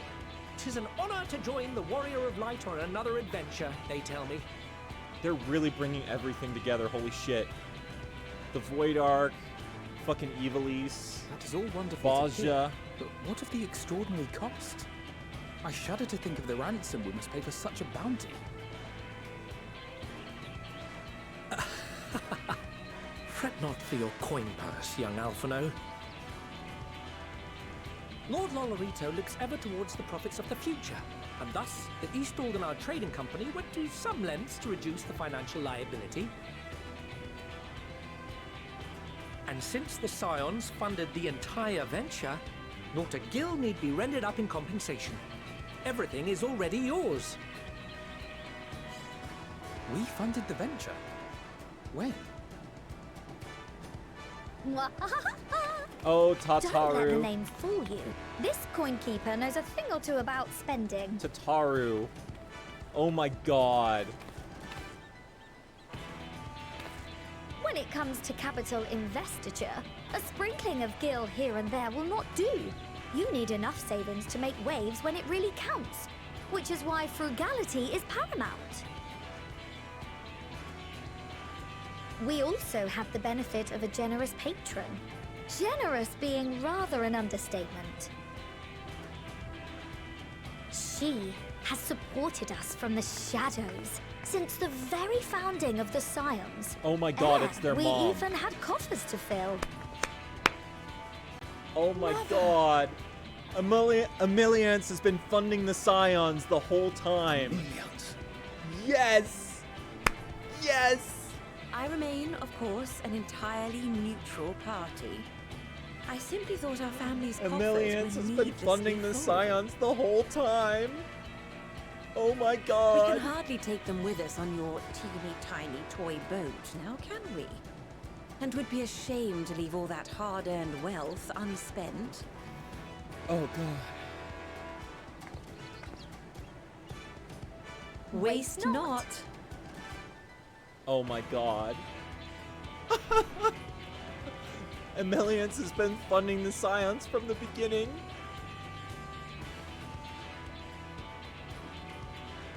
However did you manage so much in so short a time then? We expected word to reach only a fraction of our allies. Did I not tell you I have my ways? Hey! Erenville. Steve You're Erenville! involved too. I love him. I received a letter from Cryo after we parted ways in Labyrinthos. She explained what the Scions were trying to accomplish, and why you might soon require the services of the Gleaners, spread across the world as we are. I pray you do not interpret this as a betrayal of Charlotte. I accept that the Forum's aim in pushing us to our limits was to preserve what knowledge we have, and I bear you no ill will for it. Yet, in collecting that knowledge, what I came to appreciate most about our star is that there remains so much we do not know. That is why I chose to help the Scions, to combat the obliteration of those countless undiscovered wonders. I held no illusions that they would be less demanding taskmasters. Though, rest assured, if I had, I would have been sorely disappointed. Yeah, Creel is like that. To make a long story short, the whole of the guild ship cooperated to ensure your call was heard far and wide.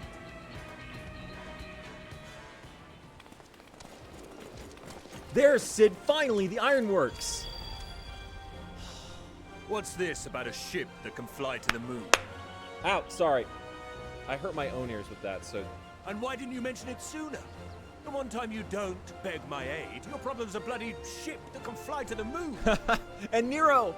Yes! Sid, you brought the team. Even Nero. Of course. Garland Ironworks' finest. You need only point us towards my new favorite man. ship. Sid's finally here. Oh, I nearly forgot.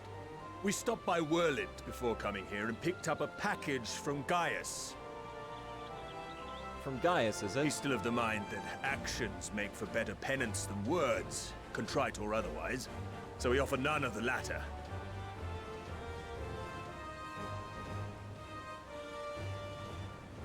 What he sent is an Allegan relic Valens used in his weapons experiments.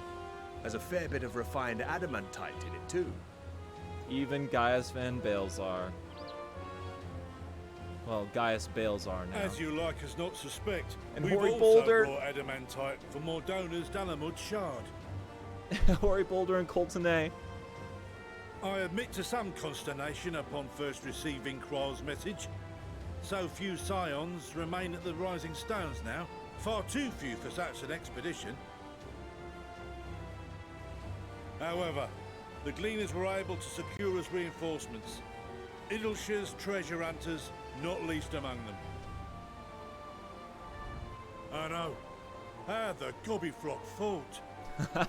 Slowfix's gratitude for the safe return of his daughter has not waned, and he gathered his kin to our side with an They're really bringing astounding everything quickness. in. Holy shit.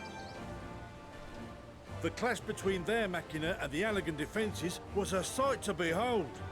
I wager even you would have been impressed by the magnitude of the gobby booms. Fuck yeah, Hoary. Fascinating as all this is, I fail to see how it explains your presence here. Does Razat Han not have more pressing concerns?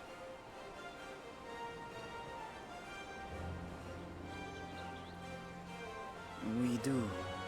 Yet averting the final days would be the most expedient solution. That, and I am indebted to you.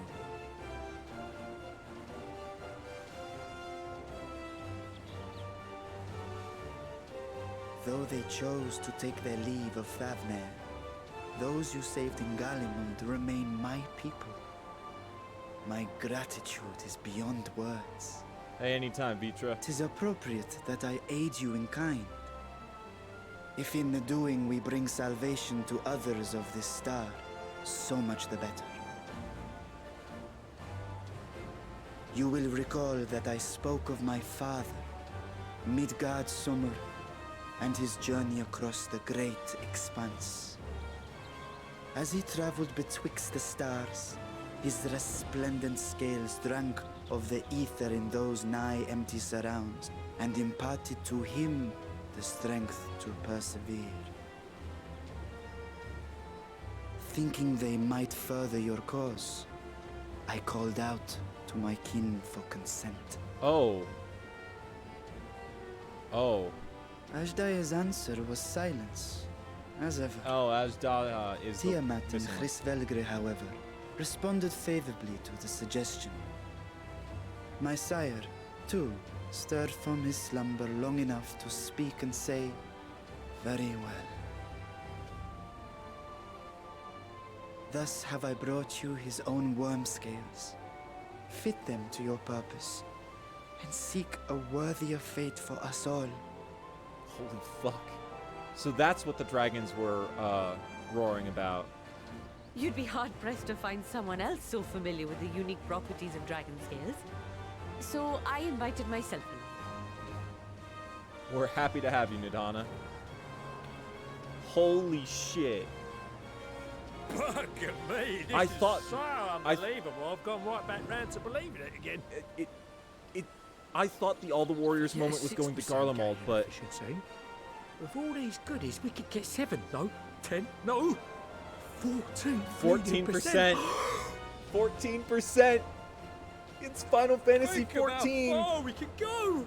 What we could do with that much power. What we could blow up. Oh, Dankle, I like you. If Kokol is duly convinced, then it must be true.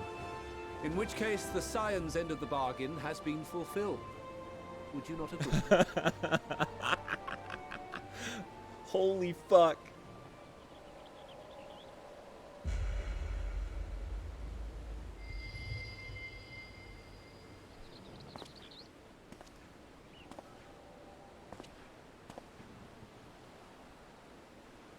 Yes, Father?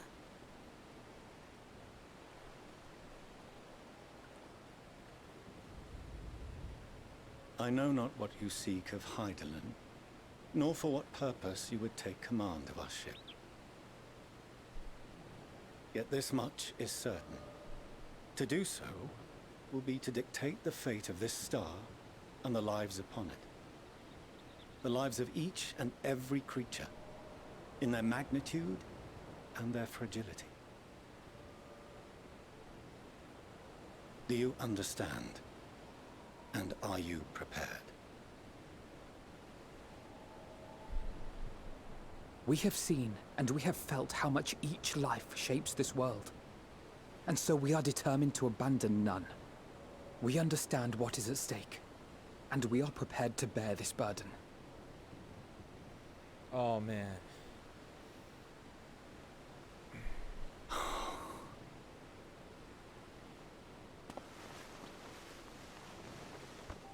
Then I will bear it with you. I beg you, share your struggles with me. As family.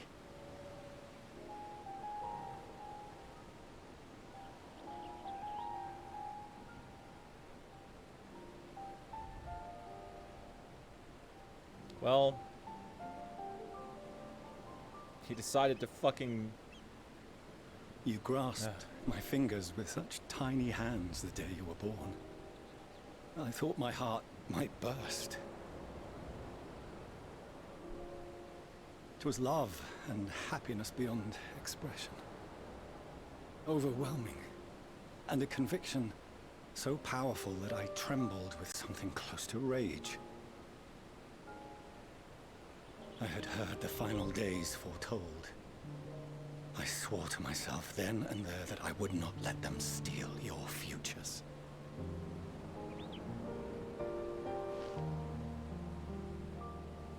The great exodus would succeed, must succeed. No sacrifice or sin was worse than the alternative. If anything gave me pause, 'twas mine own father. The Archon Louisoix openly decried Charlian's policies, a perspective which I regarded with increasing disdain as I grew older. Yet even as part of me thought him a fool, perhaps I also hoped that he, of all people, would devise a brilliant means to save my children. A naive hope, but stubborn enough that I could never bring myself to keep you apart.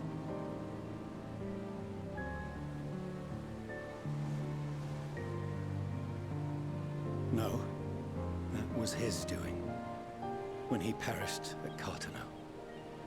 As we pulled that twisted slab of Dalamud from the sea, I remembered the warmth of your newborn touch. Chastened, I vowed never again to suffer any interference in my mission to protect you. No matter that you yourselves wished otherwise. Detest me, fight me tooth and nail, I would suffer it, and more, and be satisfied so long as I could force you onto the ship. You're a fool. I was wrong. You two have grown so much stronger and so much wiser than I dared dream. Alright, well now you can start making up for it, for being an You have asshole earned for the right years. to walk your own path, and already begun to do so. Good. Because there are things we care about, and people we love, and none of them is replaceable. Not a one. It cannot have been an easy journey for you to have come so far. We shall be glad to acquaint you with the finer details someday, once this danger has passed. All that we have seen and heard, that we have felt and learned in our travels. Ours is not a kind world, but it is beautiful. Always. Oh no. Are you quite sure that's wise? After all, someone turns pale and flees the room when he sees so much as an envelope containing word of your adventures. Whatever will happen if he learns what you were really up to? Millions.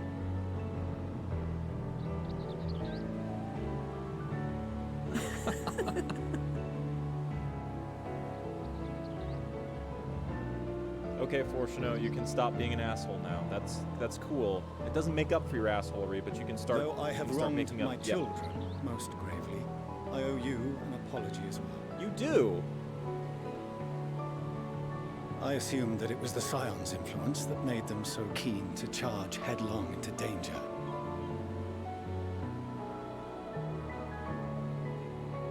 Yours, in particular. Uh-huh.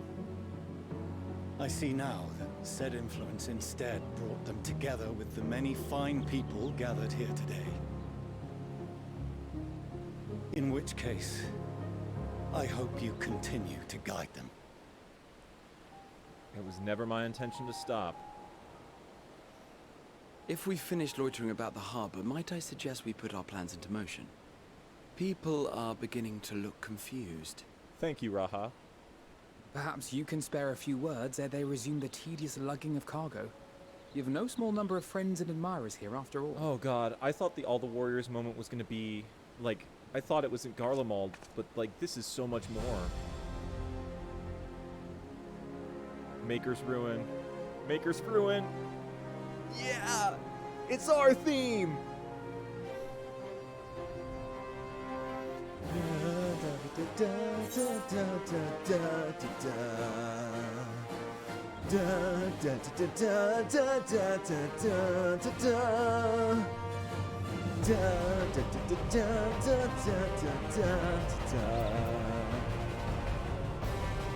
Yes!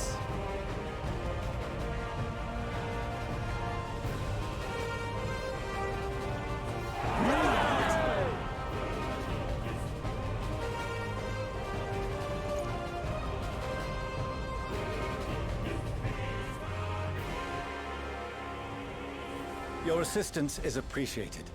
Now, in an orderly fashion, if you please. I think that's the first time we've heard Maker's Ruin in Major Key the whole expansion.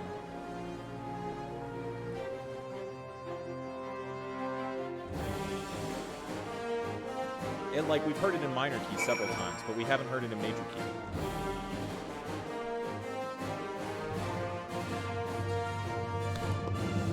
I gotta avoid clapping. My claps are way too loud.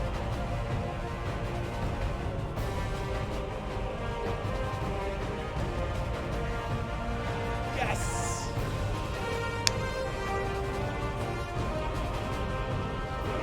That wasn't a clap. That was the fist thing that your character always does.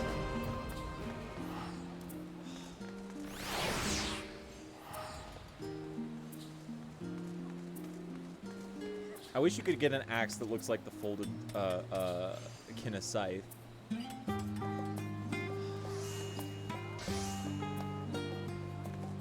Alize, how do you feel about that?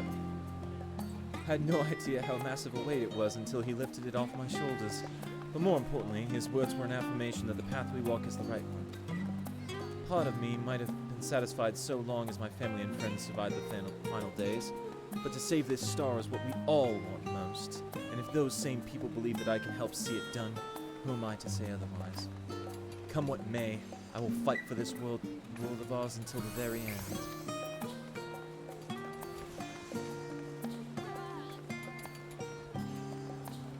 I think that was the first time we heard Maker's Ruin in the original Key, the whole expansion. I don't know if you actually hear Maker's Ruin in Major Key at all in Shadowbringers. You definitely hear it. You definitely hear it in Heaven's Word and in Stormblood. I believe it's first introduced in Minor Key for Shadowbringers, and then we've heard that version a lot in Endwalker here.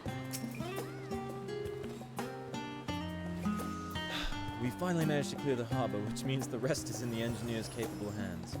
Meanwhile, Father has issued us an invitation. As was agreed, he will reveal the means by which Heidelin may be contacted. We are to meet him at Aporia when we are ready. Given the vital knowledge she holds, I suggest we leave without delay. It transpires, however, that the Forum's method for speaking with her is not without risks. I am curious to hear what those might entail, but regardless, be warned. Oh, that's the dungeon. That's the dungeon. We saw it in the launch trailer. Most of those who arrived with the Adamantite have offered to stay and see to any remaining task that need doing. The Forum has already asked for my assistance in overseeing the process, so you needn't worry about a thing. Hell yeah, Tataru. Thank you, Tataru. We're off to Aporia then.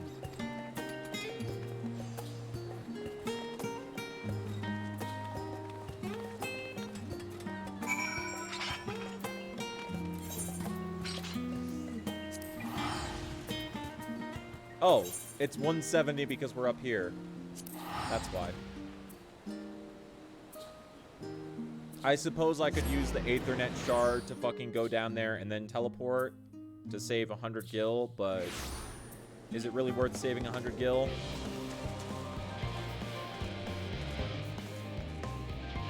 Alright, Fortuno. Time for you to stop being an asshole. Ryum, I've already shown the others inside. You will want to speak with Clara Lane. She has the key to the lift and can send you down after me.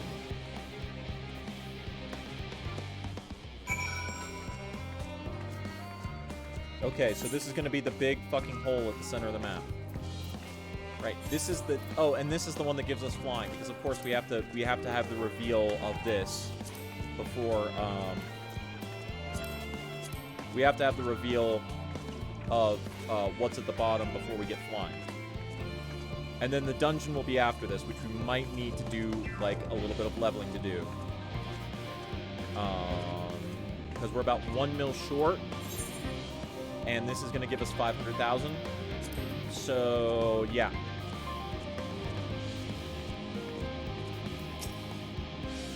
You're with Master Fortuno, right? Yes?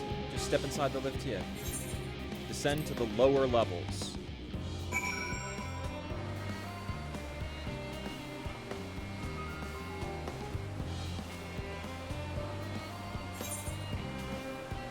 Well, here we are.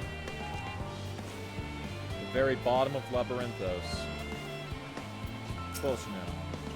From here, we proceed to the heart of Labyrinthos and its most closely guarded secret, Thalmazine. It marks the beginning and end of our efforts, whence we delve to seek audience with the star, and whence we will embark on our journey to the heavens. This way.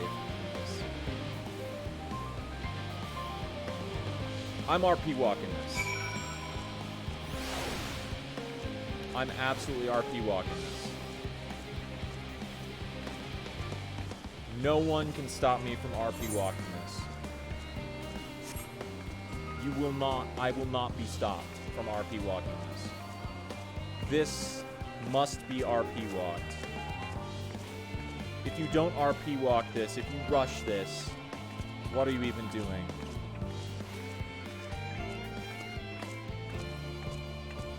Right? I hope I can find some agreement here. Ah, fucking you idiot with your fucking whale. Fuck you.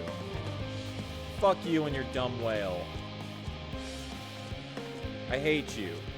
Stop standing at the door, too, idiot. Oh my god. Ruining my immersion. Well, there's the ship. Oh, maybe it's not their fault. Maybe they get dragged in. Okay, yeah, they get dragged in. Still, they went in with the whale, too. Like...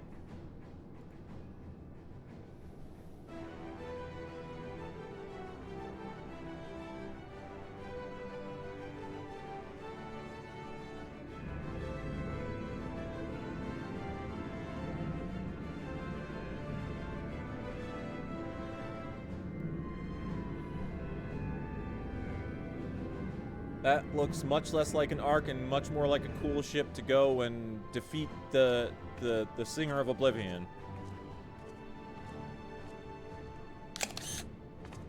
Hope I got that in time. I bid you welcome to Thaumasine. Direct your attention towards its center to behold the ark over which we have long labored.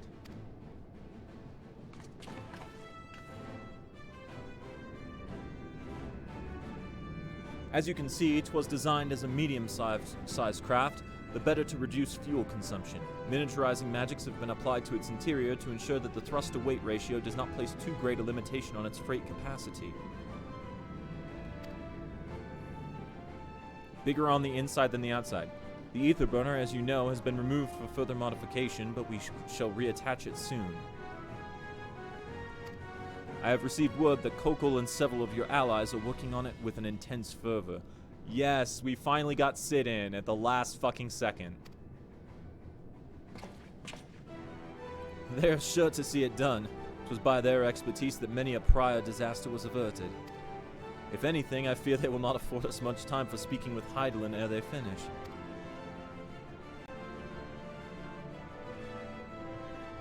Point taken. Let us move on. I must warn you again, however, that even with the benefit of our device, to treat with her is not a simple feat.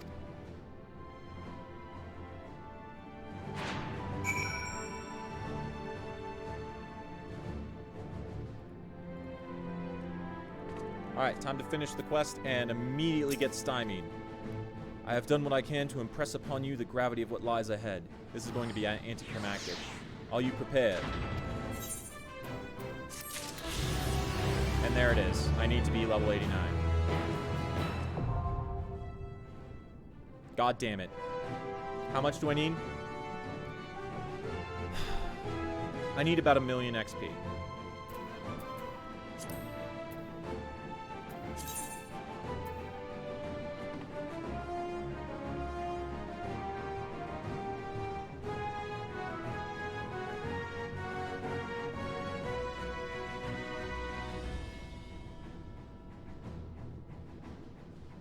Okay, I need about 1,000,000 XP. And I can get that. So here's what we're gonna do.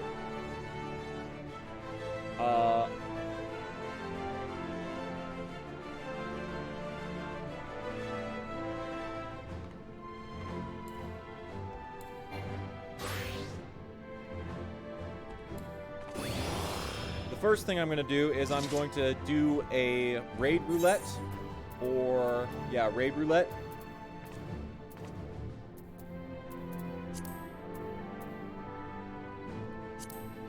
So I can give a player commendation. Wait a second.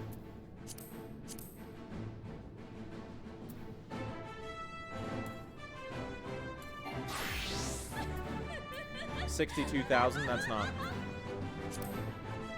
I like how it actually shows you the amount that you get, though. Oh, that's for Adventure in Need. I don't know the actual shit I get. We'll do a leveling roulette after that, but first...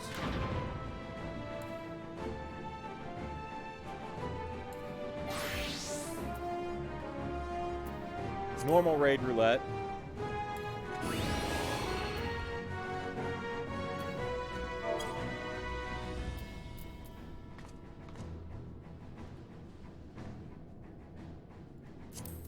So we can get that commendation. Wait a second, actually. Oh, never mind.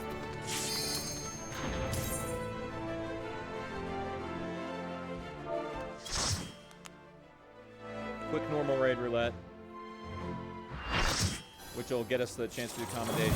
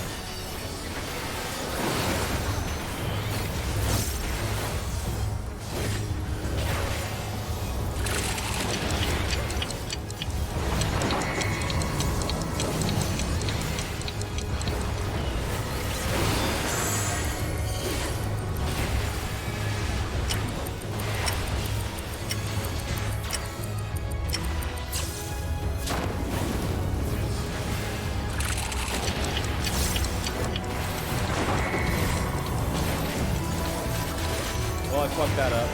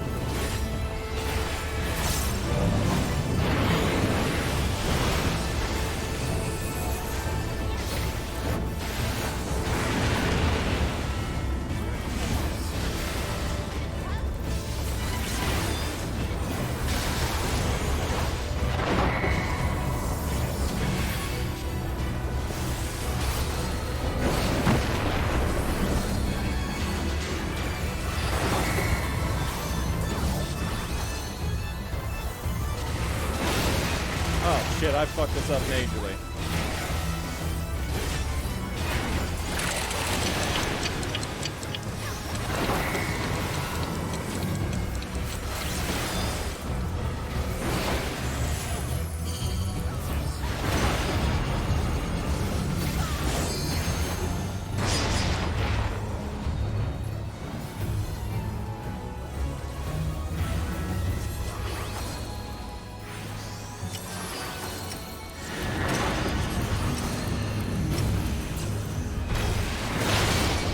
Should have hallowed grounded that.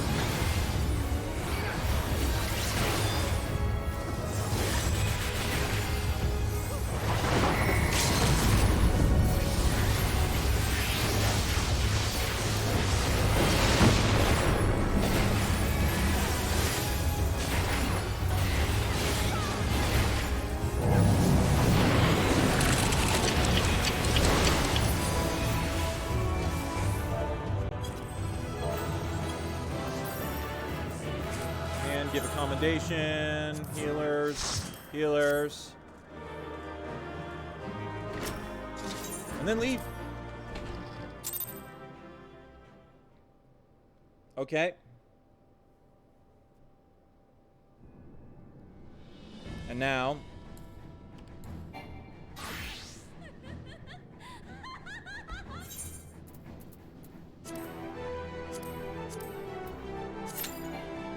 how long? 13 minutes. Okay.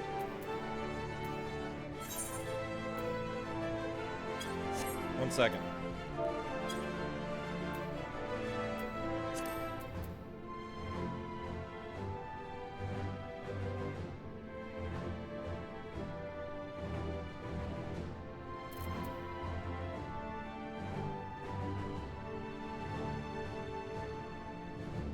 Okay. Let's see.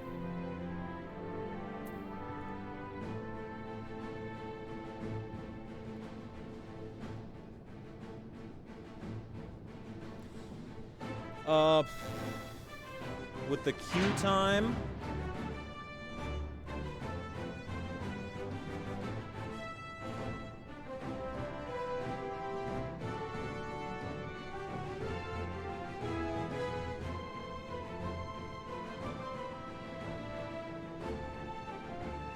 Wait a second. Someone said the Pixie Beast tribes still give XP. Do the Pixie Beast tribes give decent enough XP for this?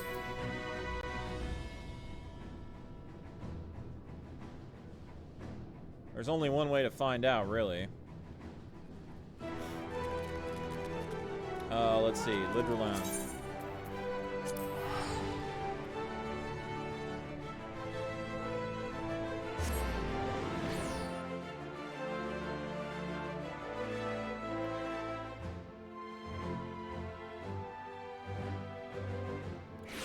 Let's find out.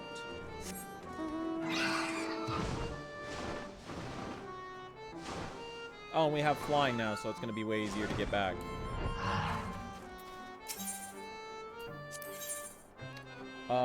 That is 337. Yeah, it's enough.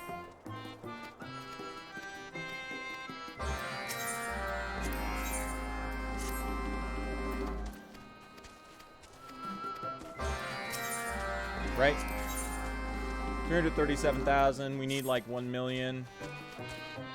Yeah, we need like 900 or so thousand, so it should be just about right. Okay.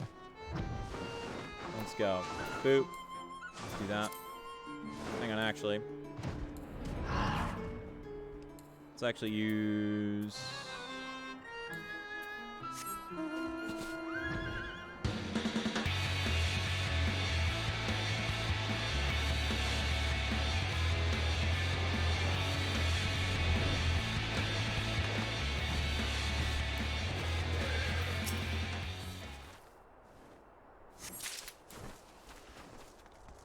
Hup.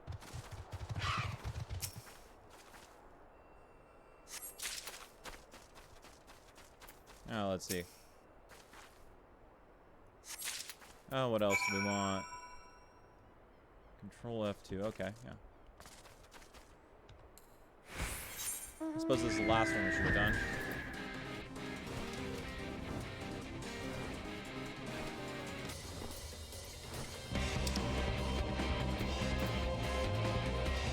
Okay. Normally I do this differently, but I'm gonna teleport up to Fun after I get this Bitsy Basket thing.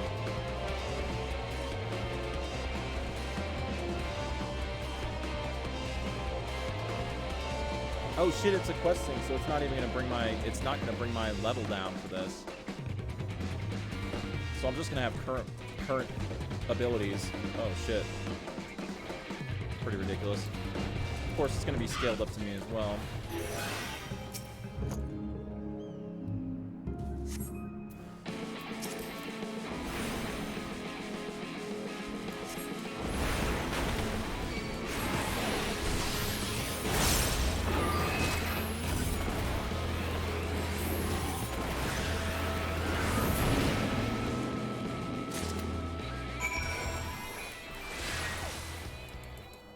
Force of habit.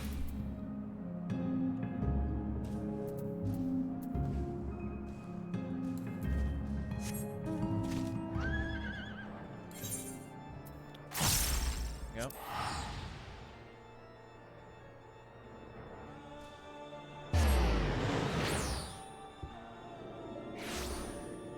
All right.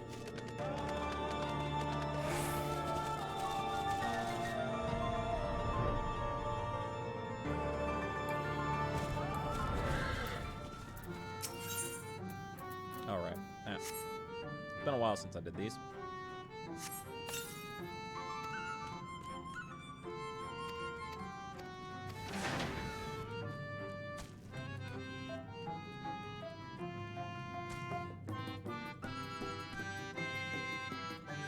Oh, oops. Had the wrong chat open. Alright, and then back to Liberland.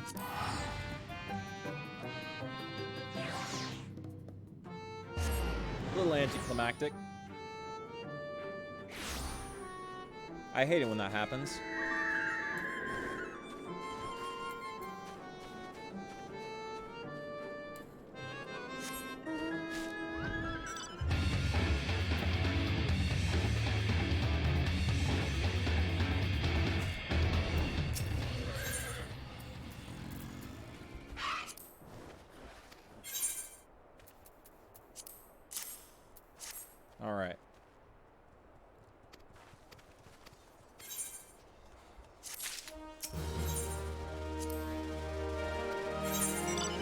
Oh yeah, Beast of the Time, of course, does not reward XP.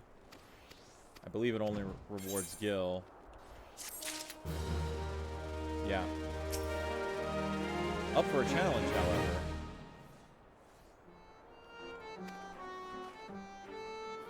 And this is gonna push us over.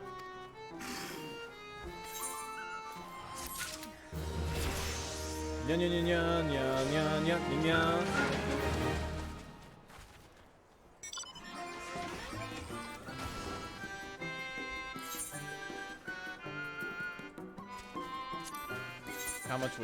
How much is it gonna cost me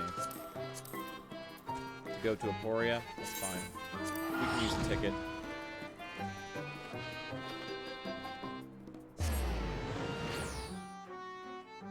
Okay. Slightly anticlimactic, but we did it.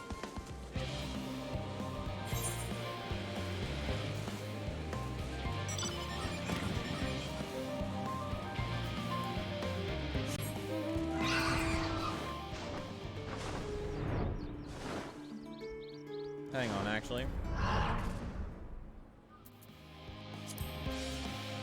Since we're using mount music anyway.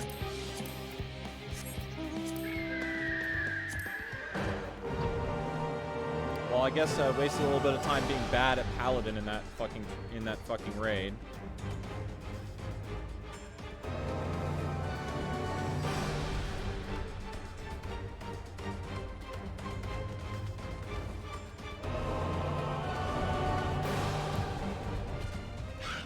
Oh shit, it doesn't let you fly in here. That's pretty cool. That's pretty cool. There are no aether currents in here. I like that. I like that a lot. Okay.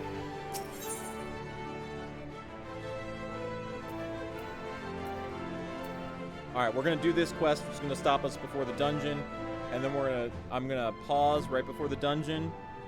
And then I'm going to take a break right before the dungeon, then we're going to do the dungeon. We make for the lift at the center of this chamber. Come.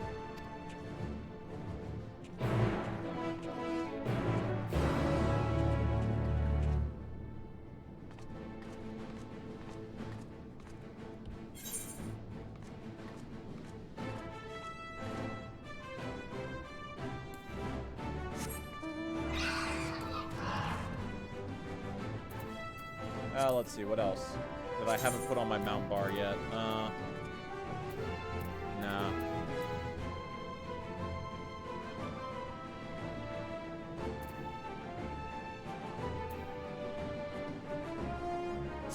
Yeah, I guess more Dark Lantern. Let's go.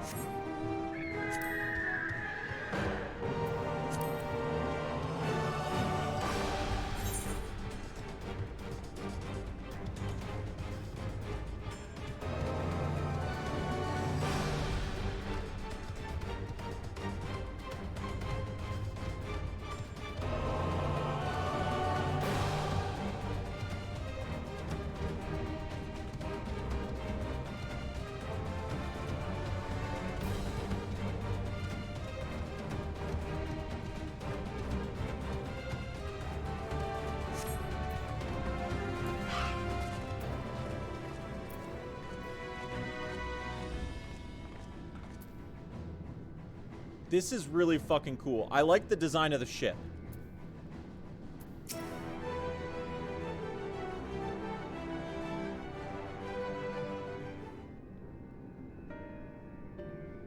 As you all know, alongside our physical world exists an ethereal plane, what we refer to as the ethereal sea. At the heart of the star, the physical and ethereal are one and the same. Thus, the deeper we go, the easier it becomes to pass between said planes. We utilize this principle in constructing the anti-tower, and once more here in Tharmazine. No sooner did the Forum decide to withdraw from Eorzea than we began work on this facility. Our work culminated in a device that allowed us to peer deeper into the ethereal sea than ever before, in search of Heidelin's ever fainter echoes. The Aeshioscope. and you communicate with her through this device. For a time, yes, but since the 7th Umbral Calamity, it has been rare to hear even a whisper. If you wish to reach her, you must journey closer to the center of the star than we have ever dared, beyond the Aishioscope. Even so, I make no guarantee that you will find her, nor of your safety, not so deep in the ethereal sea. We understand, but if we are to deliver this world, we have no choice but to try.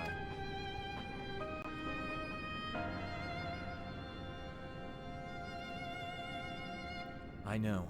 I only wish we could do more than observe your progress from afar. The Aishioscope's ocular lens, by which we may peer into the ethereal sea without placing ourselves at hazard, lies above us. Through it, we can watch and guide you. In those swirling depths, there are pockets of ether so dense and turbulent that they can unravel one's soul. If we determine that you are at risk of coming into contact with such a pocket, we will recall you with teleportation magics. To that end, it would be best if one familiar with the composition of your souls remained here to assist in assessing said risk. Otherwise, there is an increased probability that we will extract you too early or too late. Well, that's Y'shtola, right? Or Creel. Please, allow me. I have thought upon this much, and, in truth, I do not believe I am fit to join you in the trials ahead. The events at the Tower of Babel drained me, yes, but even before that, your capabilities far outstripped my own. This is no time to have a weak link in our vanguard, no matter how much she may wish it were otherwise. If I assist in the manner that Masterful Chanel has laid out, however, I may still be of use. Will you trust in me to do so? I can think of none I'd trust more.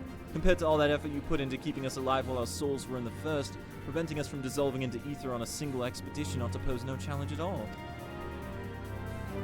And even if we did, I expect you would hunt us down and restore us to health somehow. You flatter me, but rest assured that I will be keeping a close eye on all of you. There is one more thing. Those in ages past referred to the ethereal sea as the underworld, our final resting place. Yup. We're gonna see Emma. In its embrace, his memory washed away, leaving only the purity of one's soul, or so we believe. Yet what of these memories? Few think to ask what becomes of them, cast adrift on ethereal tides. Some theorize that they linger for some time, those associated with strong sentiment in particular. In those depths, memories of the departed may even coalesce around you for hatred or for love. Thus do I caution you to be wary, but also to have faith. Remember those who did gladly extend a hand to you, that they may lift you up once more. Fuck. We're gonna we get all the warriors, including all the dead warriors. We get all the warriors, including all the dead ones.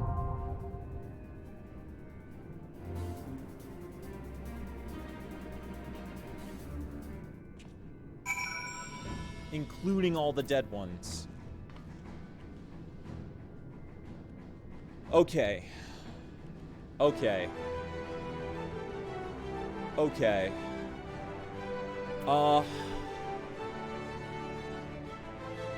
Shit. Okay. My thoughts here are my party should be Grahatia. Wait, no. My party should be Thancred, Urianger, and Estinian. Thancred, Urianger, and Estinian. That's what my party should be. The reasoning behind this is we're going to see dead people. So we're going to see Minfilia, we're going to see Moonbrita, and we're going to see Izael. Now, obviously, Alphino is also someone who wants to see Izael, but Urianger can only take... It's Alphino and Urianger fighting for the healer spot. And the DPS spot, I mean, Alize, I don't think, I mean, there might be Louisoix. Louisoix might be there, maybe. So maybe, maybe Alize on DPS, but, like, I don't know. I don't know. I feel like Thancred, Urianger, and Estinian.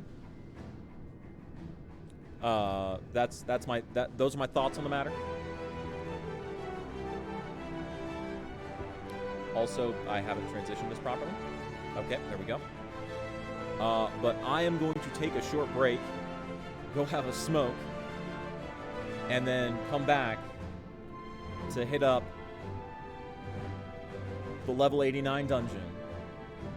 So I'll be back in a few minutes.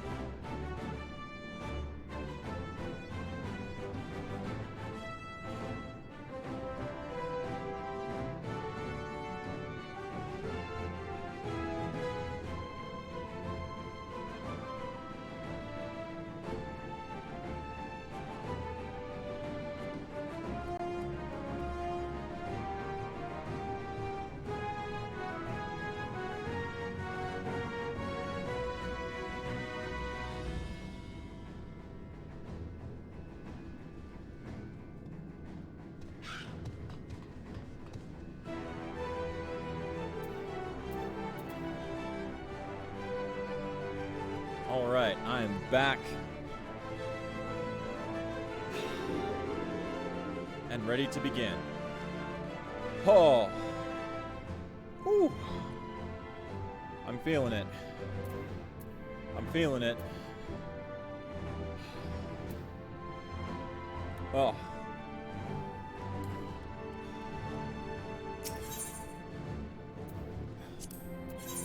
I'm just trusting it. Okay. Thancred, Orion Our J. fates are not yet sealed. And Right then.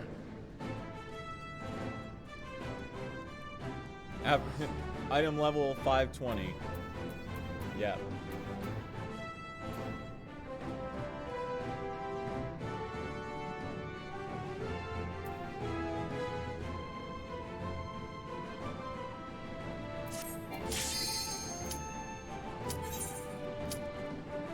They're not that low.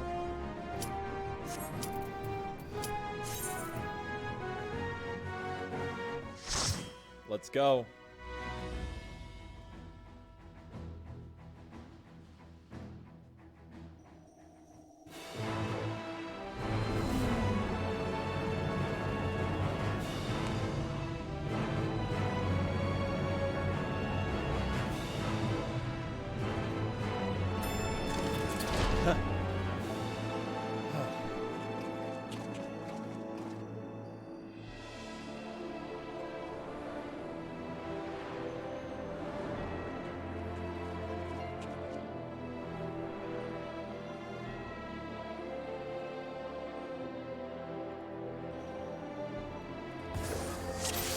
Alright.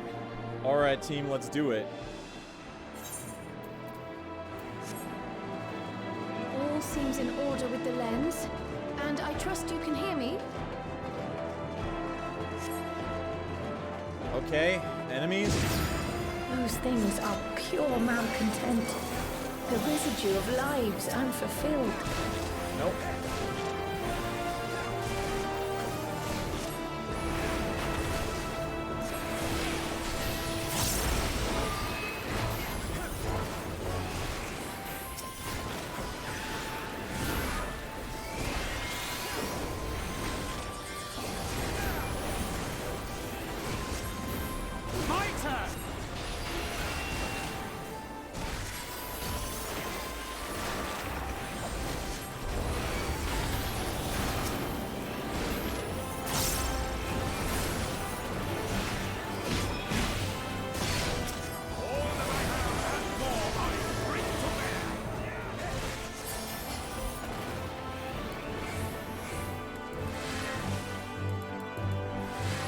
Okay.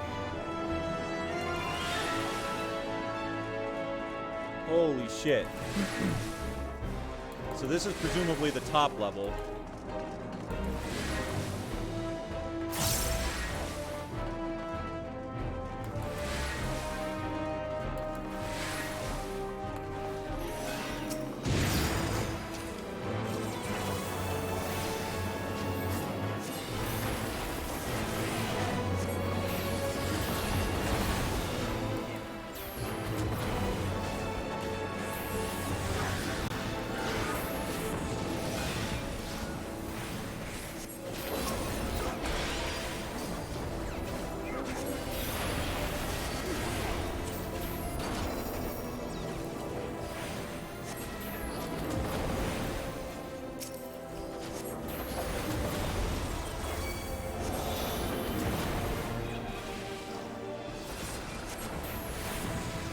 Let's go!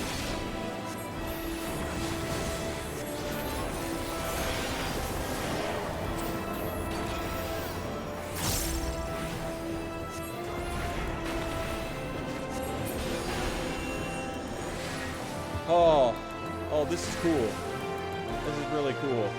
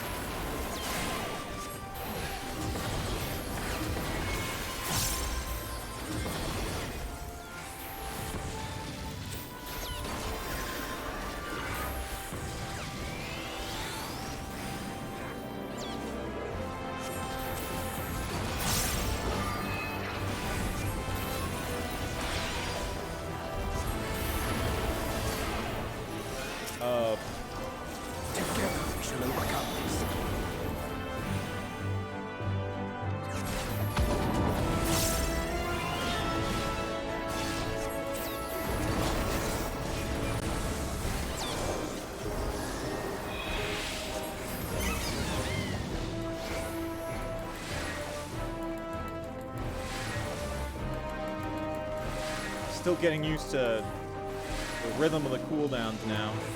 Is that gold an ally? I would assume so.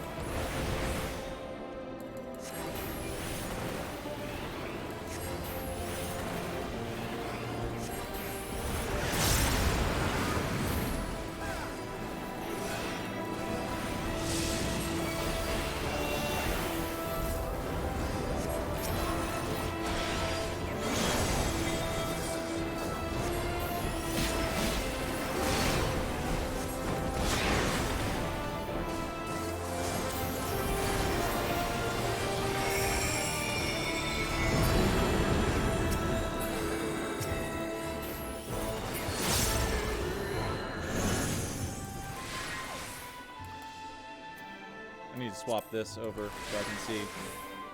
Tube Samadhi. Okay.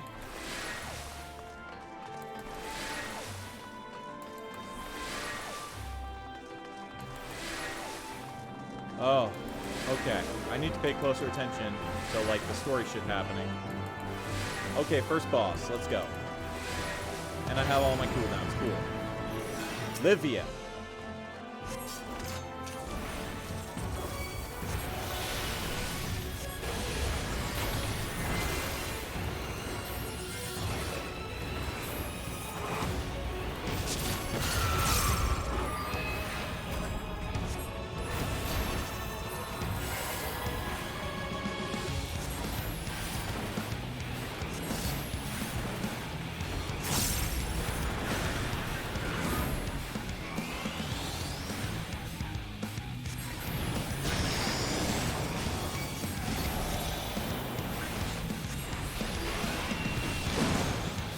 Classics.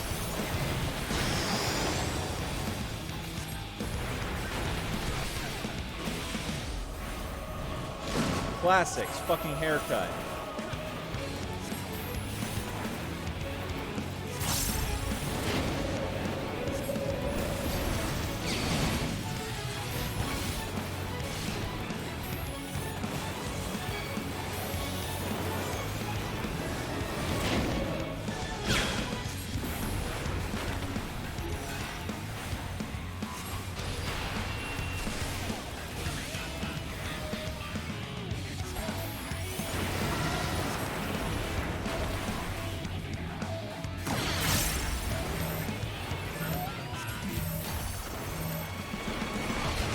What? I don't know what happened there. Okay, I don't know what happened there. I was in a stack marker. I thought I was good.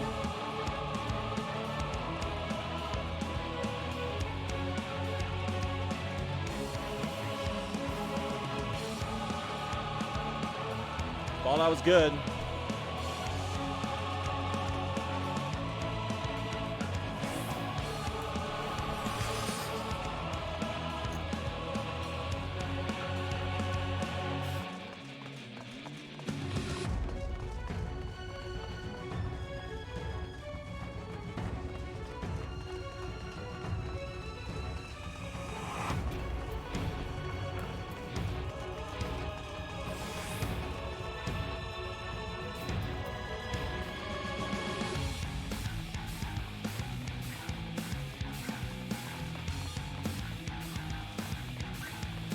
Alright, when that stack marker comes up, I need to be careful, I suppose.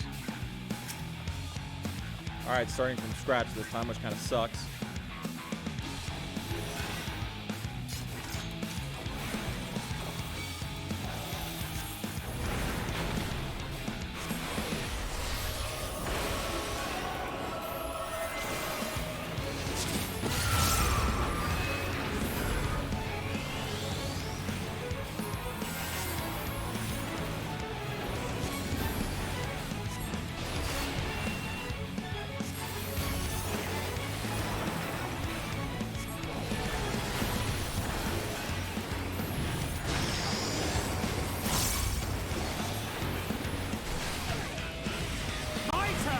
Fuck.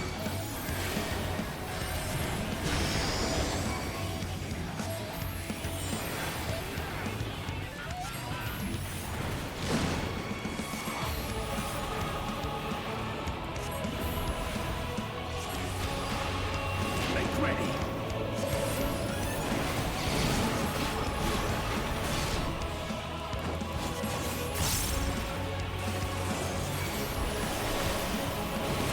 My turn.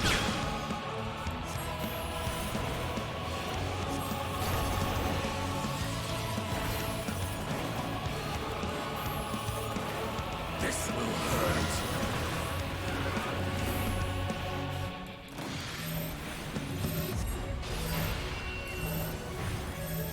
Make ready.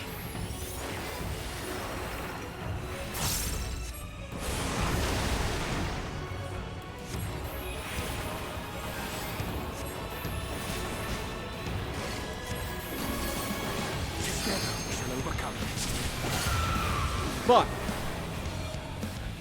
That's fine.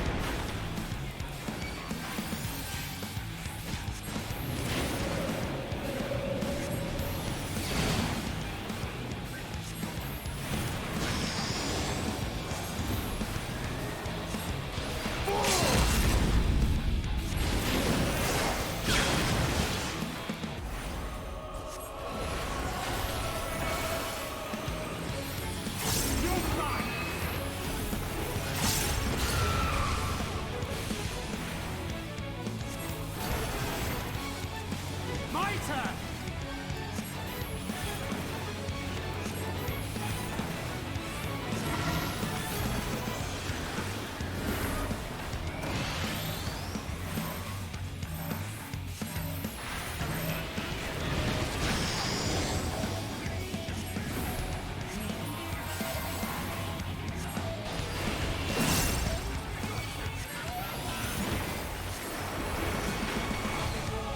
You're mine.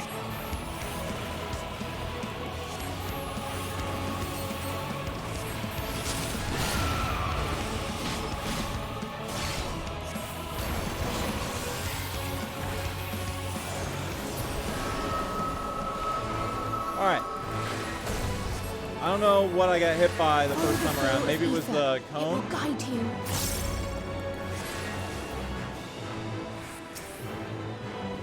Please get out of the way so that I can fucking grab the treasure coffer. Aetherius Earring of Slaying. Cool.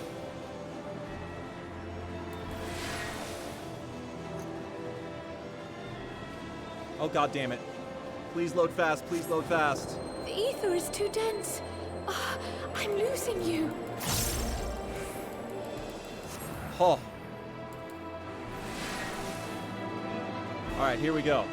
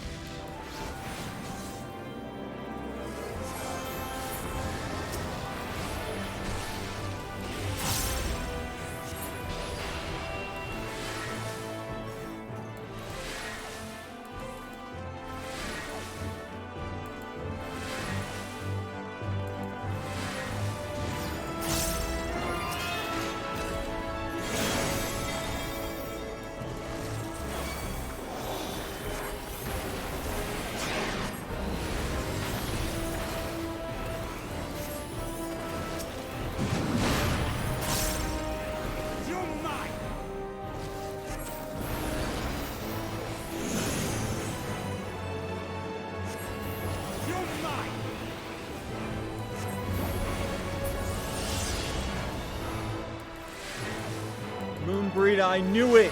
I knew Moonbreeder was gonna be here.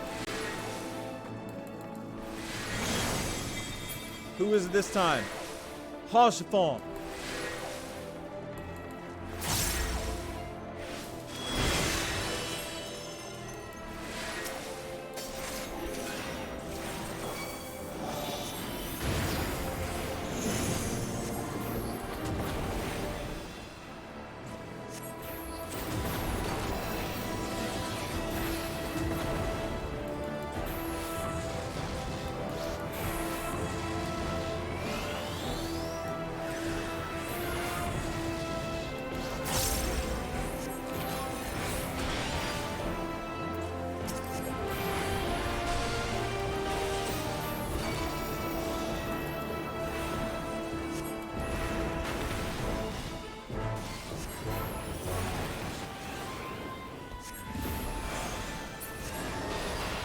Nice.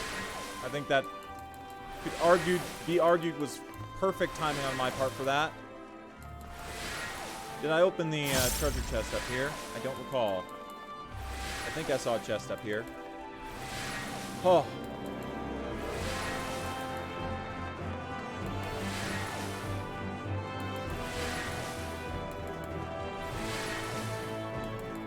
Oh yeah, quick arm materia 9. Okay.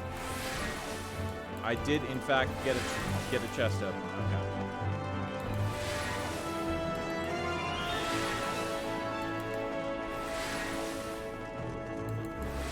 Hang on. Let's use this as well. And just in case, I'll have another one of these. Might as well get as much XP as possible, especially considering.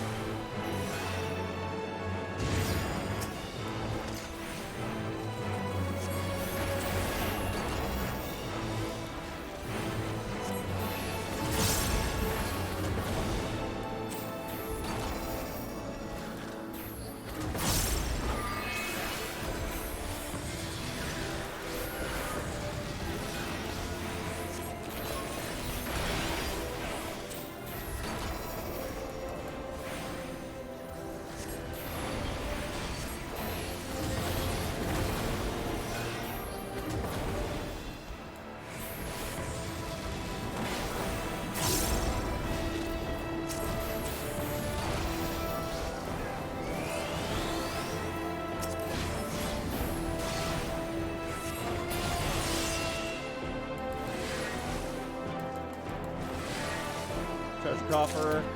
Bracelet of casting.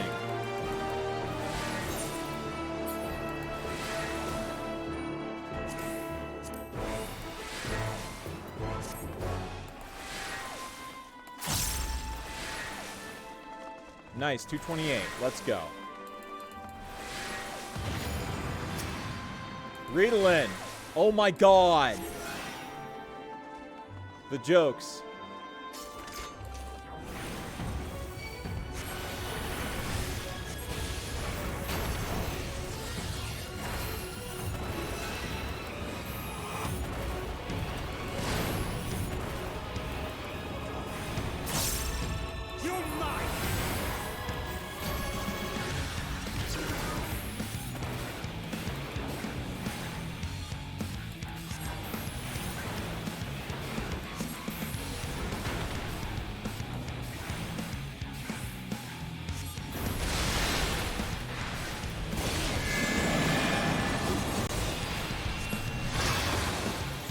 What the fuck is going on here?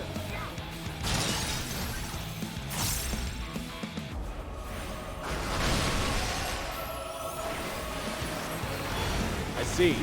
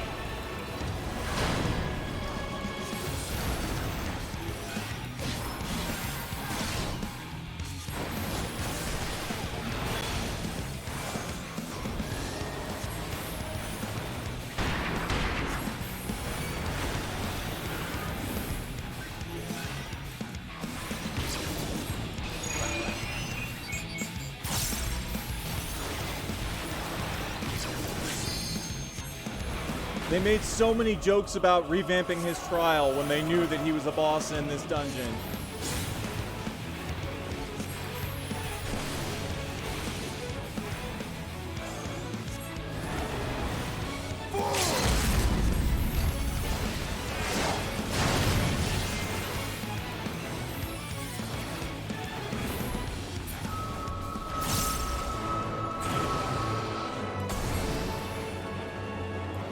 They made so many jokes about revamping his trial to make it more difficult, and what they really meant was they were doing this dungeon.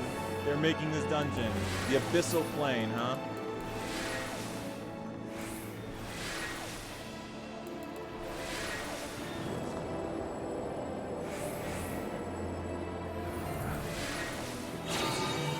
Who is it?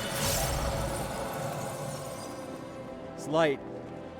It's Minfilia. Minfilia's helping us. I knew it. I knew I chose the right people to bring. Of course, Tup Samadhi was in there, so Alphino and Alize would have also been appropriate choices.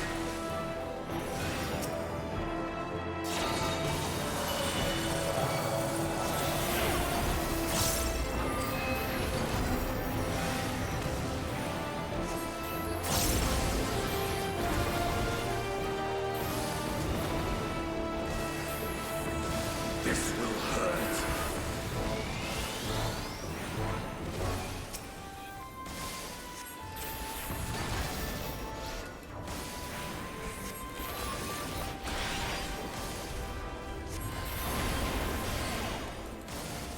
My turn!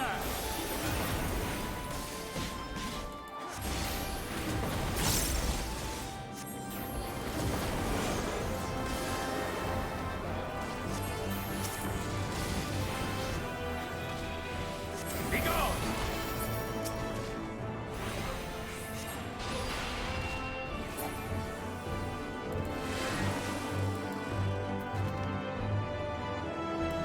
Everything feels faster. I don't know why. Suddenly things feel faster and smoother. I don't know why.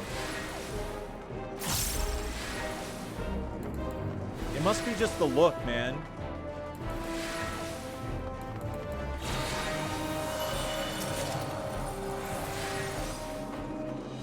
Minfilia again.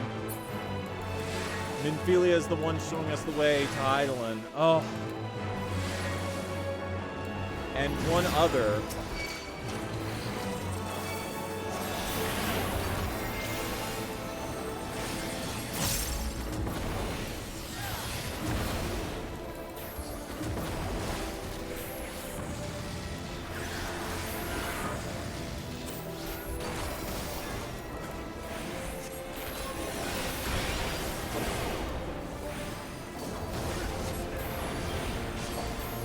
My turn!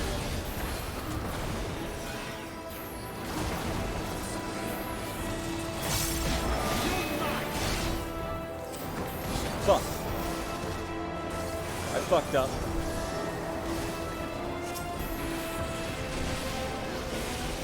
This will hurt. You're mine!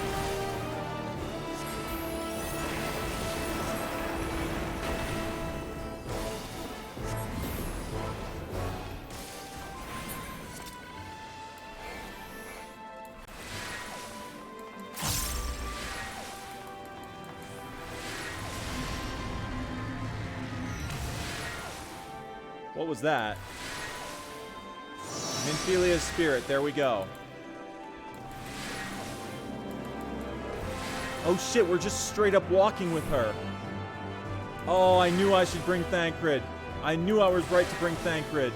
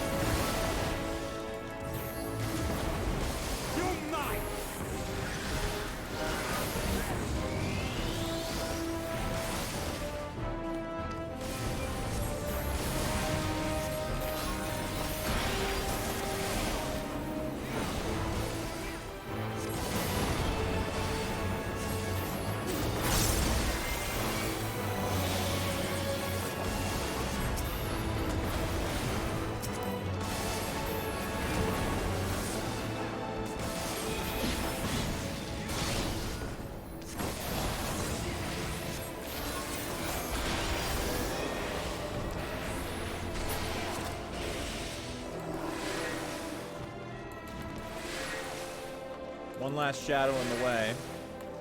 Wonder who it is.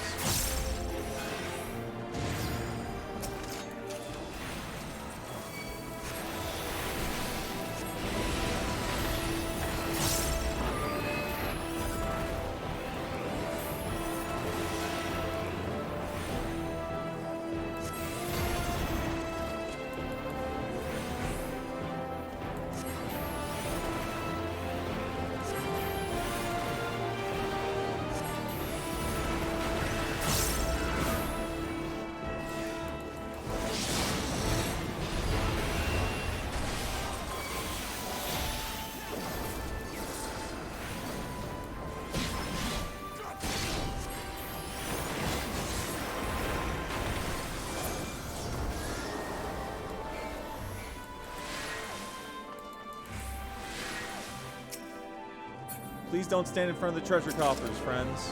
Quick Tongue Materia 9! Hell yeah! Excellent.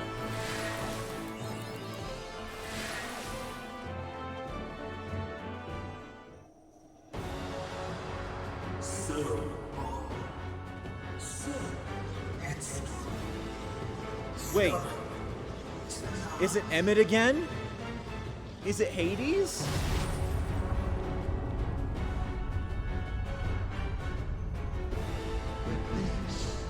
Wait, no, it's Van Daniel. It's Van Daniel. It's fucking Van Daniel. Fucking him on. So, Hades is gonna come to fucking help us out here, right?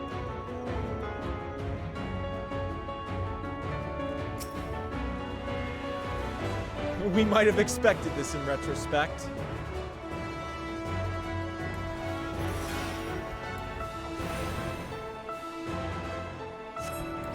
Many faces have I worn, but this is my favorite by far.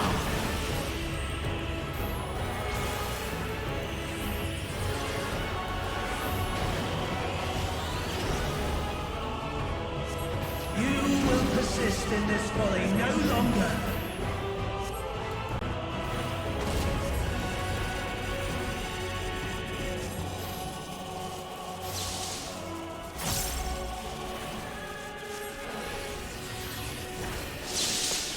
The stage is set.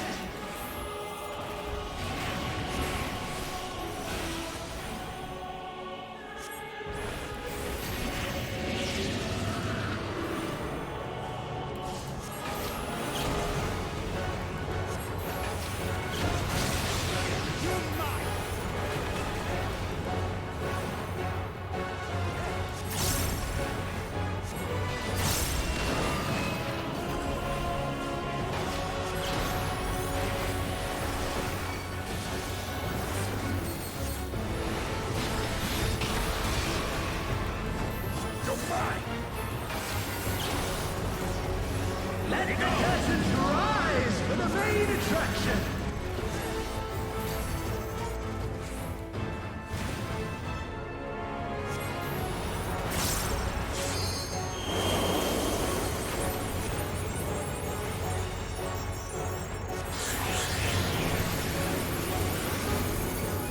Together we shall overcome this.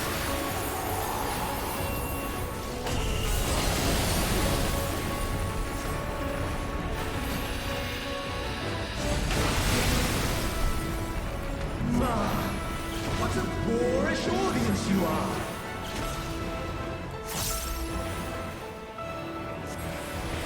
My turn!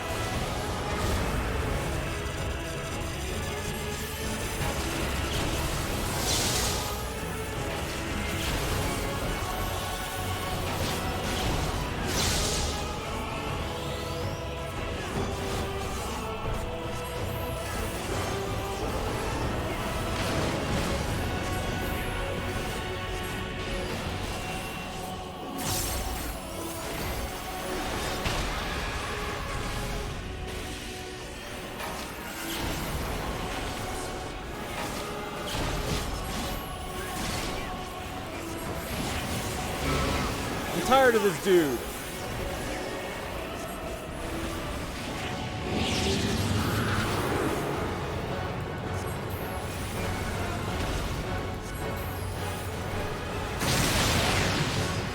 fucked up super hard.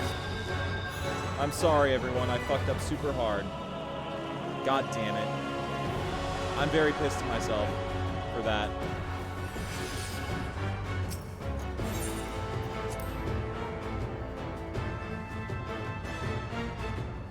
I'm irritated at myself in the extreme for that.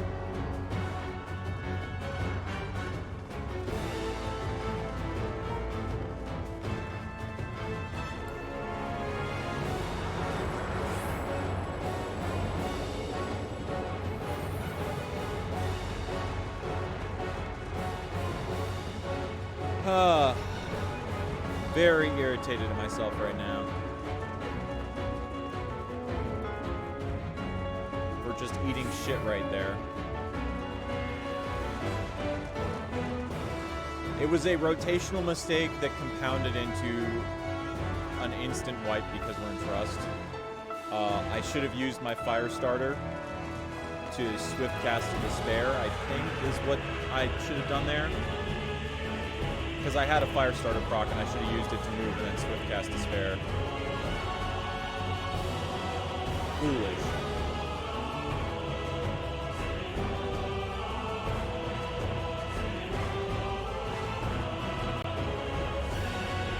Oh shit. I just had a thought. 1 second, let me think about the rotation. Okay, if I... Actually, I'm thinking about how the opener should go. 1 second. Okay, so...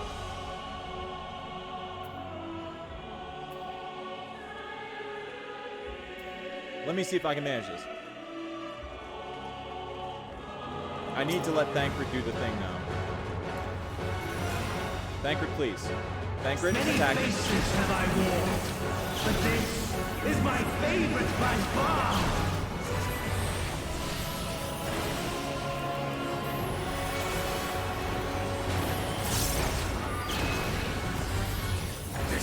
You will persist in this folly no longer.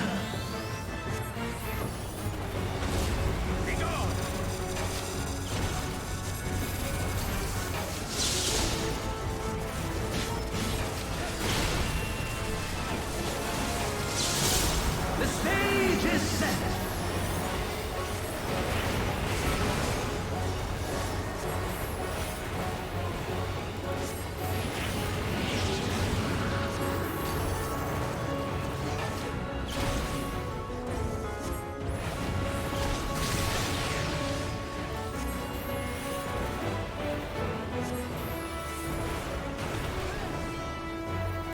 Oh. Well, I fucked up there. I don't know what I did.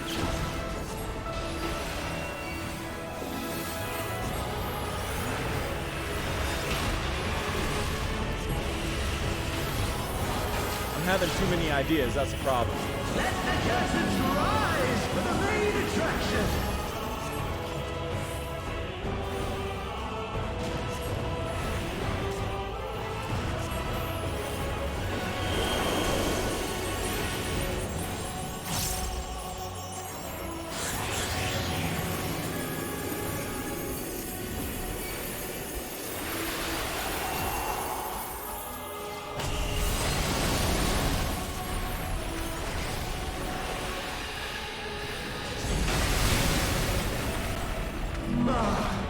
What a boorish audience you are!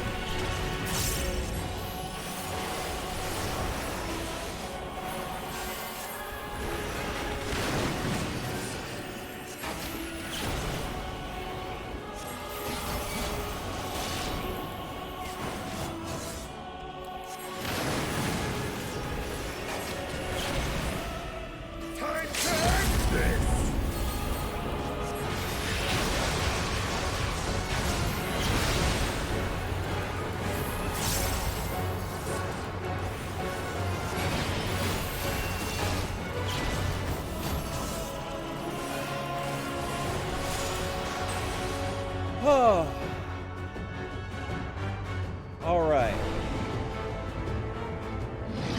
We killed that motherfucker. Again. Lies! All lies! Your dreams, your hopes, your futures, delusions and lies!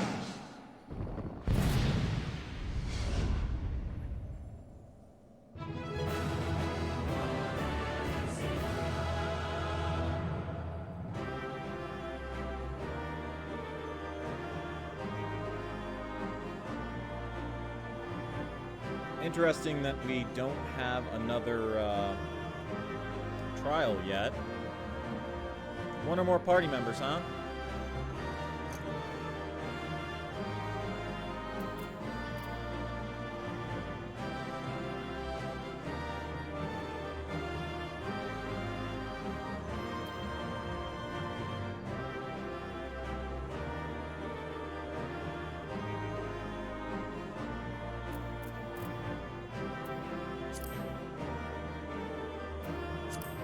Huh. Okay. Let's open the chest. Let's see what we got. What's the good shit? We got Quick Tongue Materia 9, Ring of Fending, Ring of Casting. Oh, we got a Ring of Casting. Okay, cool.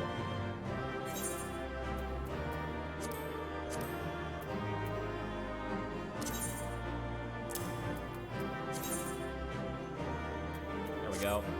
Fucking stupid ass thing. Let's see. So all we're missing now is an earring.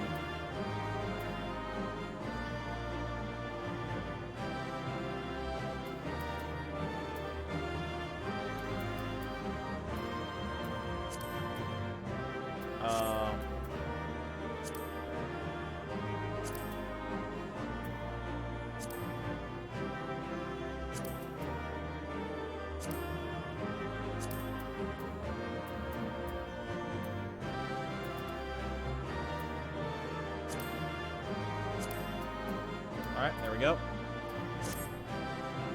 Alright.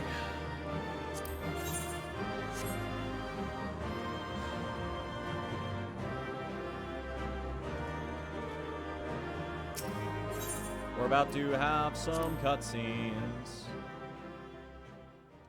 Presumably.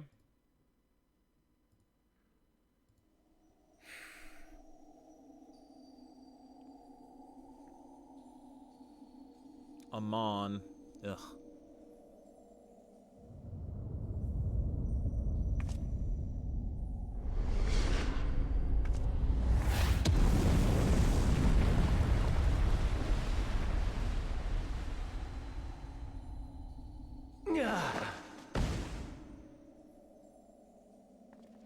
My very essence begins to wane. Sweet, sweet agony. Yes, please die. I mean, your original that you were reborn from is pretty cool. Leave this to her. But also, man, you got super twisted. You got super fucking twisted, my dude. Come to deal the coup de grace. Good. Watching you struggle against the inevitable is bad comedy. Erase me from existence, soul and all. Nah, I don't think I will.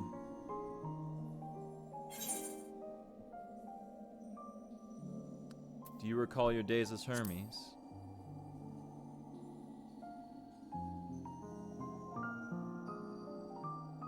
How would you know that name? Well, you know, I've been through some shit. You were pretty cool when you were Hermes up until, well, that shit. I agreed with you, Then honestly. It was you. In Opus. With Emmett Silk. The final pieces fall into place.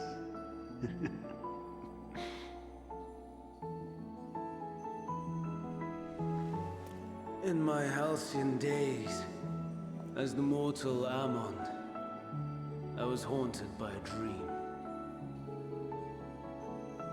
Night after night, the faceless multitude, the voiceless cries, shards of shattered memories. But slowly, the fog began to clear. This was Elpis. And I was Hermes. Recurring though it was, I paid this dream little heed. It was only when I was granted the seat and memories of Fandaniel that I knew these visions to be true. Mm-hmm.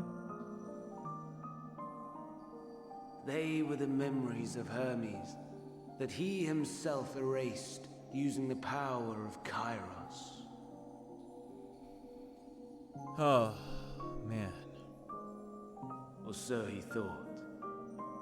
In his attempt to burn away the events of that fateful day, he succeeded only in searing them more deeply into his soul. My soul. Right. That makes sense. Death failed to expunge them. No matter how many times it came. Rebirth after rebirth, from one Fandaniel to the next. I wonder, is Emet adrift somewhere in this ethereal sea? In defeat, finally remembering your time together in Elpis? I'm willing to bet that he How is. it must gall him to be entrusted with knowledge of the final days, only to be rendered powerless to act upon it. So many lifetimes dedicated to restoring his beloved Amaral in blissful ignorance. Oh, folly! But make no mistake, my life as Hermes is not the reason I invited the world's end. I have lived. I have struggled. I have dredged the very depths of despair. And in the detritus of existence, I found the truth. I served a great ruler, powerful beyond measure. The world his dominion. Yet even he and his vast empire were destined to fall, to become one with oblivion. At the end of life's journey lies only death. I mean... So I ask you, why live at all? Well, as much suffering as there betray. is. We torment. We murder. We are wicked, spiteful creatures, without exception. If life is so sacred, so precious, why fill it with such misery? Man wallows in a hell of his own making without purpose or meaning. To live is to suffer, and I would end that suffering by my own hand. I mean, listen, if you want to do that for yourself, that's fine. It matters not if it flies in the face of all believed right and just. Death is the only solution!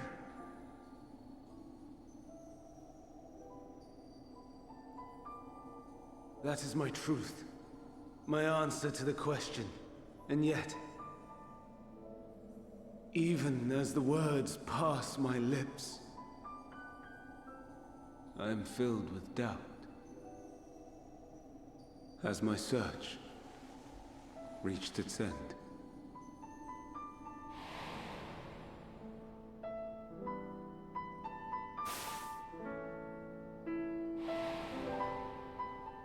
Was this the only way?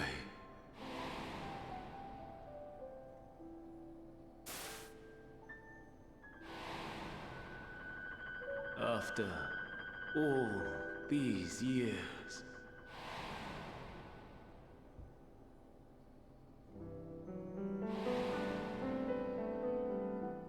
Is this the answer I was hoping for?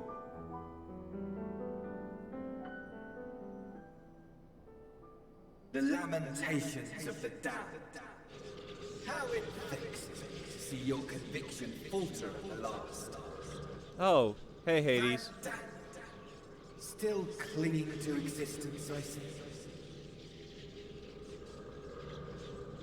You who champion death so fervently, unwilling to accept your own, refusing to be purified and swept into the sea of souls. As do I.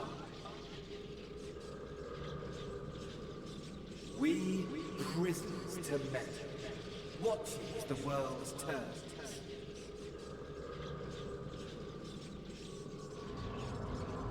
Hey Emmett. Though unlike me, you will be spared the ignominy of having your corpse made a puppet, dancing to another's tune.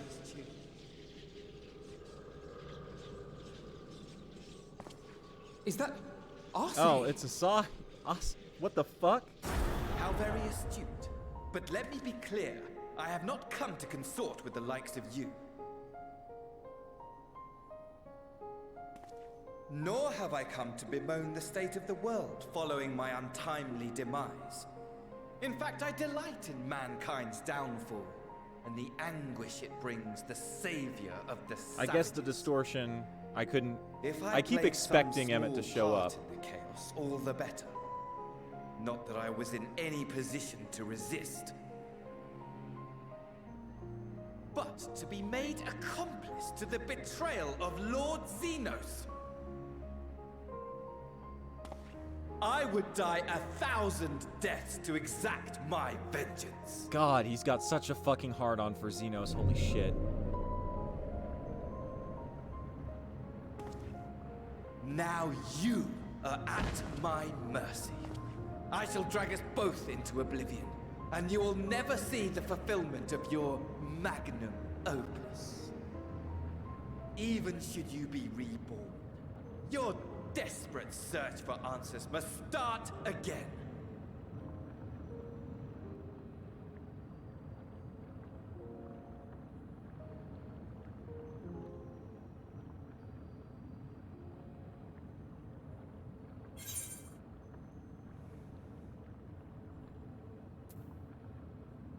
Hey, be reborn as someone cool like Hermes again, man.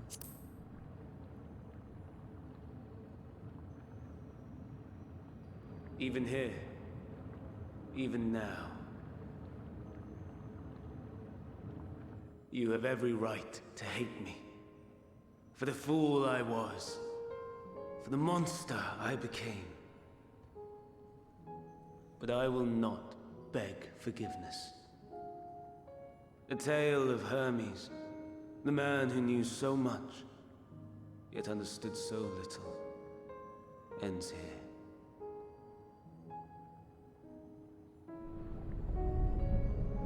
When's Emmett gonna fucking show up, man?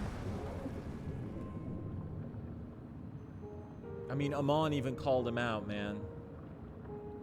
Don't try to follow me. I had more of you people than I could stomach in life. Never mind in death. Fuck you too, Asahi. Likewise.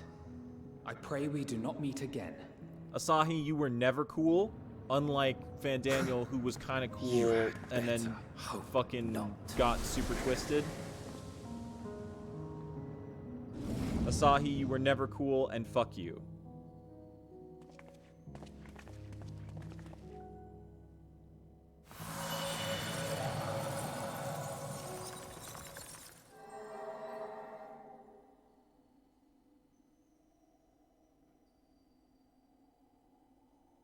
Come.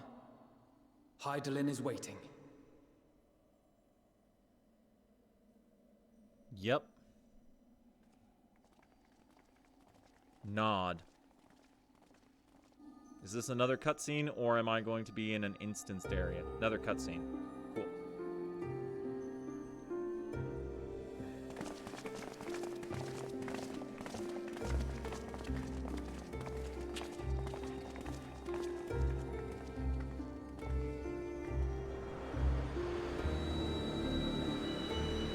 Well,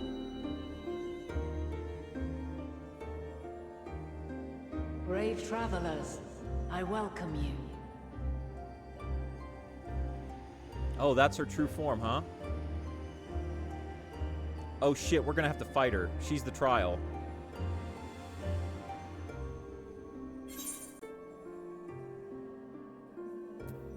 We meet again, Vana.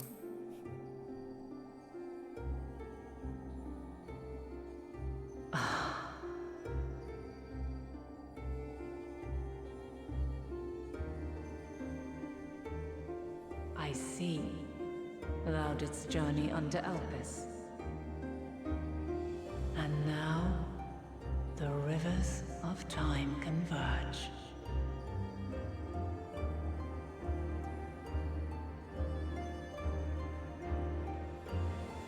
We're gonna have to fight her. I know why you have come.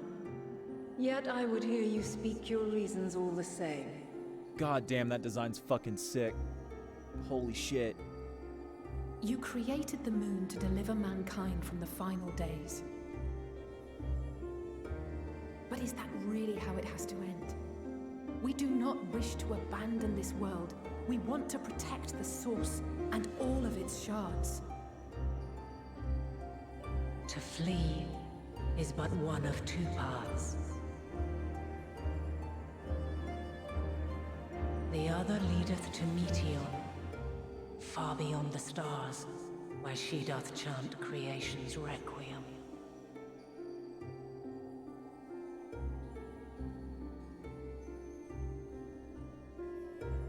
Her domain is formed of dynamis, pure, absolute.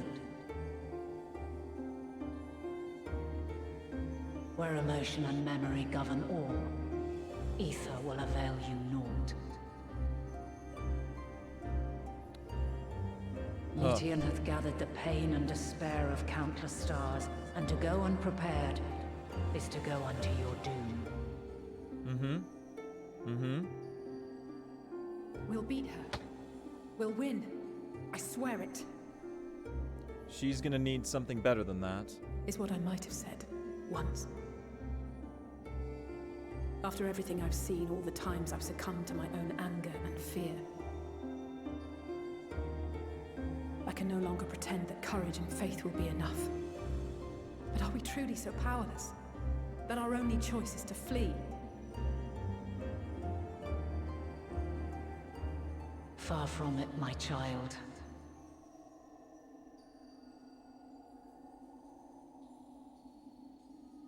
Long ago, the inhabitants of myriad stars, many more prosperous than Atheris, sought to free their worlds from life's woes. Sorrow and anger, conflict and hostility, despair, and even death itself. But as Meteon reported, every attempt ended in failure. Darkness abideth within every living being, and can never be cast out. Neither reason nor faith can challenge this immutable truth.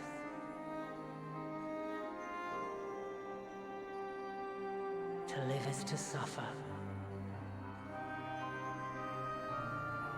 And in suffering, find strength and purpose and hope.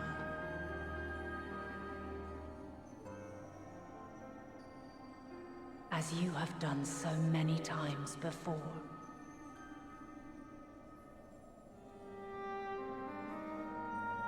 Thou dost pursue an impossible dream, yet knowing this, you pursue it nevertheless.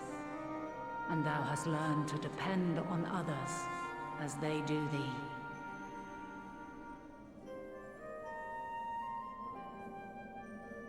Thy yearning for the power to save the powerless hath ever driven thee to greater heights. Thou hast grown strong.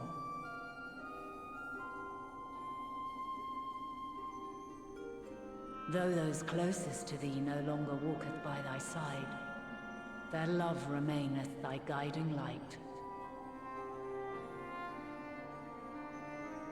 For duty's sake, thou hast been bound by truths unutterable time and time again. Yet thy heart hath never wavered, as thy companions will attest. Oh, man.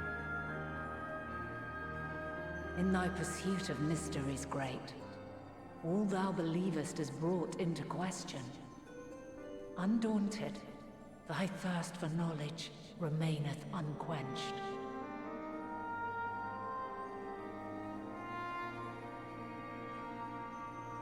The fires of hatred that once burned in thy heart burneth no more. From their ashes doth spring the light of love, warm and pure. Shit. As witness to black calamity, thou despaired at man's helplessness. Resolved, thou didst unite a distant world on the brink of collapse.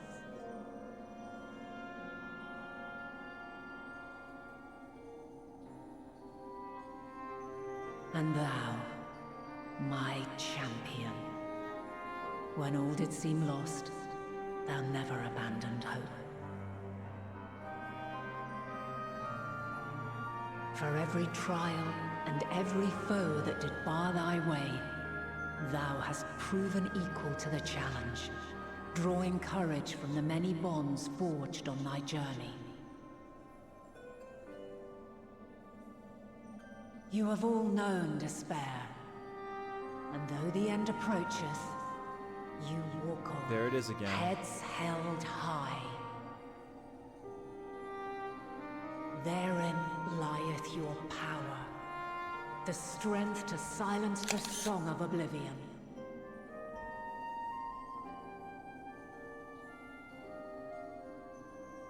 Then there is a means to confront her. Yes, if you should prove yourselves worthy. You want round two, huh? Hark!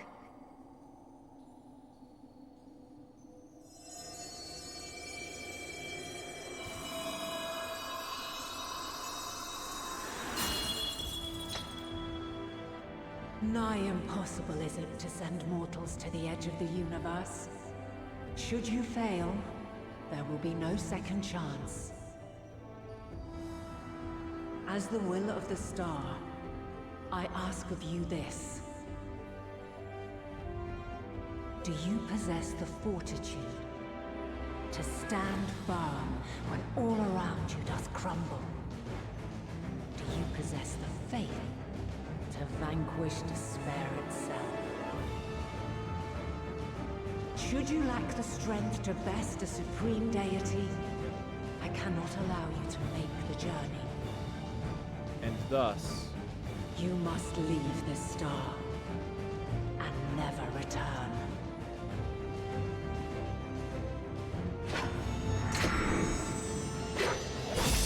Prepare yourselves.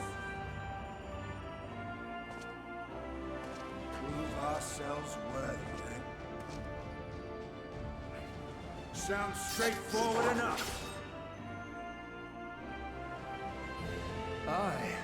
No room for confusion there. In any case, we've come too far to back down now. I am of the same mind.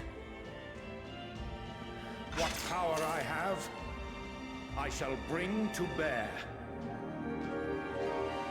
The three of you seem to be forgetting who we're up against. It's not every day we battle a divine being of untold power. Well, not quite every day. Answers. Do try not to get underfoot. Needless to say, there'll be no margin for error. let us hold nothing back. For the people of this world and those beyond the rift.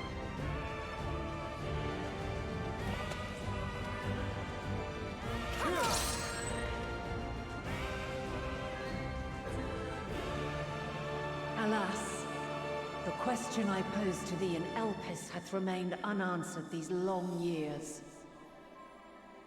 I would hear thy response, warrior of light.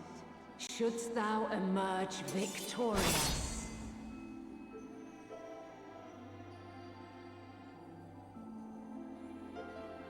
Oh man.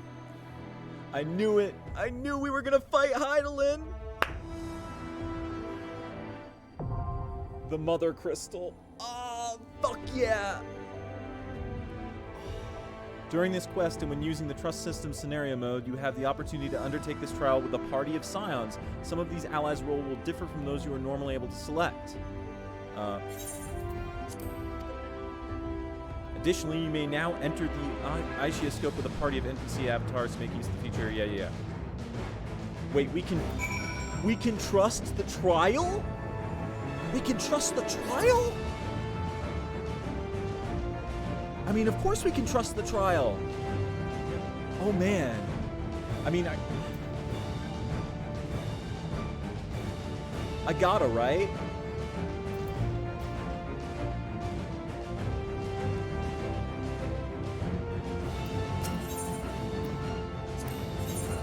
Oh my god.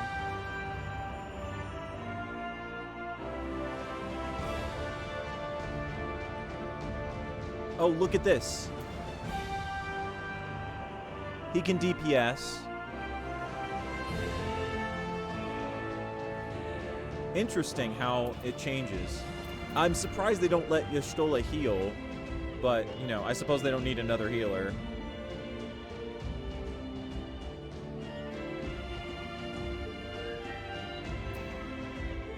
And Urianger can DPS.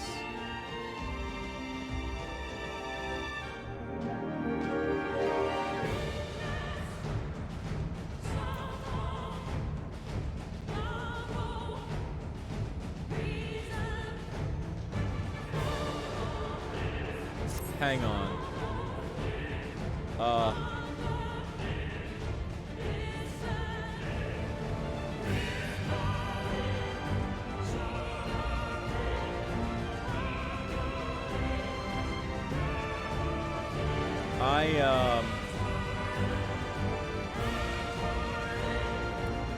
I need to go pee before we do this. So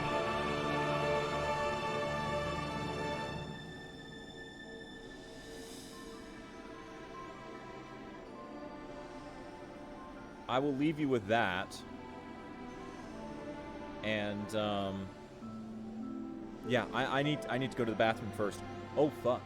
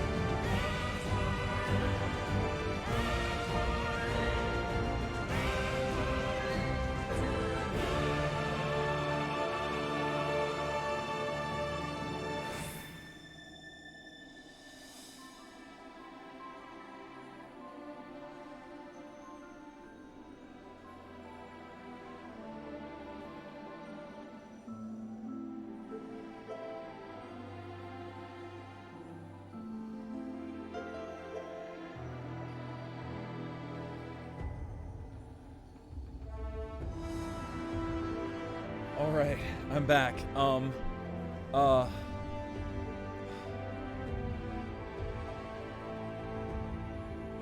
So,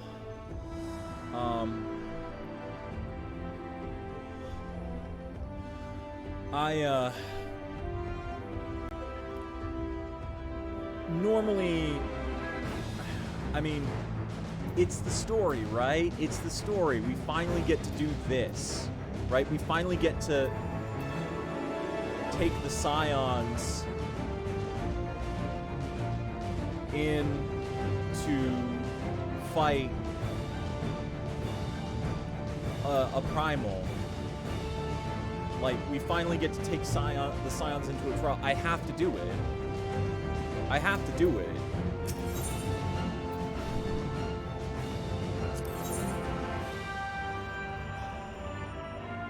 Hang on. I need to check my gear. Okay, I suppose we should...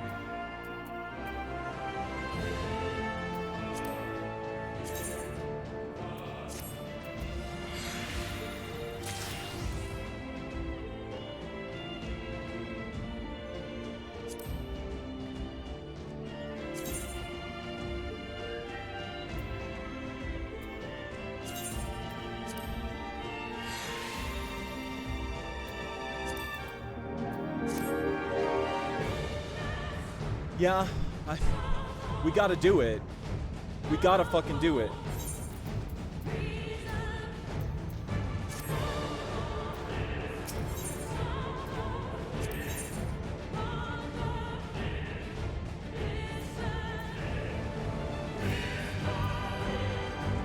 Polarization.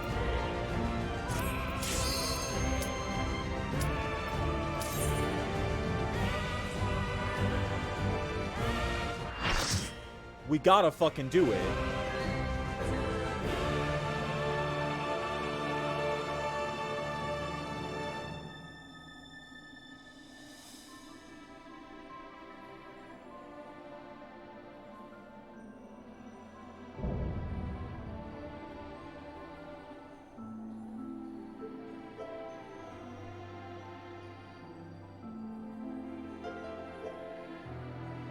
I, the last of my kind, shall test thee. Come, prove thy worth.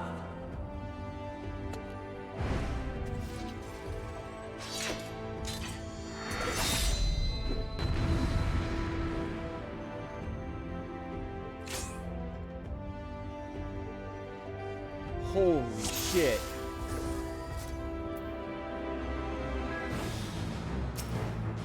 What is this? Burning for battle. Sustaining most damage that would normally result in KO will instead ignite the will to live. Oh god, she has shit like Shiva, doesn't she? Oh man. Okay, so essentially I can get taken out 2 times. Right? I have 2 second chances, right? So like I'll go to 1 HP instead of dying. Okay.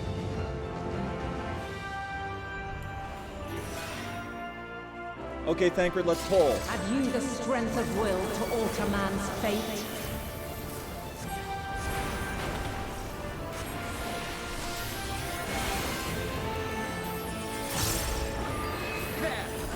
This will hurt. A change of arms. May the test continue.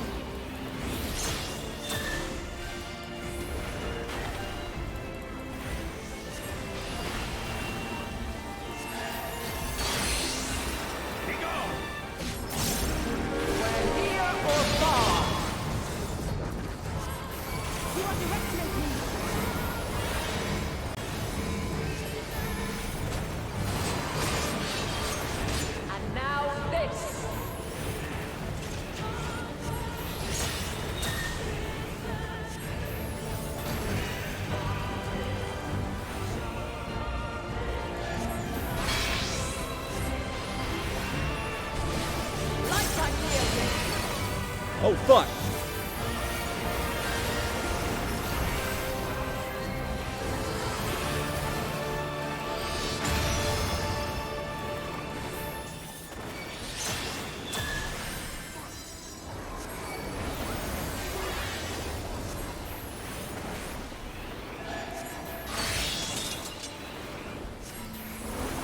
By flame!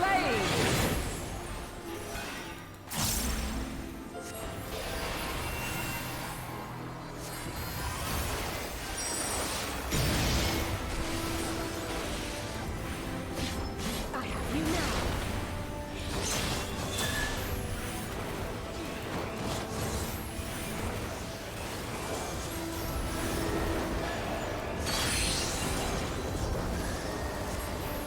We're near or far. Oh god. Allow me. I have you.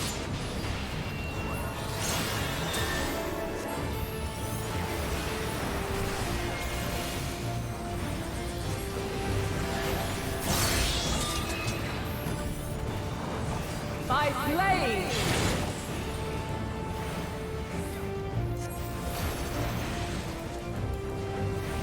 Crystals of light, to me.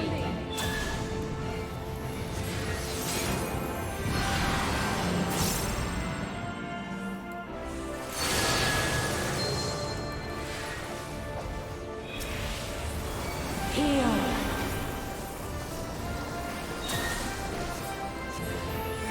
The song of creation's end. Feel. You now. The sorrow and hope's demise. Think.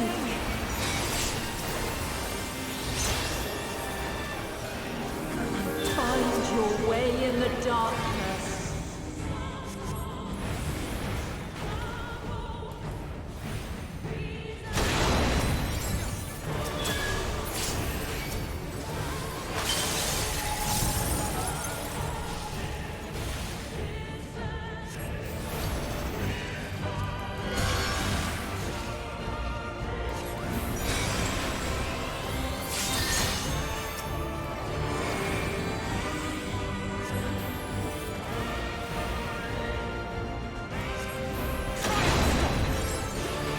You underestimate me!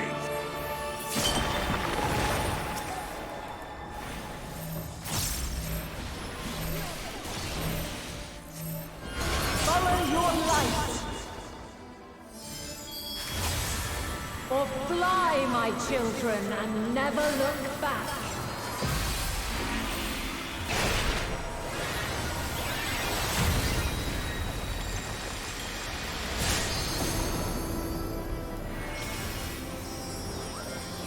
Then you are resolved. This test is far from over. By crystal's light.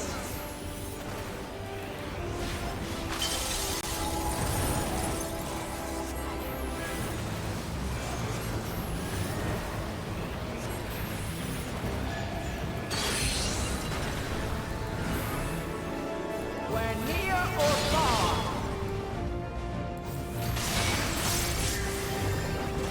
Fuck!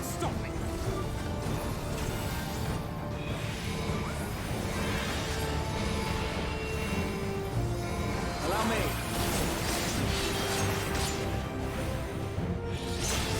We're high or low. You cannot stop us. Hold still.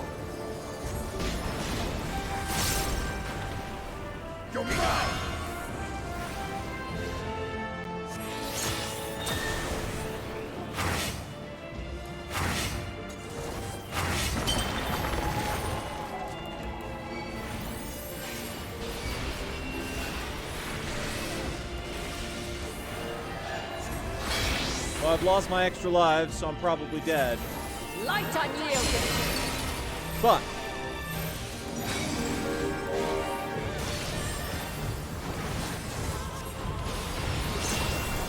Refulgence eternal.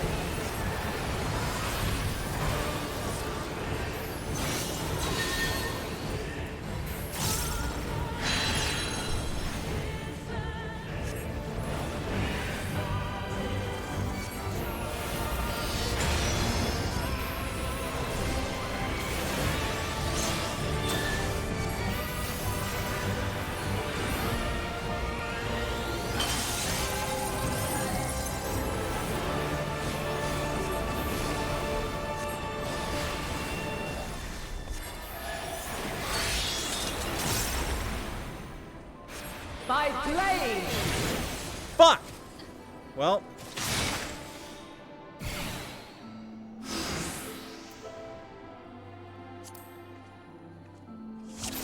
Oh, now I have 3 extra lives instead of... Okay. Have you the strength of will to alter man's fate?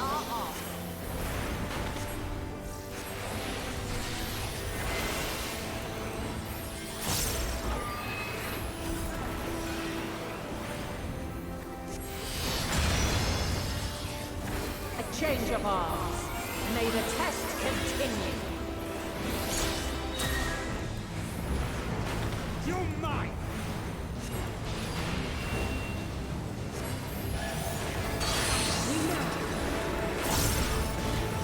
We're near or far.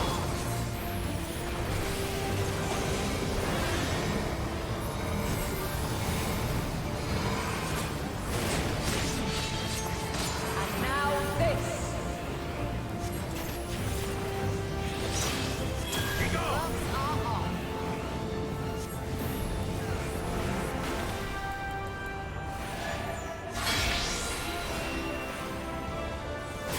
Light unyielding. Fuck!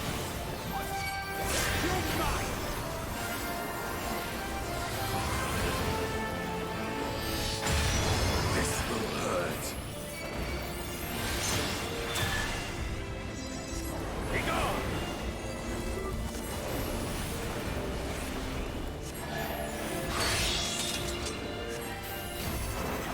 By blade. I will not hold back.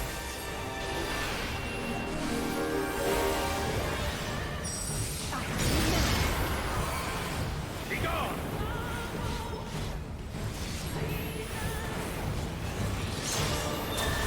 I will not hold back.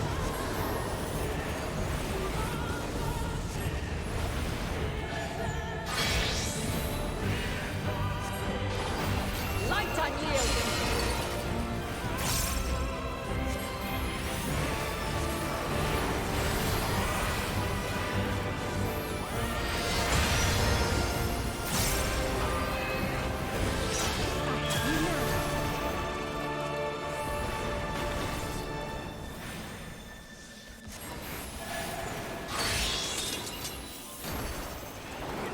By blade.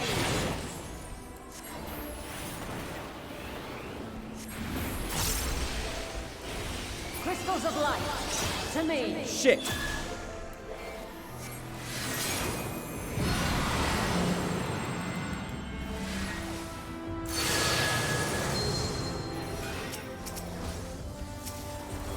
Here.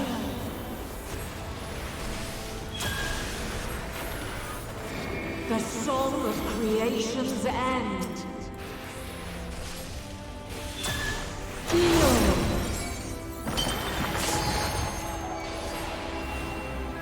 The sorrow at hope's demise. Think.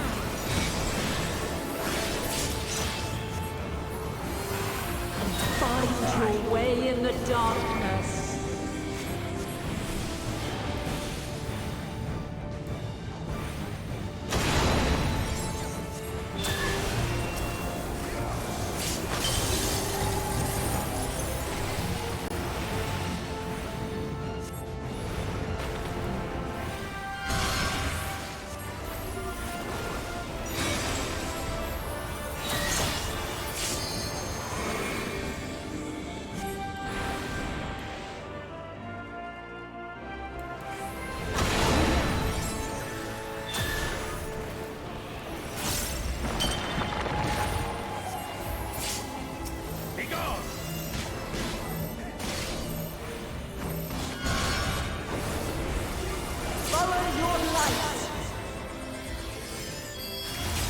Shit. Or fly, my children, and never look back.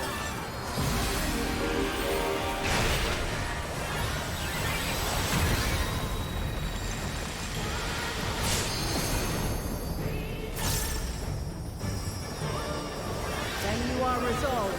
Try and stop! This test is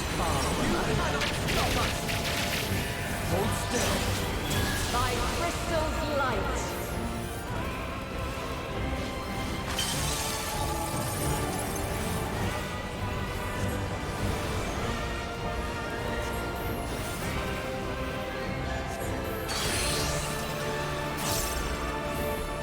We're near or far.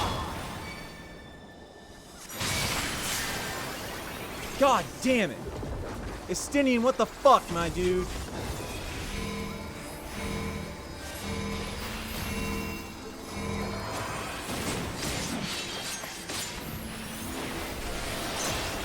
We're high or low.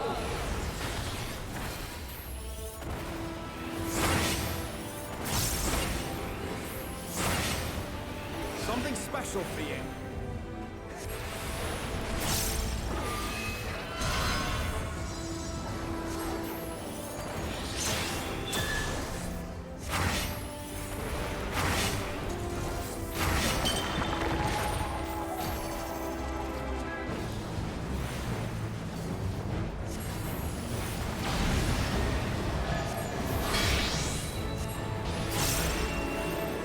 Light unyielding.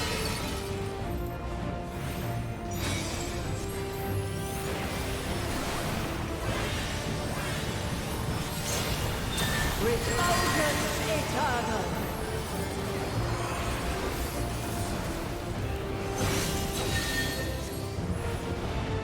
My turn. I will not hold back. Allow me.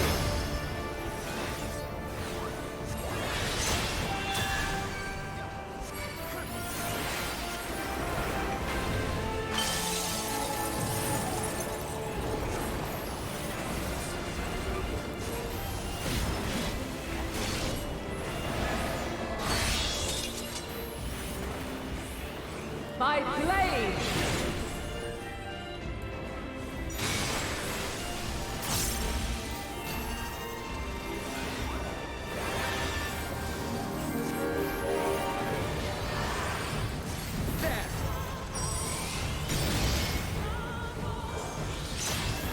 Succumb not to fear.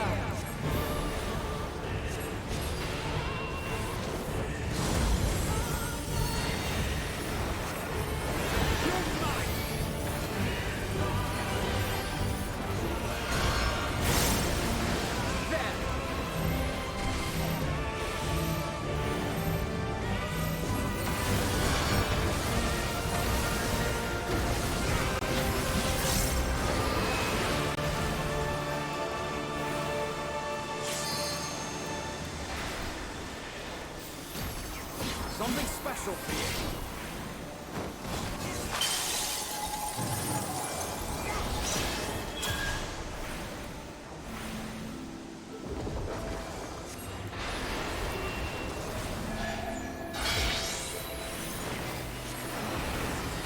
Light unyielding.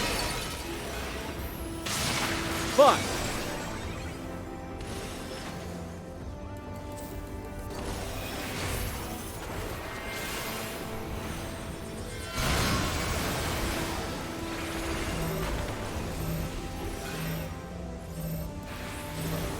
You cannot stop us.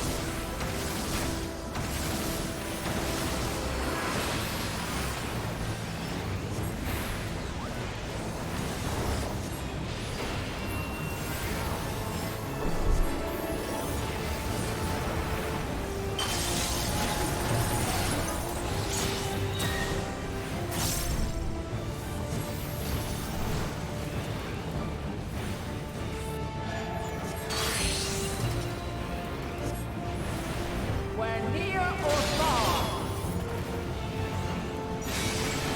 Fuck!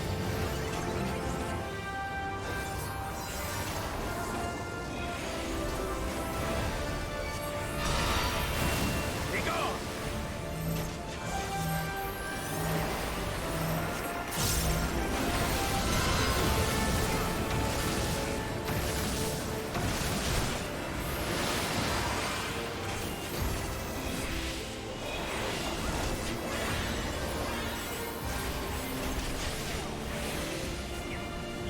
cannot stop us! Let's just focus on survival.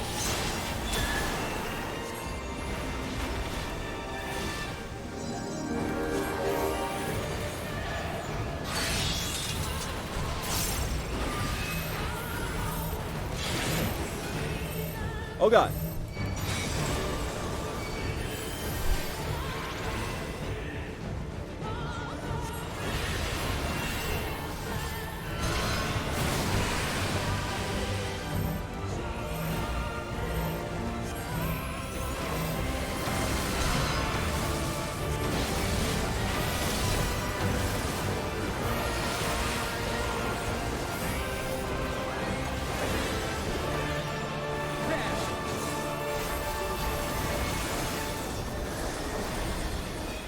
Oh.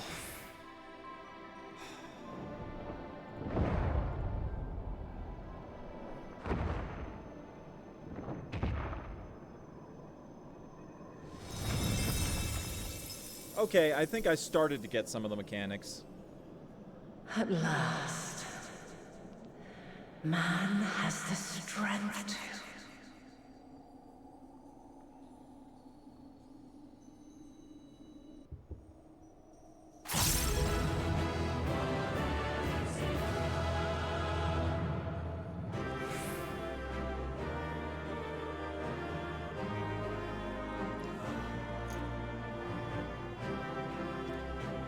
Oh.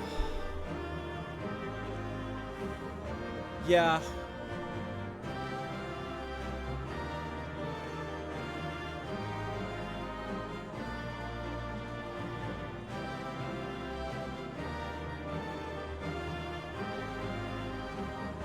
All right. We did it. I assume big cutscene time again.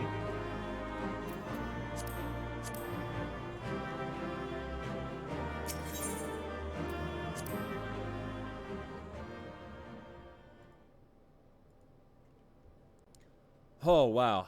Holy shit.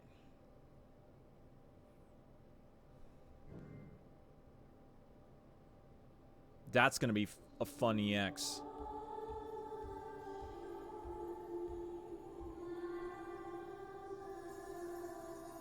But I'm gonna have to get used to new Black Mage. This can't be happening. Yeah, we killed Hydaelyn. I knew Hydaelyn was gonna die from the very beginning of this. Like, both Hydaelyn and Zodiark have to die for the conclusion of this storyline. Like, it's obvious. Though my power is in constant flux, I have always kept a reserve for this very moment.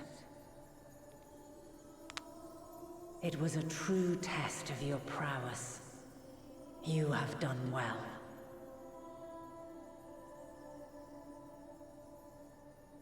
There is one thing I must ask. By sundering the world into 14 shards, the ether of all living beings too was divided. This reduction would in theory allow us to more easily interact with Dynamis. Having seen mankind brought to the very precipice of extinction, you wished for us to develop a means to overcome despair. You believed we had the potential, and sundered all creation to see it fulfilled. To deliver us to that swirling maelstrom of Dynamis in which our foe hides, and grant us the power to defeat her once and for all. Is this not true? It is as thou sayest.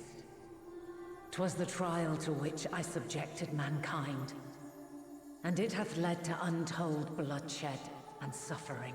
There was no kindness, nor justice in the tragedy I wrought. When confronted with the almighty Zodiark, my only recourse was rend him and the world asunder, that his power be diminished for a time.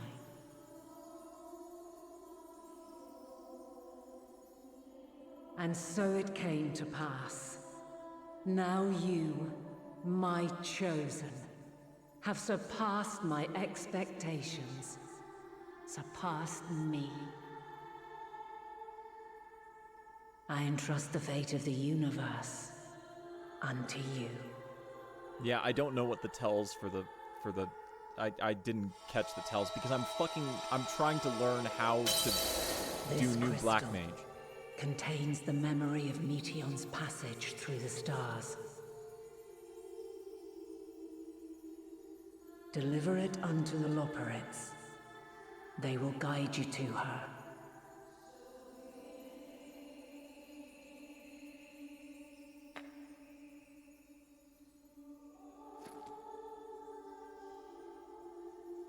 Though they may be capable of crossing great distances, there is a vast difference between traveling to the moon and the furthermost reaches of the great expanse.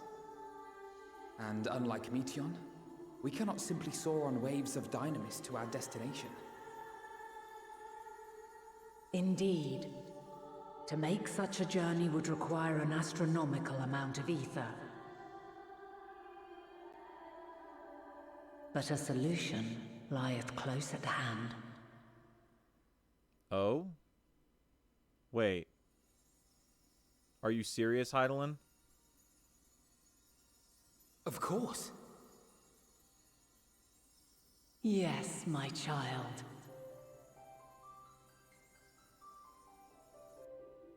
Ever since I became the will of the star, the ether drawn here had slowly crystallized.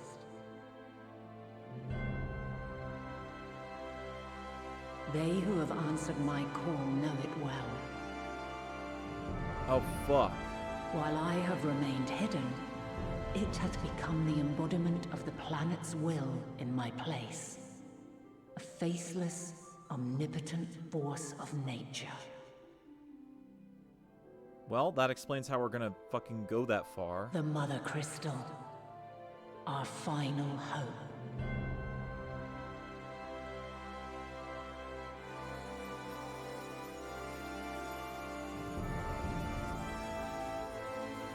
Alas, I can do no more. The fulfillment of this task doth fall to you, my chosen.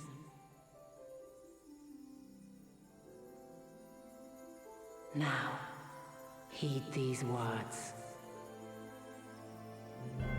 Darkness and light, despair and hope.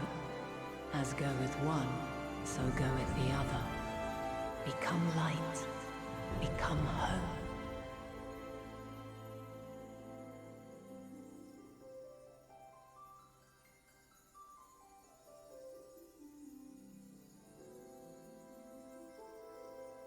I have a gift for thee. Come closer.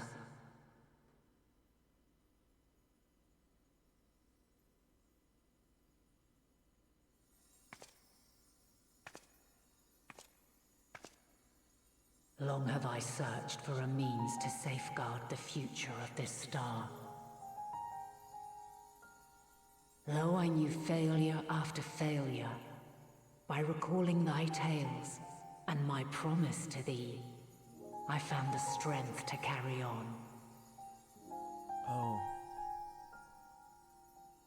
Though the world is ever changing, thy thirst for adventure hath never waned.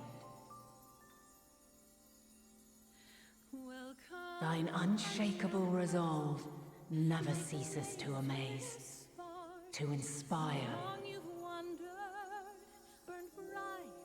As a mark of my gratitude, I bestow this final gift. Thou dost possess the crystal of Azan, yes?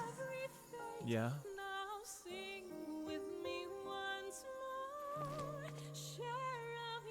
As Heidelin, I reside over the forces of stasis, tranquility, peace. The laws which impart stability to existence itself.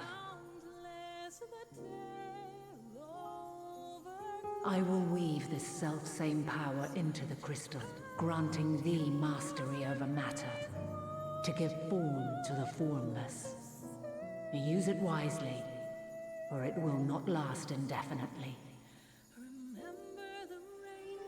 As thou hast seen on thy journey through the ethereal sea, souls are drawn to thee. Mayhap this trait will prove to be a boon rather than a hindrance.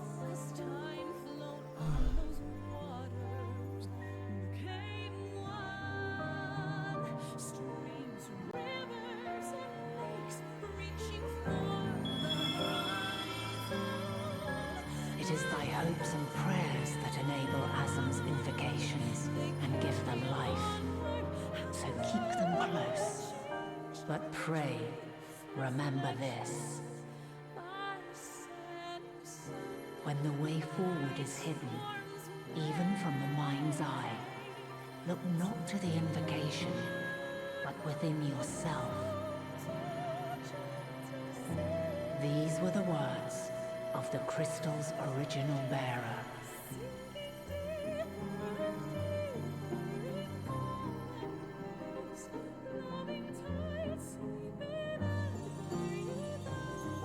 With that, my work is finished.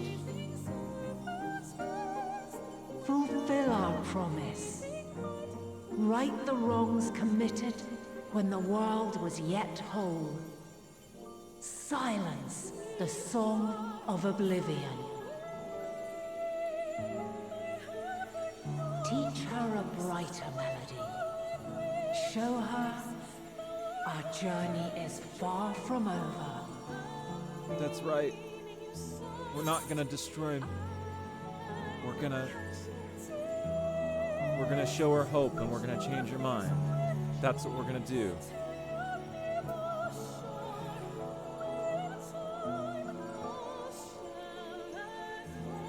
Thank you, Heidelin.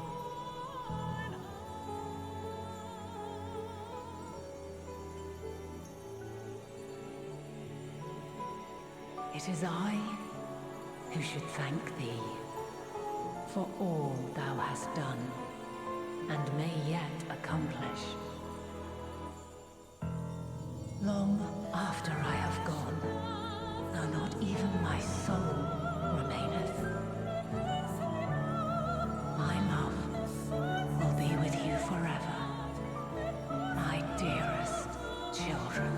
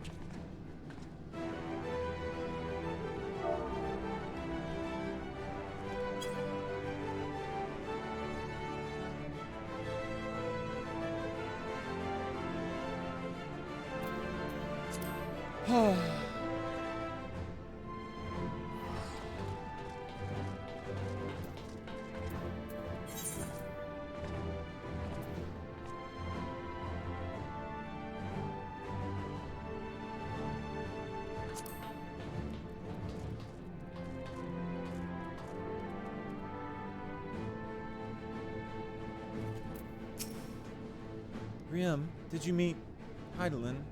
Pray tell, how is she? Well, sorry, little dude. Little friend.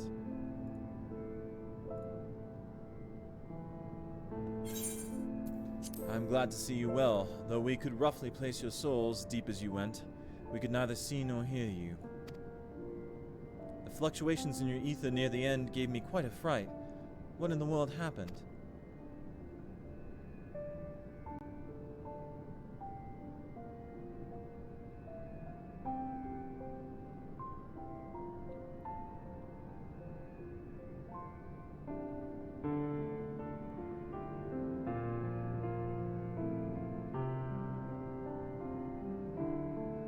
You mean to say Heidelin is...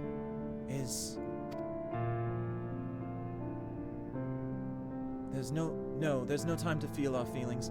We must carry out Heidelin's will without delay. We'll find Meteon if it's the last thing we do. If you wouldn't mind handing over the crystal, that is. A fancy navigatory one.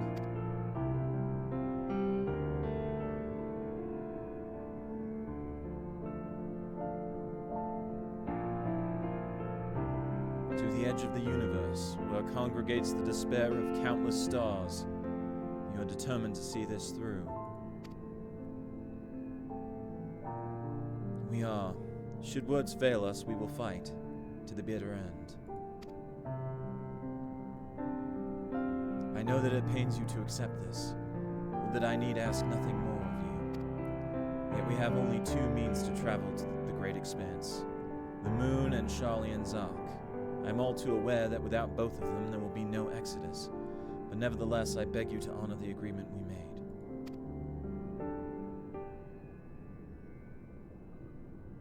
The Forum's decision will be honored. You have earned the right to use the ship as you see fit, and I could not rescind it even if I wanted to. As it happens, I do not, and would do all within my power to aid your cause. That settled, might I suggest you rest a while? Proving oneself to Heidelin is never easy, and despite our unparalleled genius, we'll need a day to make the necessary calculations. You may as well take advantage of it. You can chart a course through the sea of stars in a single day. Ye gods.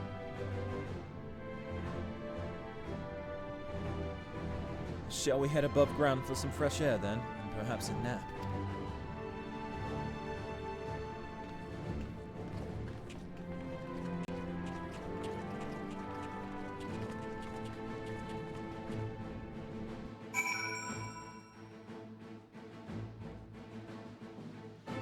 Holy fuck. Oh, shit.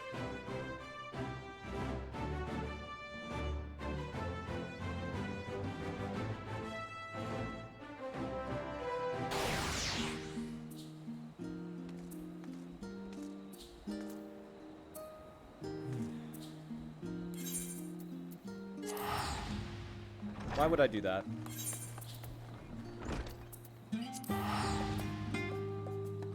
Wait. Yeah, why would I do that? Literally let me up here.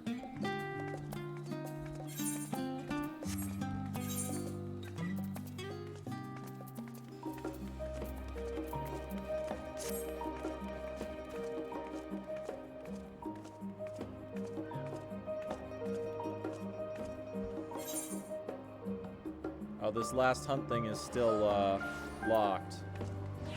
Okay.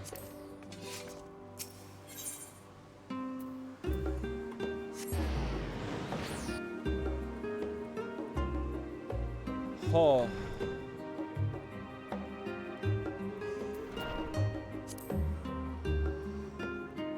Huh.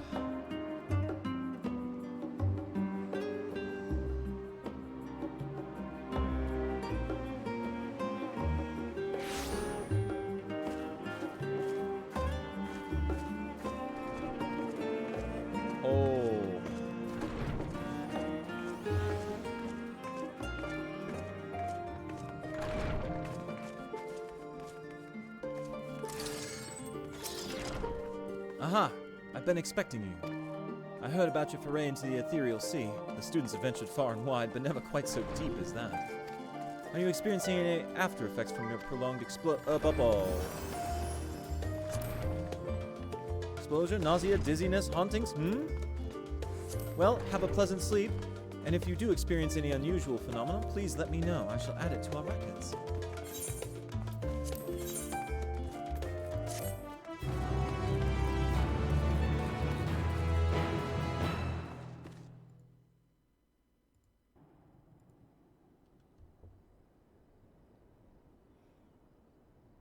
Shit. Oh, god damn it. I'm asleep in my fucking armor.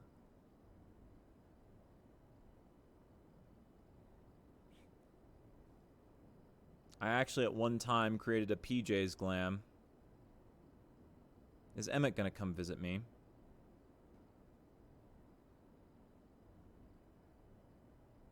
If I had known I was gonna have a sleeping thing, I would have, well, I would have made a pajamas glam.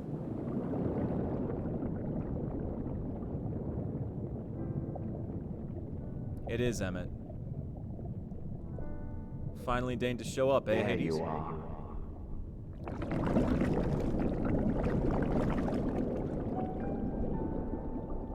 Some time, indeed, yes. For you, at least.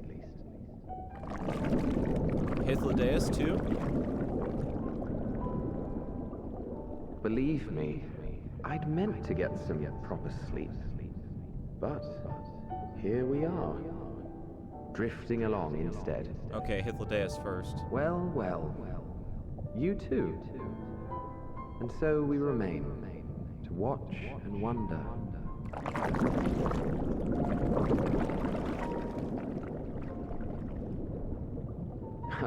Yes, indeed.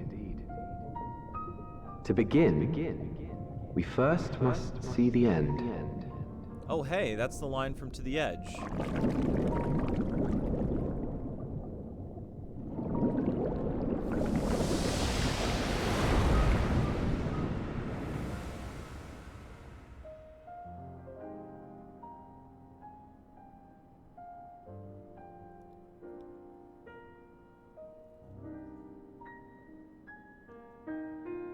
Man, collapsing on the bed in the armor cannot be comfortable.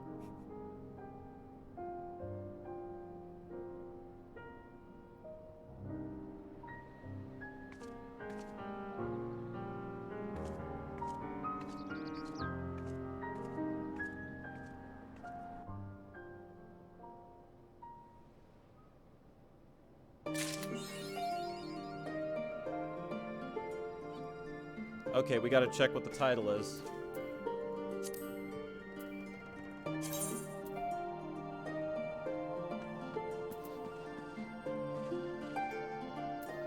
Hope's Legacy.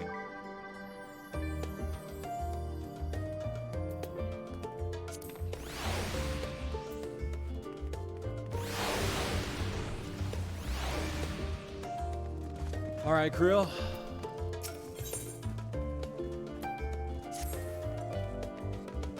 Grim, I trust you had a good rest. An envoy of Master Fulchnal has arrived not long ago with a message. The Lopports have determined Medion's location. We've been asked to gather at the rostra. I'll meet you there, along with the others. Okay. I am going to, like... I am going to lean like a cool person on the outside of the students of the annex and take a break because I need a cigarette after that, and I know that we're going to be probably in for a lot of cutscenes when we fucking blast the fuck off into space, and thus now is the time.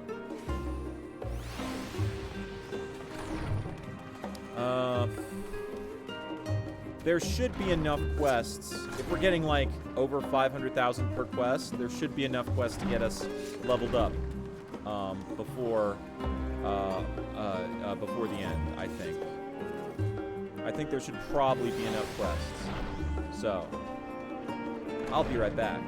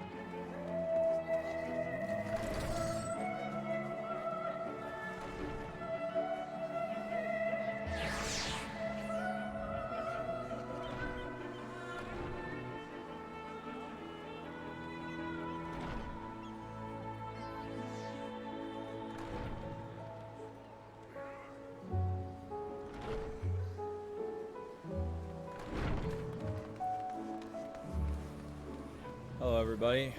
I'm back. Whew.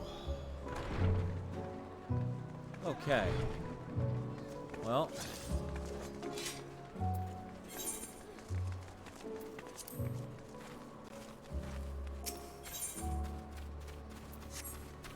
Let's take a look. It's all right.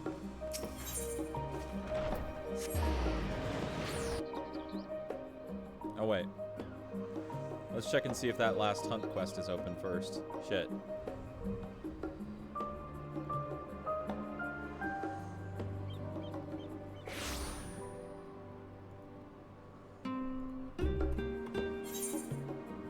Not yet.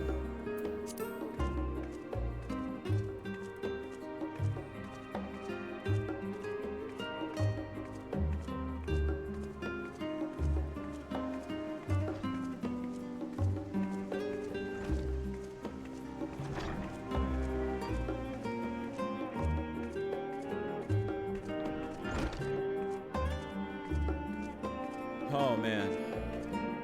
So, judging by this, I think, like, there should be, like,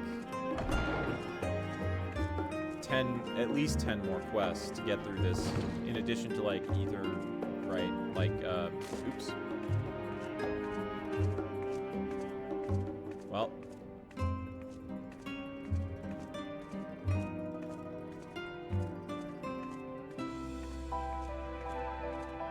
Okay, we're about to go into space, so let's talk to everyone.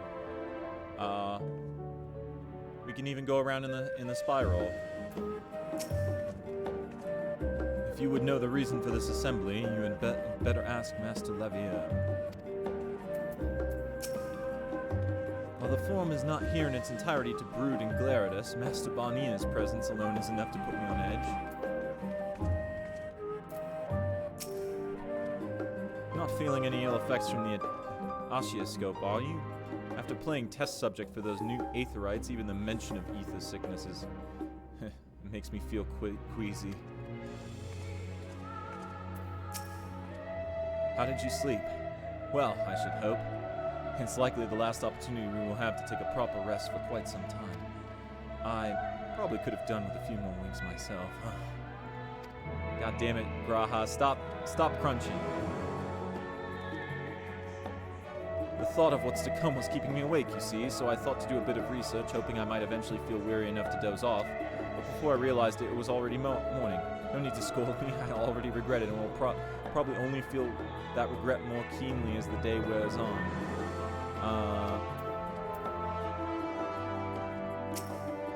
Hold on, what's the fucking emote? I'm sure I have it in my favorites.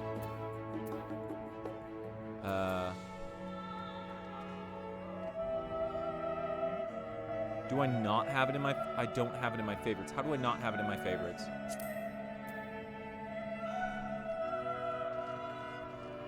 Oh, Furious.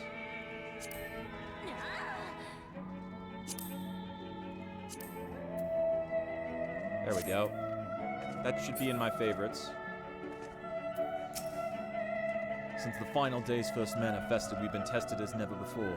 Even more so in your case. Nevertheless, our work is far from over.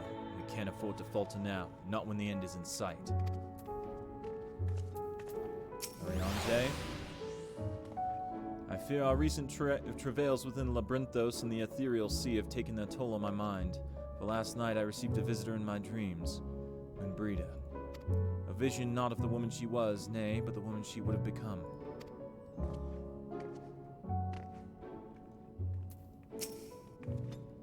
Heidelin, the heart of this star, is gone, and yet, on the morrow, the sun will rise, and life will go on.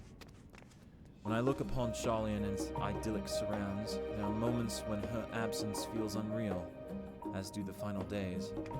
Would that it were so.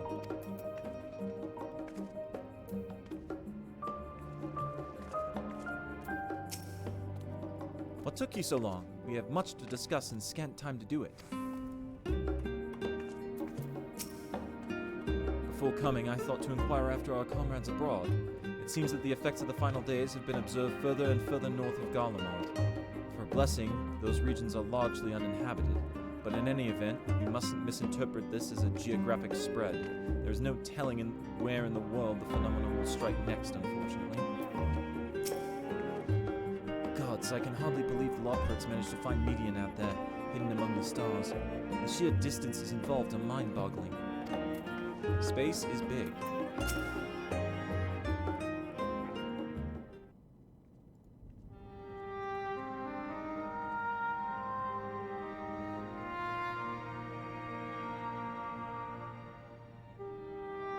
Everyone appears to be present and accounted for.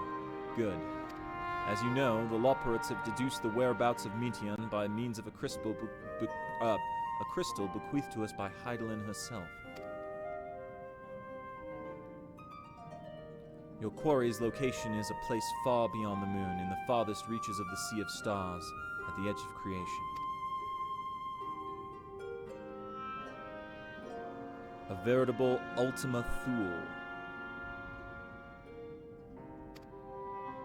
Ultima?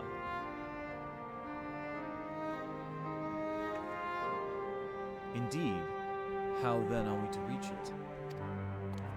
An excellent question. Luckily for you, I have an equally excellent answer. In theory, with its advanced propulsion systems, the moon is capable of delivering you to Ultima Thule, but the myriad other facilities housed within would greatly impede travel through the Sea of Stars. Even the Mother Crystal may not possess ether enough to bear so massive a vessel to our destination and back. However, if we integrate our hyperhopper into your aether burner, we should be able to fire things up and jump our way to the end of the universe in no time. Father, does this mean...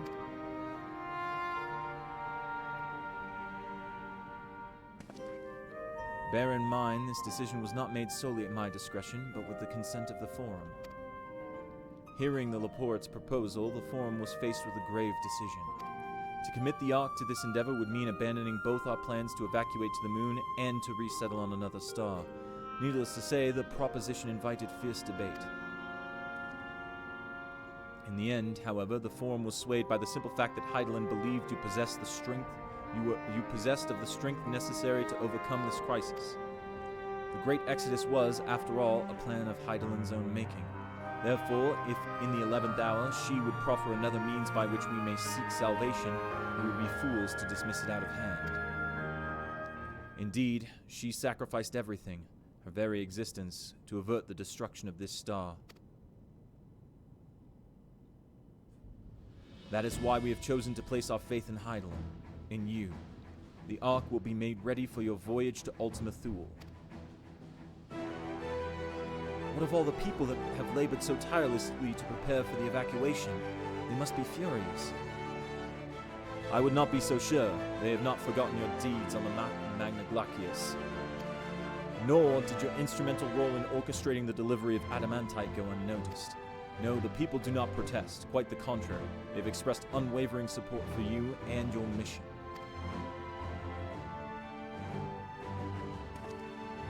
Are the Lockfords, too, willing to abandon the Exodus? Were you not listening when we said we were born of Hydaelyn's love for Aetheris and its people? If it means your survival, we would do anything to help. And you'll most certainly have need of our expertise where you're going. There's no guarantee Ultima Thule is a place that supports life, an otherwise vexing problem I'll know how can remedy.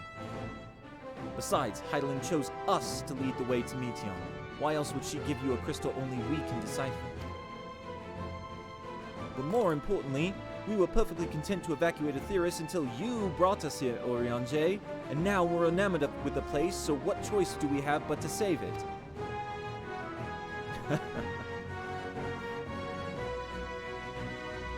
Of course, none of this is possible without you and the Scions, so I must ask, are you certain you wish to do this?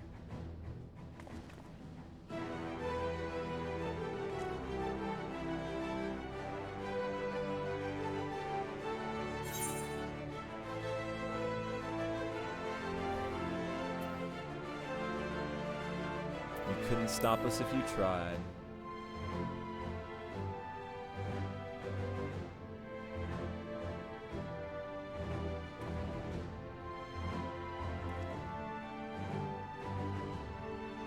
Very well. We shall inform the Forum of your decision and begin preparations to bolster the Ark with the, Hyperhopper. The Loports will coordinate with the Ilsebog contingent to have the necessary components transported via the Tower of Babel. Of course, it will take time until the work is complete.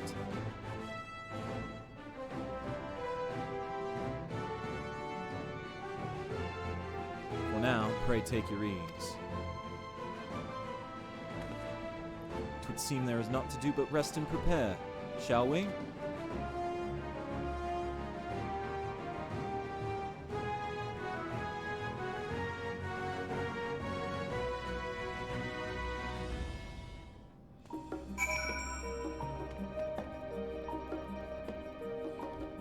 All right.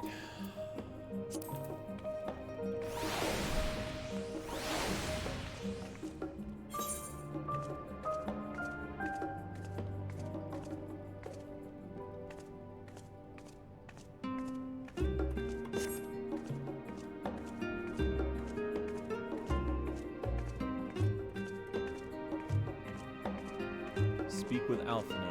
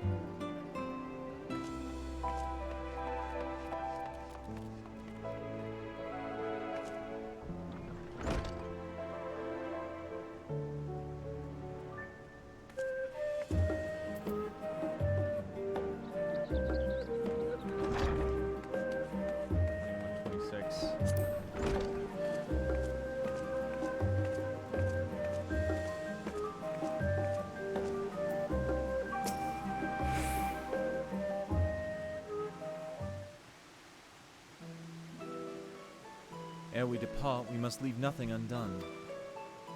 Quite, though it is difficult to conceive of how one can best prepare to brave a domain where Dynamis governs all. Nevertheless, Heidelin deemed us worthy of the trials that await. For lack of any other feasible options at this late stage, let us trust in her judgment and face Medion as we are. Which leaves the not-so-small task of coordinating our efforts here to you and to Taru. If all goes to plan, we'll be back before you know it. I certainly hope so. We will be praying for your safe return. Mayhap it will affect the Dynamis for the better. With that settled, we should get some rest and make the most of the time we've been afforded.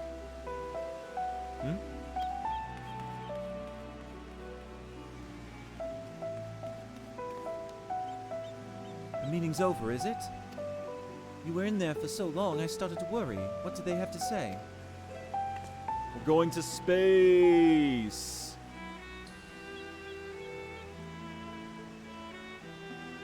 The edge of creation. I see.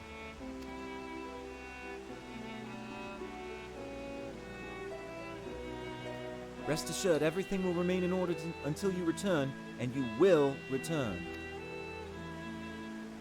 Actually, Rium, could I borrow you for a moment? It looks like your plans for the interim are decided. When the two of you have finished, meet us at the Baltesian Annex, all right?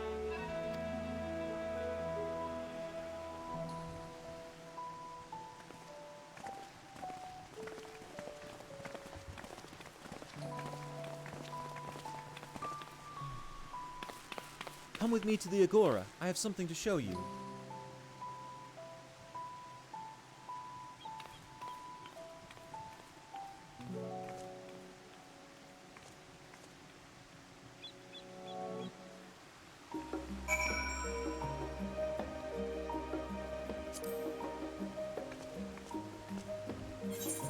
The Agora is... Okay, so closest to the Aetheryte Plaza, looks like. Is it? Yeah.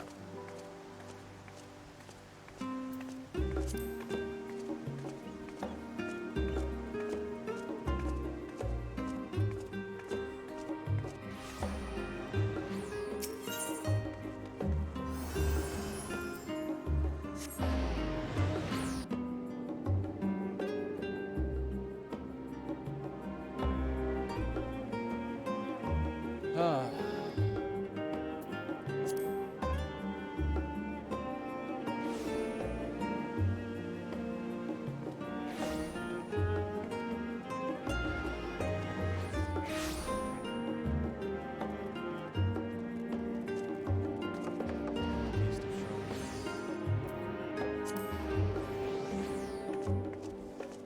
Oh.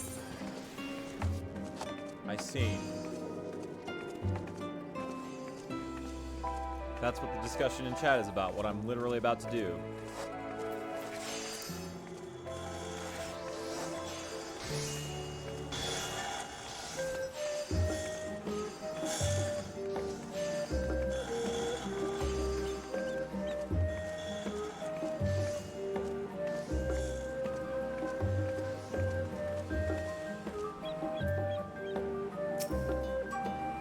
Welcome, Riam, to Taru's Boutique. I've always done my best to provide the Scions with fashionable attire, but in your case specifically, I make an extra effort to strive for the most functional yet stylish clothing one could ask for. Not that I'm playing favorites, but you are the Warrior of Light. Faced with this unprecedented crisis, I knew you would need an ensemble unlike anything I've created before, and that I wouldn't be able to do it alone. And so, after enlisting the aid of the world's finest artisans, I finally completed my career-defining masterpiece. But then inspiration struck and I saw a golden opportunity just begging to be seized. With the help of some Thavnarian refugees, I decided to set up a shop here in Sharlayan. Of course, I would never charge you for any of our works. Perish the thought. Sarud, how are things coming? Everything is in order, Mistress Tataru. We'll be ready to open shortly. Which is why I brought you here, to be our very first patron. Would you mind waiting here a moment longer?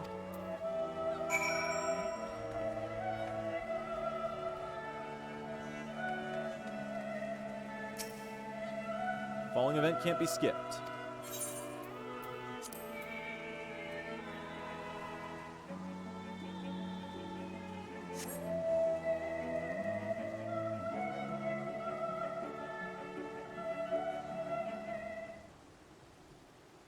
All right, let's see what we got.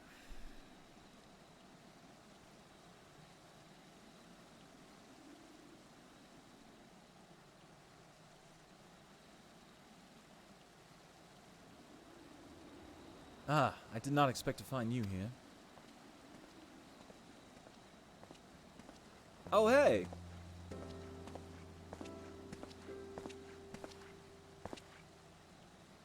I imagine Natana would also wish to offer her regards. Alas, after delivering our dragon scales to the engineers, she remained to assist with their work on the ether burner. This simulacrum, too, will stay in Sharlayan while I oversee matters in Radzat Han. It is a rather convenient means to keep abreast of developments pertaining to the final days or anything else. It also allows me, after a fashion, to watch over my people in this distant land. Oh, Sean! I was hoping you'd stop by. I can't thank you enough for allowing your artisans to work with me here at the boutique. Please, it is I who should be thanking you. This establishment has restored a sense of normalcy to their lives. You've blessed them with newfound purpose, and a means by which to support themselves in these troubled times. What's more, when they at last return home to Radzat Han, the experience and knowledge they've gained in your employ will no doubt prove a boon to the artistry and commerce of our land. In fact, I came here to see how your new employees are settling in, and to express my gratitude for granting them this opportunity. It's an opportunity for me as well, believe you me. Your artisans have taught me so much about Thavnarian craftsmanship. Their resourcefulness and ingenuity are nothing short of inspiring. I can't wait to see what kind of wonders we'll come up with.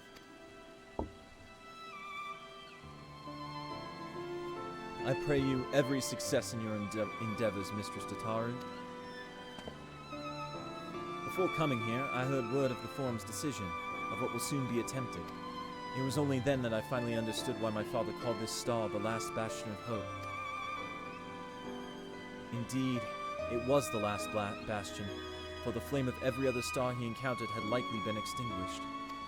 In the boundless dark, the light of brimming life must have been blinding in its splendor.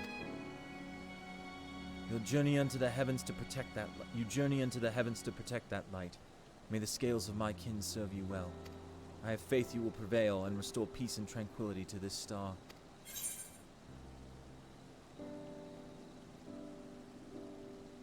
Would that Arwan were alive to see it. I will not see his sacrifice squandered, nor shall I rest until Radzat Han is returned to its former glory. Forgive me, but I must take my leave. Fare you well, and remember, the people of this star have not yet given up hope, and neither must you.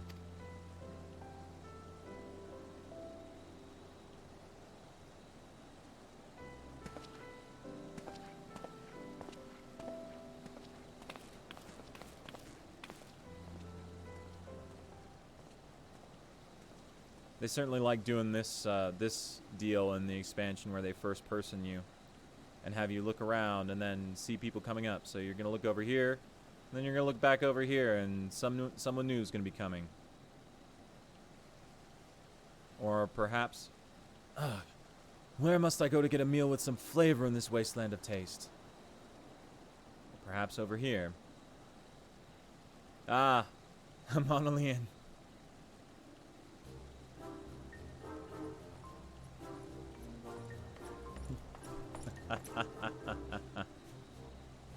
Realm, old girl. My, whatever are you doing here? A new boutique, you say? I have been meaning to expand my wardrobe. Yes, something with a little more flair, perhaps. Befitting a man of my station. Though I have nowhere to flaunt said raiment so long as my confinement continues indefinitely. The young Lord Fulton insists that so long as there is work to be done, no matter how trivial, I must abide here in Charlian. Thus do I toil, though every fiber of my being rails against it. Why, I've even suffered the company of that brute Sickard to see supplies transported in a timely fashion. I can't wait for you two to get married. Yet he was the one granted leave this morning to participate in some supposed covert operation. So I suffer instead for his otherwise welcome absence, now burdened with extra busy work, and without Honoroi here, there's no one to prepare my meals. I came here in the hopes of finding a nice cafe, perhaps. Alas, the Charlian delicacies I've sampled were lacking in every respect.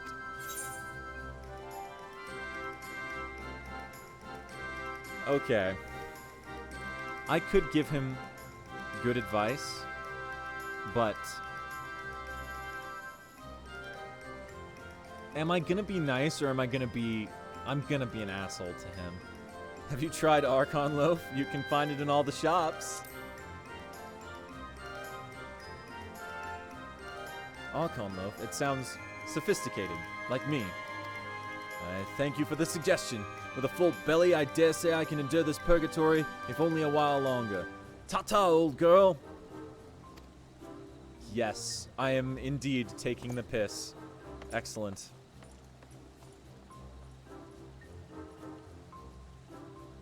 I like fucking with my brother-in-law. And looking back. And... Well, is that Riam and Tutaru I spy? Hoopst? Ah, Hancock.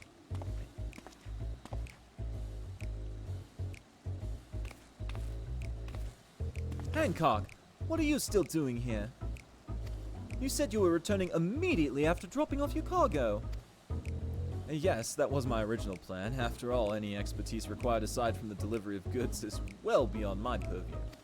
But what manner of entrepreneur would squander an opportunity to study the markets of the northern seas? Worry not, I will return straightways to Kugane once I've finished. Of course you would find a way to turn this crisis to your advantage. She wounds me, the industrious woman, running a new boutique. I am not blind to the travails of those who fight on the front lines to deliver us from ruin. Indeed, I have every confidence they will succeed, and I would make myself and my business ready for their return. If you believe in them so devoutly, then why not put your money where your mouth is? Fair enough, Tataru, fair enough. There is not more I can do to help ready the Ark and her heroes for their maiden voyage, but on your return I shall host a grand celebration in your honor at the Bokairo Inn. Accommodations are quite costly, given the reputation of said establishment, but the East Aldenal Trading Company would be honored to foot the bill. Will there be lemon cakes?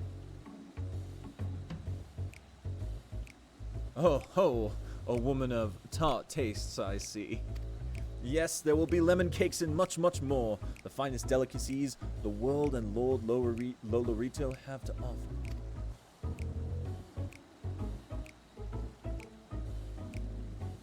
But let us speak more of this upon your return, lest I draw even more of Tataru's ire.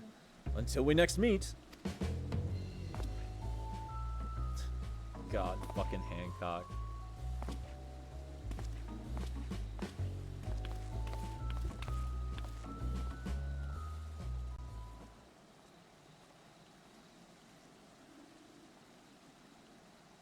Okay, looking around, looking around. We're looking around. There goes Hancock.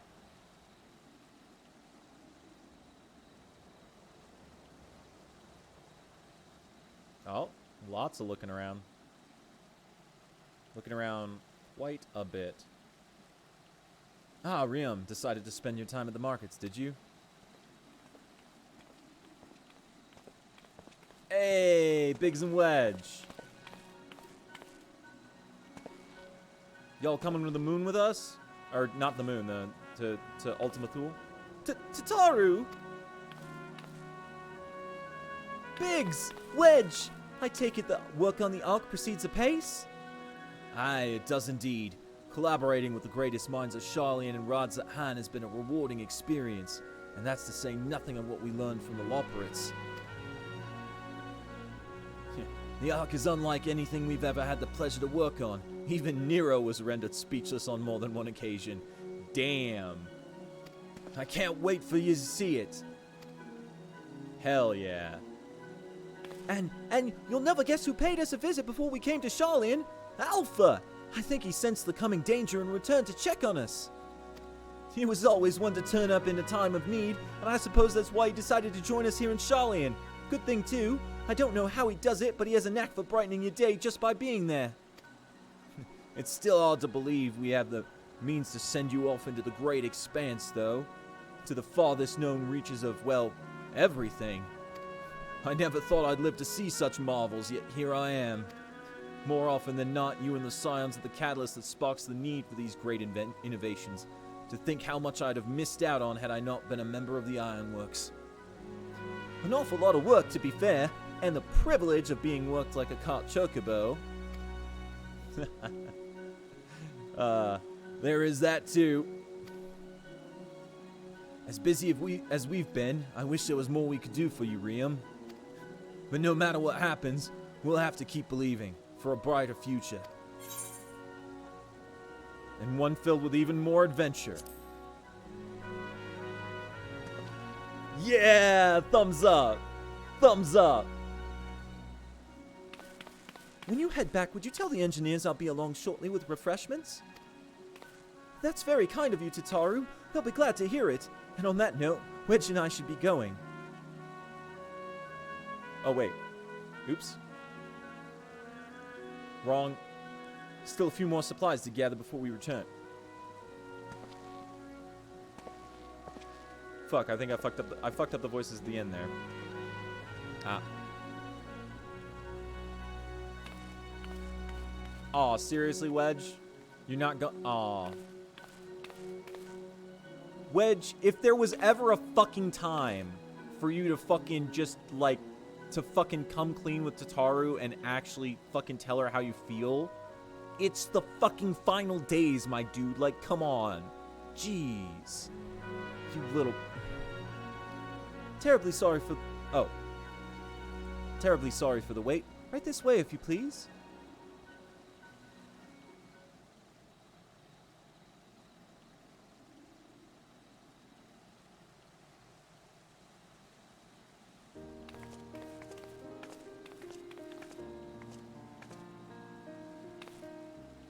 right. I don't believe the two of you have been formally introduced. This is, Vasarud from Palaka Stand.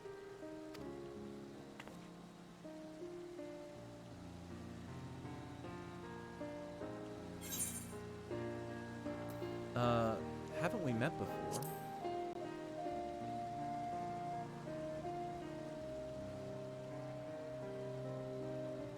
Ah, yes. It was you who helped us at Perusa, and again when crossing the ice fields, was it not? I doubt we exchanged a little more than glances then, but it is kind of you to remember me. Thanks to Mistress Tataru, I and many of my friends have found gainful employment in this foreign land. It's only natural to feel fear in the face of calamity. In such times we must look to one another for strength and succor. I know not whether we will come to call this place home or return to Thavnair, but we are here today and are glad to have contributed to the cause.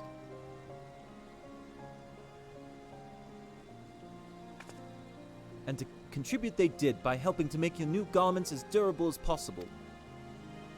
We put our hearts and souls into them, and I have every confidence they'll keep you safe in the battle to come.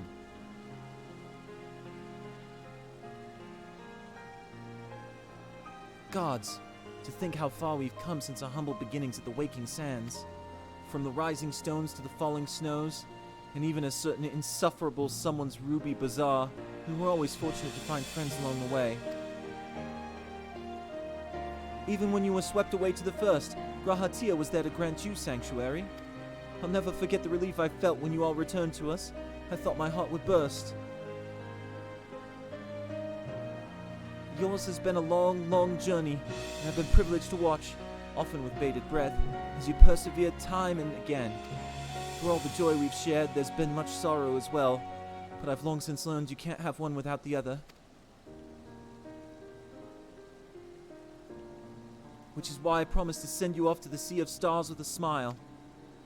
And you can be certain I'll be the first one to welcome you back on your return.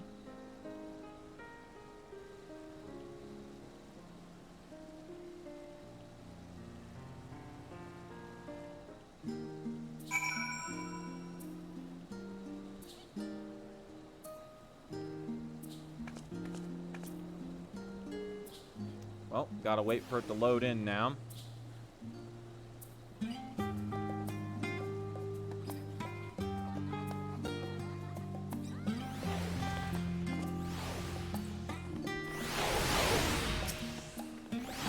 In addition to your new ensemble, we have raiments and weaponry for every need, so please feel free to browse our stock.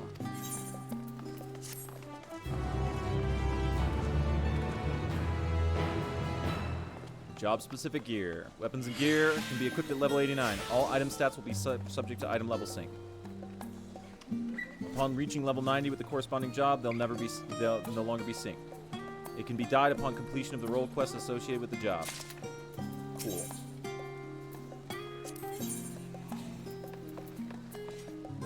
Azura's Rod. Petasos.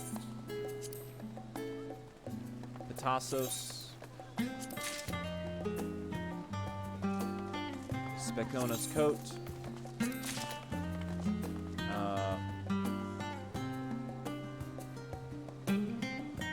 Wrist Torques. Skirt. Shoes. Artifact gear acquired. All right, let's do a little fashion check. All right, we'll start with this. That actually looks much better than I initially expected it to look.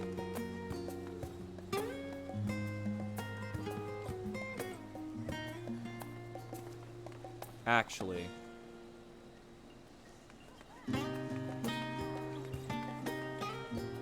That actually looks really good. I really like that. We won't be previewing the hat because we have this hat. We're never changing this hat on Black Mage.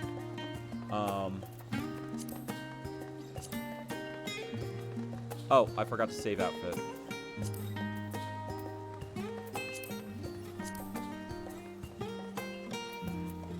Let's check the skirt. Okay, I think we can do without the skirt. That actually, those shoes actually go really well with the warg trousers and. Let's look at the gloves. Okay, I don't like the gloves, but you know what?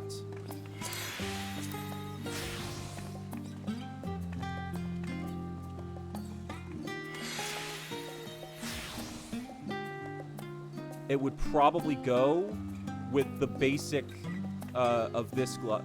Okay, so I'll pick up the quest with Tataru, and then I'll equip my gear.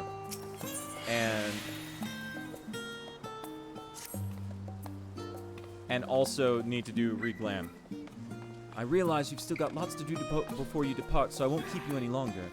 I do hope you can find a moment to yourself, and that the others can as well. They said they were returning to the Baldesian Annex, though I doubt they stayed for long. If you do decide to go looking for them, I suggest speaking to Kyle first. I'm sure they would have told her their plans. Okay. That actually works out perfectly for me.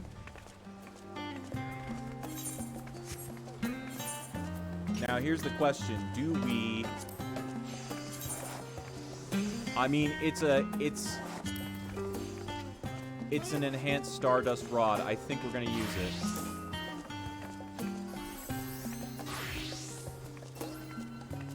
Okay.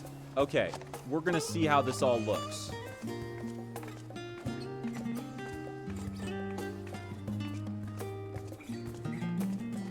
Right, so it's time to go to the inn room. It's time to do fashion. I didn't think that I would change the Armor Witch look, but I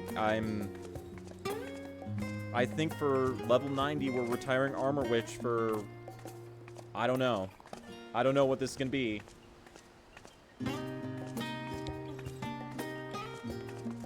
And I think we're finally retiring the... Like, if this works out, we're retiring these fucking arm guards. For the first time since, well, since I got them. Which means my only constant will be the hat. Which, of course, is never going to change. Okay, Kyle, I am going to talk to you and advance things after I get new outfits done.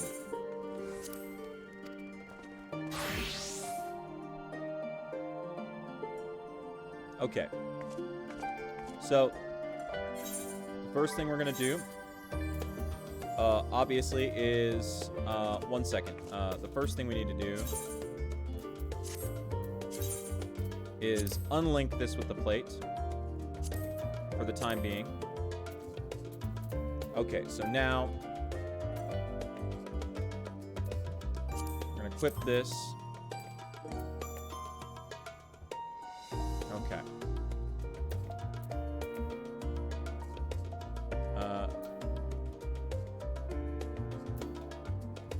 Remove. Equip. So we're going to equip the full set.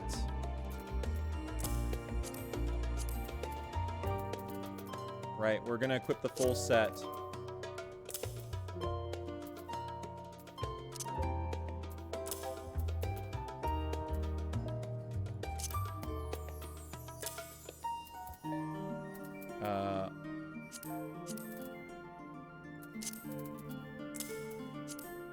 Okay, we have the full set equipped, so now we do this, just to save that for now. Alright. Where is the glamour dresser? There it is. Okay. We are, in fact, committed. We are changing glam. We're making a level 90 look. We're doing this right now for the final bit of the story. So, the first thing we need to do is... Where's the arms? These guys. Oh.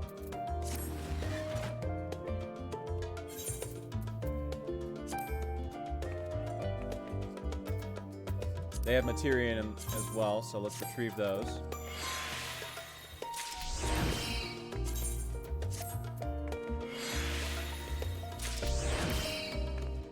And Oh.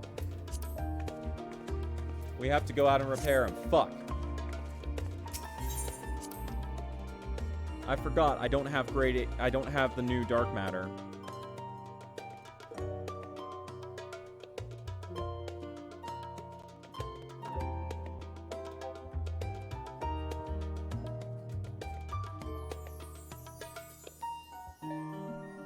I don't have the new dark matter, so I have to repair them with an NPC.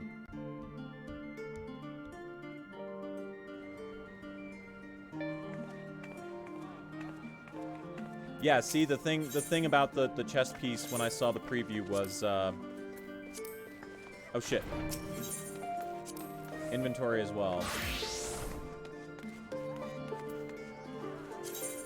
Yeah, I don't fucking care. Let's just make it easy, just in case.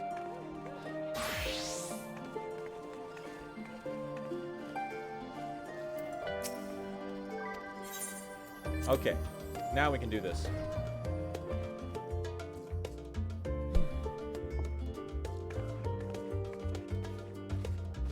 Endwalker look is now possible to make. Okay, let's do that first. Now edit glamour plates. Oh shit. I do need current purple dye for the gloves.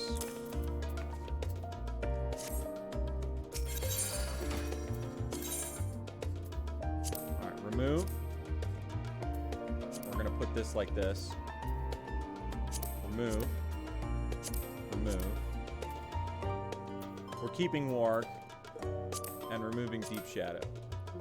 Okay, so. Hands.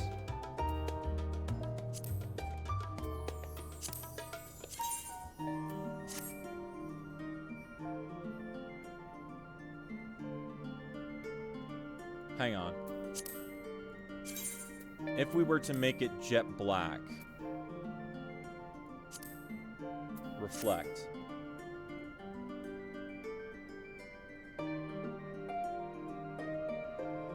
I think that works.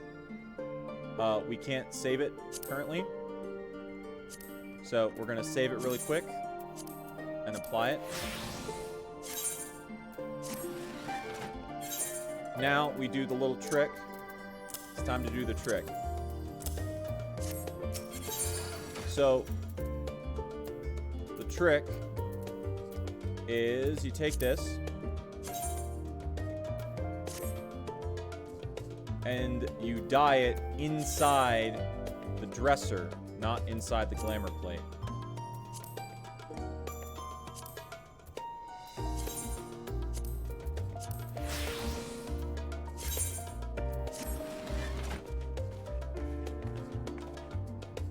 Alright, so we have the shoes and the artifact shoes and chest piece, the serpent skin hat, which of course we always wear, and these brand new gloves, and of course, our new staff.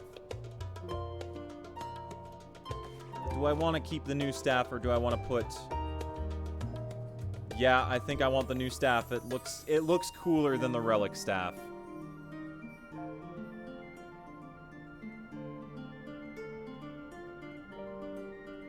Okay, Armor Witch has been retired.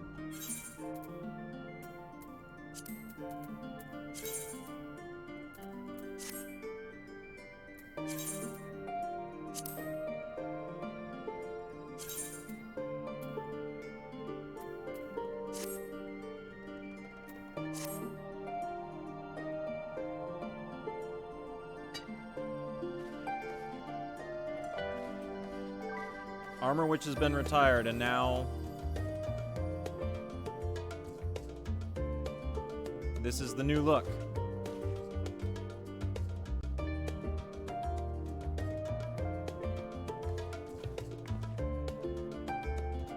I really wanted, like, when I had these gloves, I really wanted to use them, but they just didn't work with the armor.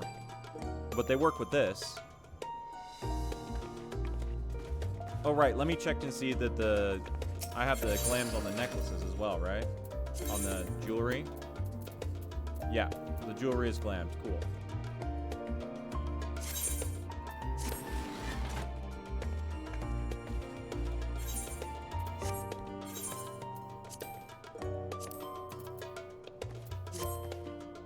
All right, now we can proceed. Level 90 does need a new look. And I don't have to finish the role quests and get diables because, I mean, I don't need diables.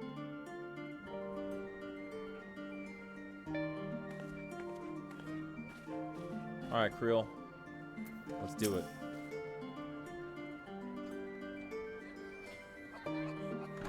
Oh, damn. Ifridegi's looking pretty good, actually.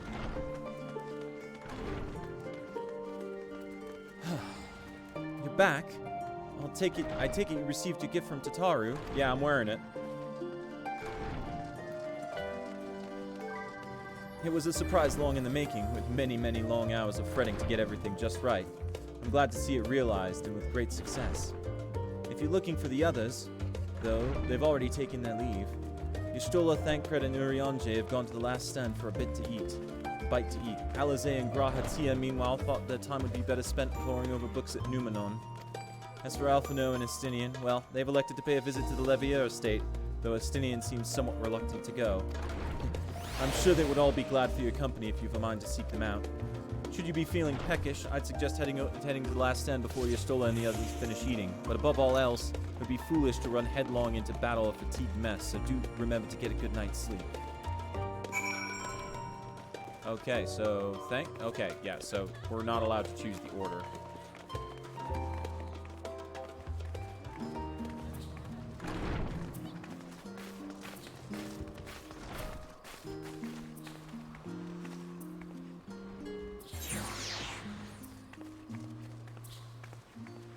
I do think the chest piece, if you cover up the sleeves with the, if you cover the sleeves with an arm piece, I do think the chest piece is probably the best Black Mage chest piece they've ever made, for the artifact gear, in my personal opinion. It just needs the sleeves covered. Like, it just needs the sleeves covered. Once you get rid of the poofy sleeves, it's excellent. Like, because this is a much, like, sleeker, better silhouette than the gear with its default hand gear. Like, I think that was the thing it's missing. Well, and the skirt. I think the skirt is not good. I don't think the skirt is good. And the shoes go really well with my warg leggings, which I chose for my fucking Armor Witch glam, but it turns out that they work for this as well. So that's nice.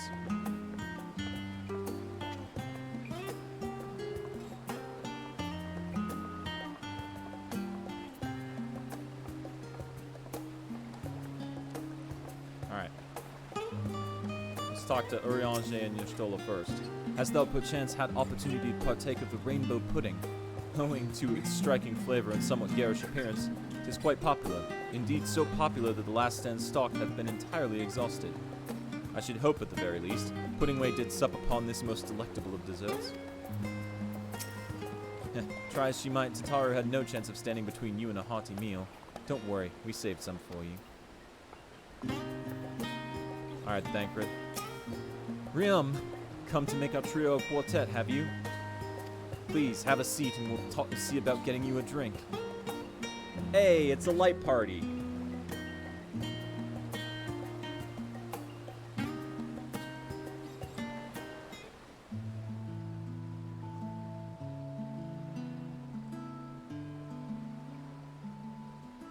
Your business with Tataru was finished.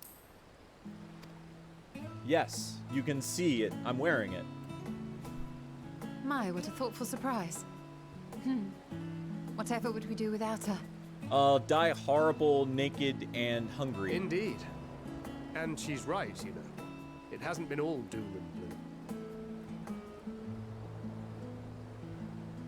Oh man, this food looks nice. Feels like a lifetime ago that Master Louis Soir gathered us together to form the Circle of Knowing. Since then, we have experienced much. But rather than feeling wiser, the more I learn, the more I find my knowledge That's what lacking. Silver Tear Lake is.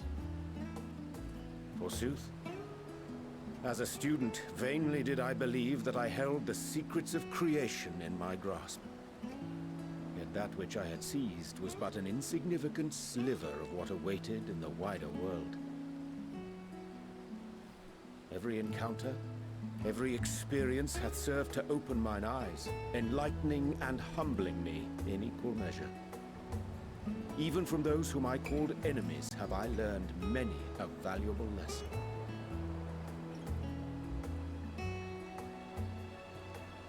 What will we learn at the edge of the universe, I wonder?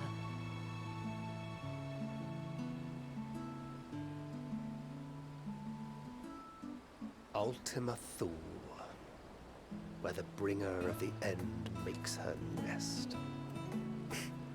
I, for one, can't possibly imagine. Ultima again, huh? Shame I can't learn Ultima. But whatever awaits us there, we will survive. We must. For her.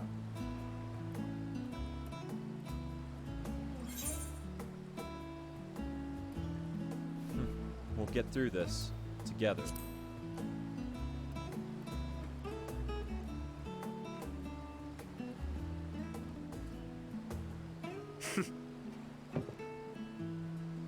Gods, it feels like only yesterday that we went on that mission to Drybone.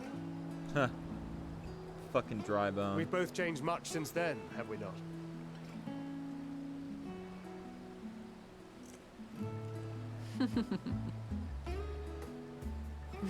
We've come far together, and if we have aught to say about it, we'll go further still. Aye, we will avert this calamity and return home. In preparation for which, we must give thought to what we hope to achieve after the proverbial dust has settled. What with the primals and Ascians all but dealt with, I suppose we'll need to look for new hobbies. In all seriousness, though, in uniting to overcome a common foe, the disparate peoples of the world have found a way forward together. It's a truly gratifying sight to see. Indeed. Though it was many years in the making, we have successfully set in motion the gears of fundamental change. With this, we have fulfilled our humble role as a symbol of hope. And I dare say it is time to bow out. After all, there is no shortage of hands to bear the torch in our stead.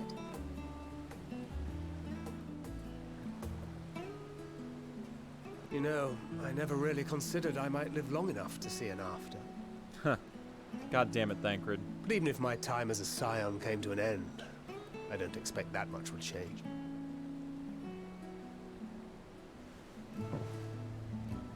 Traveling the world, going wherever the wind blows, lending a hand to those in need. A journey for journey's sake. It doth suit thee well. I must confess, I too have yearned to see more of the world. If thou art amenable to the suggestion, I would accompany thee. Mine ability to effect an air of normalcy through artful disguise is much improved, thou must concede. Aye, well, improvement is relative. You still look suspicious no matter what you wear.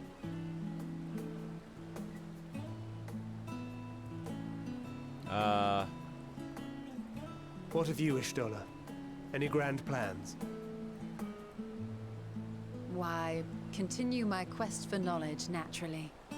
To begin with, I wish to know the state of the reflections, to which end I must find a means to travel between worlds. Hell yeah. 'Tis the least I must do if I am to keep my promise.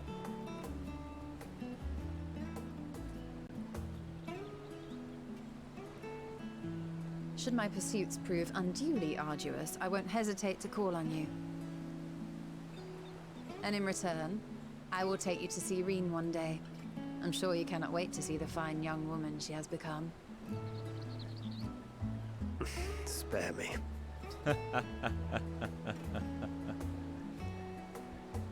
And what of thee? What wouldst thou pursue at duty's end? Well, I guess I'd level my crafters again. Here's yours. My apologies for the wait. Well, shall we make a toast?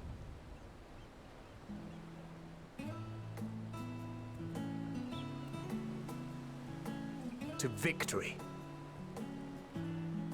To our comrades. To the future of the star.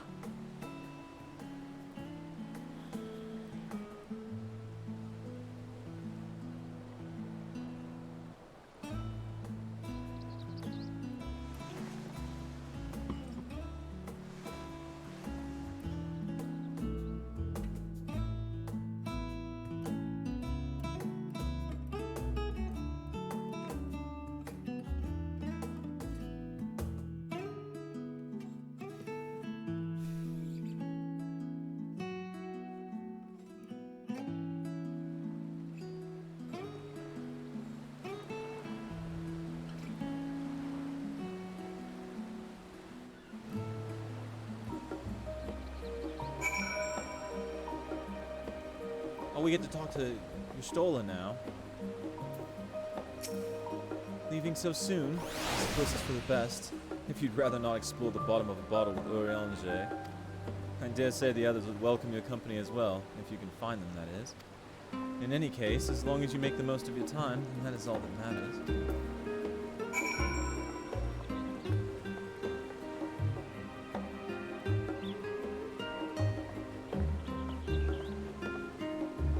Alizé, and then Alphino.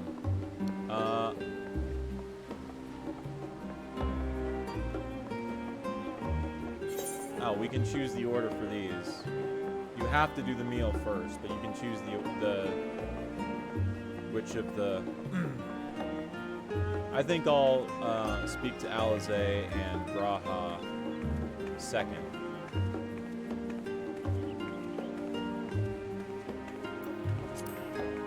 I'm interested to see also what is the 508.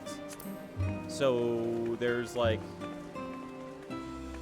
we only need like 7. We only need 8 more quests. So if there are 8 more quests before we get 90 lockout, we're fine.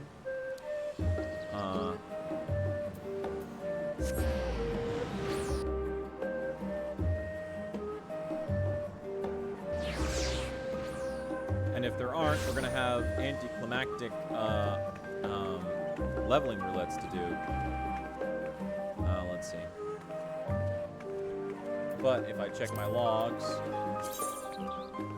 we should be good for quite a bit from that. Let's see, 788,000. Another, so well over 1 million from that.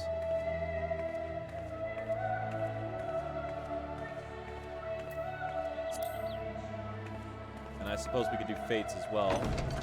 Oh, oops. Those don't offer XP. Oh shit! Estinian's all...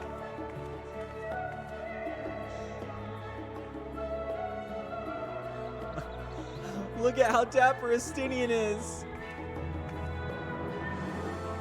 Look at that! Look at that, hold on. Hold on, I need to... what is it? Is it,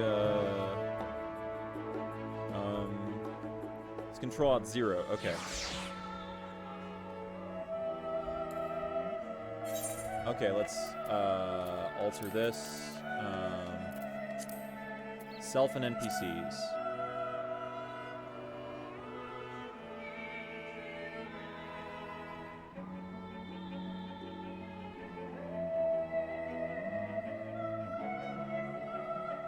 Look over. Look at Estinian. Wait, no. Look at Alphino.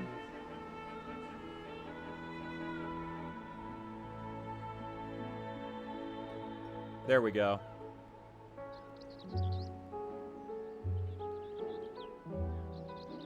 Yeah, I think that's good.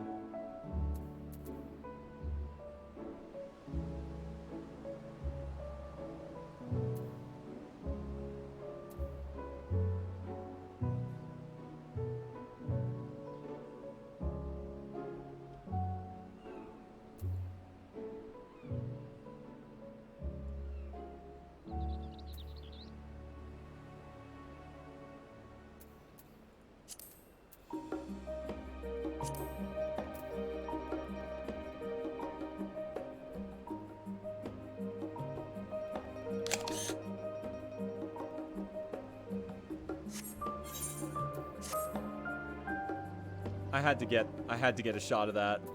I had to get a shot of Estinian's dapper little outfit. What? Surely this isn't the first time you've seen me without my armor.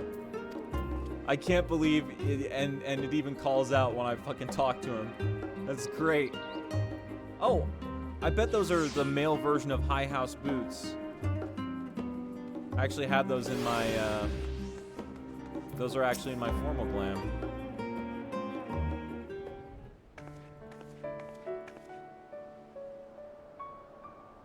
Oh.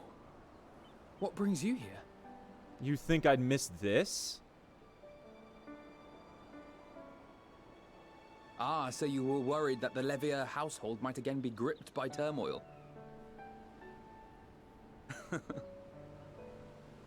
All is well, I assure you. In my letters home, I had made mention of Estinian, you see. My mother wished to meet the legend in person, and so we arranged to have a spot of tea together. Where were you in my hour of need? Fell beasts I can face. I'm not made for oh idle no, I chit-chat fucking with missed lords it. and God ladies. damn it. Well, I for one thought you held your own. Mother was the picture of delight. I might have been delighted myself, were we in a tavern with more agreeable drink. The thought of fleeing crossed my mind, but what then? I'd never hear the end of it, least of all from Tataru. I'm sorry. 'Twas not my intent to cause you such distress. It's just... it was one of the things I didn't want to leave undone ere we set forth. That's not to say I think we won't be returning.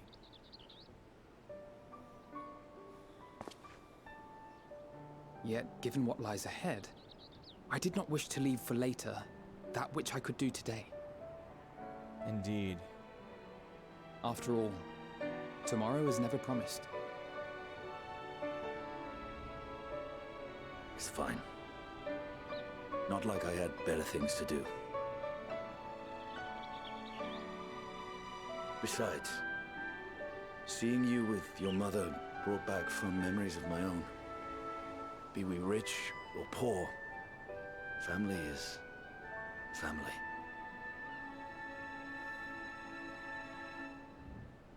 Well, it's past time we were on our way.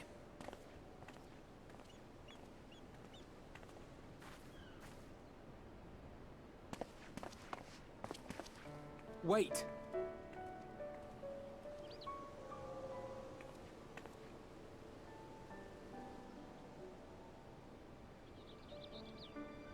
Since I left home, I've made a great many mistakes.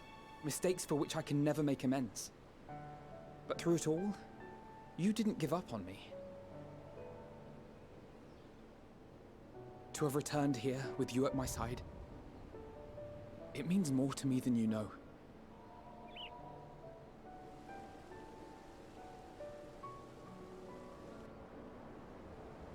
Thank you.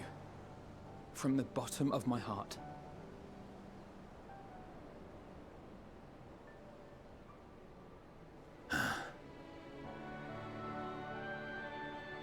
Forgive me, but it needed to be said. I'm the one who owes you thanks. Were it not for you, I would not be alive today, nor come to terms with Nidhogg's spirit. I am ever grateful.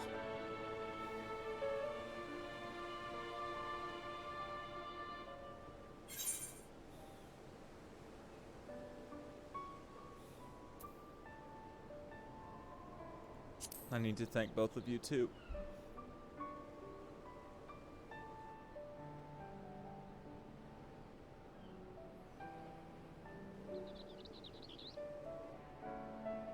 Well, we needn't make it a competition. You know, this must be what Heidelin meant when she spoke about depending on one another. However treacherous the road before us, together we will prevail.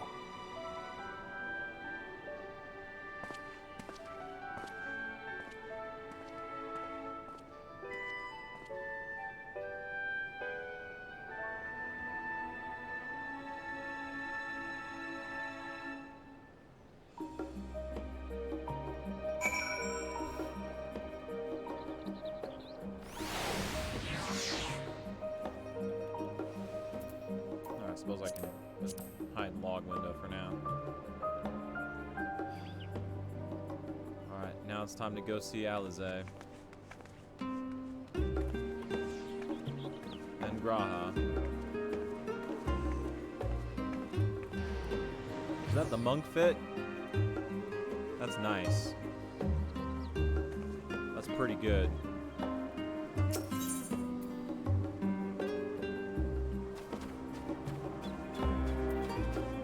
Over at the library, the damn nerds.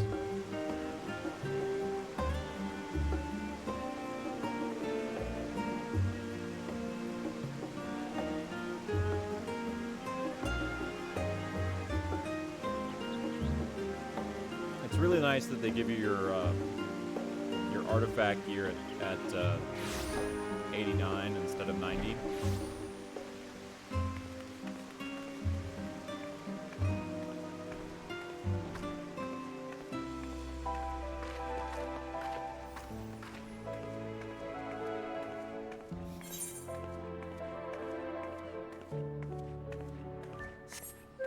Oh shit, there's Puddingway.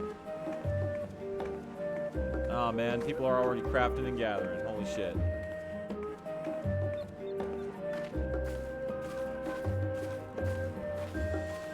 Hey, Puddingway. Ah, Rium, I've come to this studium in order to study the ways of pudding. Alas, my creations don't jiggle as they should just yet, but I persevere. Fucking Puddingway.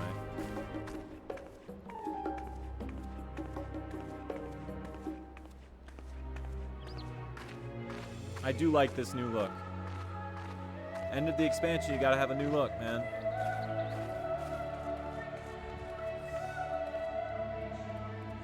The one from Shadowbringers didn't last very long. It lasted until 5.2, keeping in mind that I beat 5.0 right before 5.2 happened. Like, just like a month, maybe a month and a half. So, there isn't very long of my original Shadowbringers look.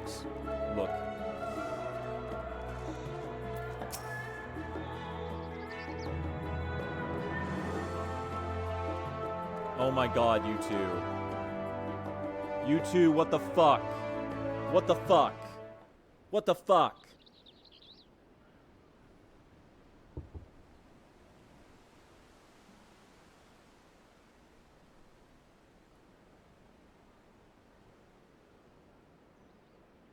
You idiots. See, there's silver on the robe here, but it doesn't clash as much as the silver on the armor.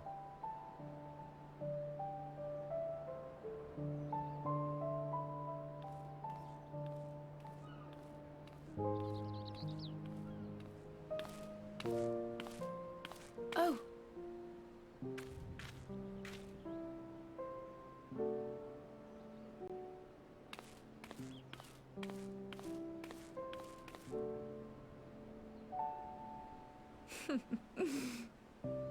Knowing them, they're probably dreaming about the celestial adventures to come.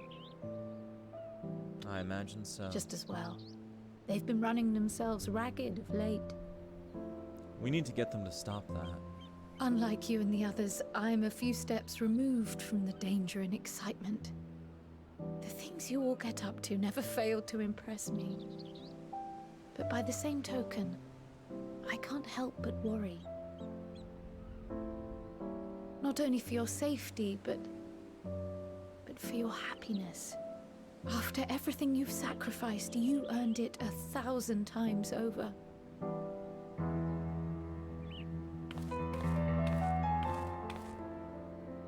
From the simple pleasures of tucking into a hearty meal or collapsing into a comfortable bed, to the grand triumphs of visiting legendary lands or finding true love. You deserve all the joy in the world. There is so much that life has to offer, so much to be treasured and shared with those we hold dear. So promise me this. Come what may, you won't give up on your own happiness. When you're out there fighting tooth and nail, it's all too easy to forget. But in the end, your passions will be your greatest strength of all.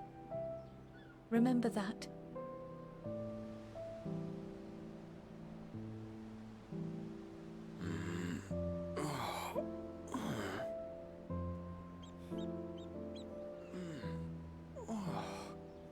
This feels familiar. It's good to see you awake, Grahatia. Well, 'tis good to be...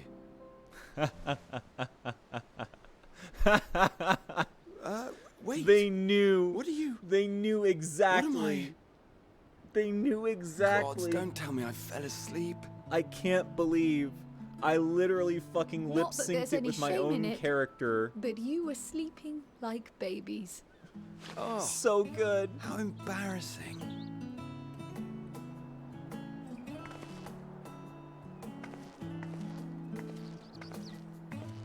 Not a word to anyone. Understood? Not one word.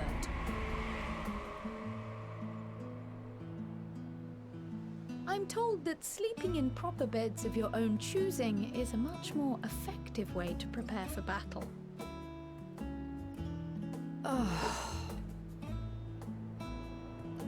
So, what were the two of you doing here?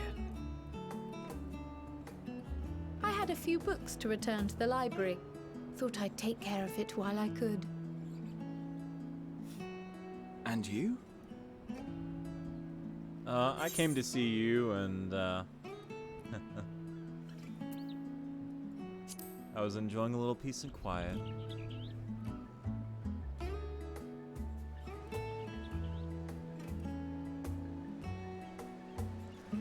They did that so perfectly, right? It's like literally just like you get to choose multiple lines for that though. Does it remember which line I chose?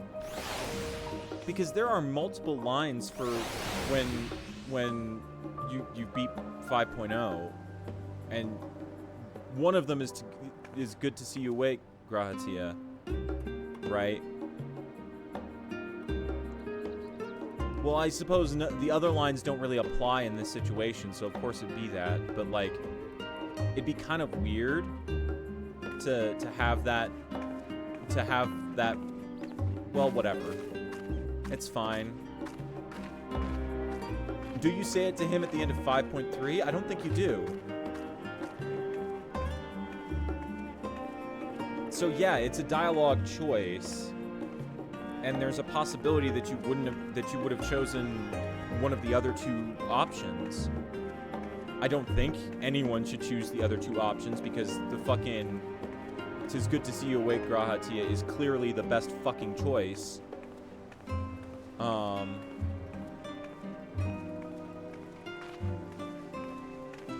Yeah. I love the fact that I literally said it. I literally said it as they were having my character do the mouth movement animation, and then that was so good. They knew exactly what would happen there. Also, I need to do that.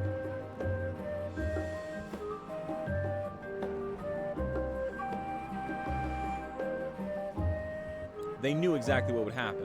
They knew exactly how people would react to that.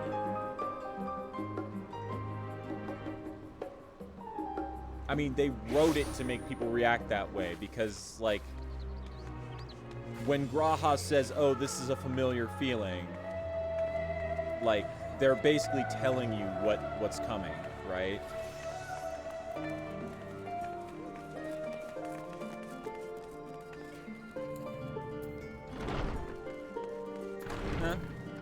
I suppose that is a look for a gunbreaker.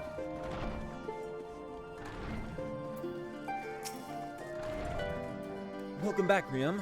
Resume to catch a final few winks before embarking on your mission, I presume. You'll be happy to know your chambers have been cleaned and fresh linens laid out. I pray you enjoy the sweetest dreams on this final night before the big day. No.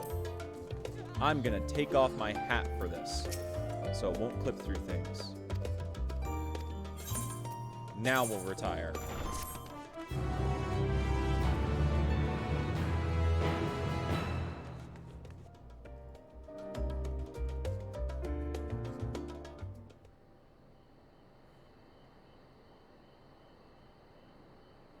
Oh, here's the Xeno shit.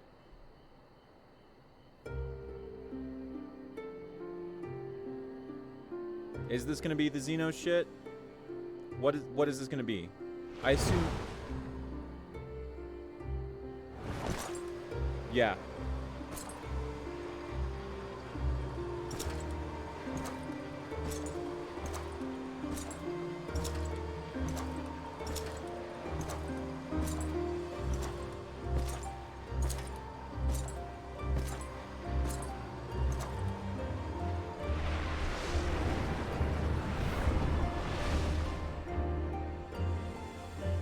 You will never get what you want.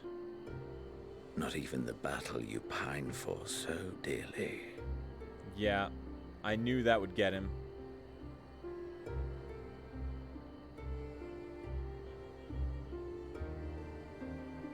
In that transcendent moment, what was it that I sought in you?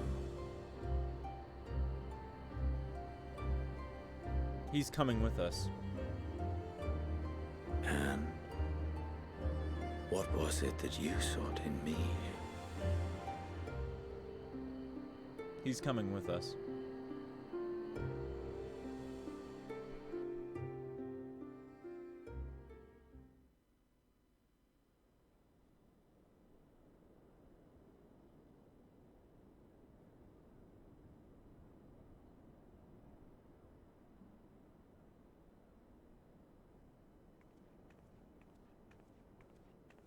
Fuck.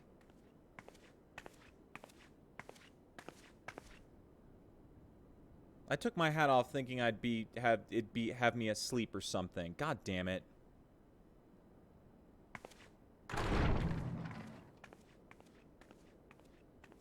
God damn it.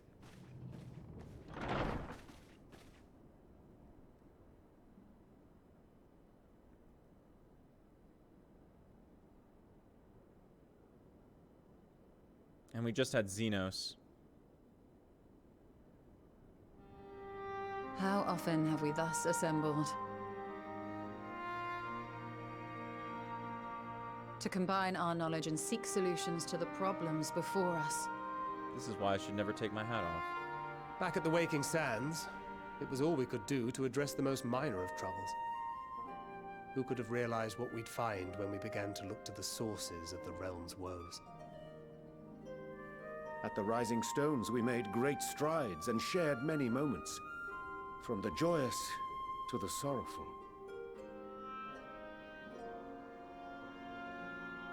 We've had occasion to call other places home too.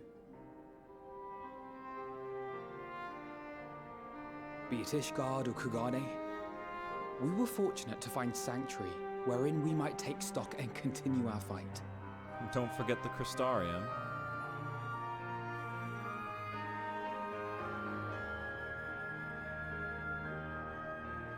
I was honored to host this company in the Crystarium. There we go. To stand with you all as we confronted the truth of the star itself.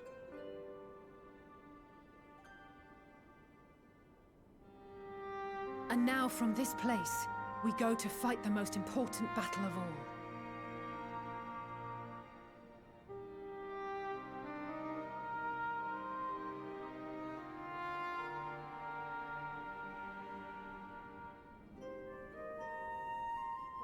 The Forum has sent word. The Ark is ready. The Loporrits naturally will be commanding the vessel.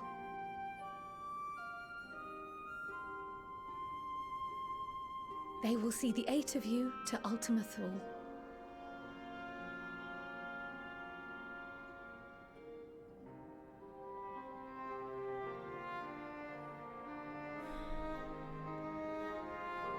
This is gonna be one hell of a final zone.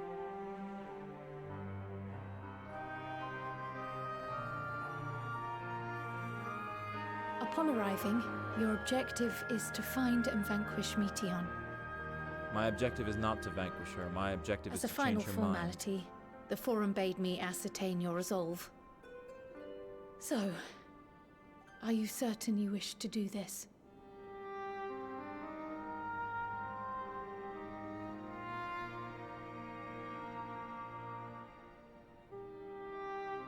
We are.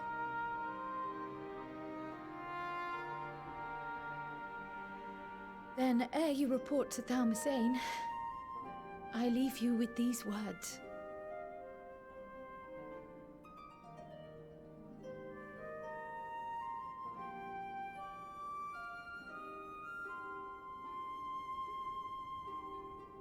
You must triumph. What that means will differ for each of you. To make it back home, or to simply avert doom, or perhaps something else altogether. Yet whatever it is that drives you, I have faith in its power to see you through. So please, triumph. God, this glam looks so nice. Triumph, as we who remain behind believe you will.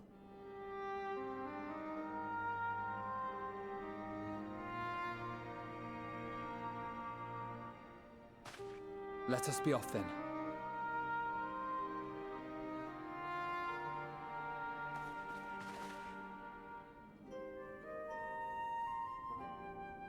Wait!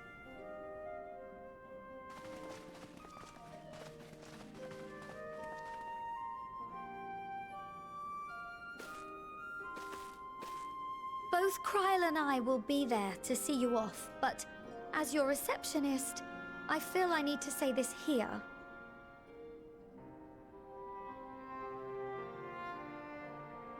Safe journey, all of you, and be safe. We're all coming home, Kryl. Tataru. We're all coming home.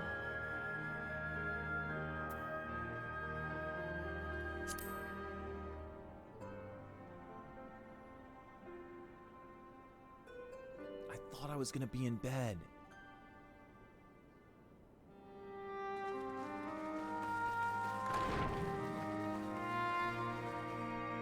I'm so irritated. I thought I was gonna be in bed. I should have my hat on for that scene.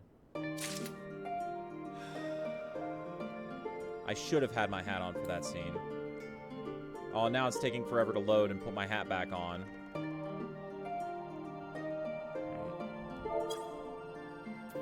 Check this. Yeah, okay. It's taking forever to put my hat back on. There it is.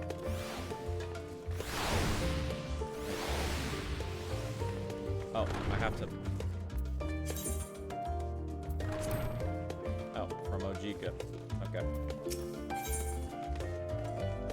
Unto the heavens. Ojika Sunjika is ready to send you off with a smile. I suppose this is where we part ways, for now at least. Would that I had the sage words of wisdom to share ere you depart. Mayhap the teachings of Galuf Beldesian will suffice. Surrender not to anger or hatred, he said. Look beyond them, and there find true strength. What one sees beyond is open to interpretation, I think, but for me, it would be the things I cherish most in life, things I believe are worth fighting for. Something to consider as you venture unto the sea of stars.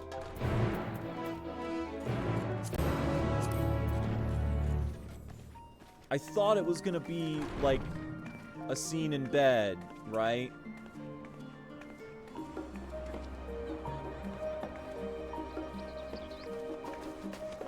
It's a difference of 100 gil.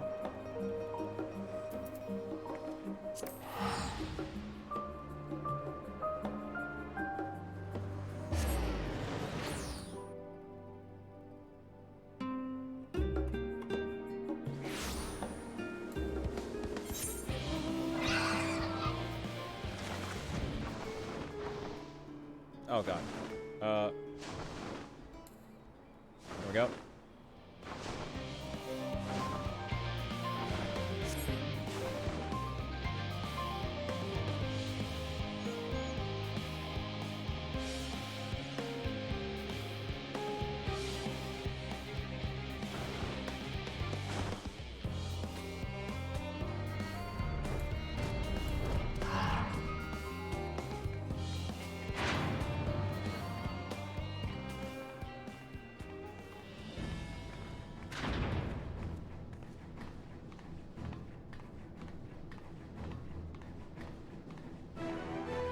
yeah, the chest piece's silhouette is improved so much by tucking in the sleeves. Like, look at this. It's great. It's nice. It's sleek. As opposed to the like, if I fucking just try this on, clear the saved outfit, right? Look at these sleeves. The sleeves are terrible. The sleeves are what ruin it and make other people, like, the sleeves are the reason why people were like, oh, it's not that good, right? If you use another use another handpiece and then remove the sleeves, it becomes probably the best Black Mage piece they've ever done.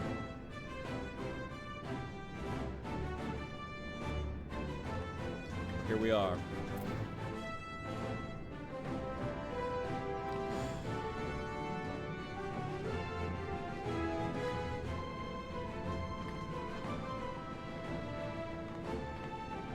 This is a lot.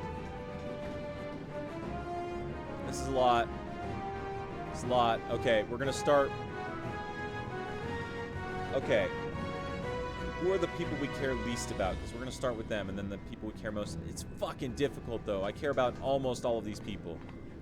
And then Elaine, obviously. It's troubling enough that that brute sick had left without warning, leaving me to carry all these cumbersome containers. But that he failed to be present to send you off is absurd. What could possibly be more deserving of his attention at a time like this? Okay. Let's see. Fuck it. It's difficult. It's difficult.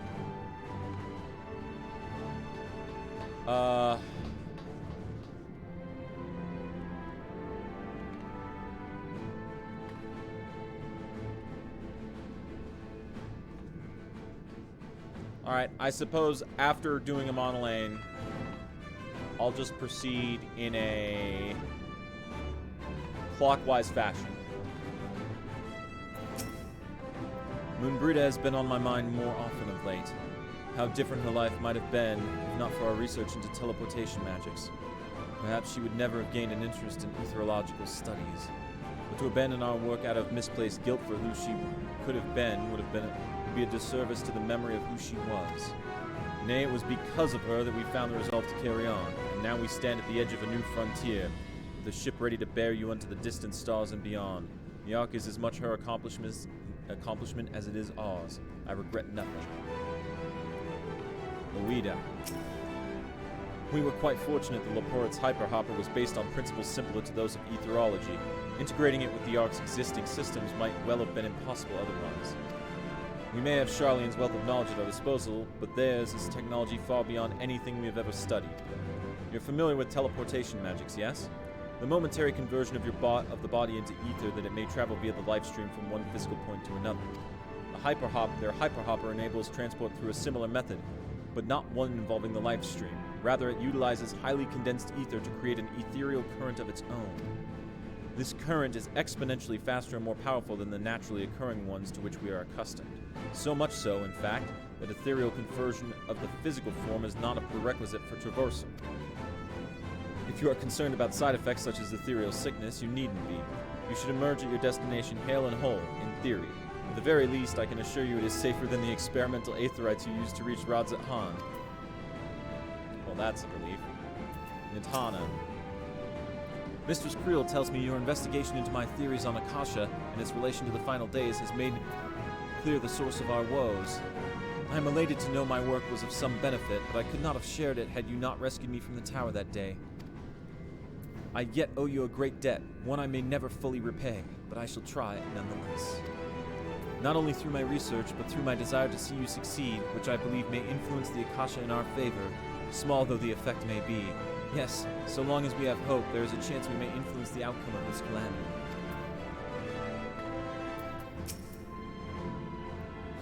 Though our fellow Scions couldn't be here, they wanted me to tell you that no matter what calamity may befall us, they will never give up, and neither should you. No matter how far you may go, we will be with you in spirit. No matter how dark it may seem, your light will shine and endure. Hey, Coltonay. It's no easy thing to say, leave the star to us, but we must, and we will. As proud members of the Scions, we have a duty to uphold. And we needn't do so alone. Those dark days when we were driven from the Rising Stones and hunted as traitors are a thing of the past. We have allies in abundance now. Which is to say, you needn't worry about us. Go forth in the knowledge that the Scions will labor without rest in your absence. Fuck yeah, Colton A. Let's see. Aaronville. Hey, Steve. First the Great Exodus and now this. Seems there's no end to our work. In truth, more than a few gleaners were distressed to learn that their earlier efforts were for nothing. It was no easy task convincing them that the new plan was for the best, I can tell you that. I can't tell you every man believes that this is the wisest course, but I can say that all will be forgiven if you deliver us from the coming doom.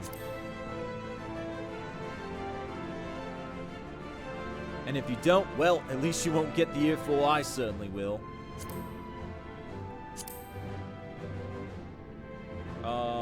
If I do that...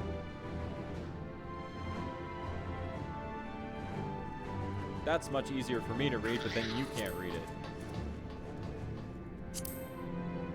Let's try this. That seems to work.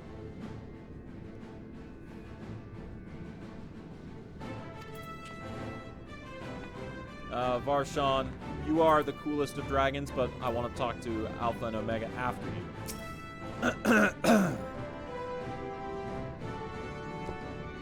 Man is said to fear what he does not know, yet you would venture unto the greatest of unknowns.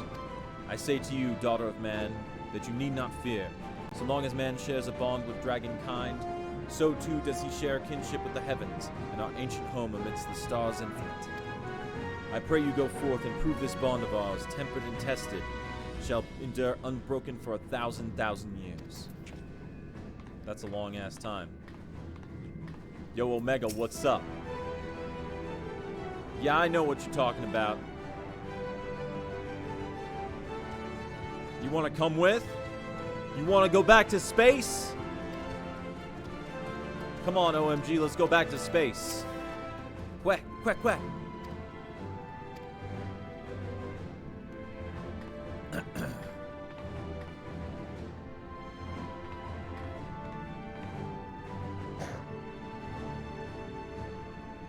Alright, Graha. So this is the ship that will bear us into Ultima Thule. Oriange. Not that even Wilfson and Loida should be in attendance is most unexpected.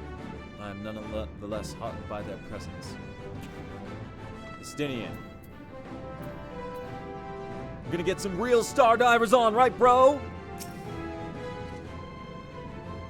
For so many of us, for so many to see us off like this seems wholly unnecessary. Still, I'll not begrudge them for wishing us well. Okay, I'm saving Ishtola for last, because she's the best. Thancred, what's up? I wasn't expecting quite so many people to be seeing us off. Tataru? I'll send word to the Alliance leaders the very moment the ship takes off. Obviously they couldn't be here, but I'm sure they'll be cheering for you every step of the way. I just realized that I could increase the size of that dialogue window, and it helps me so much, because I have to, like, it's a tiny part of my screen when it was before. Quite the turnout, wouldn't you say? Then again, who wouldn't want to be present for a once-in-a-lifetime event? Right, Living Way, how goes it? The Ark is missing one last but very crucial component before we are ready to take off. It should be arriving shortly. Alphino? Let us hear what Father has to say. Alize? They said work on the Ark is finished, but you certainly wouldn't know it by looking at it. Alright. Ishtola. This is the pinnacle of etherochemistry, a synthesis of modern innovation and the ancient wisdom of Alag. The Ark's engine appears to be capable of processing condensed ether in quantities I never thought possible. Hell yeah. Alright, Fortuno. Let's fucking go.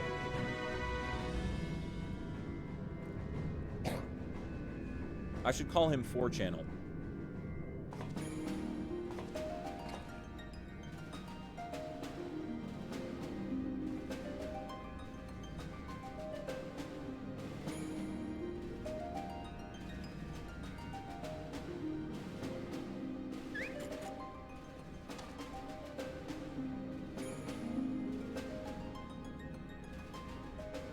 All present and accounted for? Good. As you will have heard, the Ark is ready. All that remains is to board and be on your way. I've seen my Yes! fair share of tight schedules, but Nero, this please let Nero is talk. bloody murder. But we did it. We finished the ship. It's safe, fit for purpose, and looks good to boot. Aye, it's a garland through and through. Okay, Nero, you can't let that stand. I really don't know what we'd do without you. Thank you for everything. Is Nero gonna let that stand? Ah, don't mention it. Ever since that episode with Omega, I've been toying with the idea of starfaring vessels. Of course you have. And as they say, necessity is the mother of invention. We've learned a lot, let me tell you. In case you're wondering about payment, the ongoing existence of the world ought to do. But feel free to throw in a colorful recounting of your journey on your return.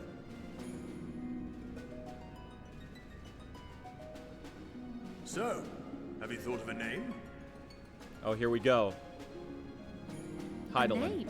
Wasn't everyone just calling it Father's teeny tiny toy boat?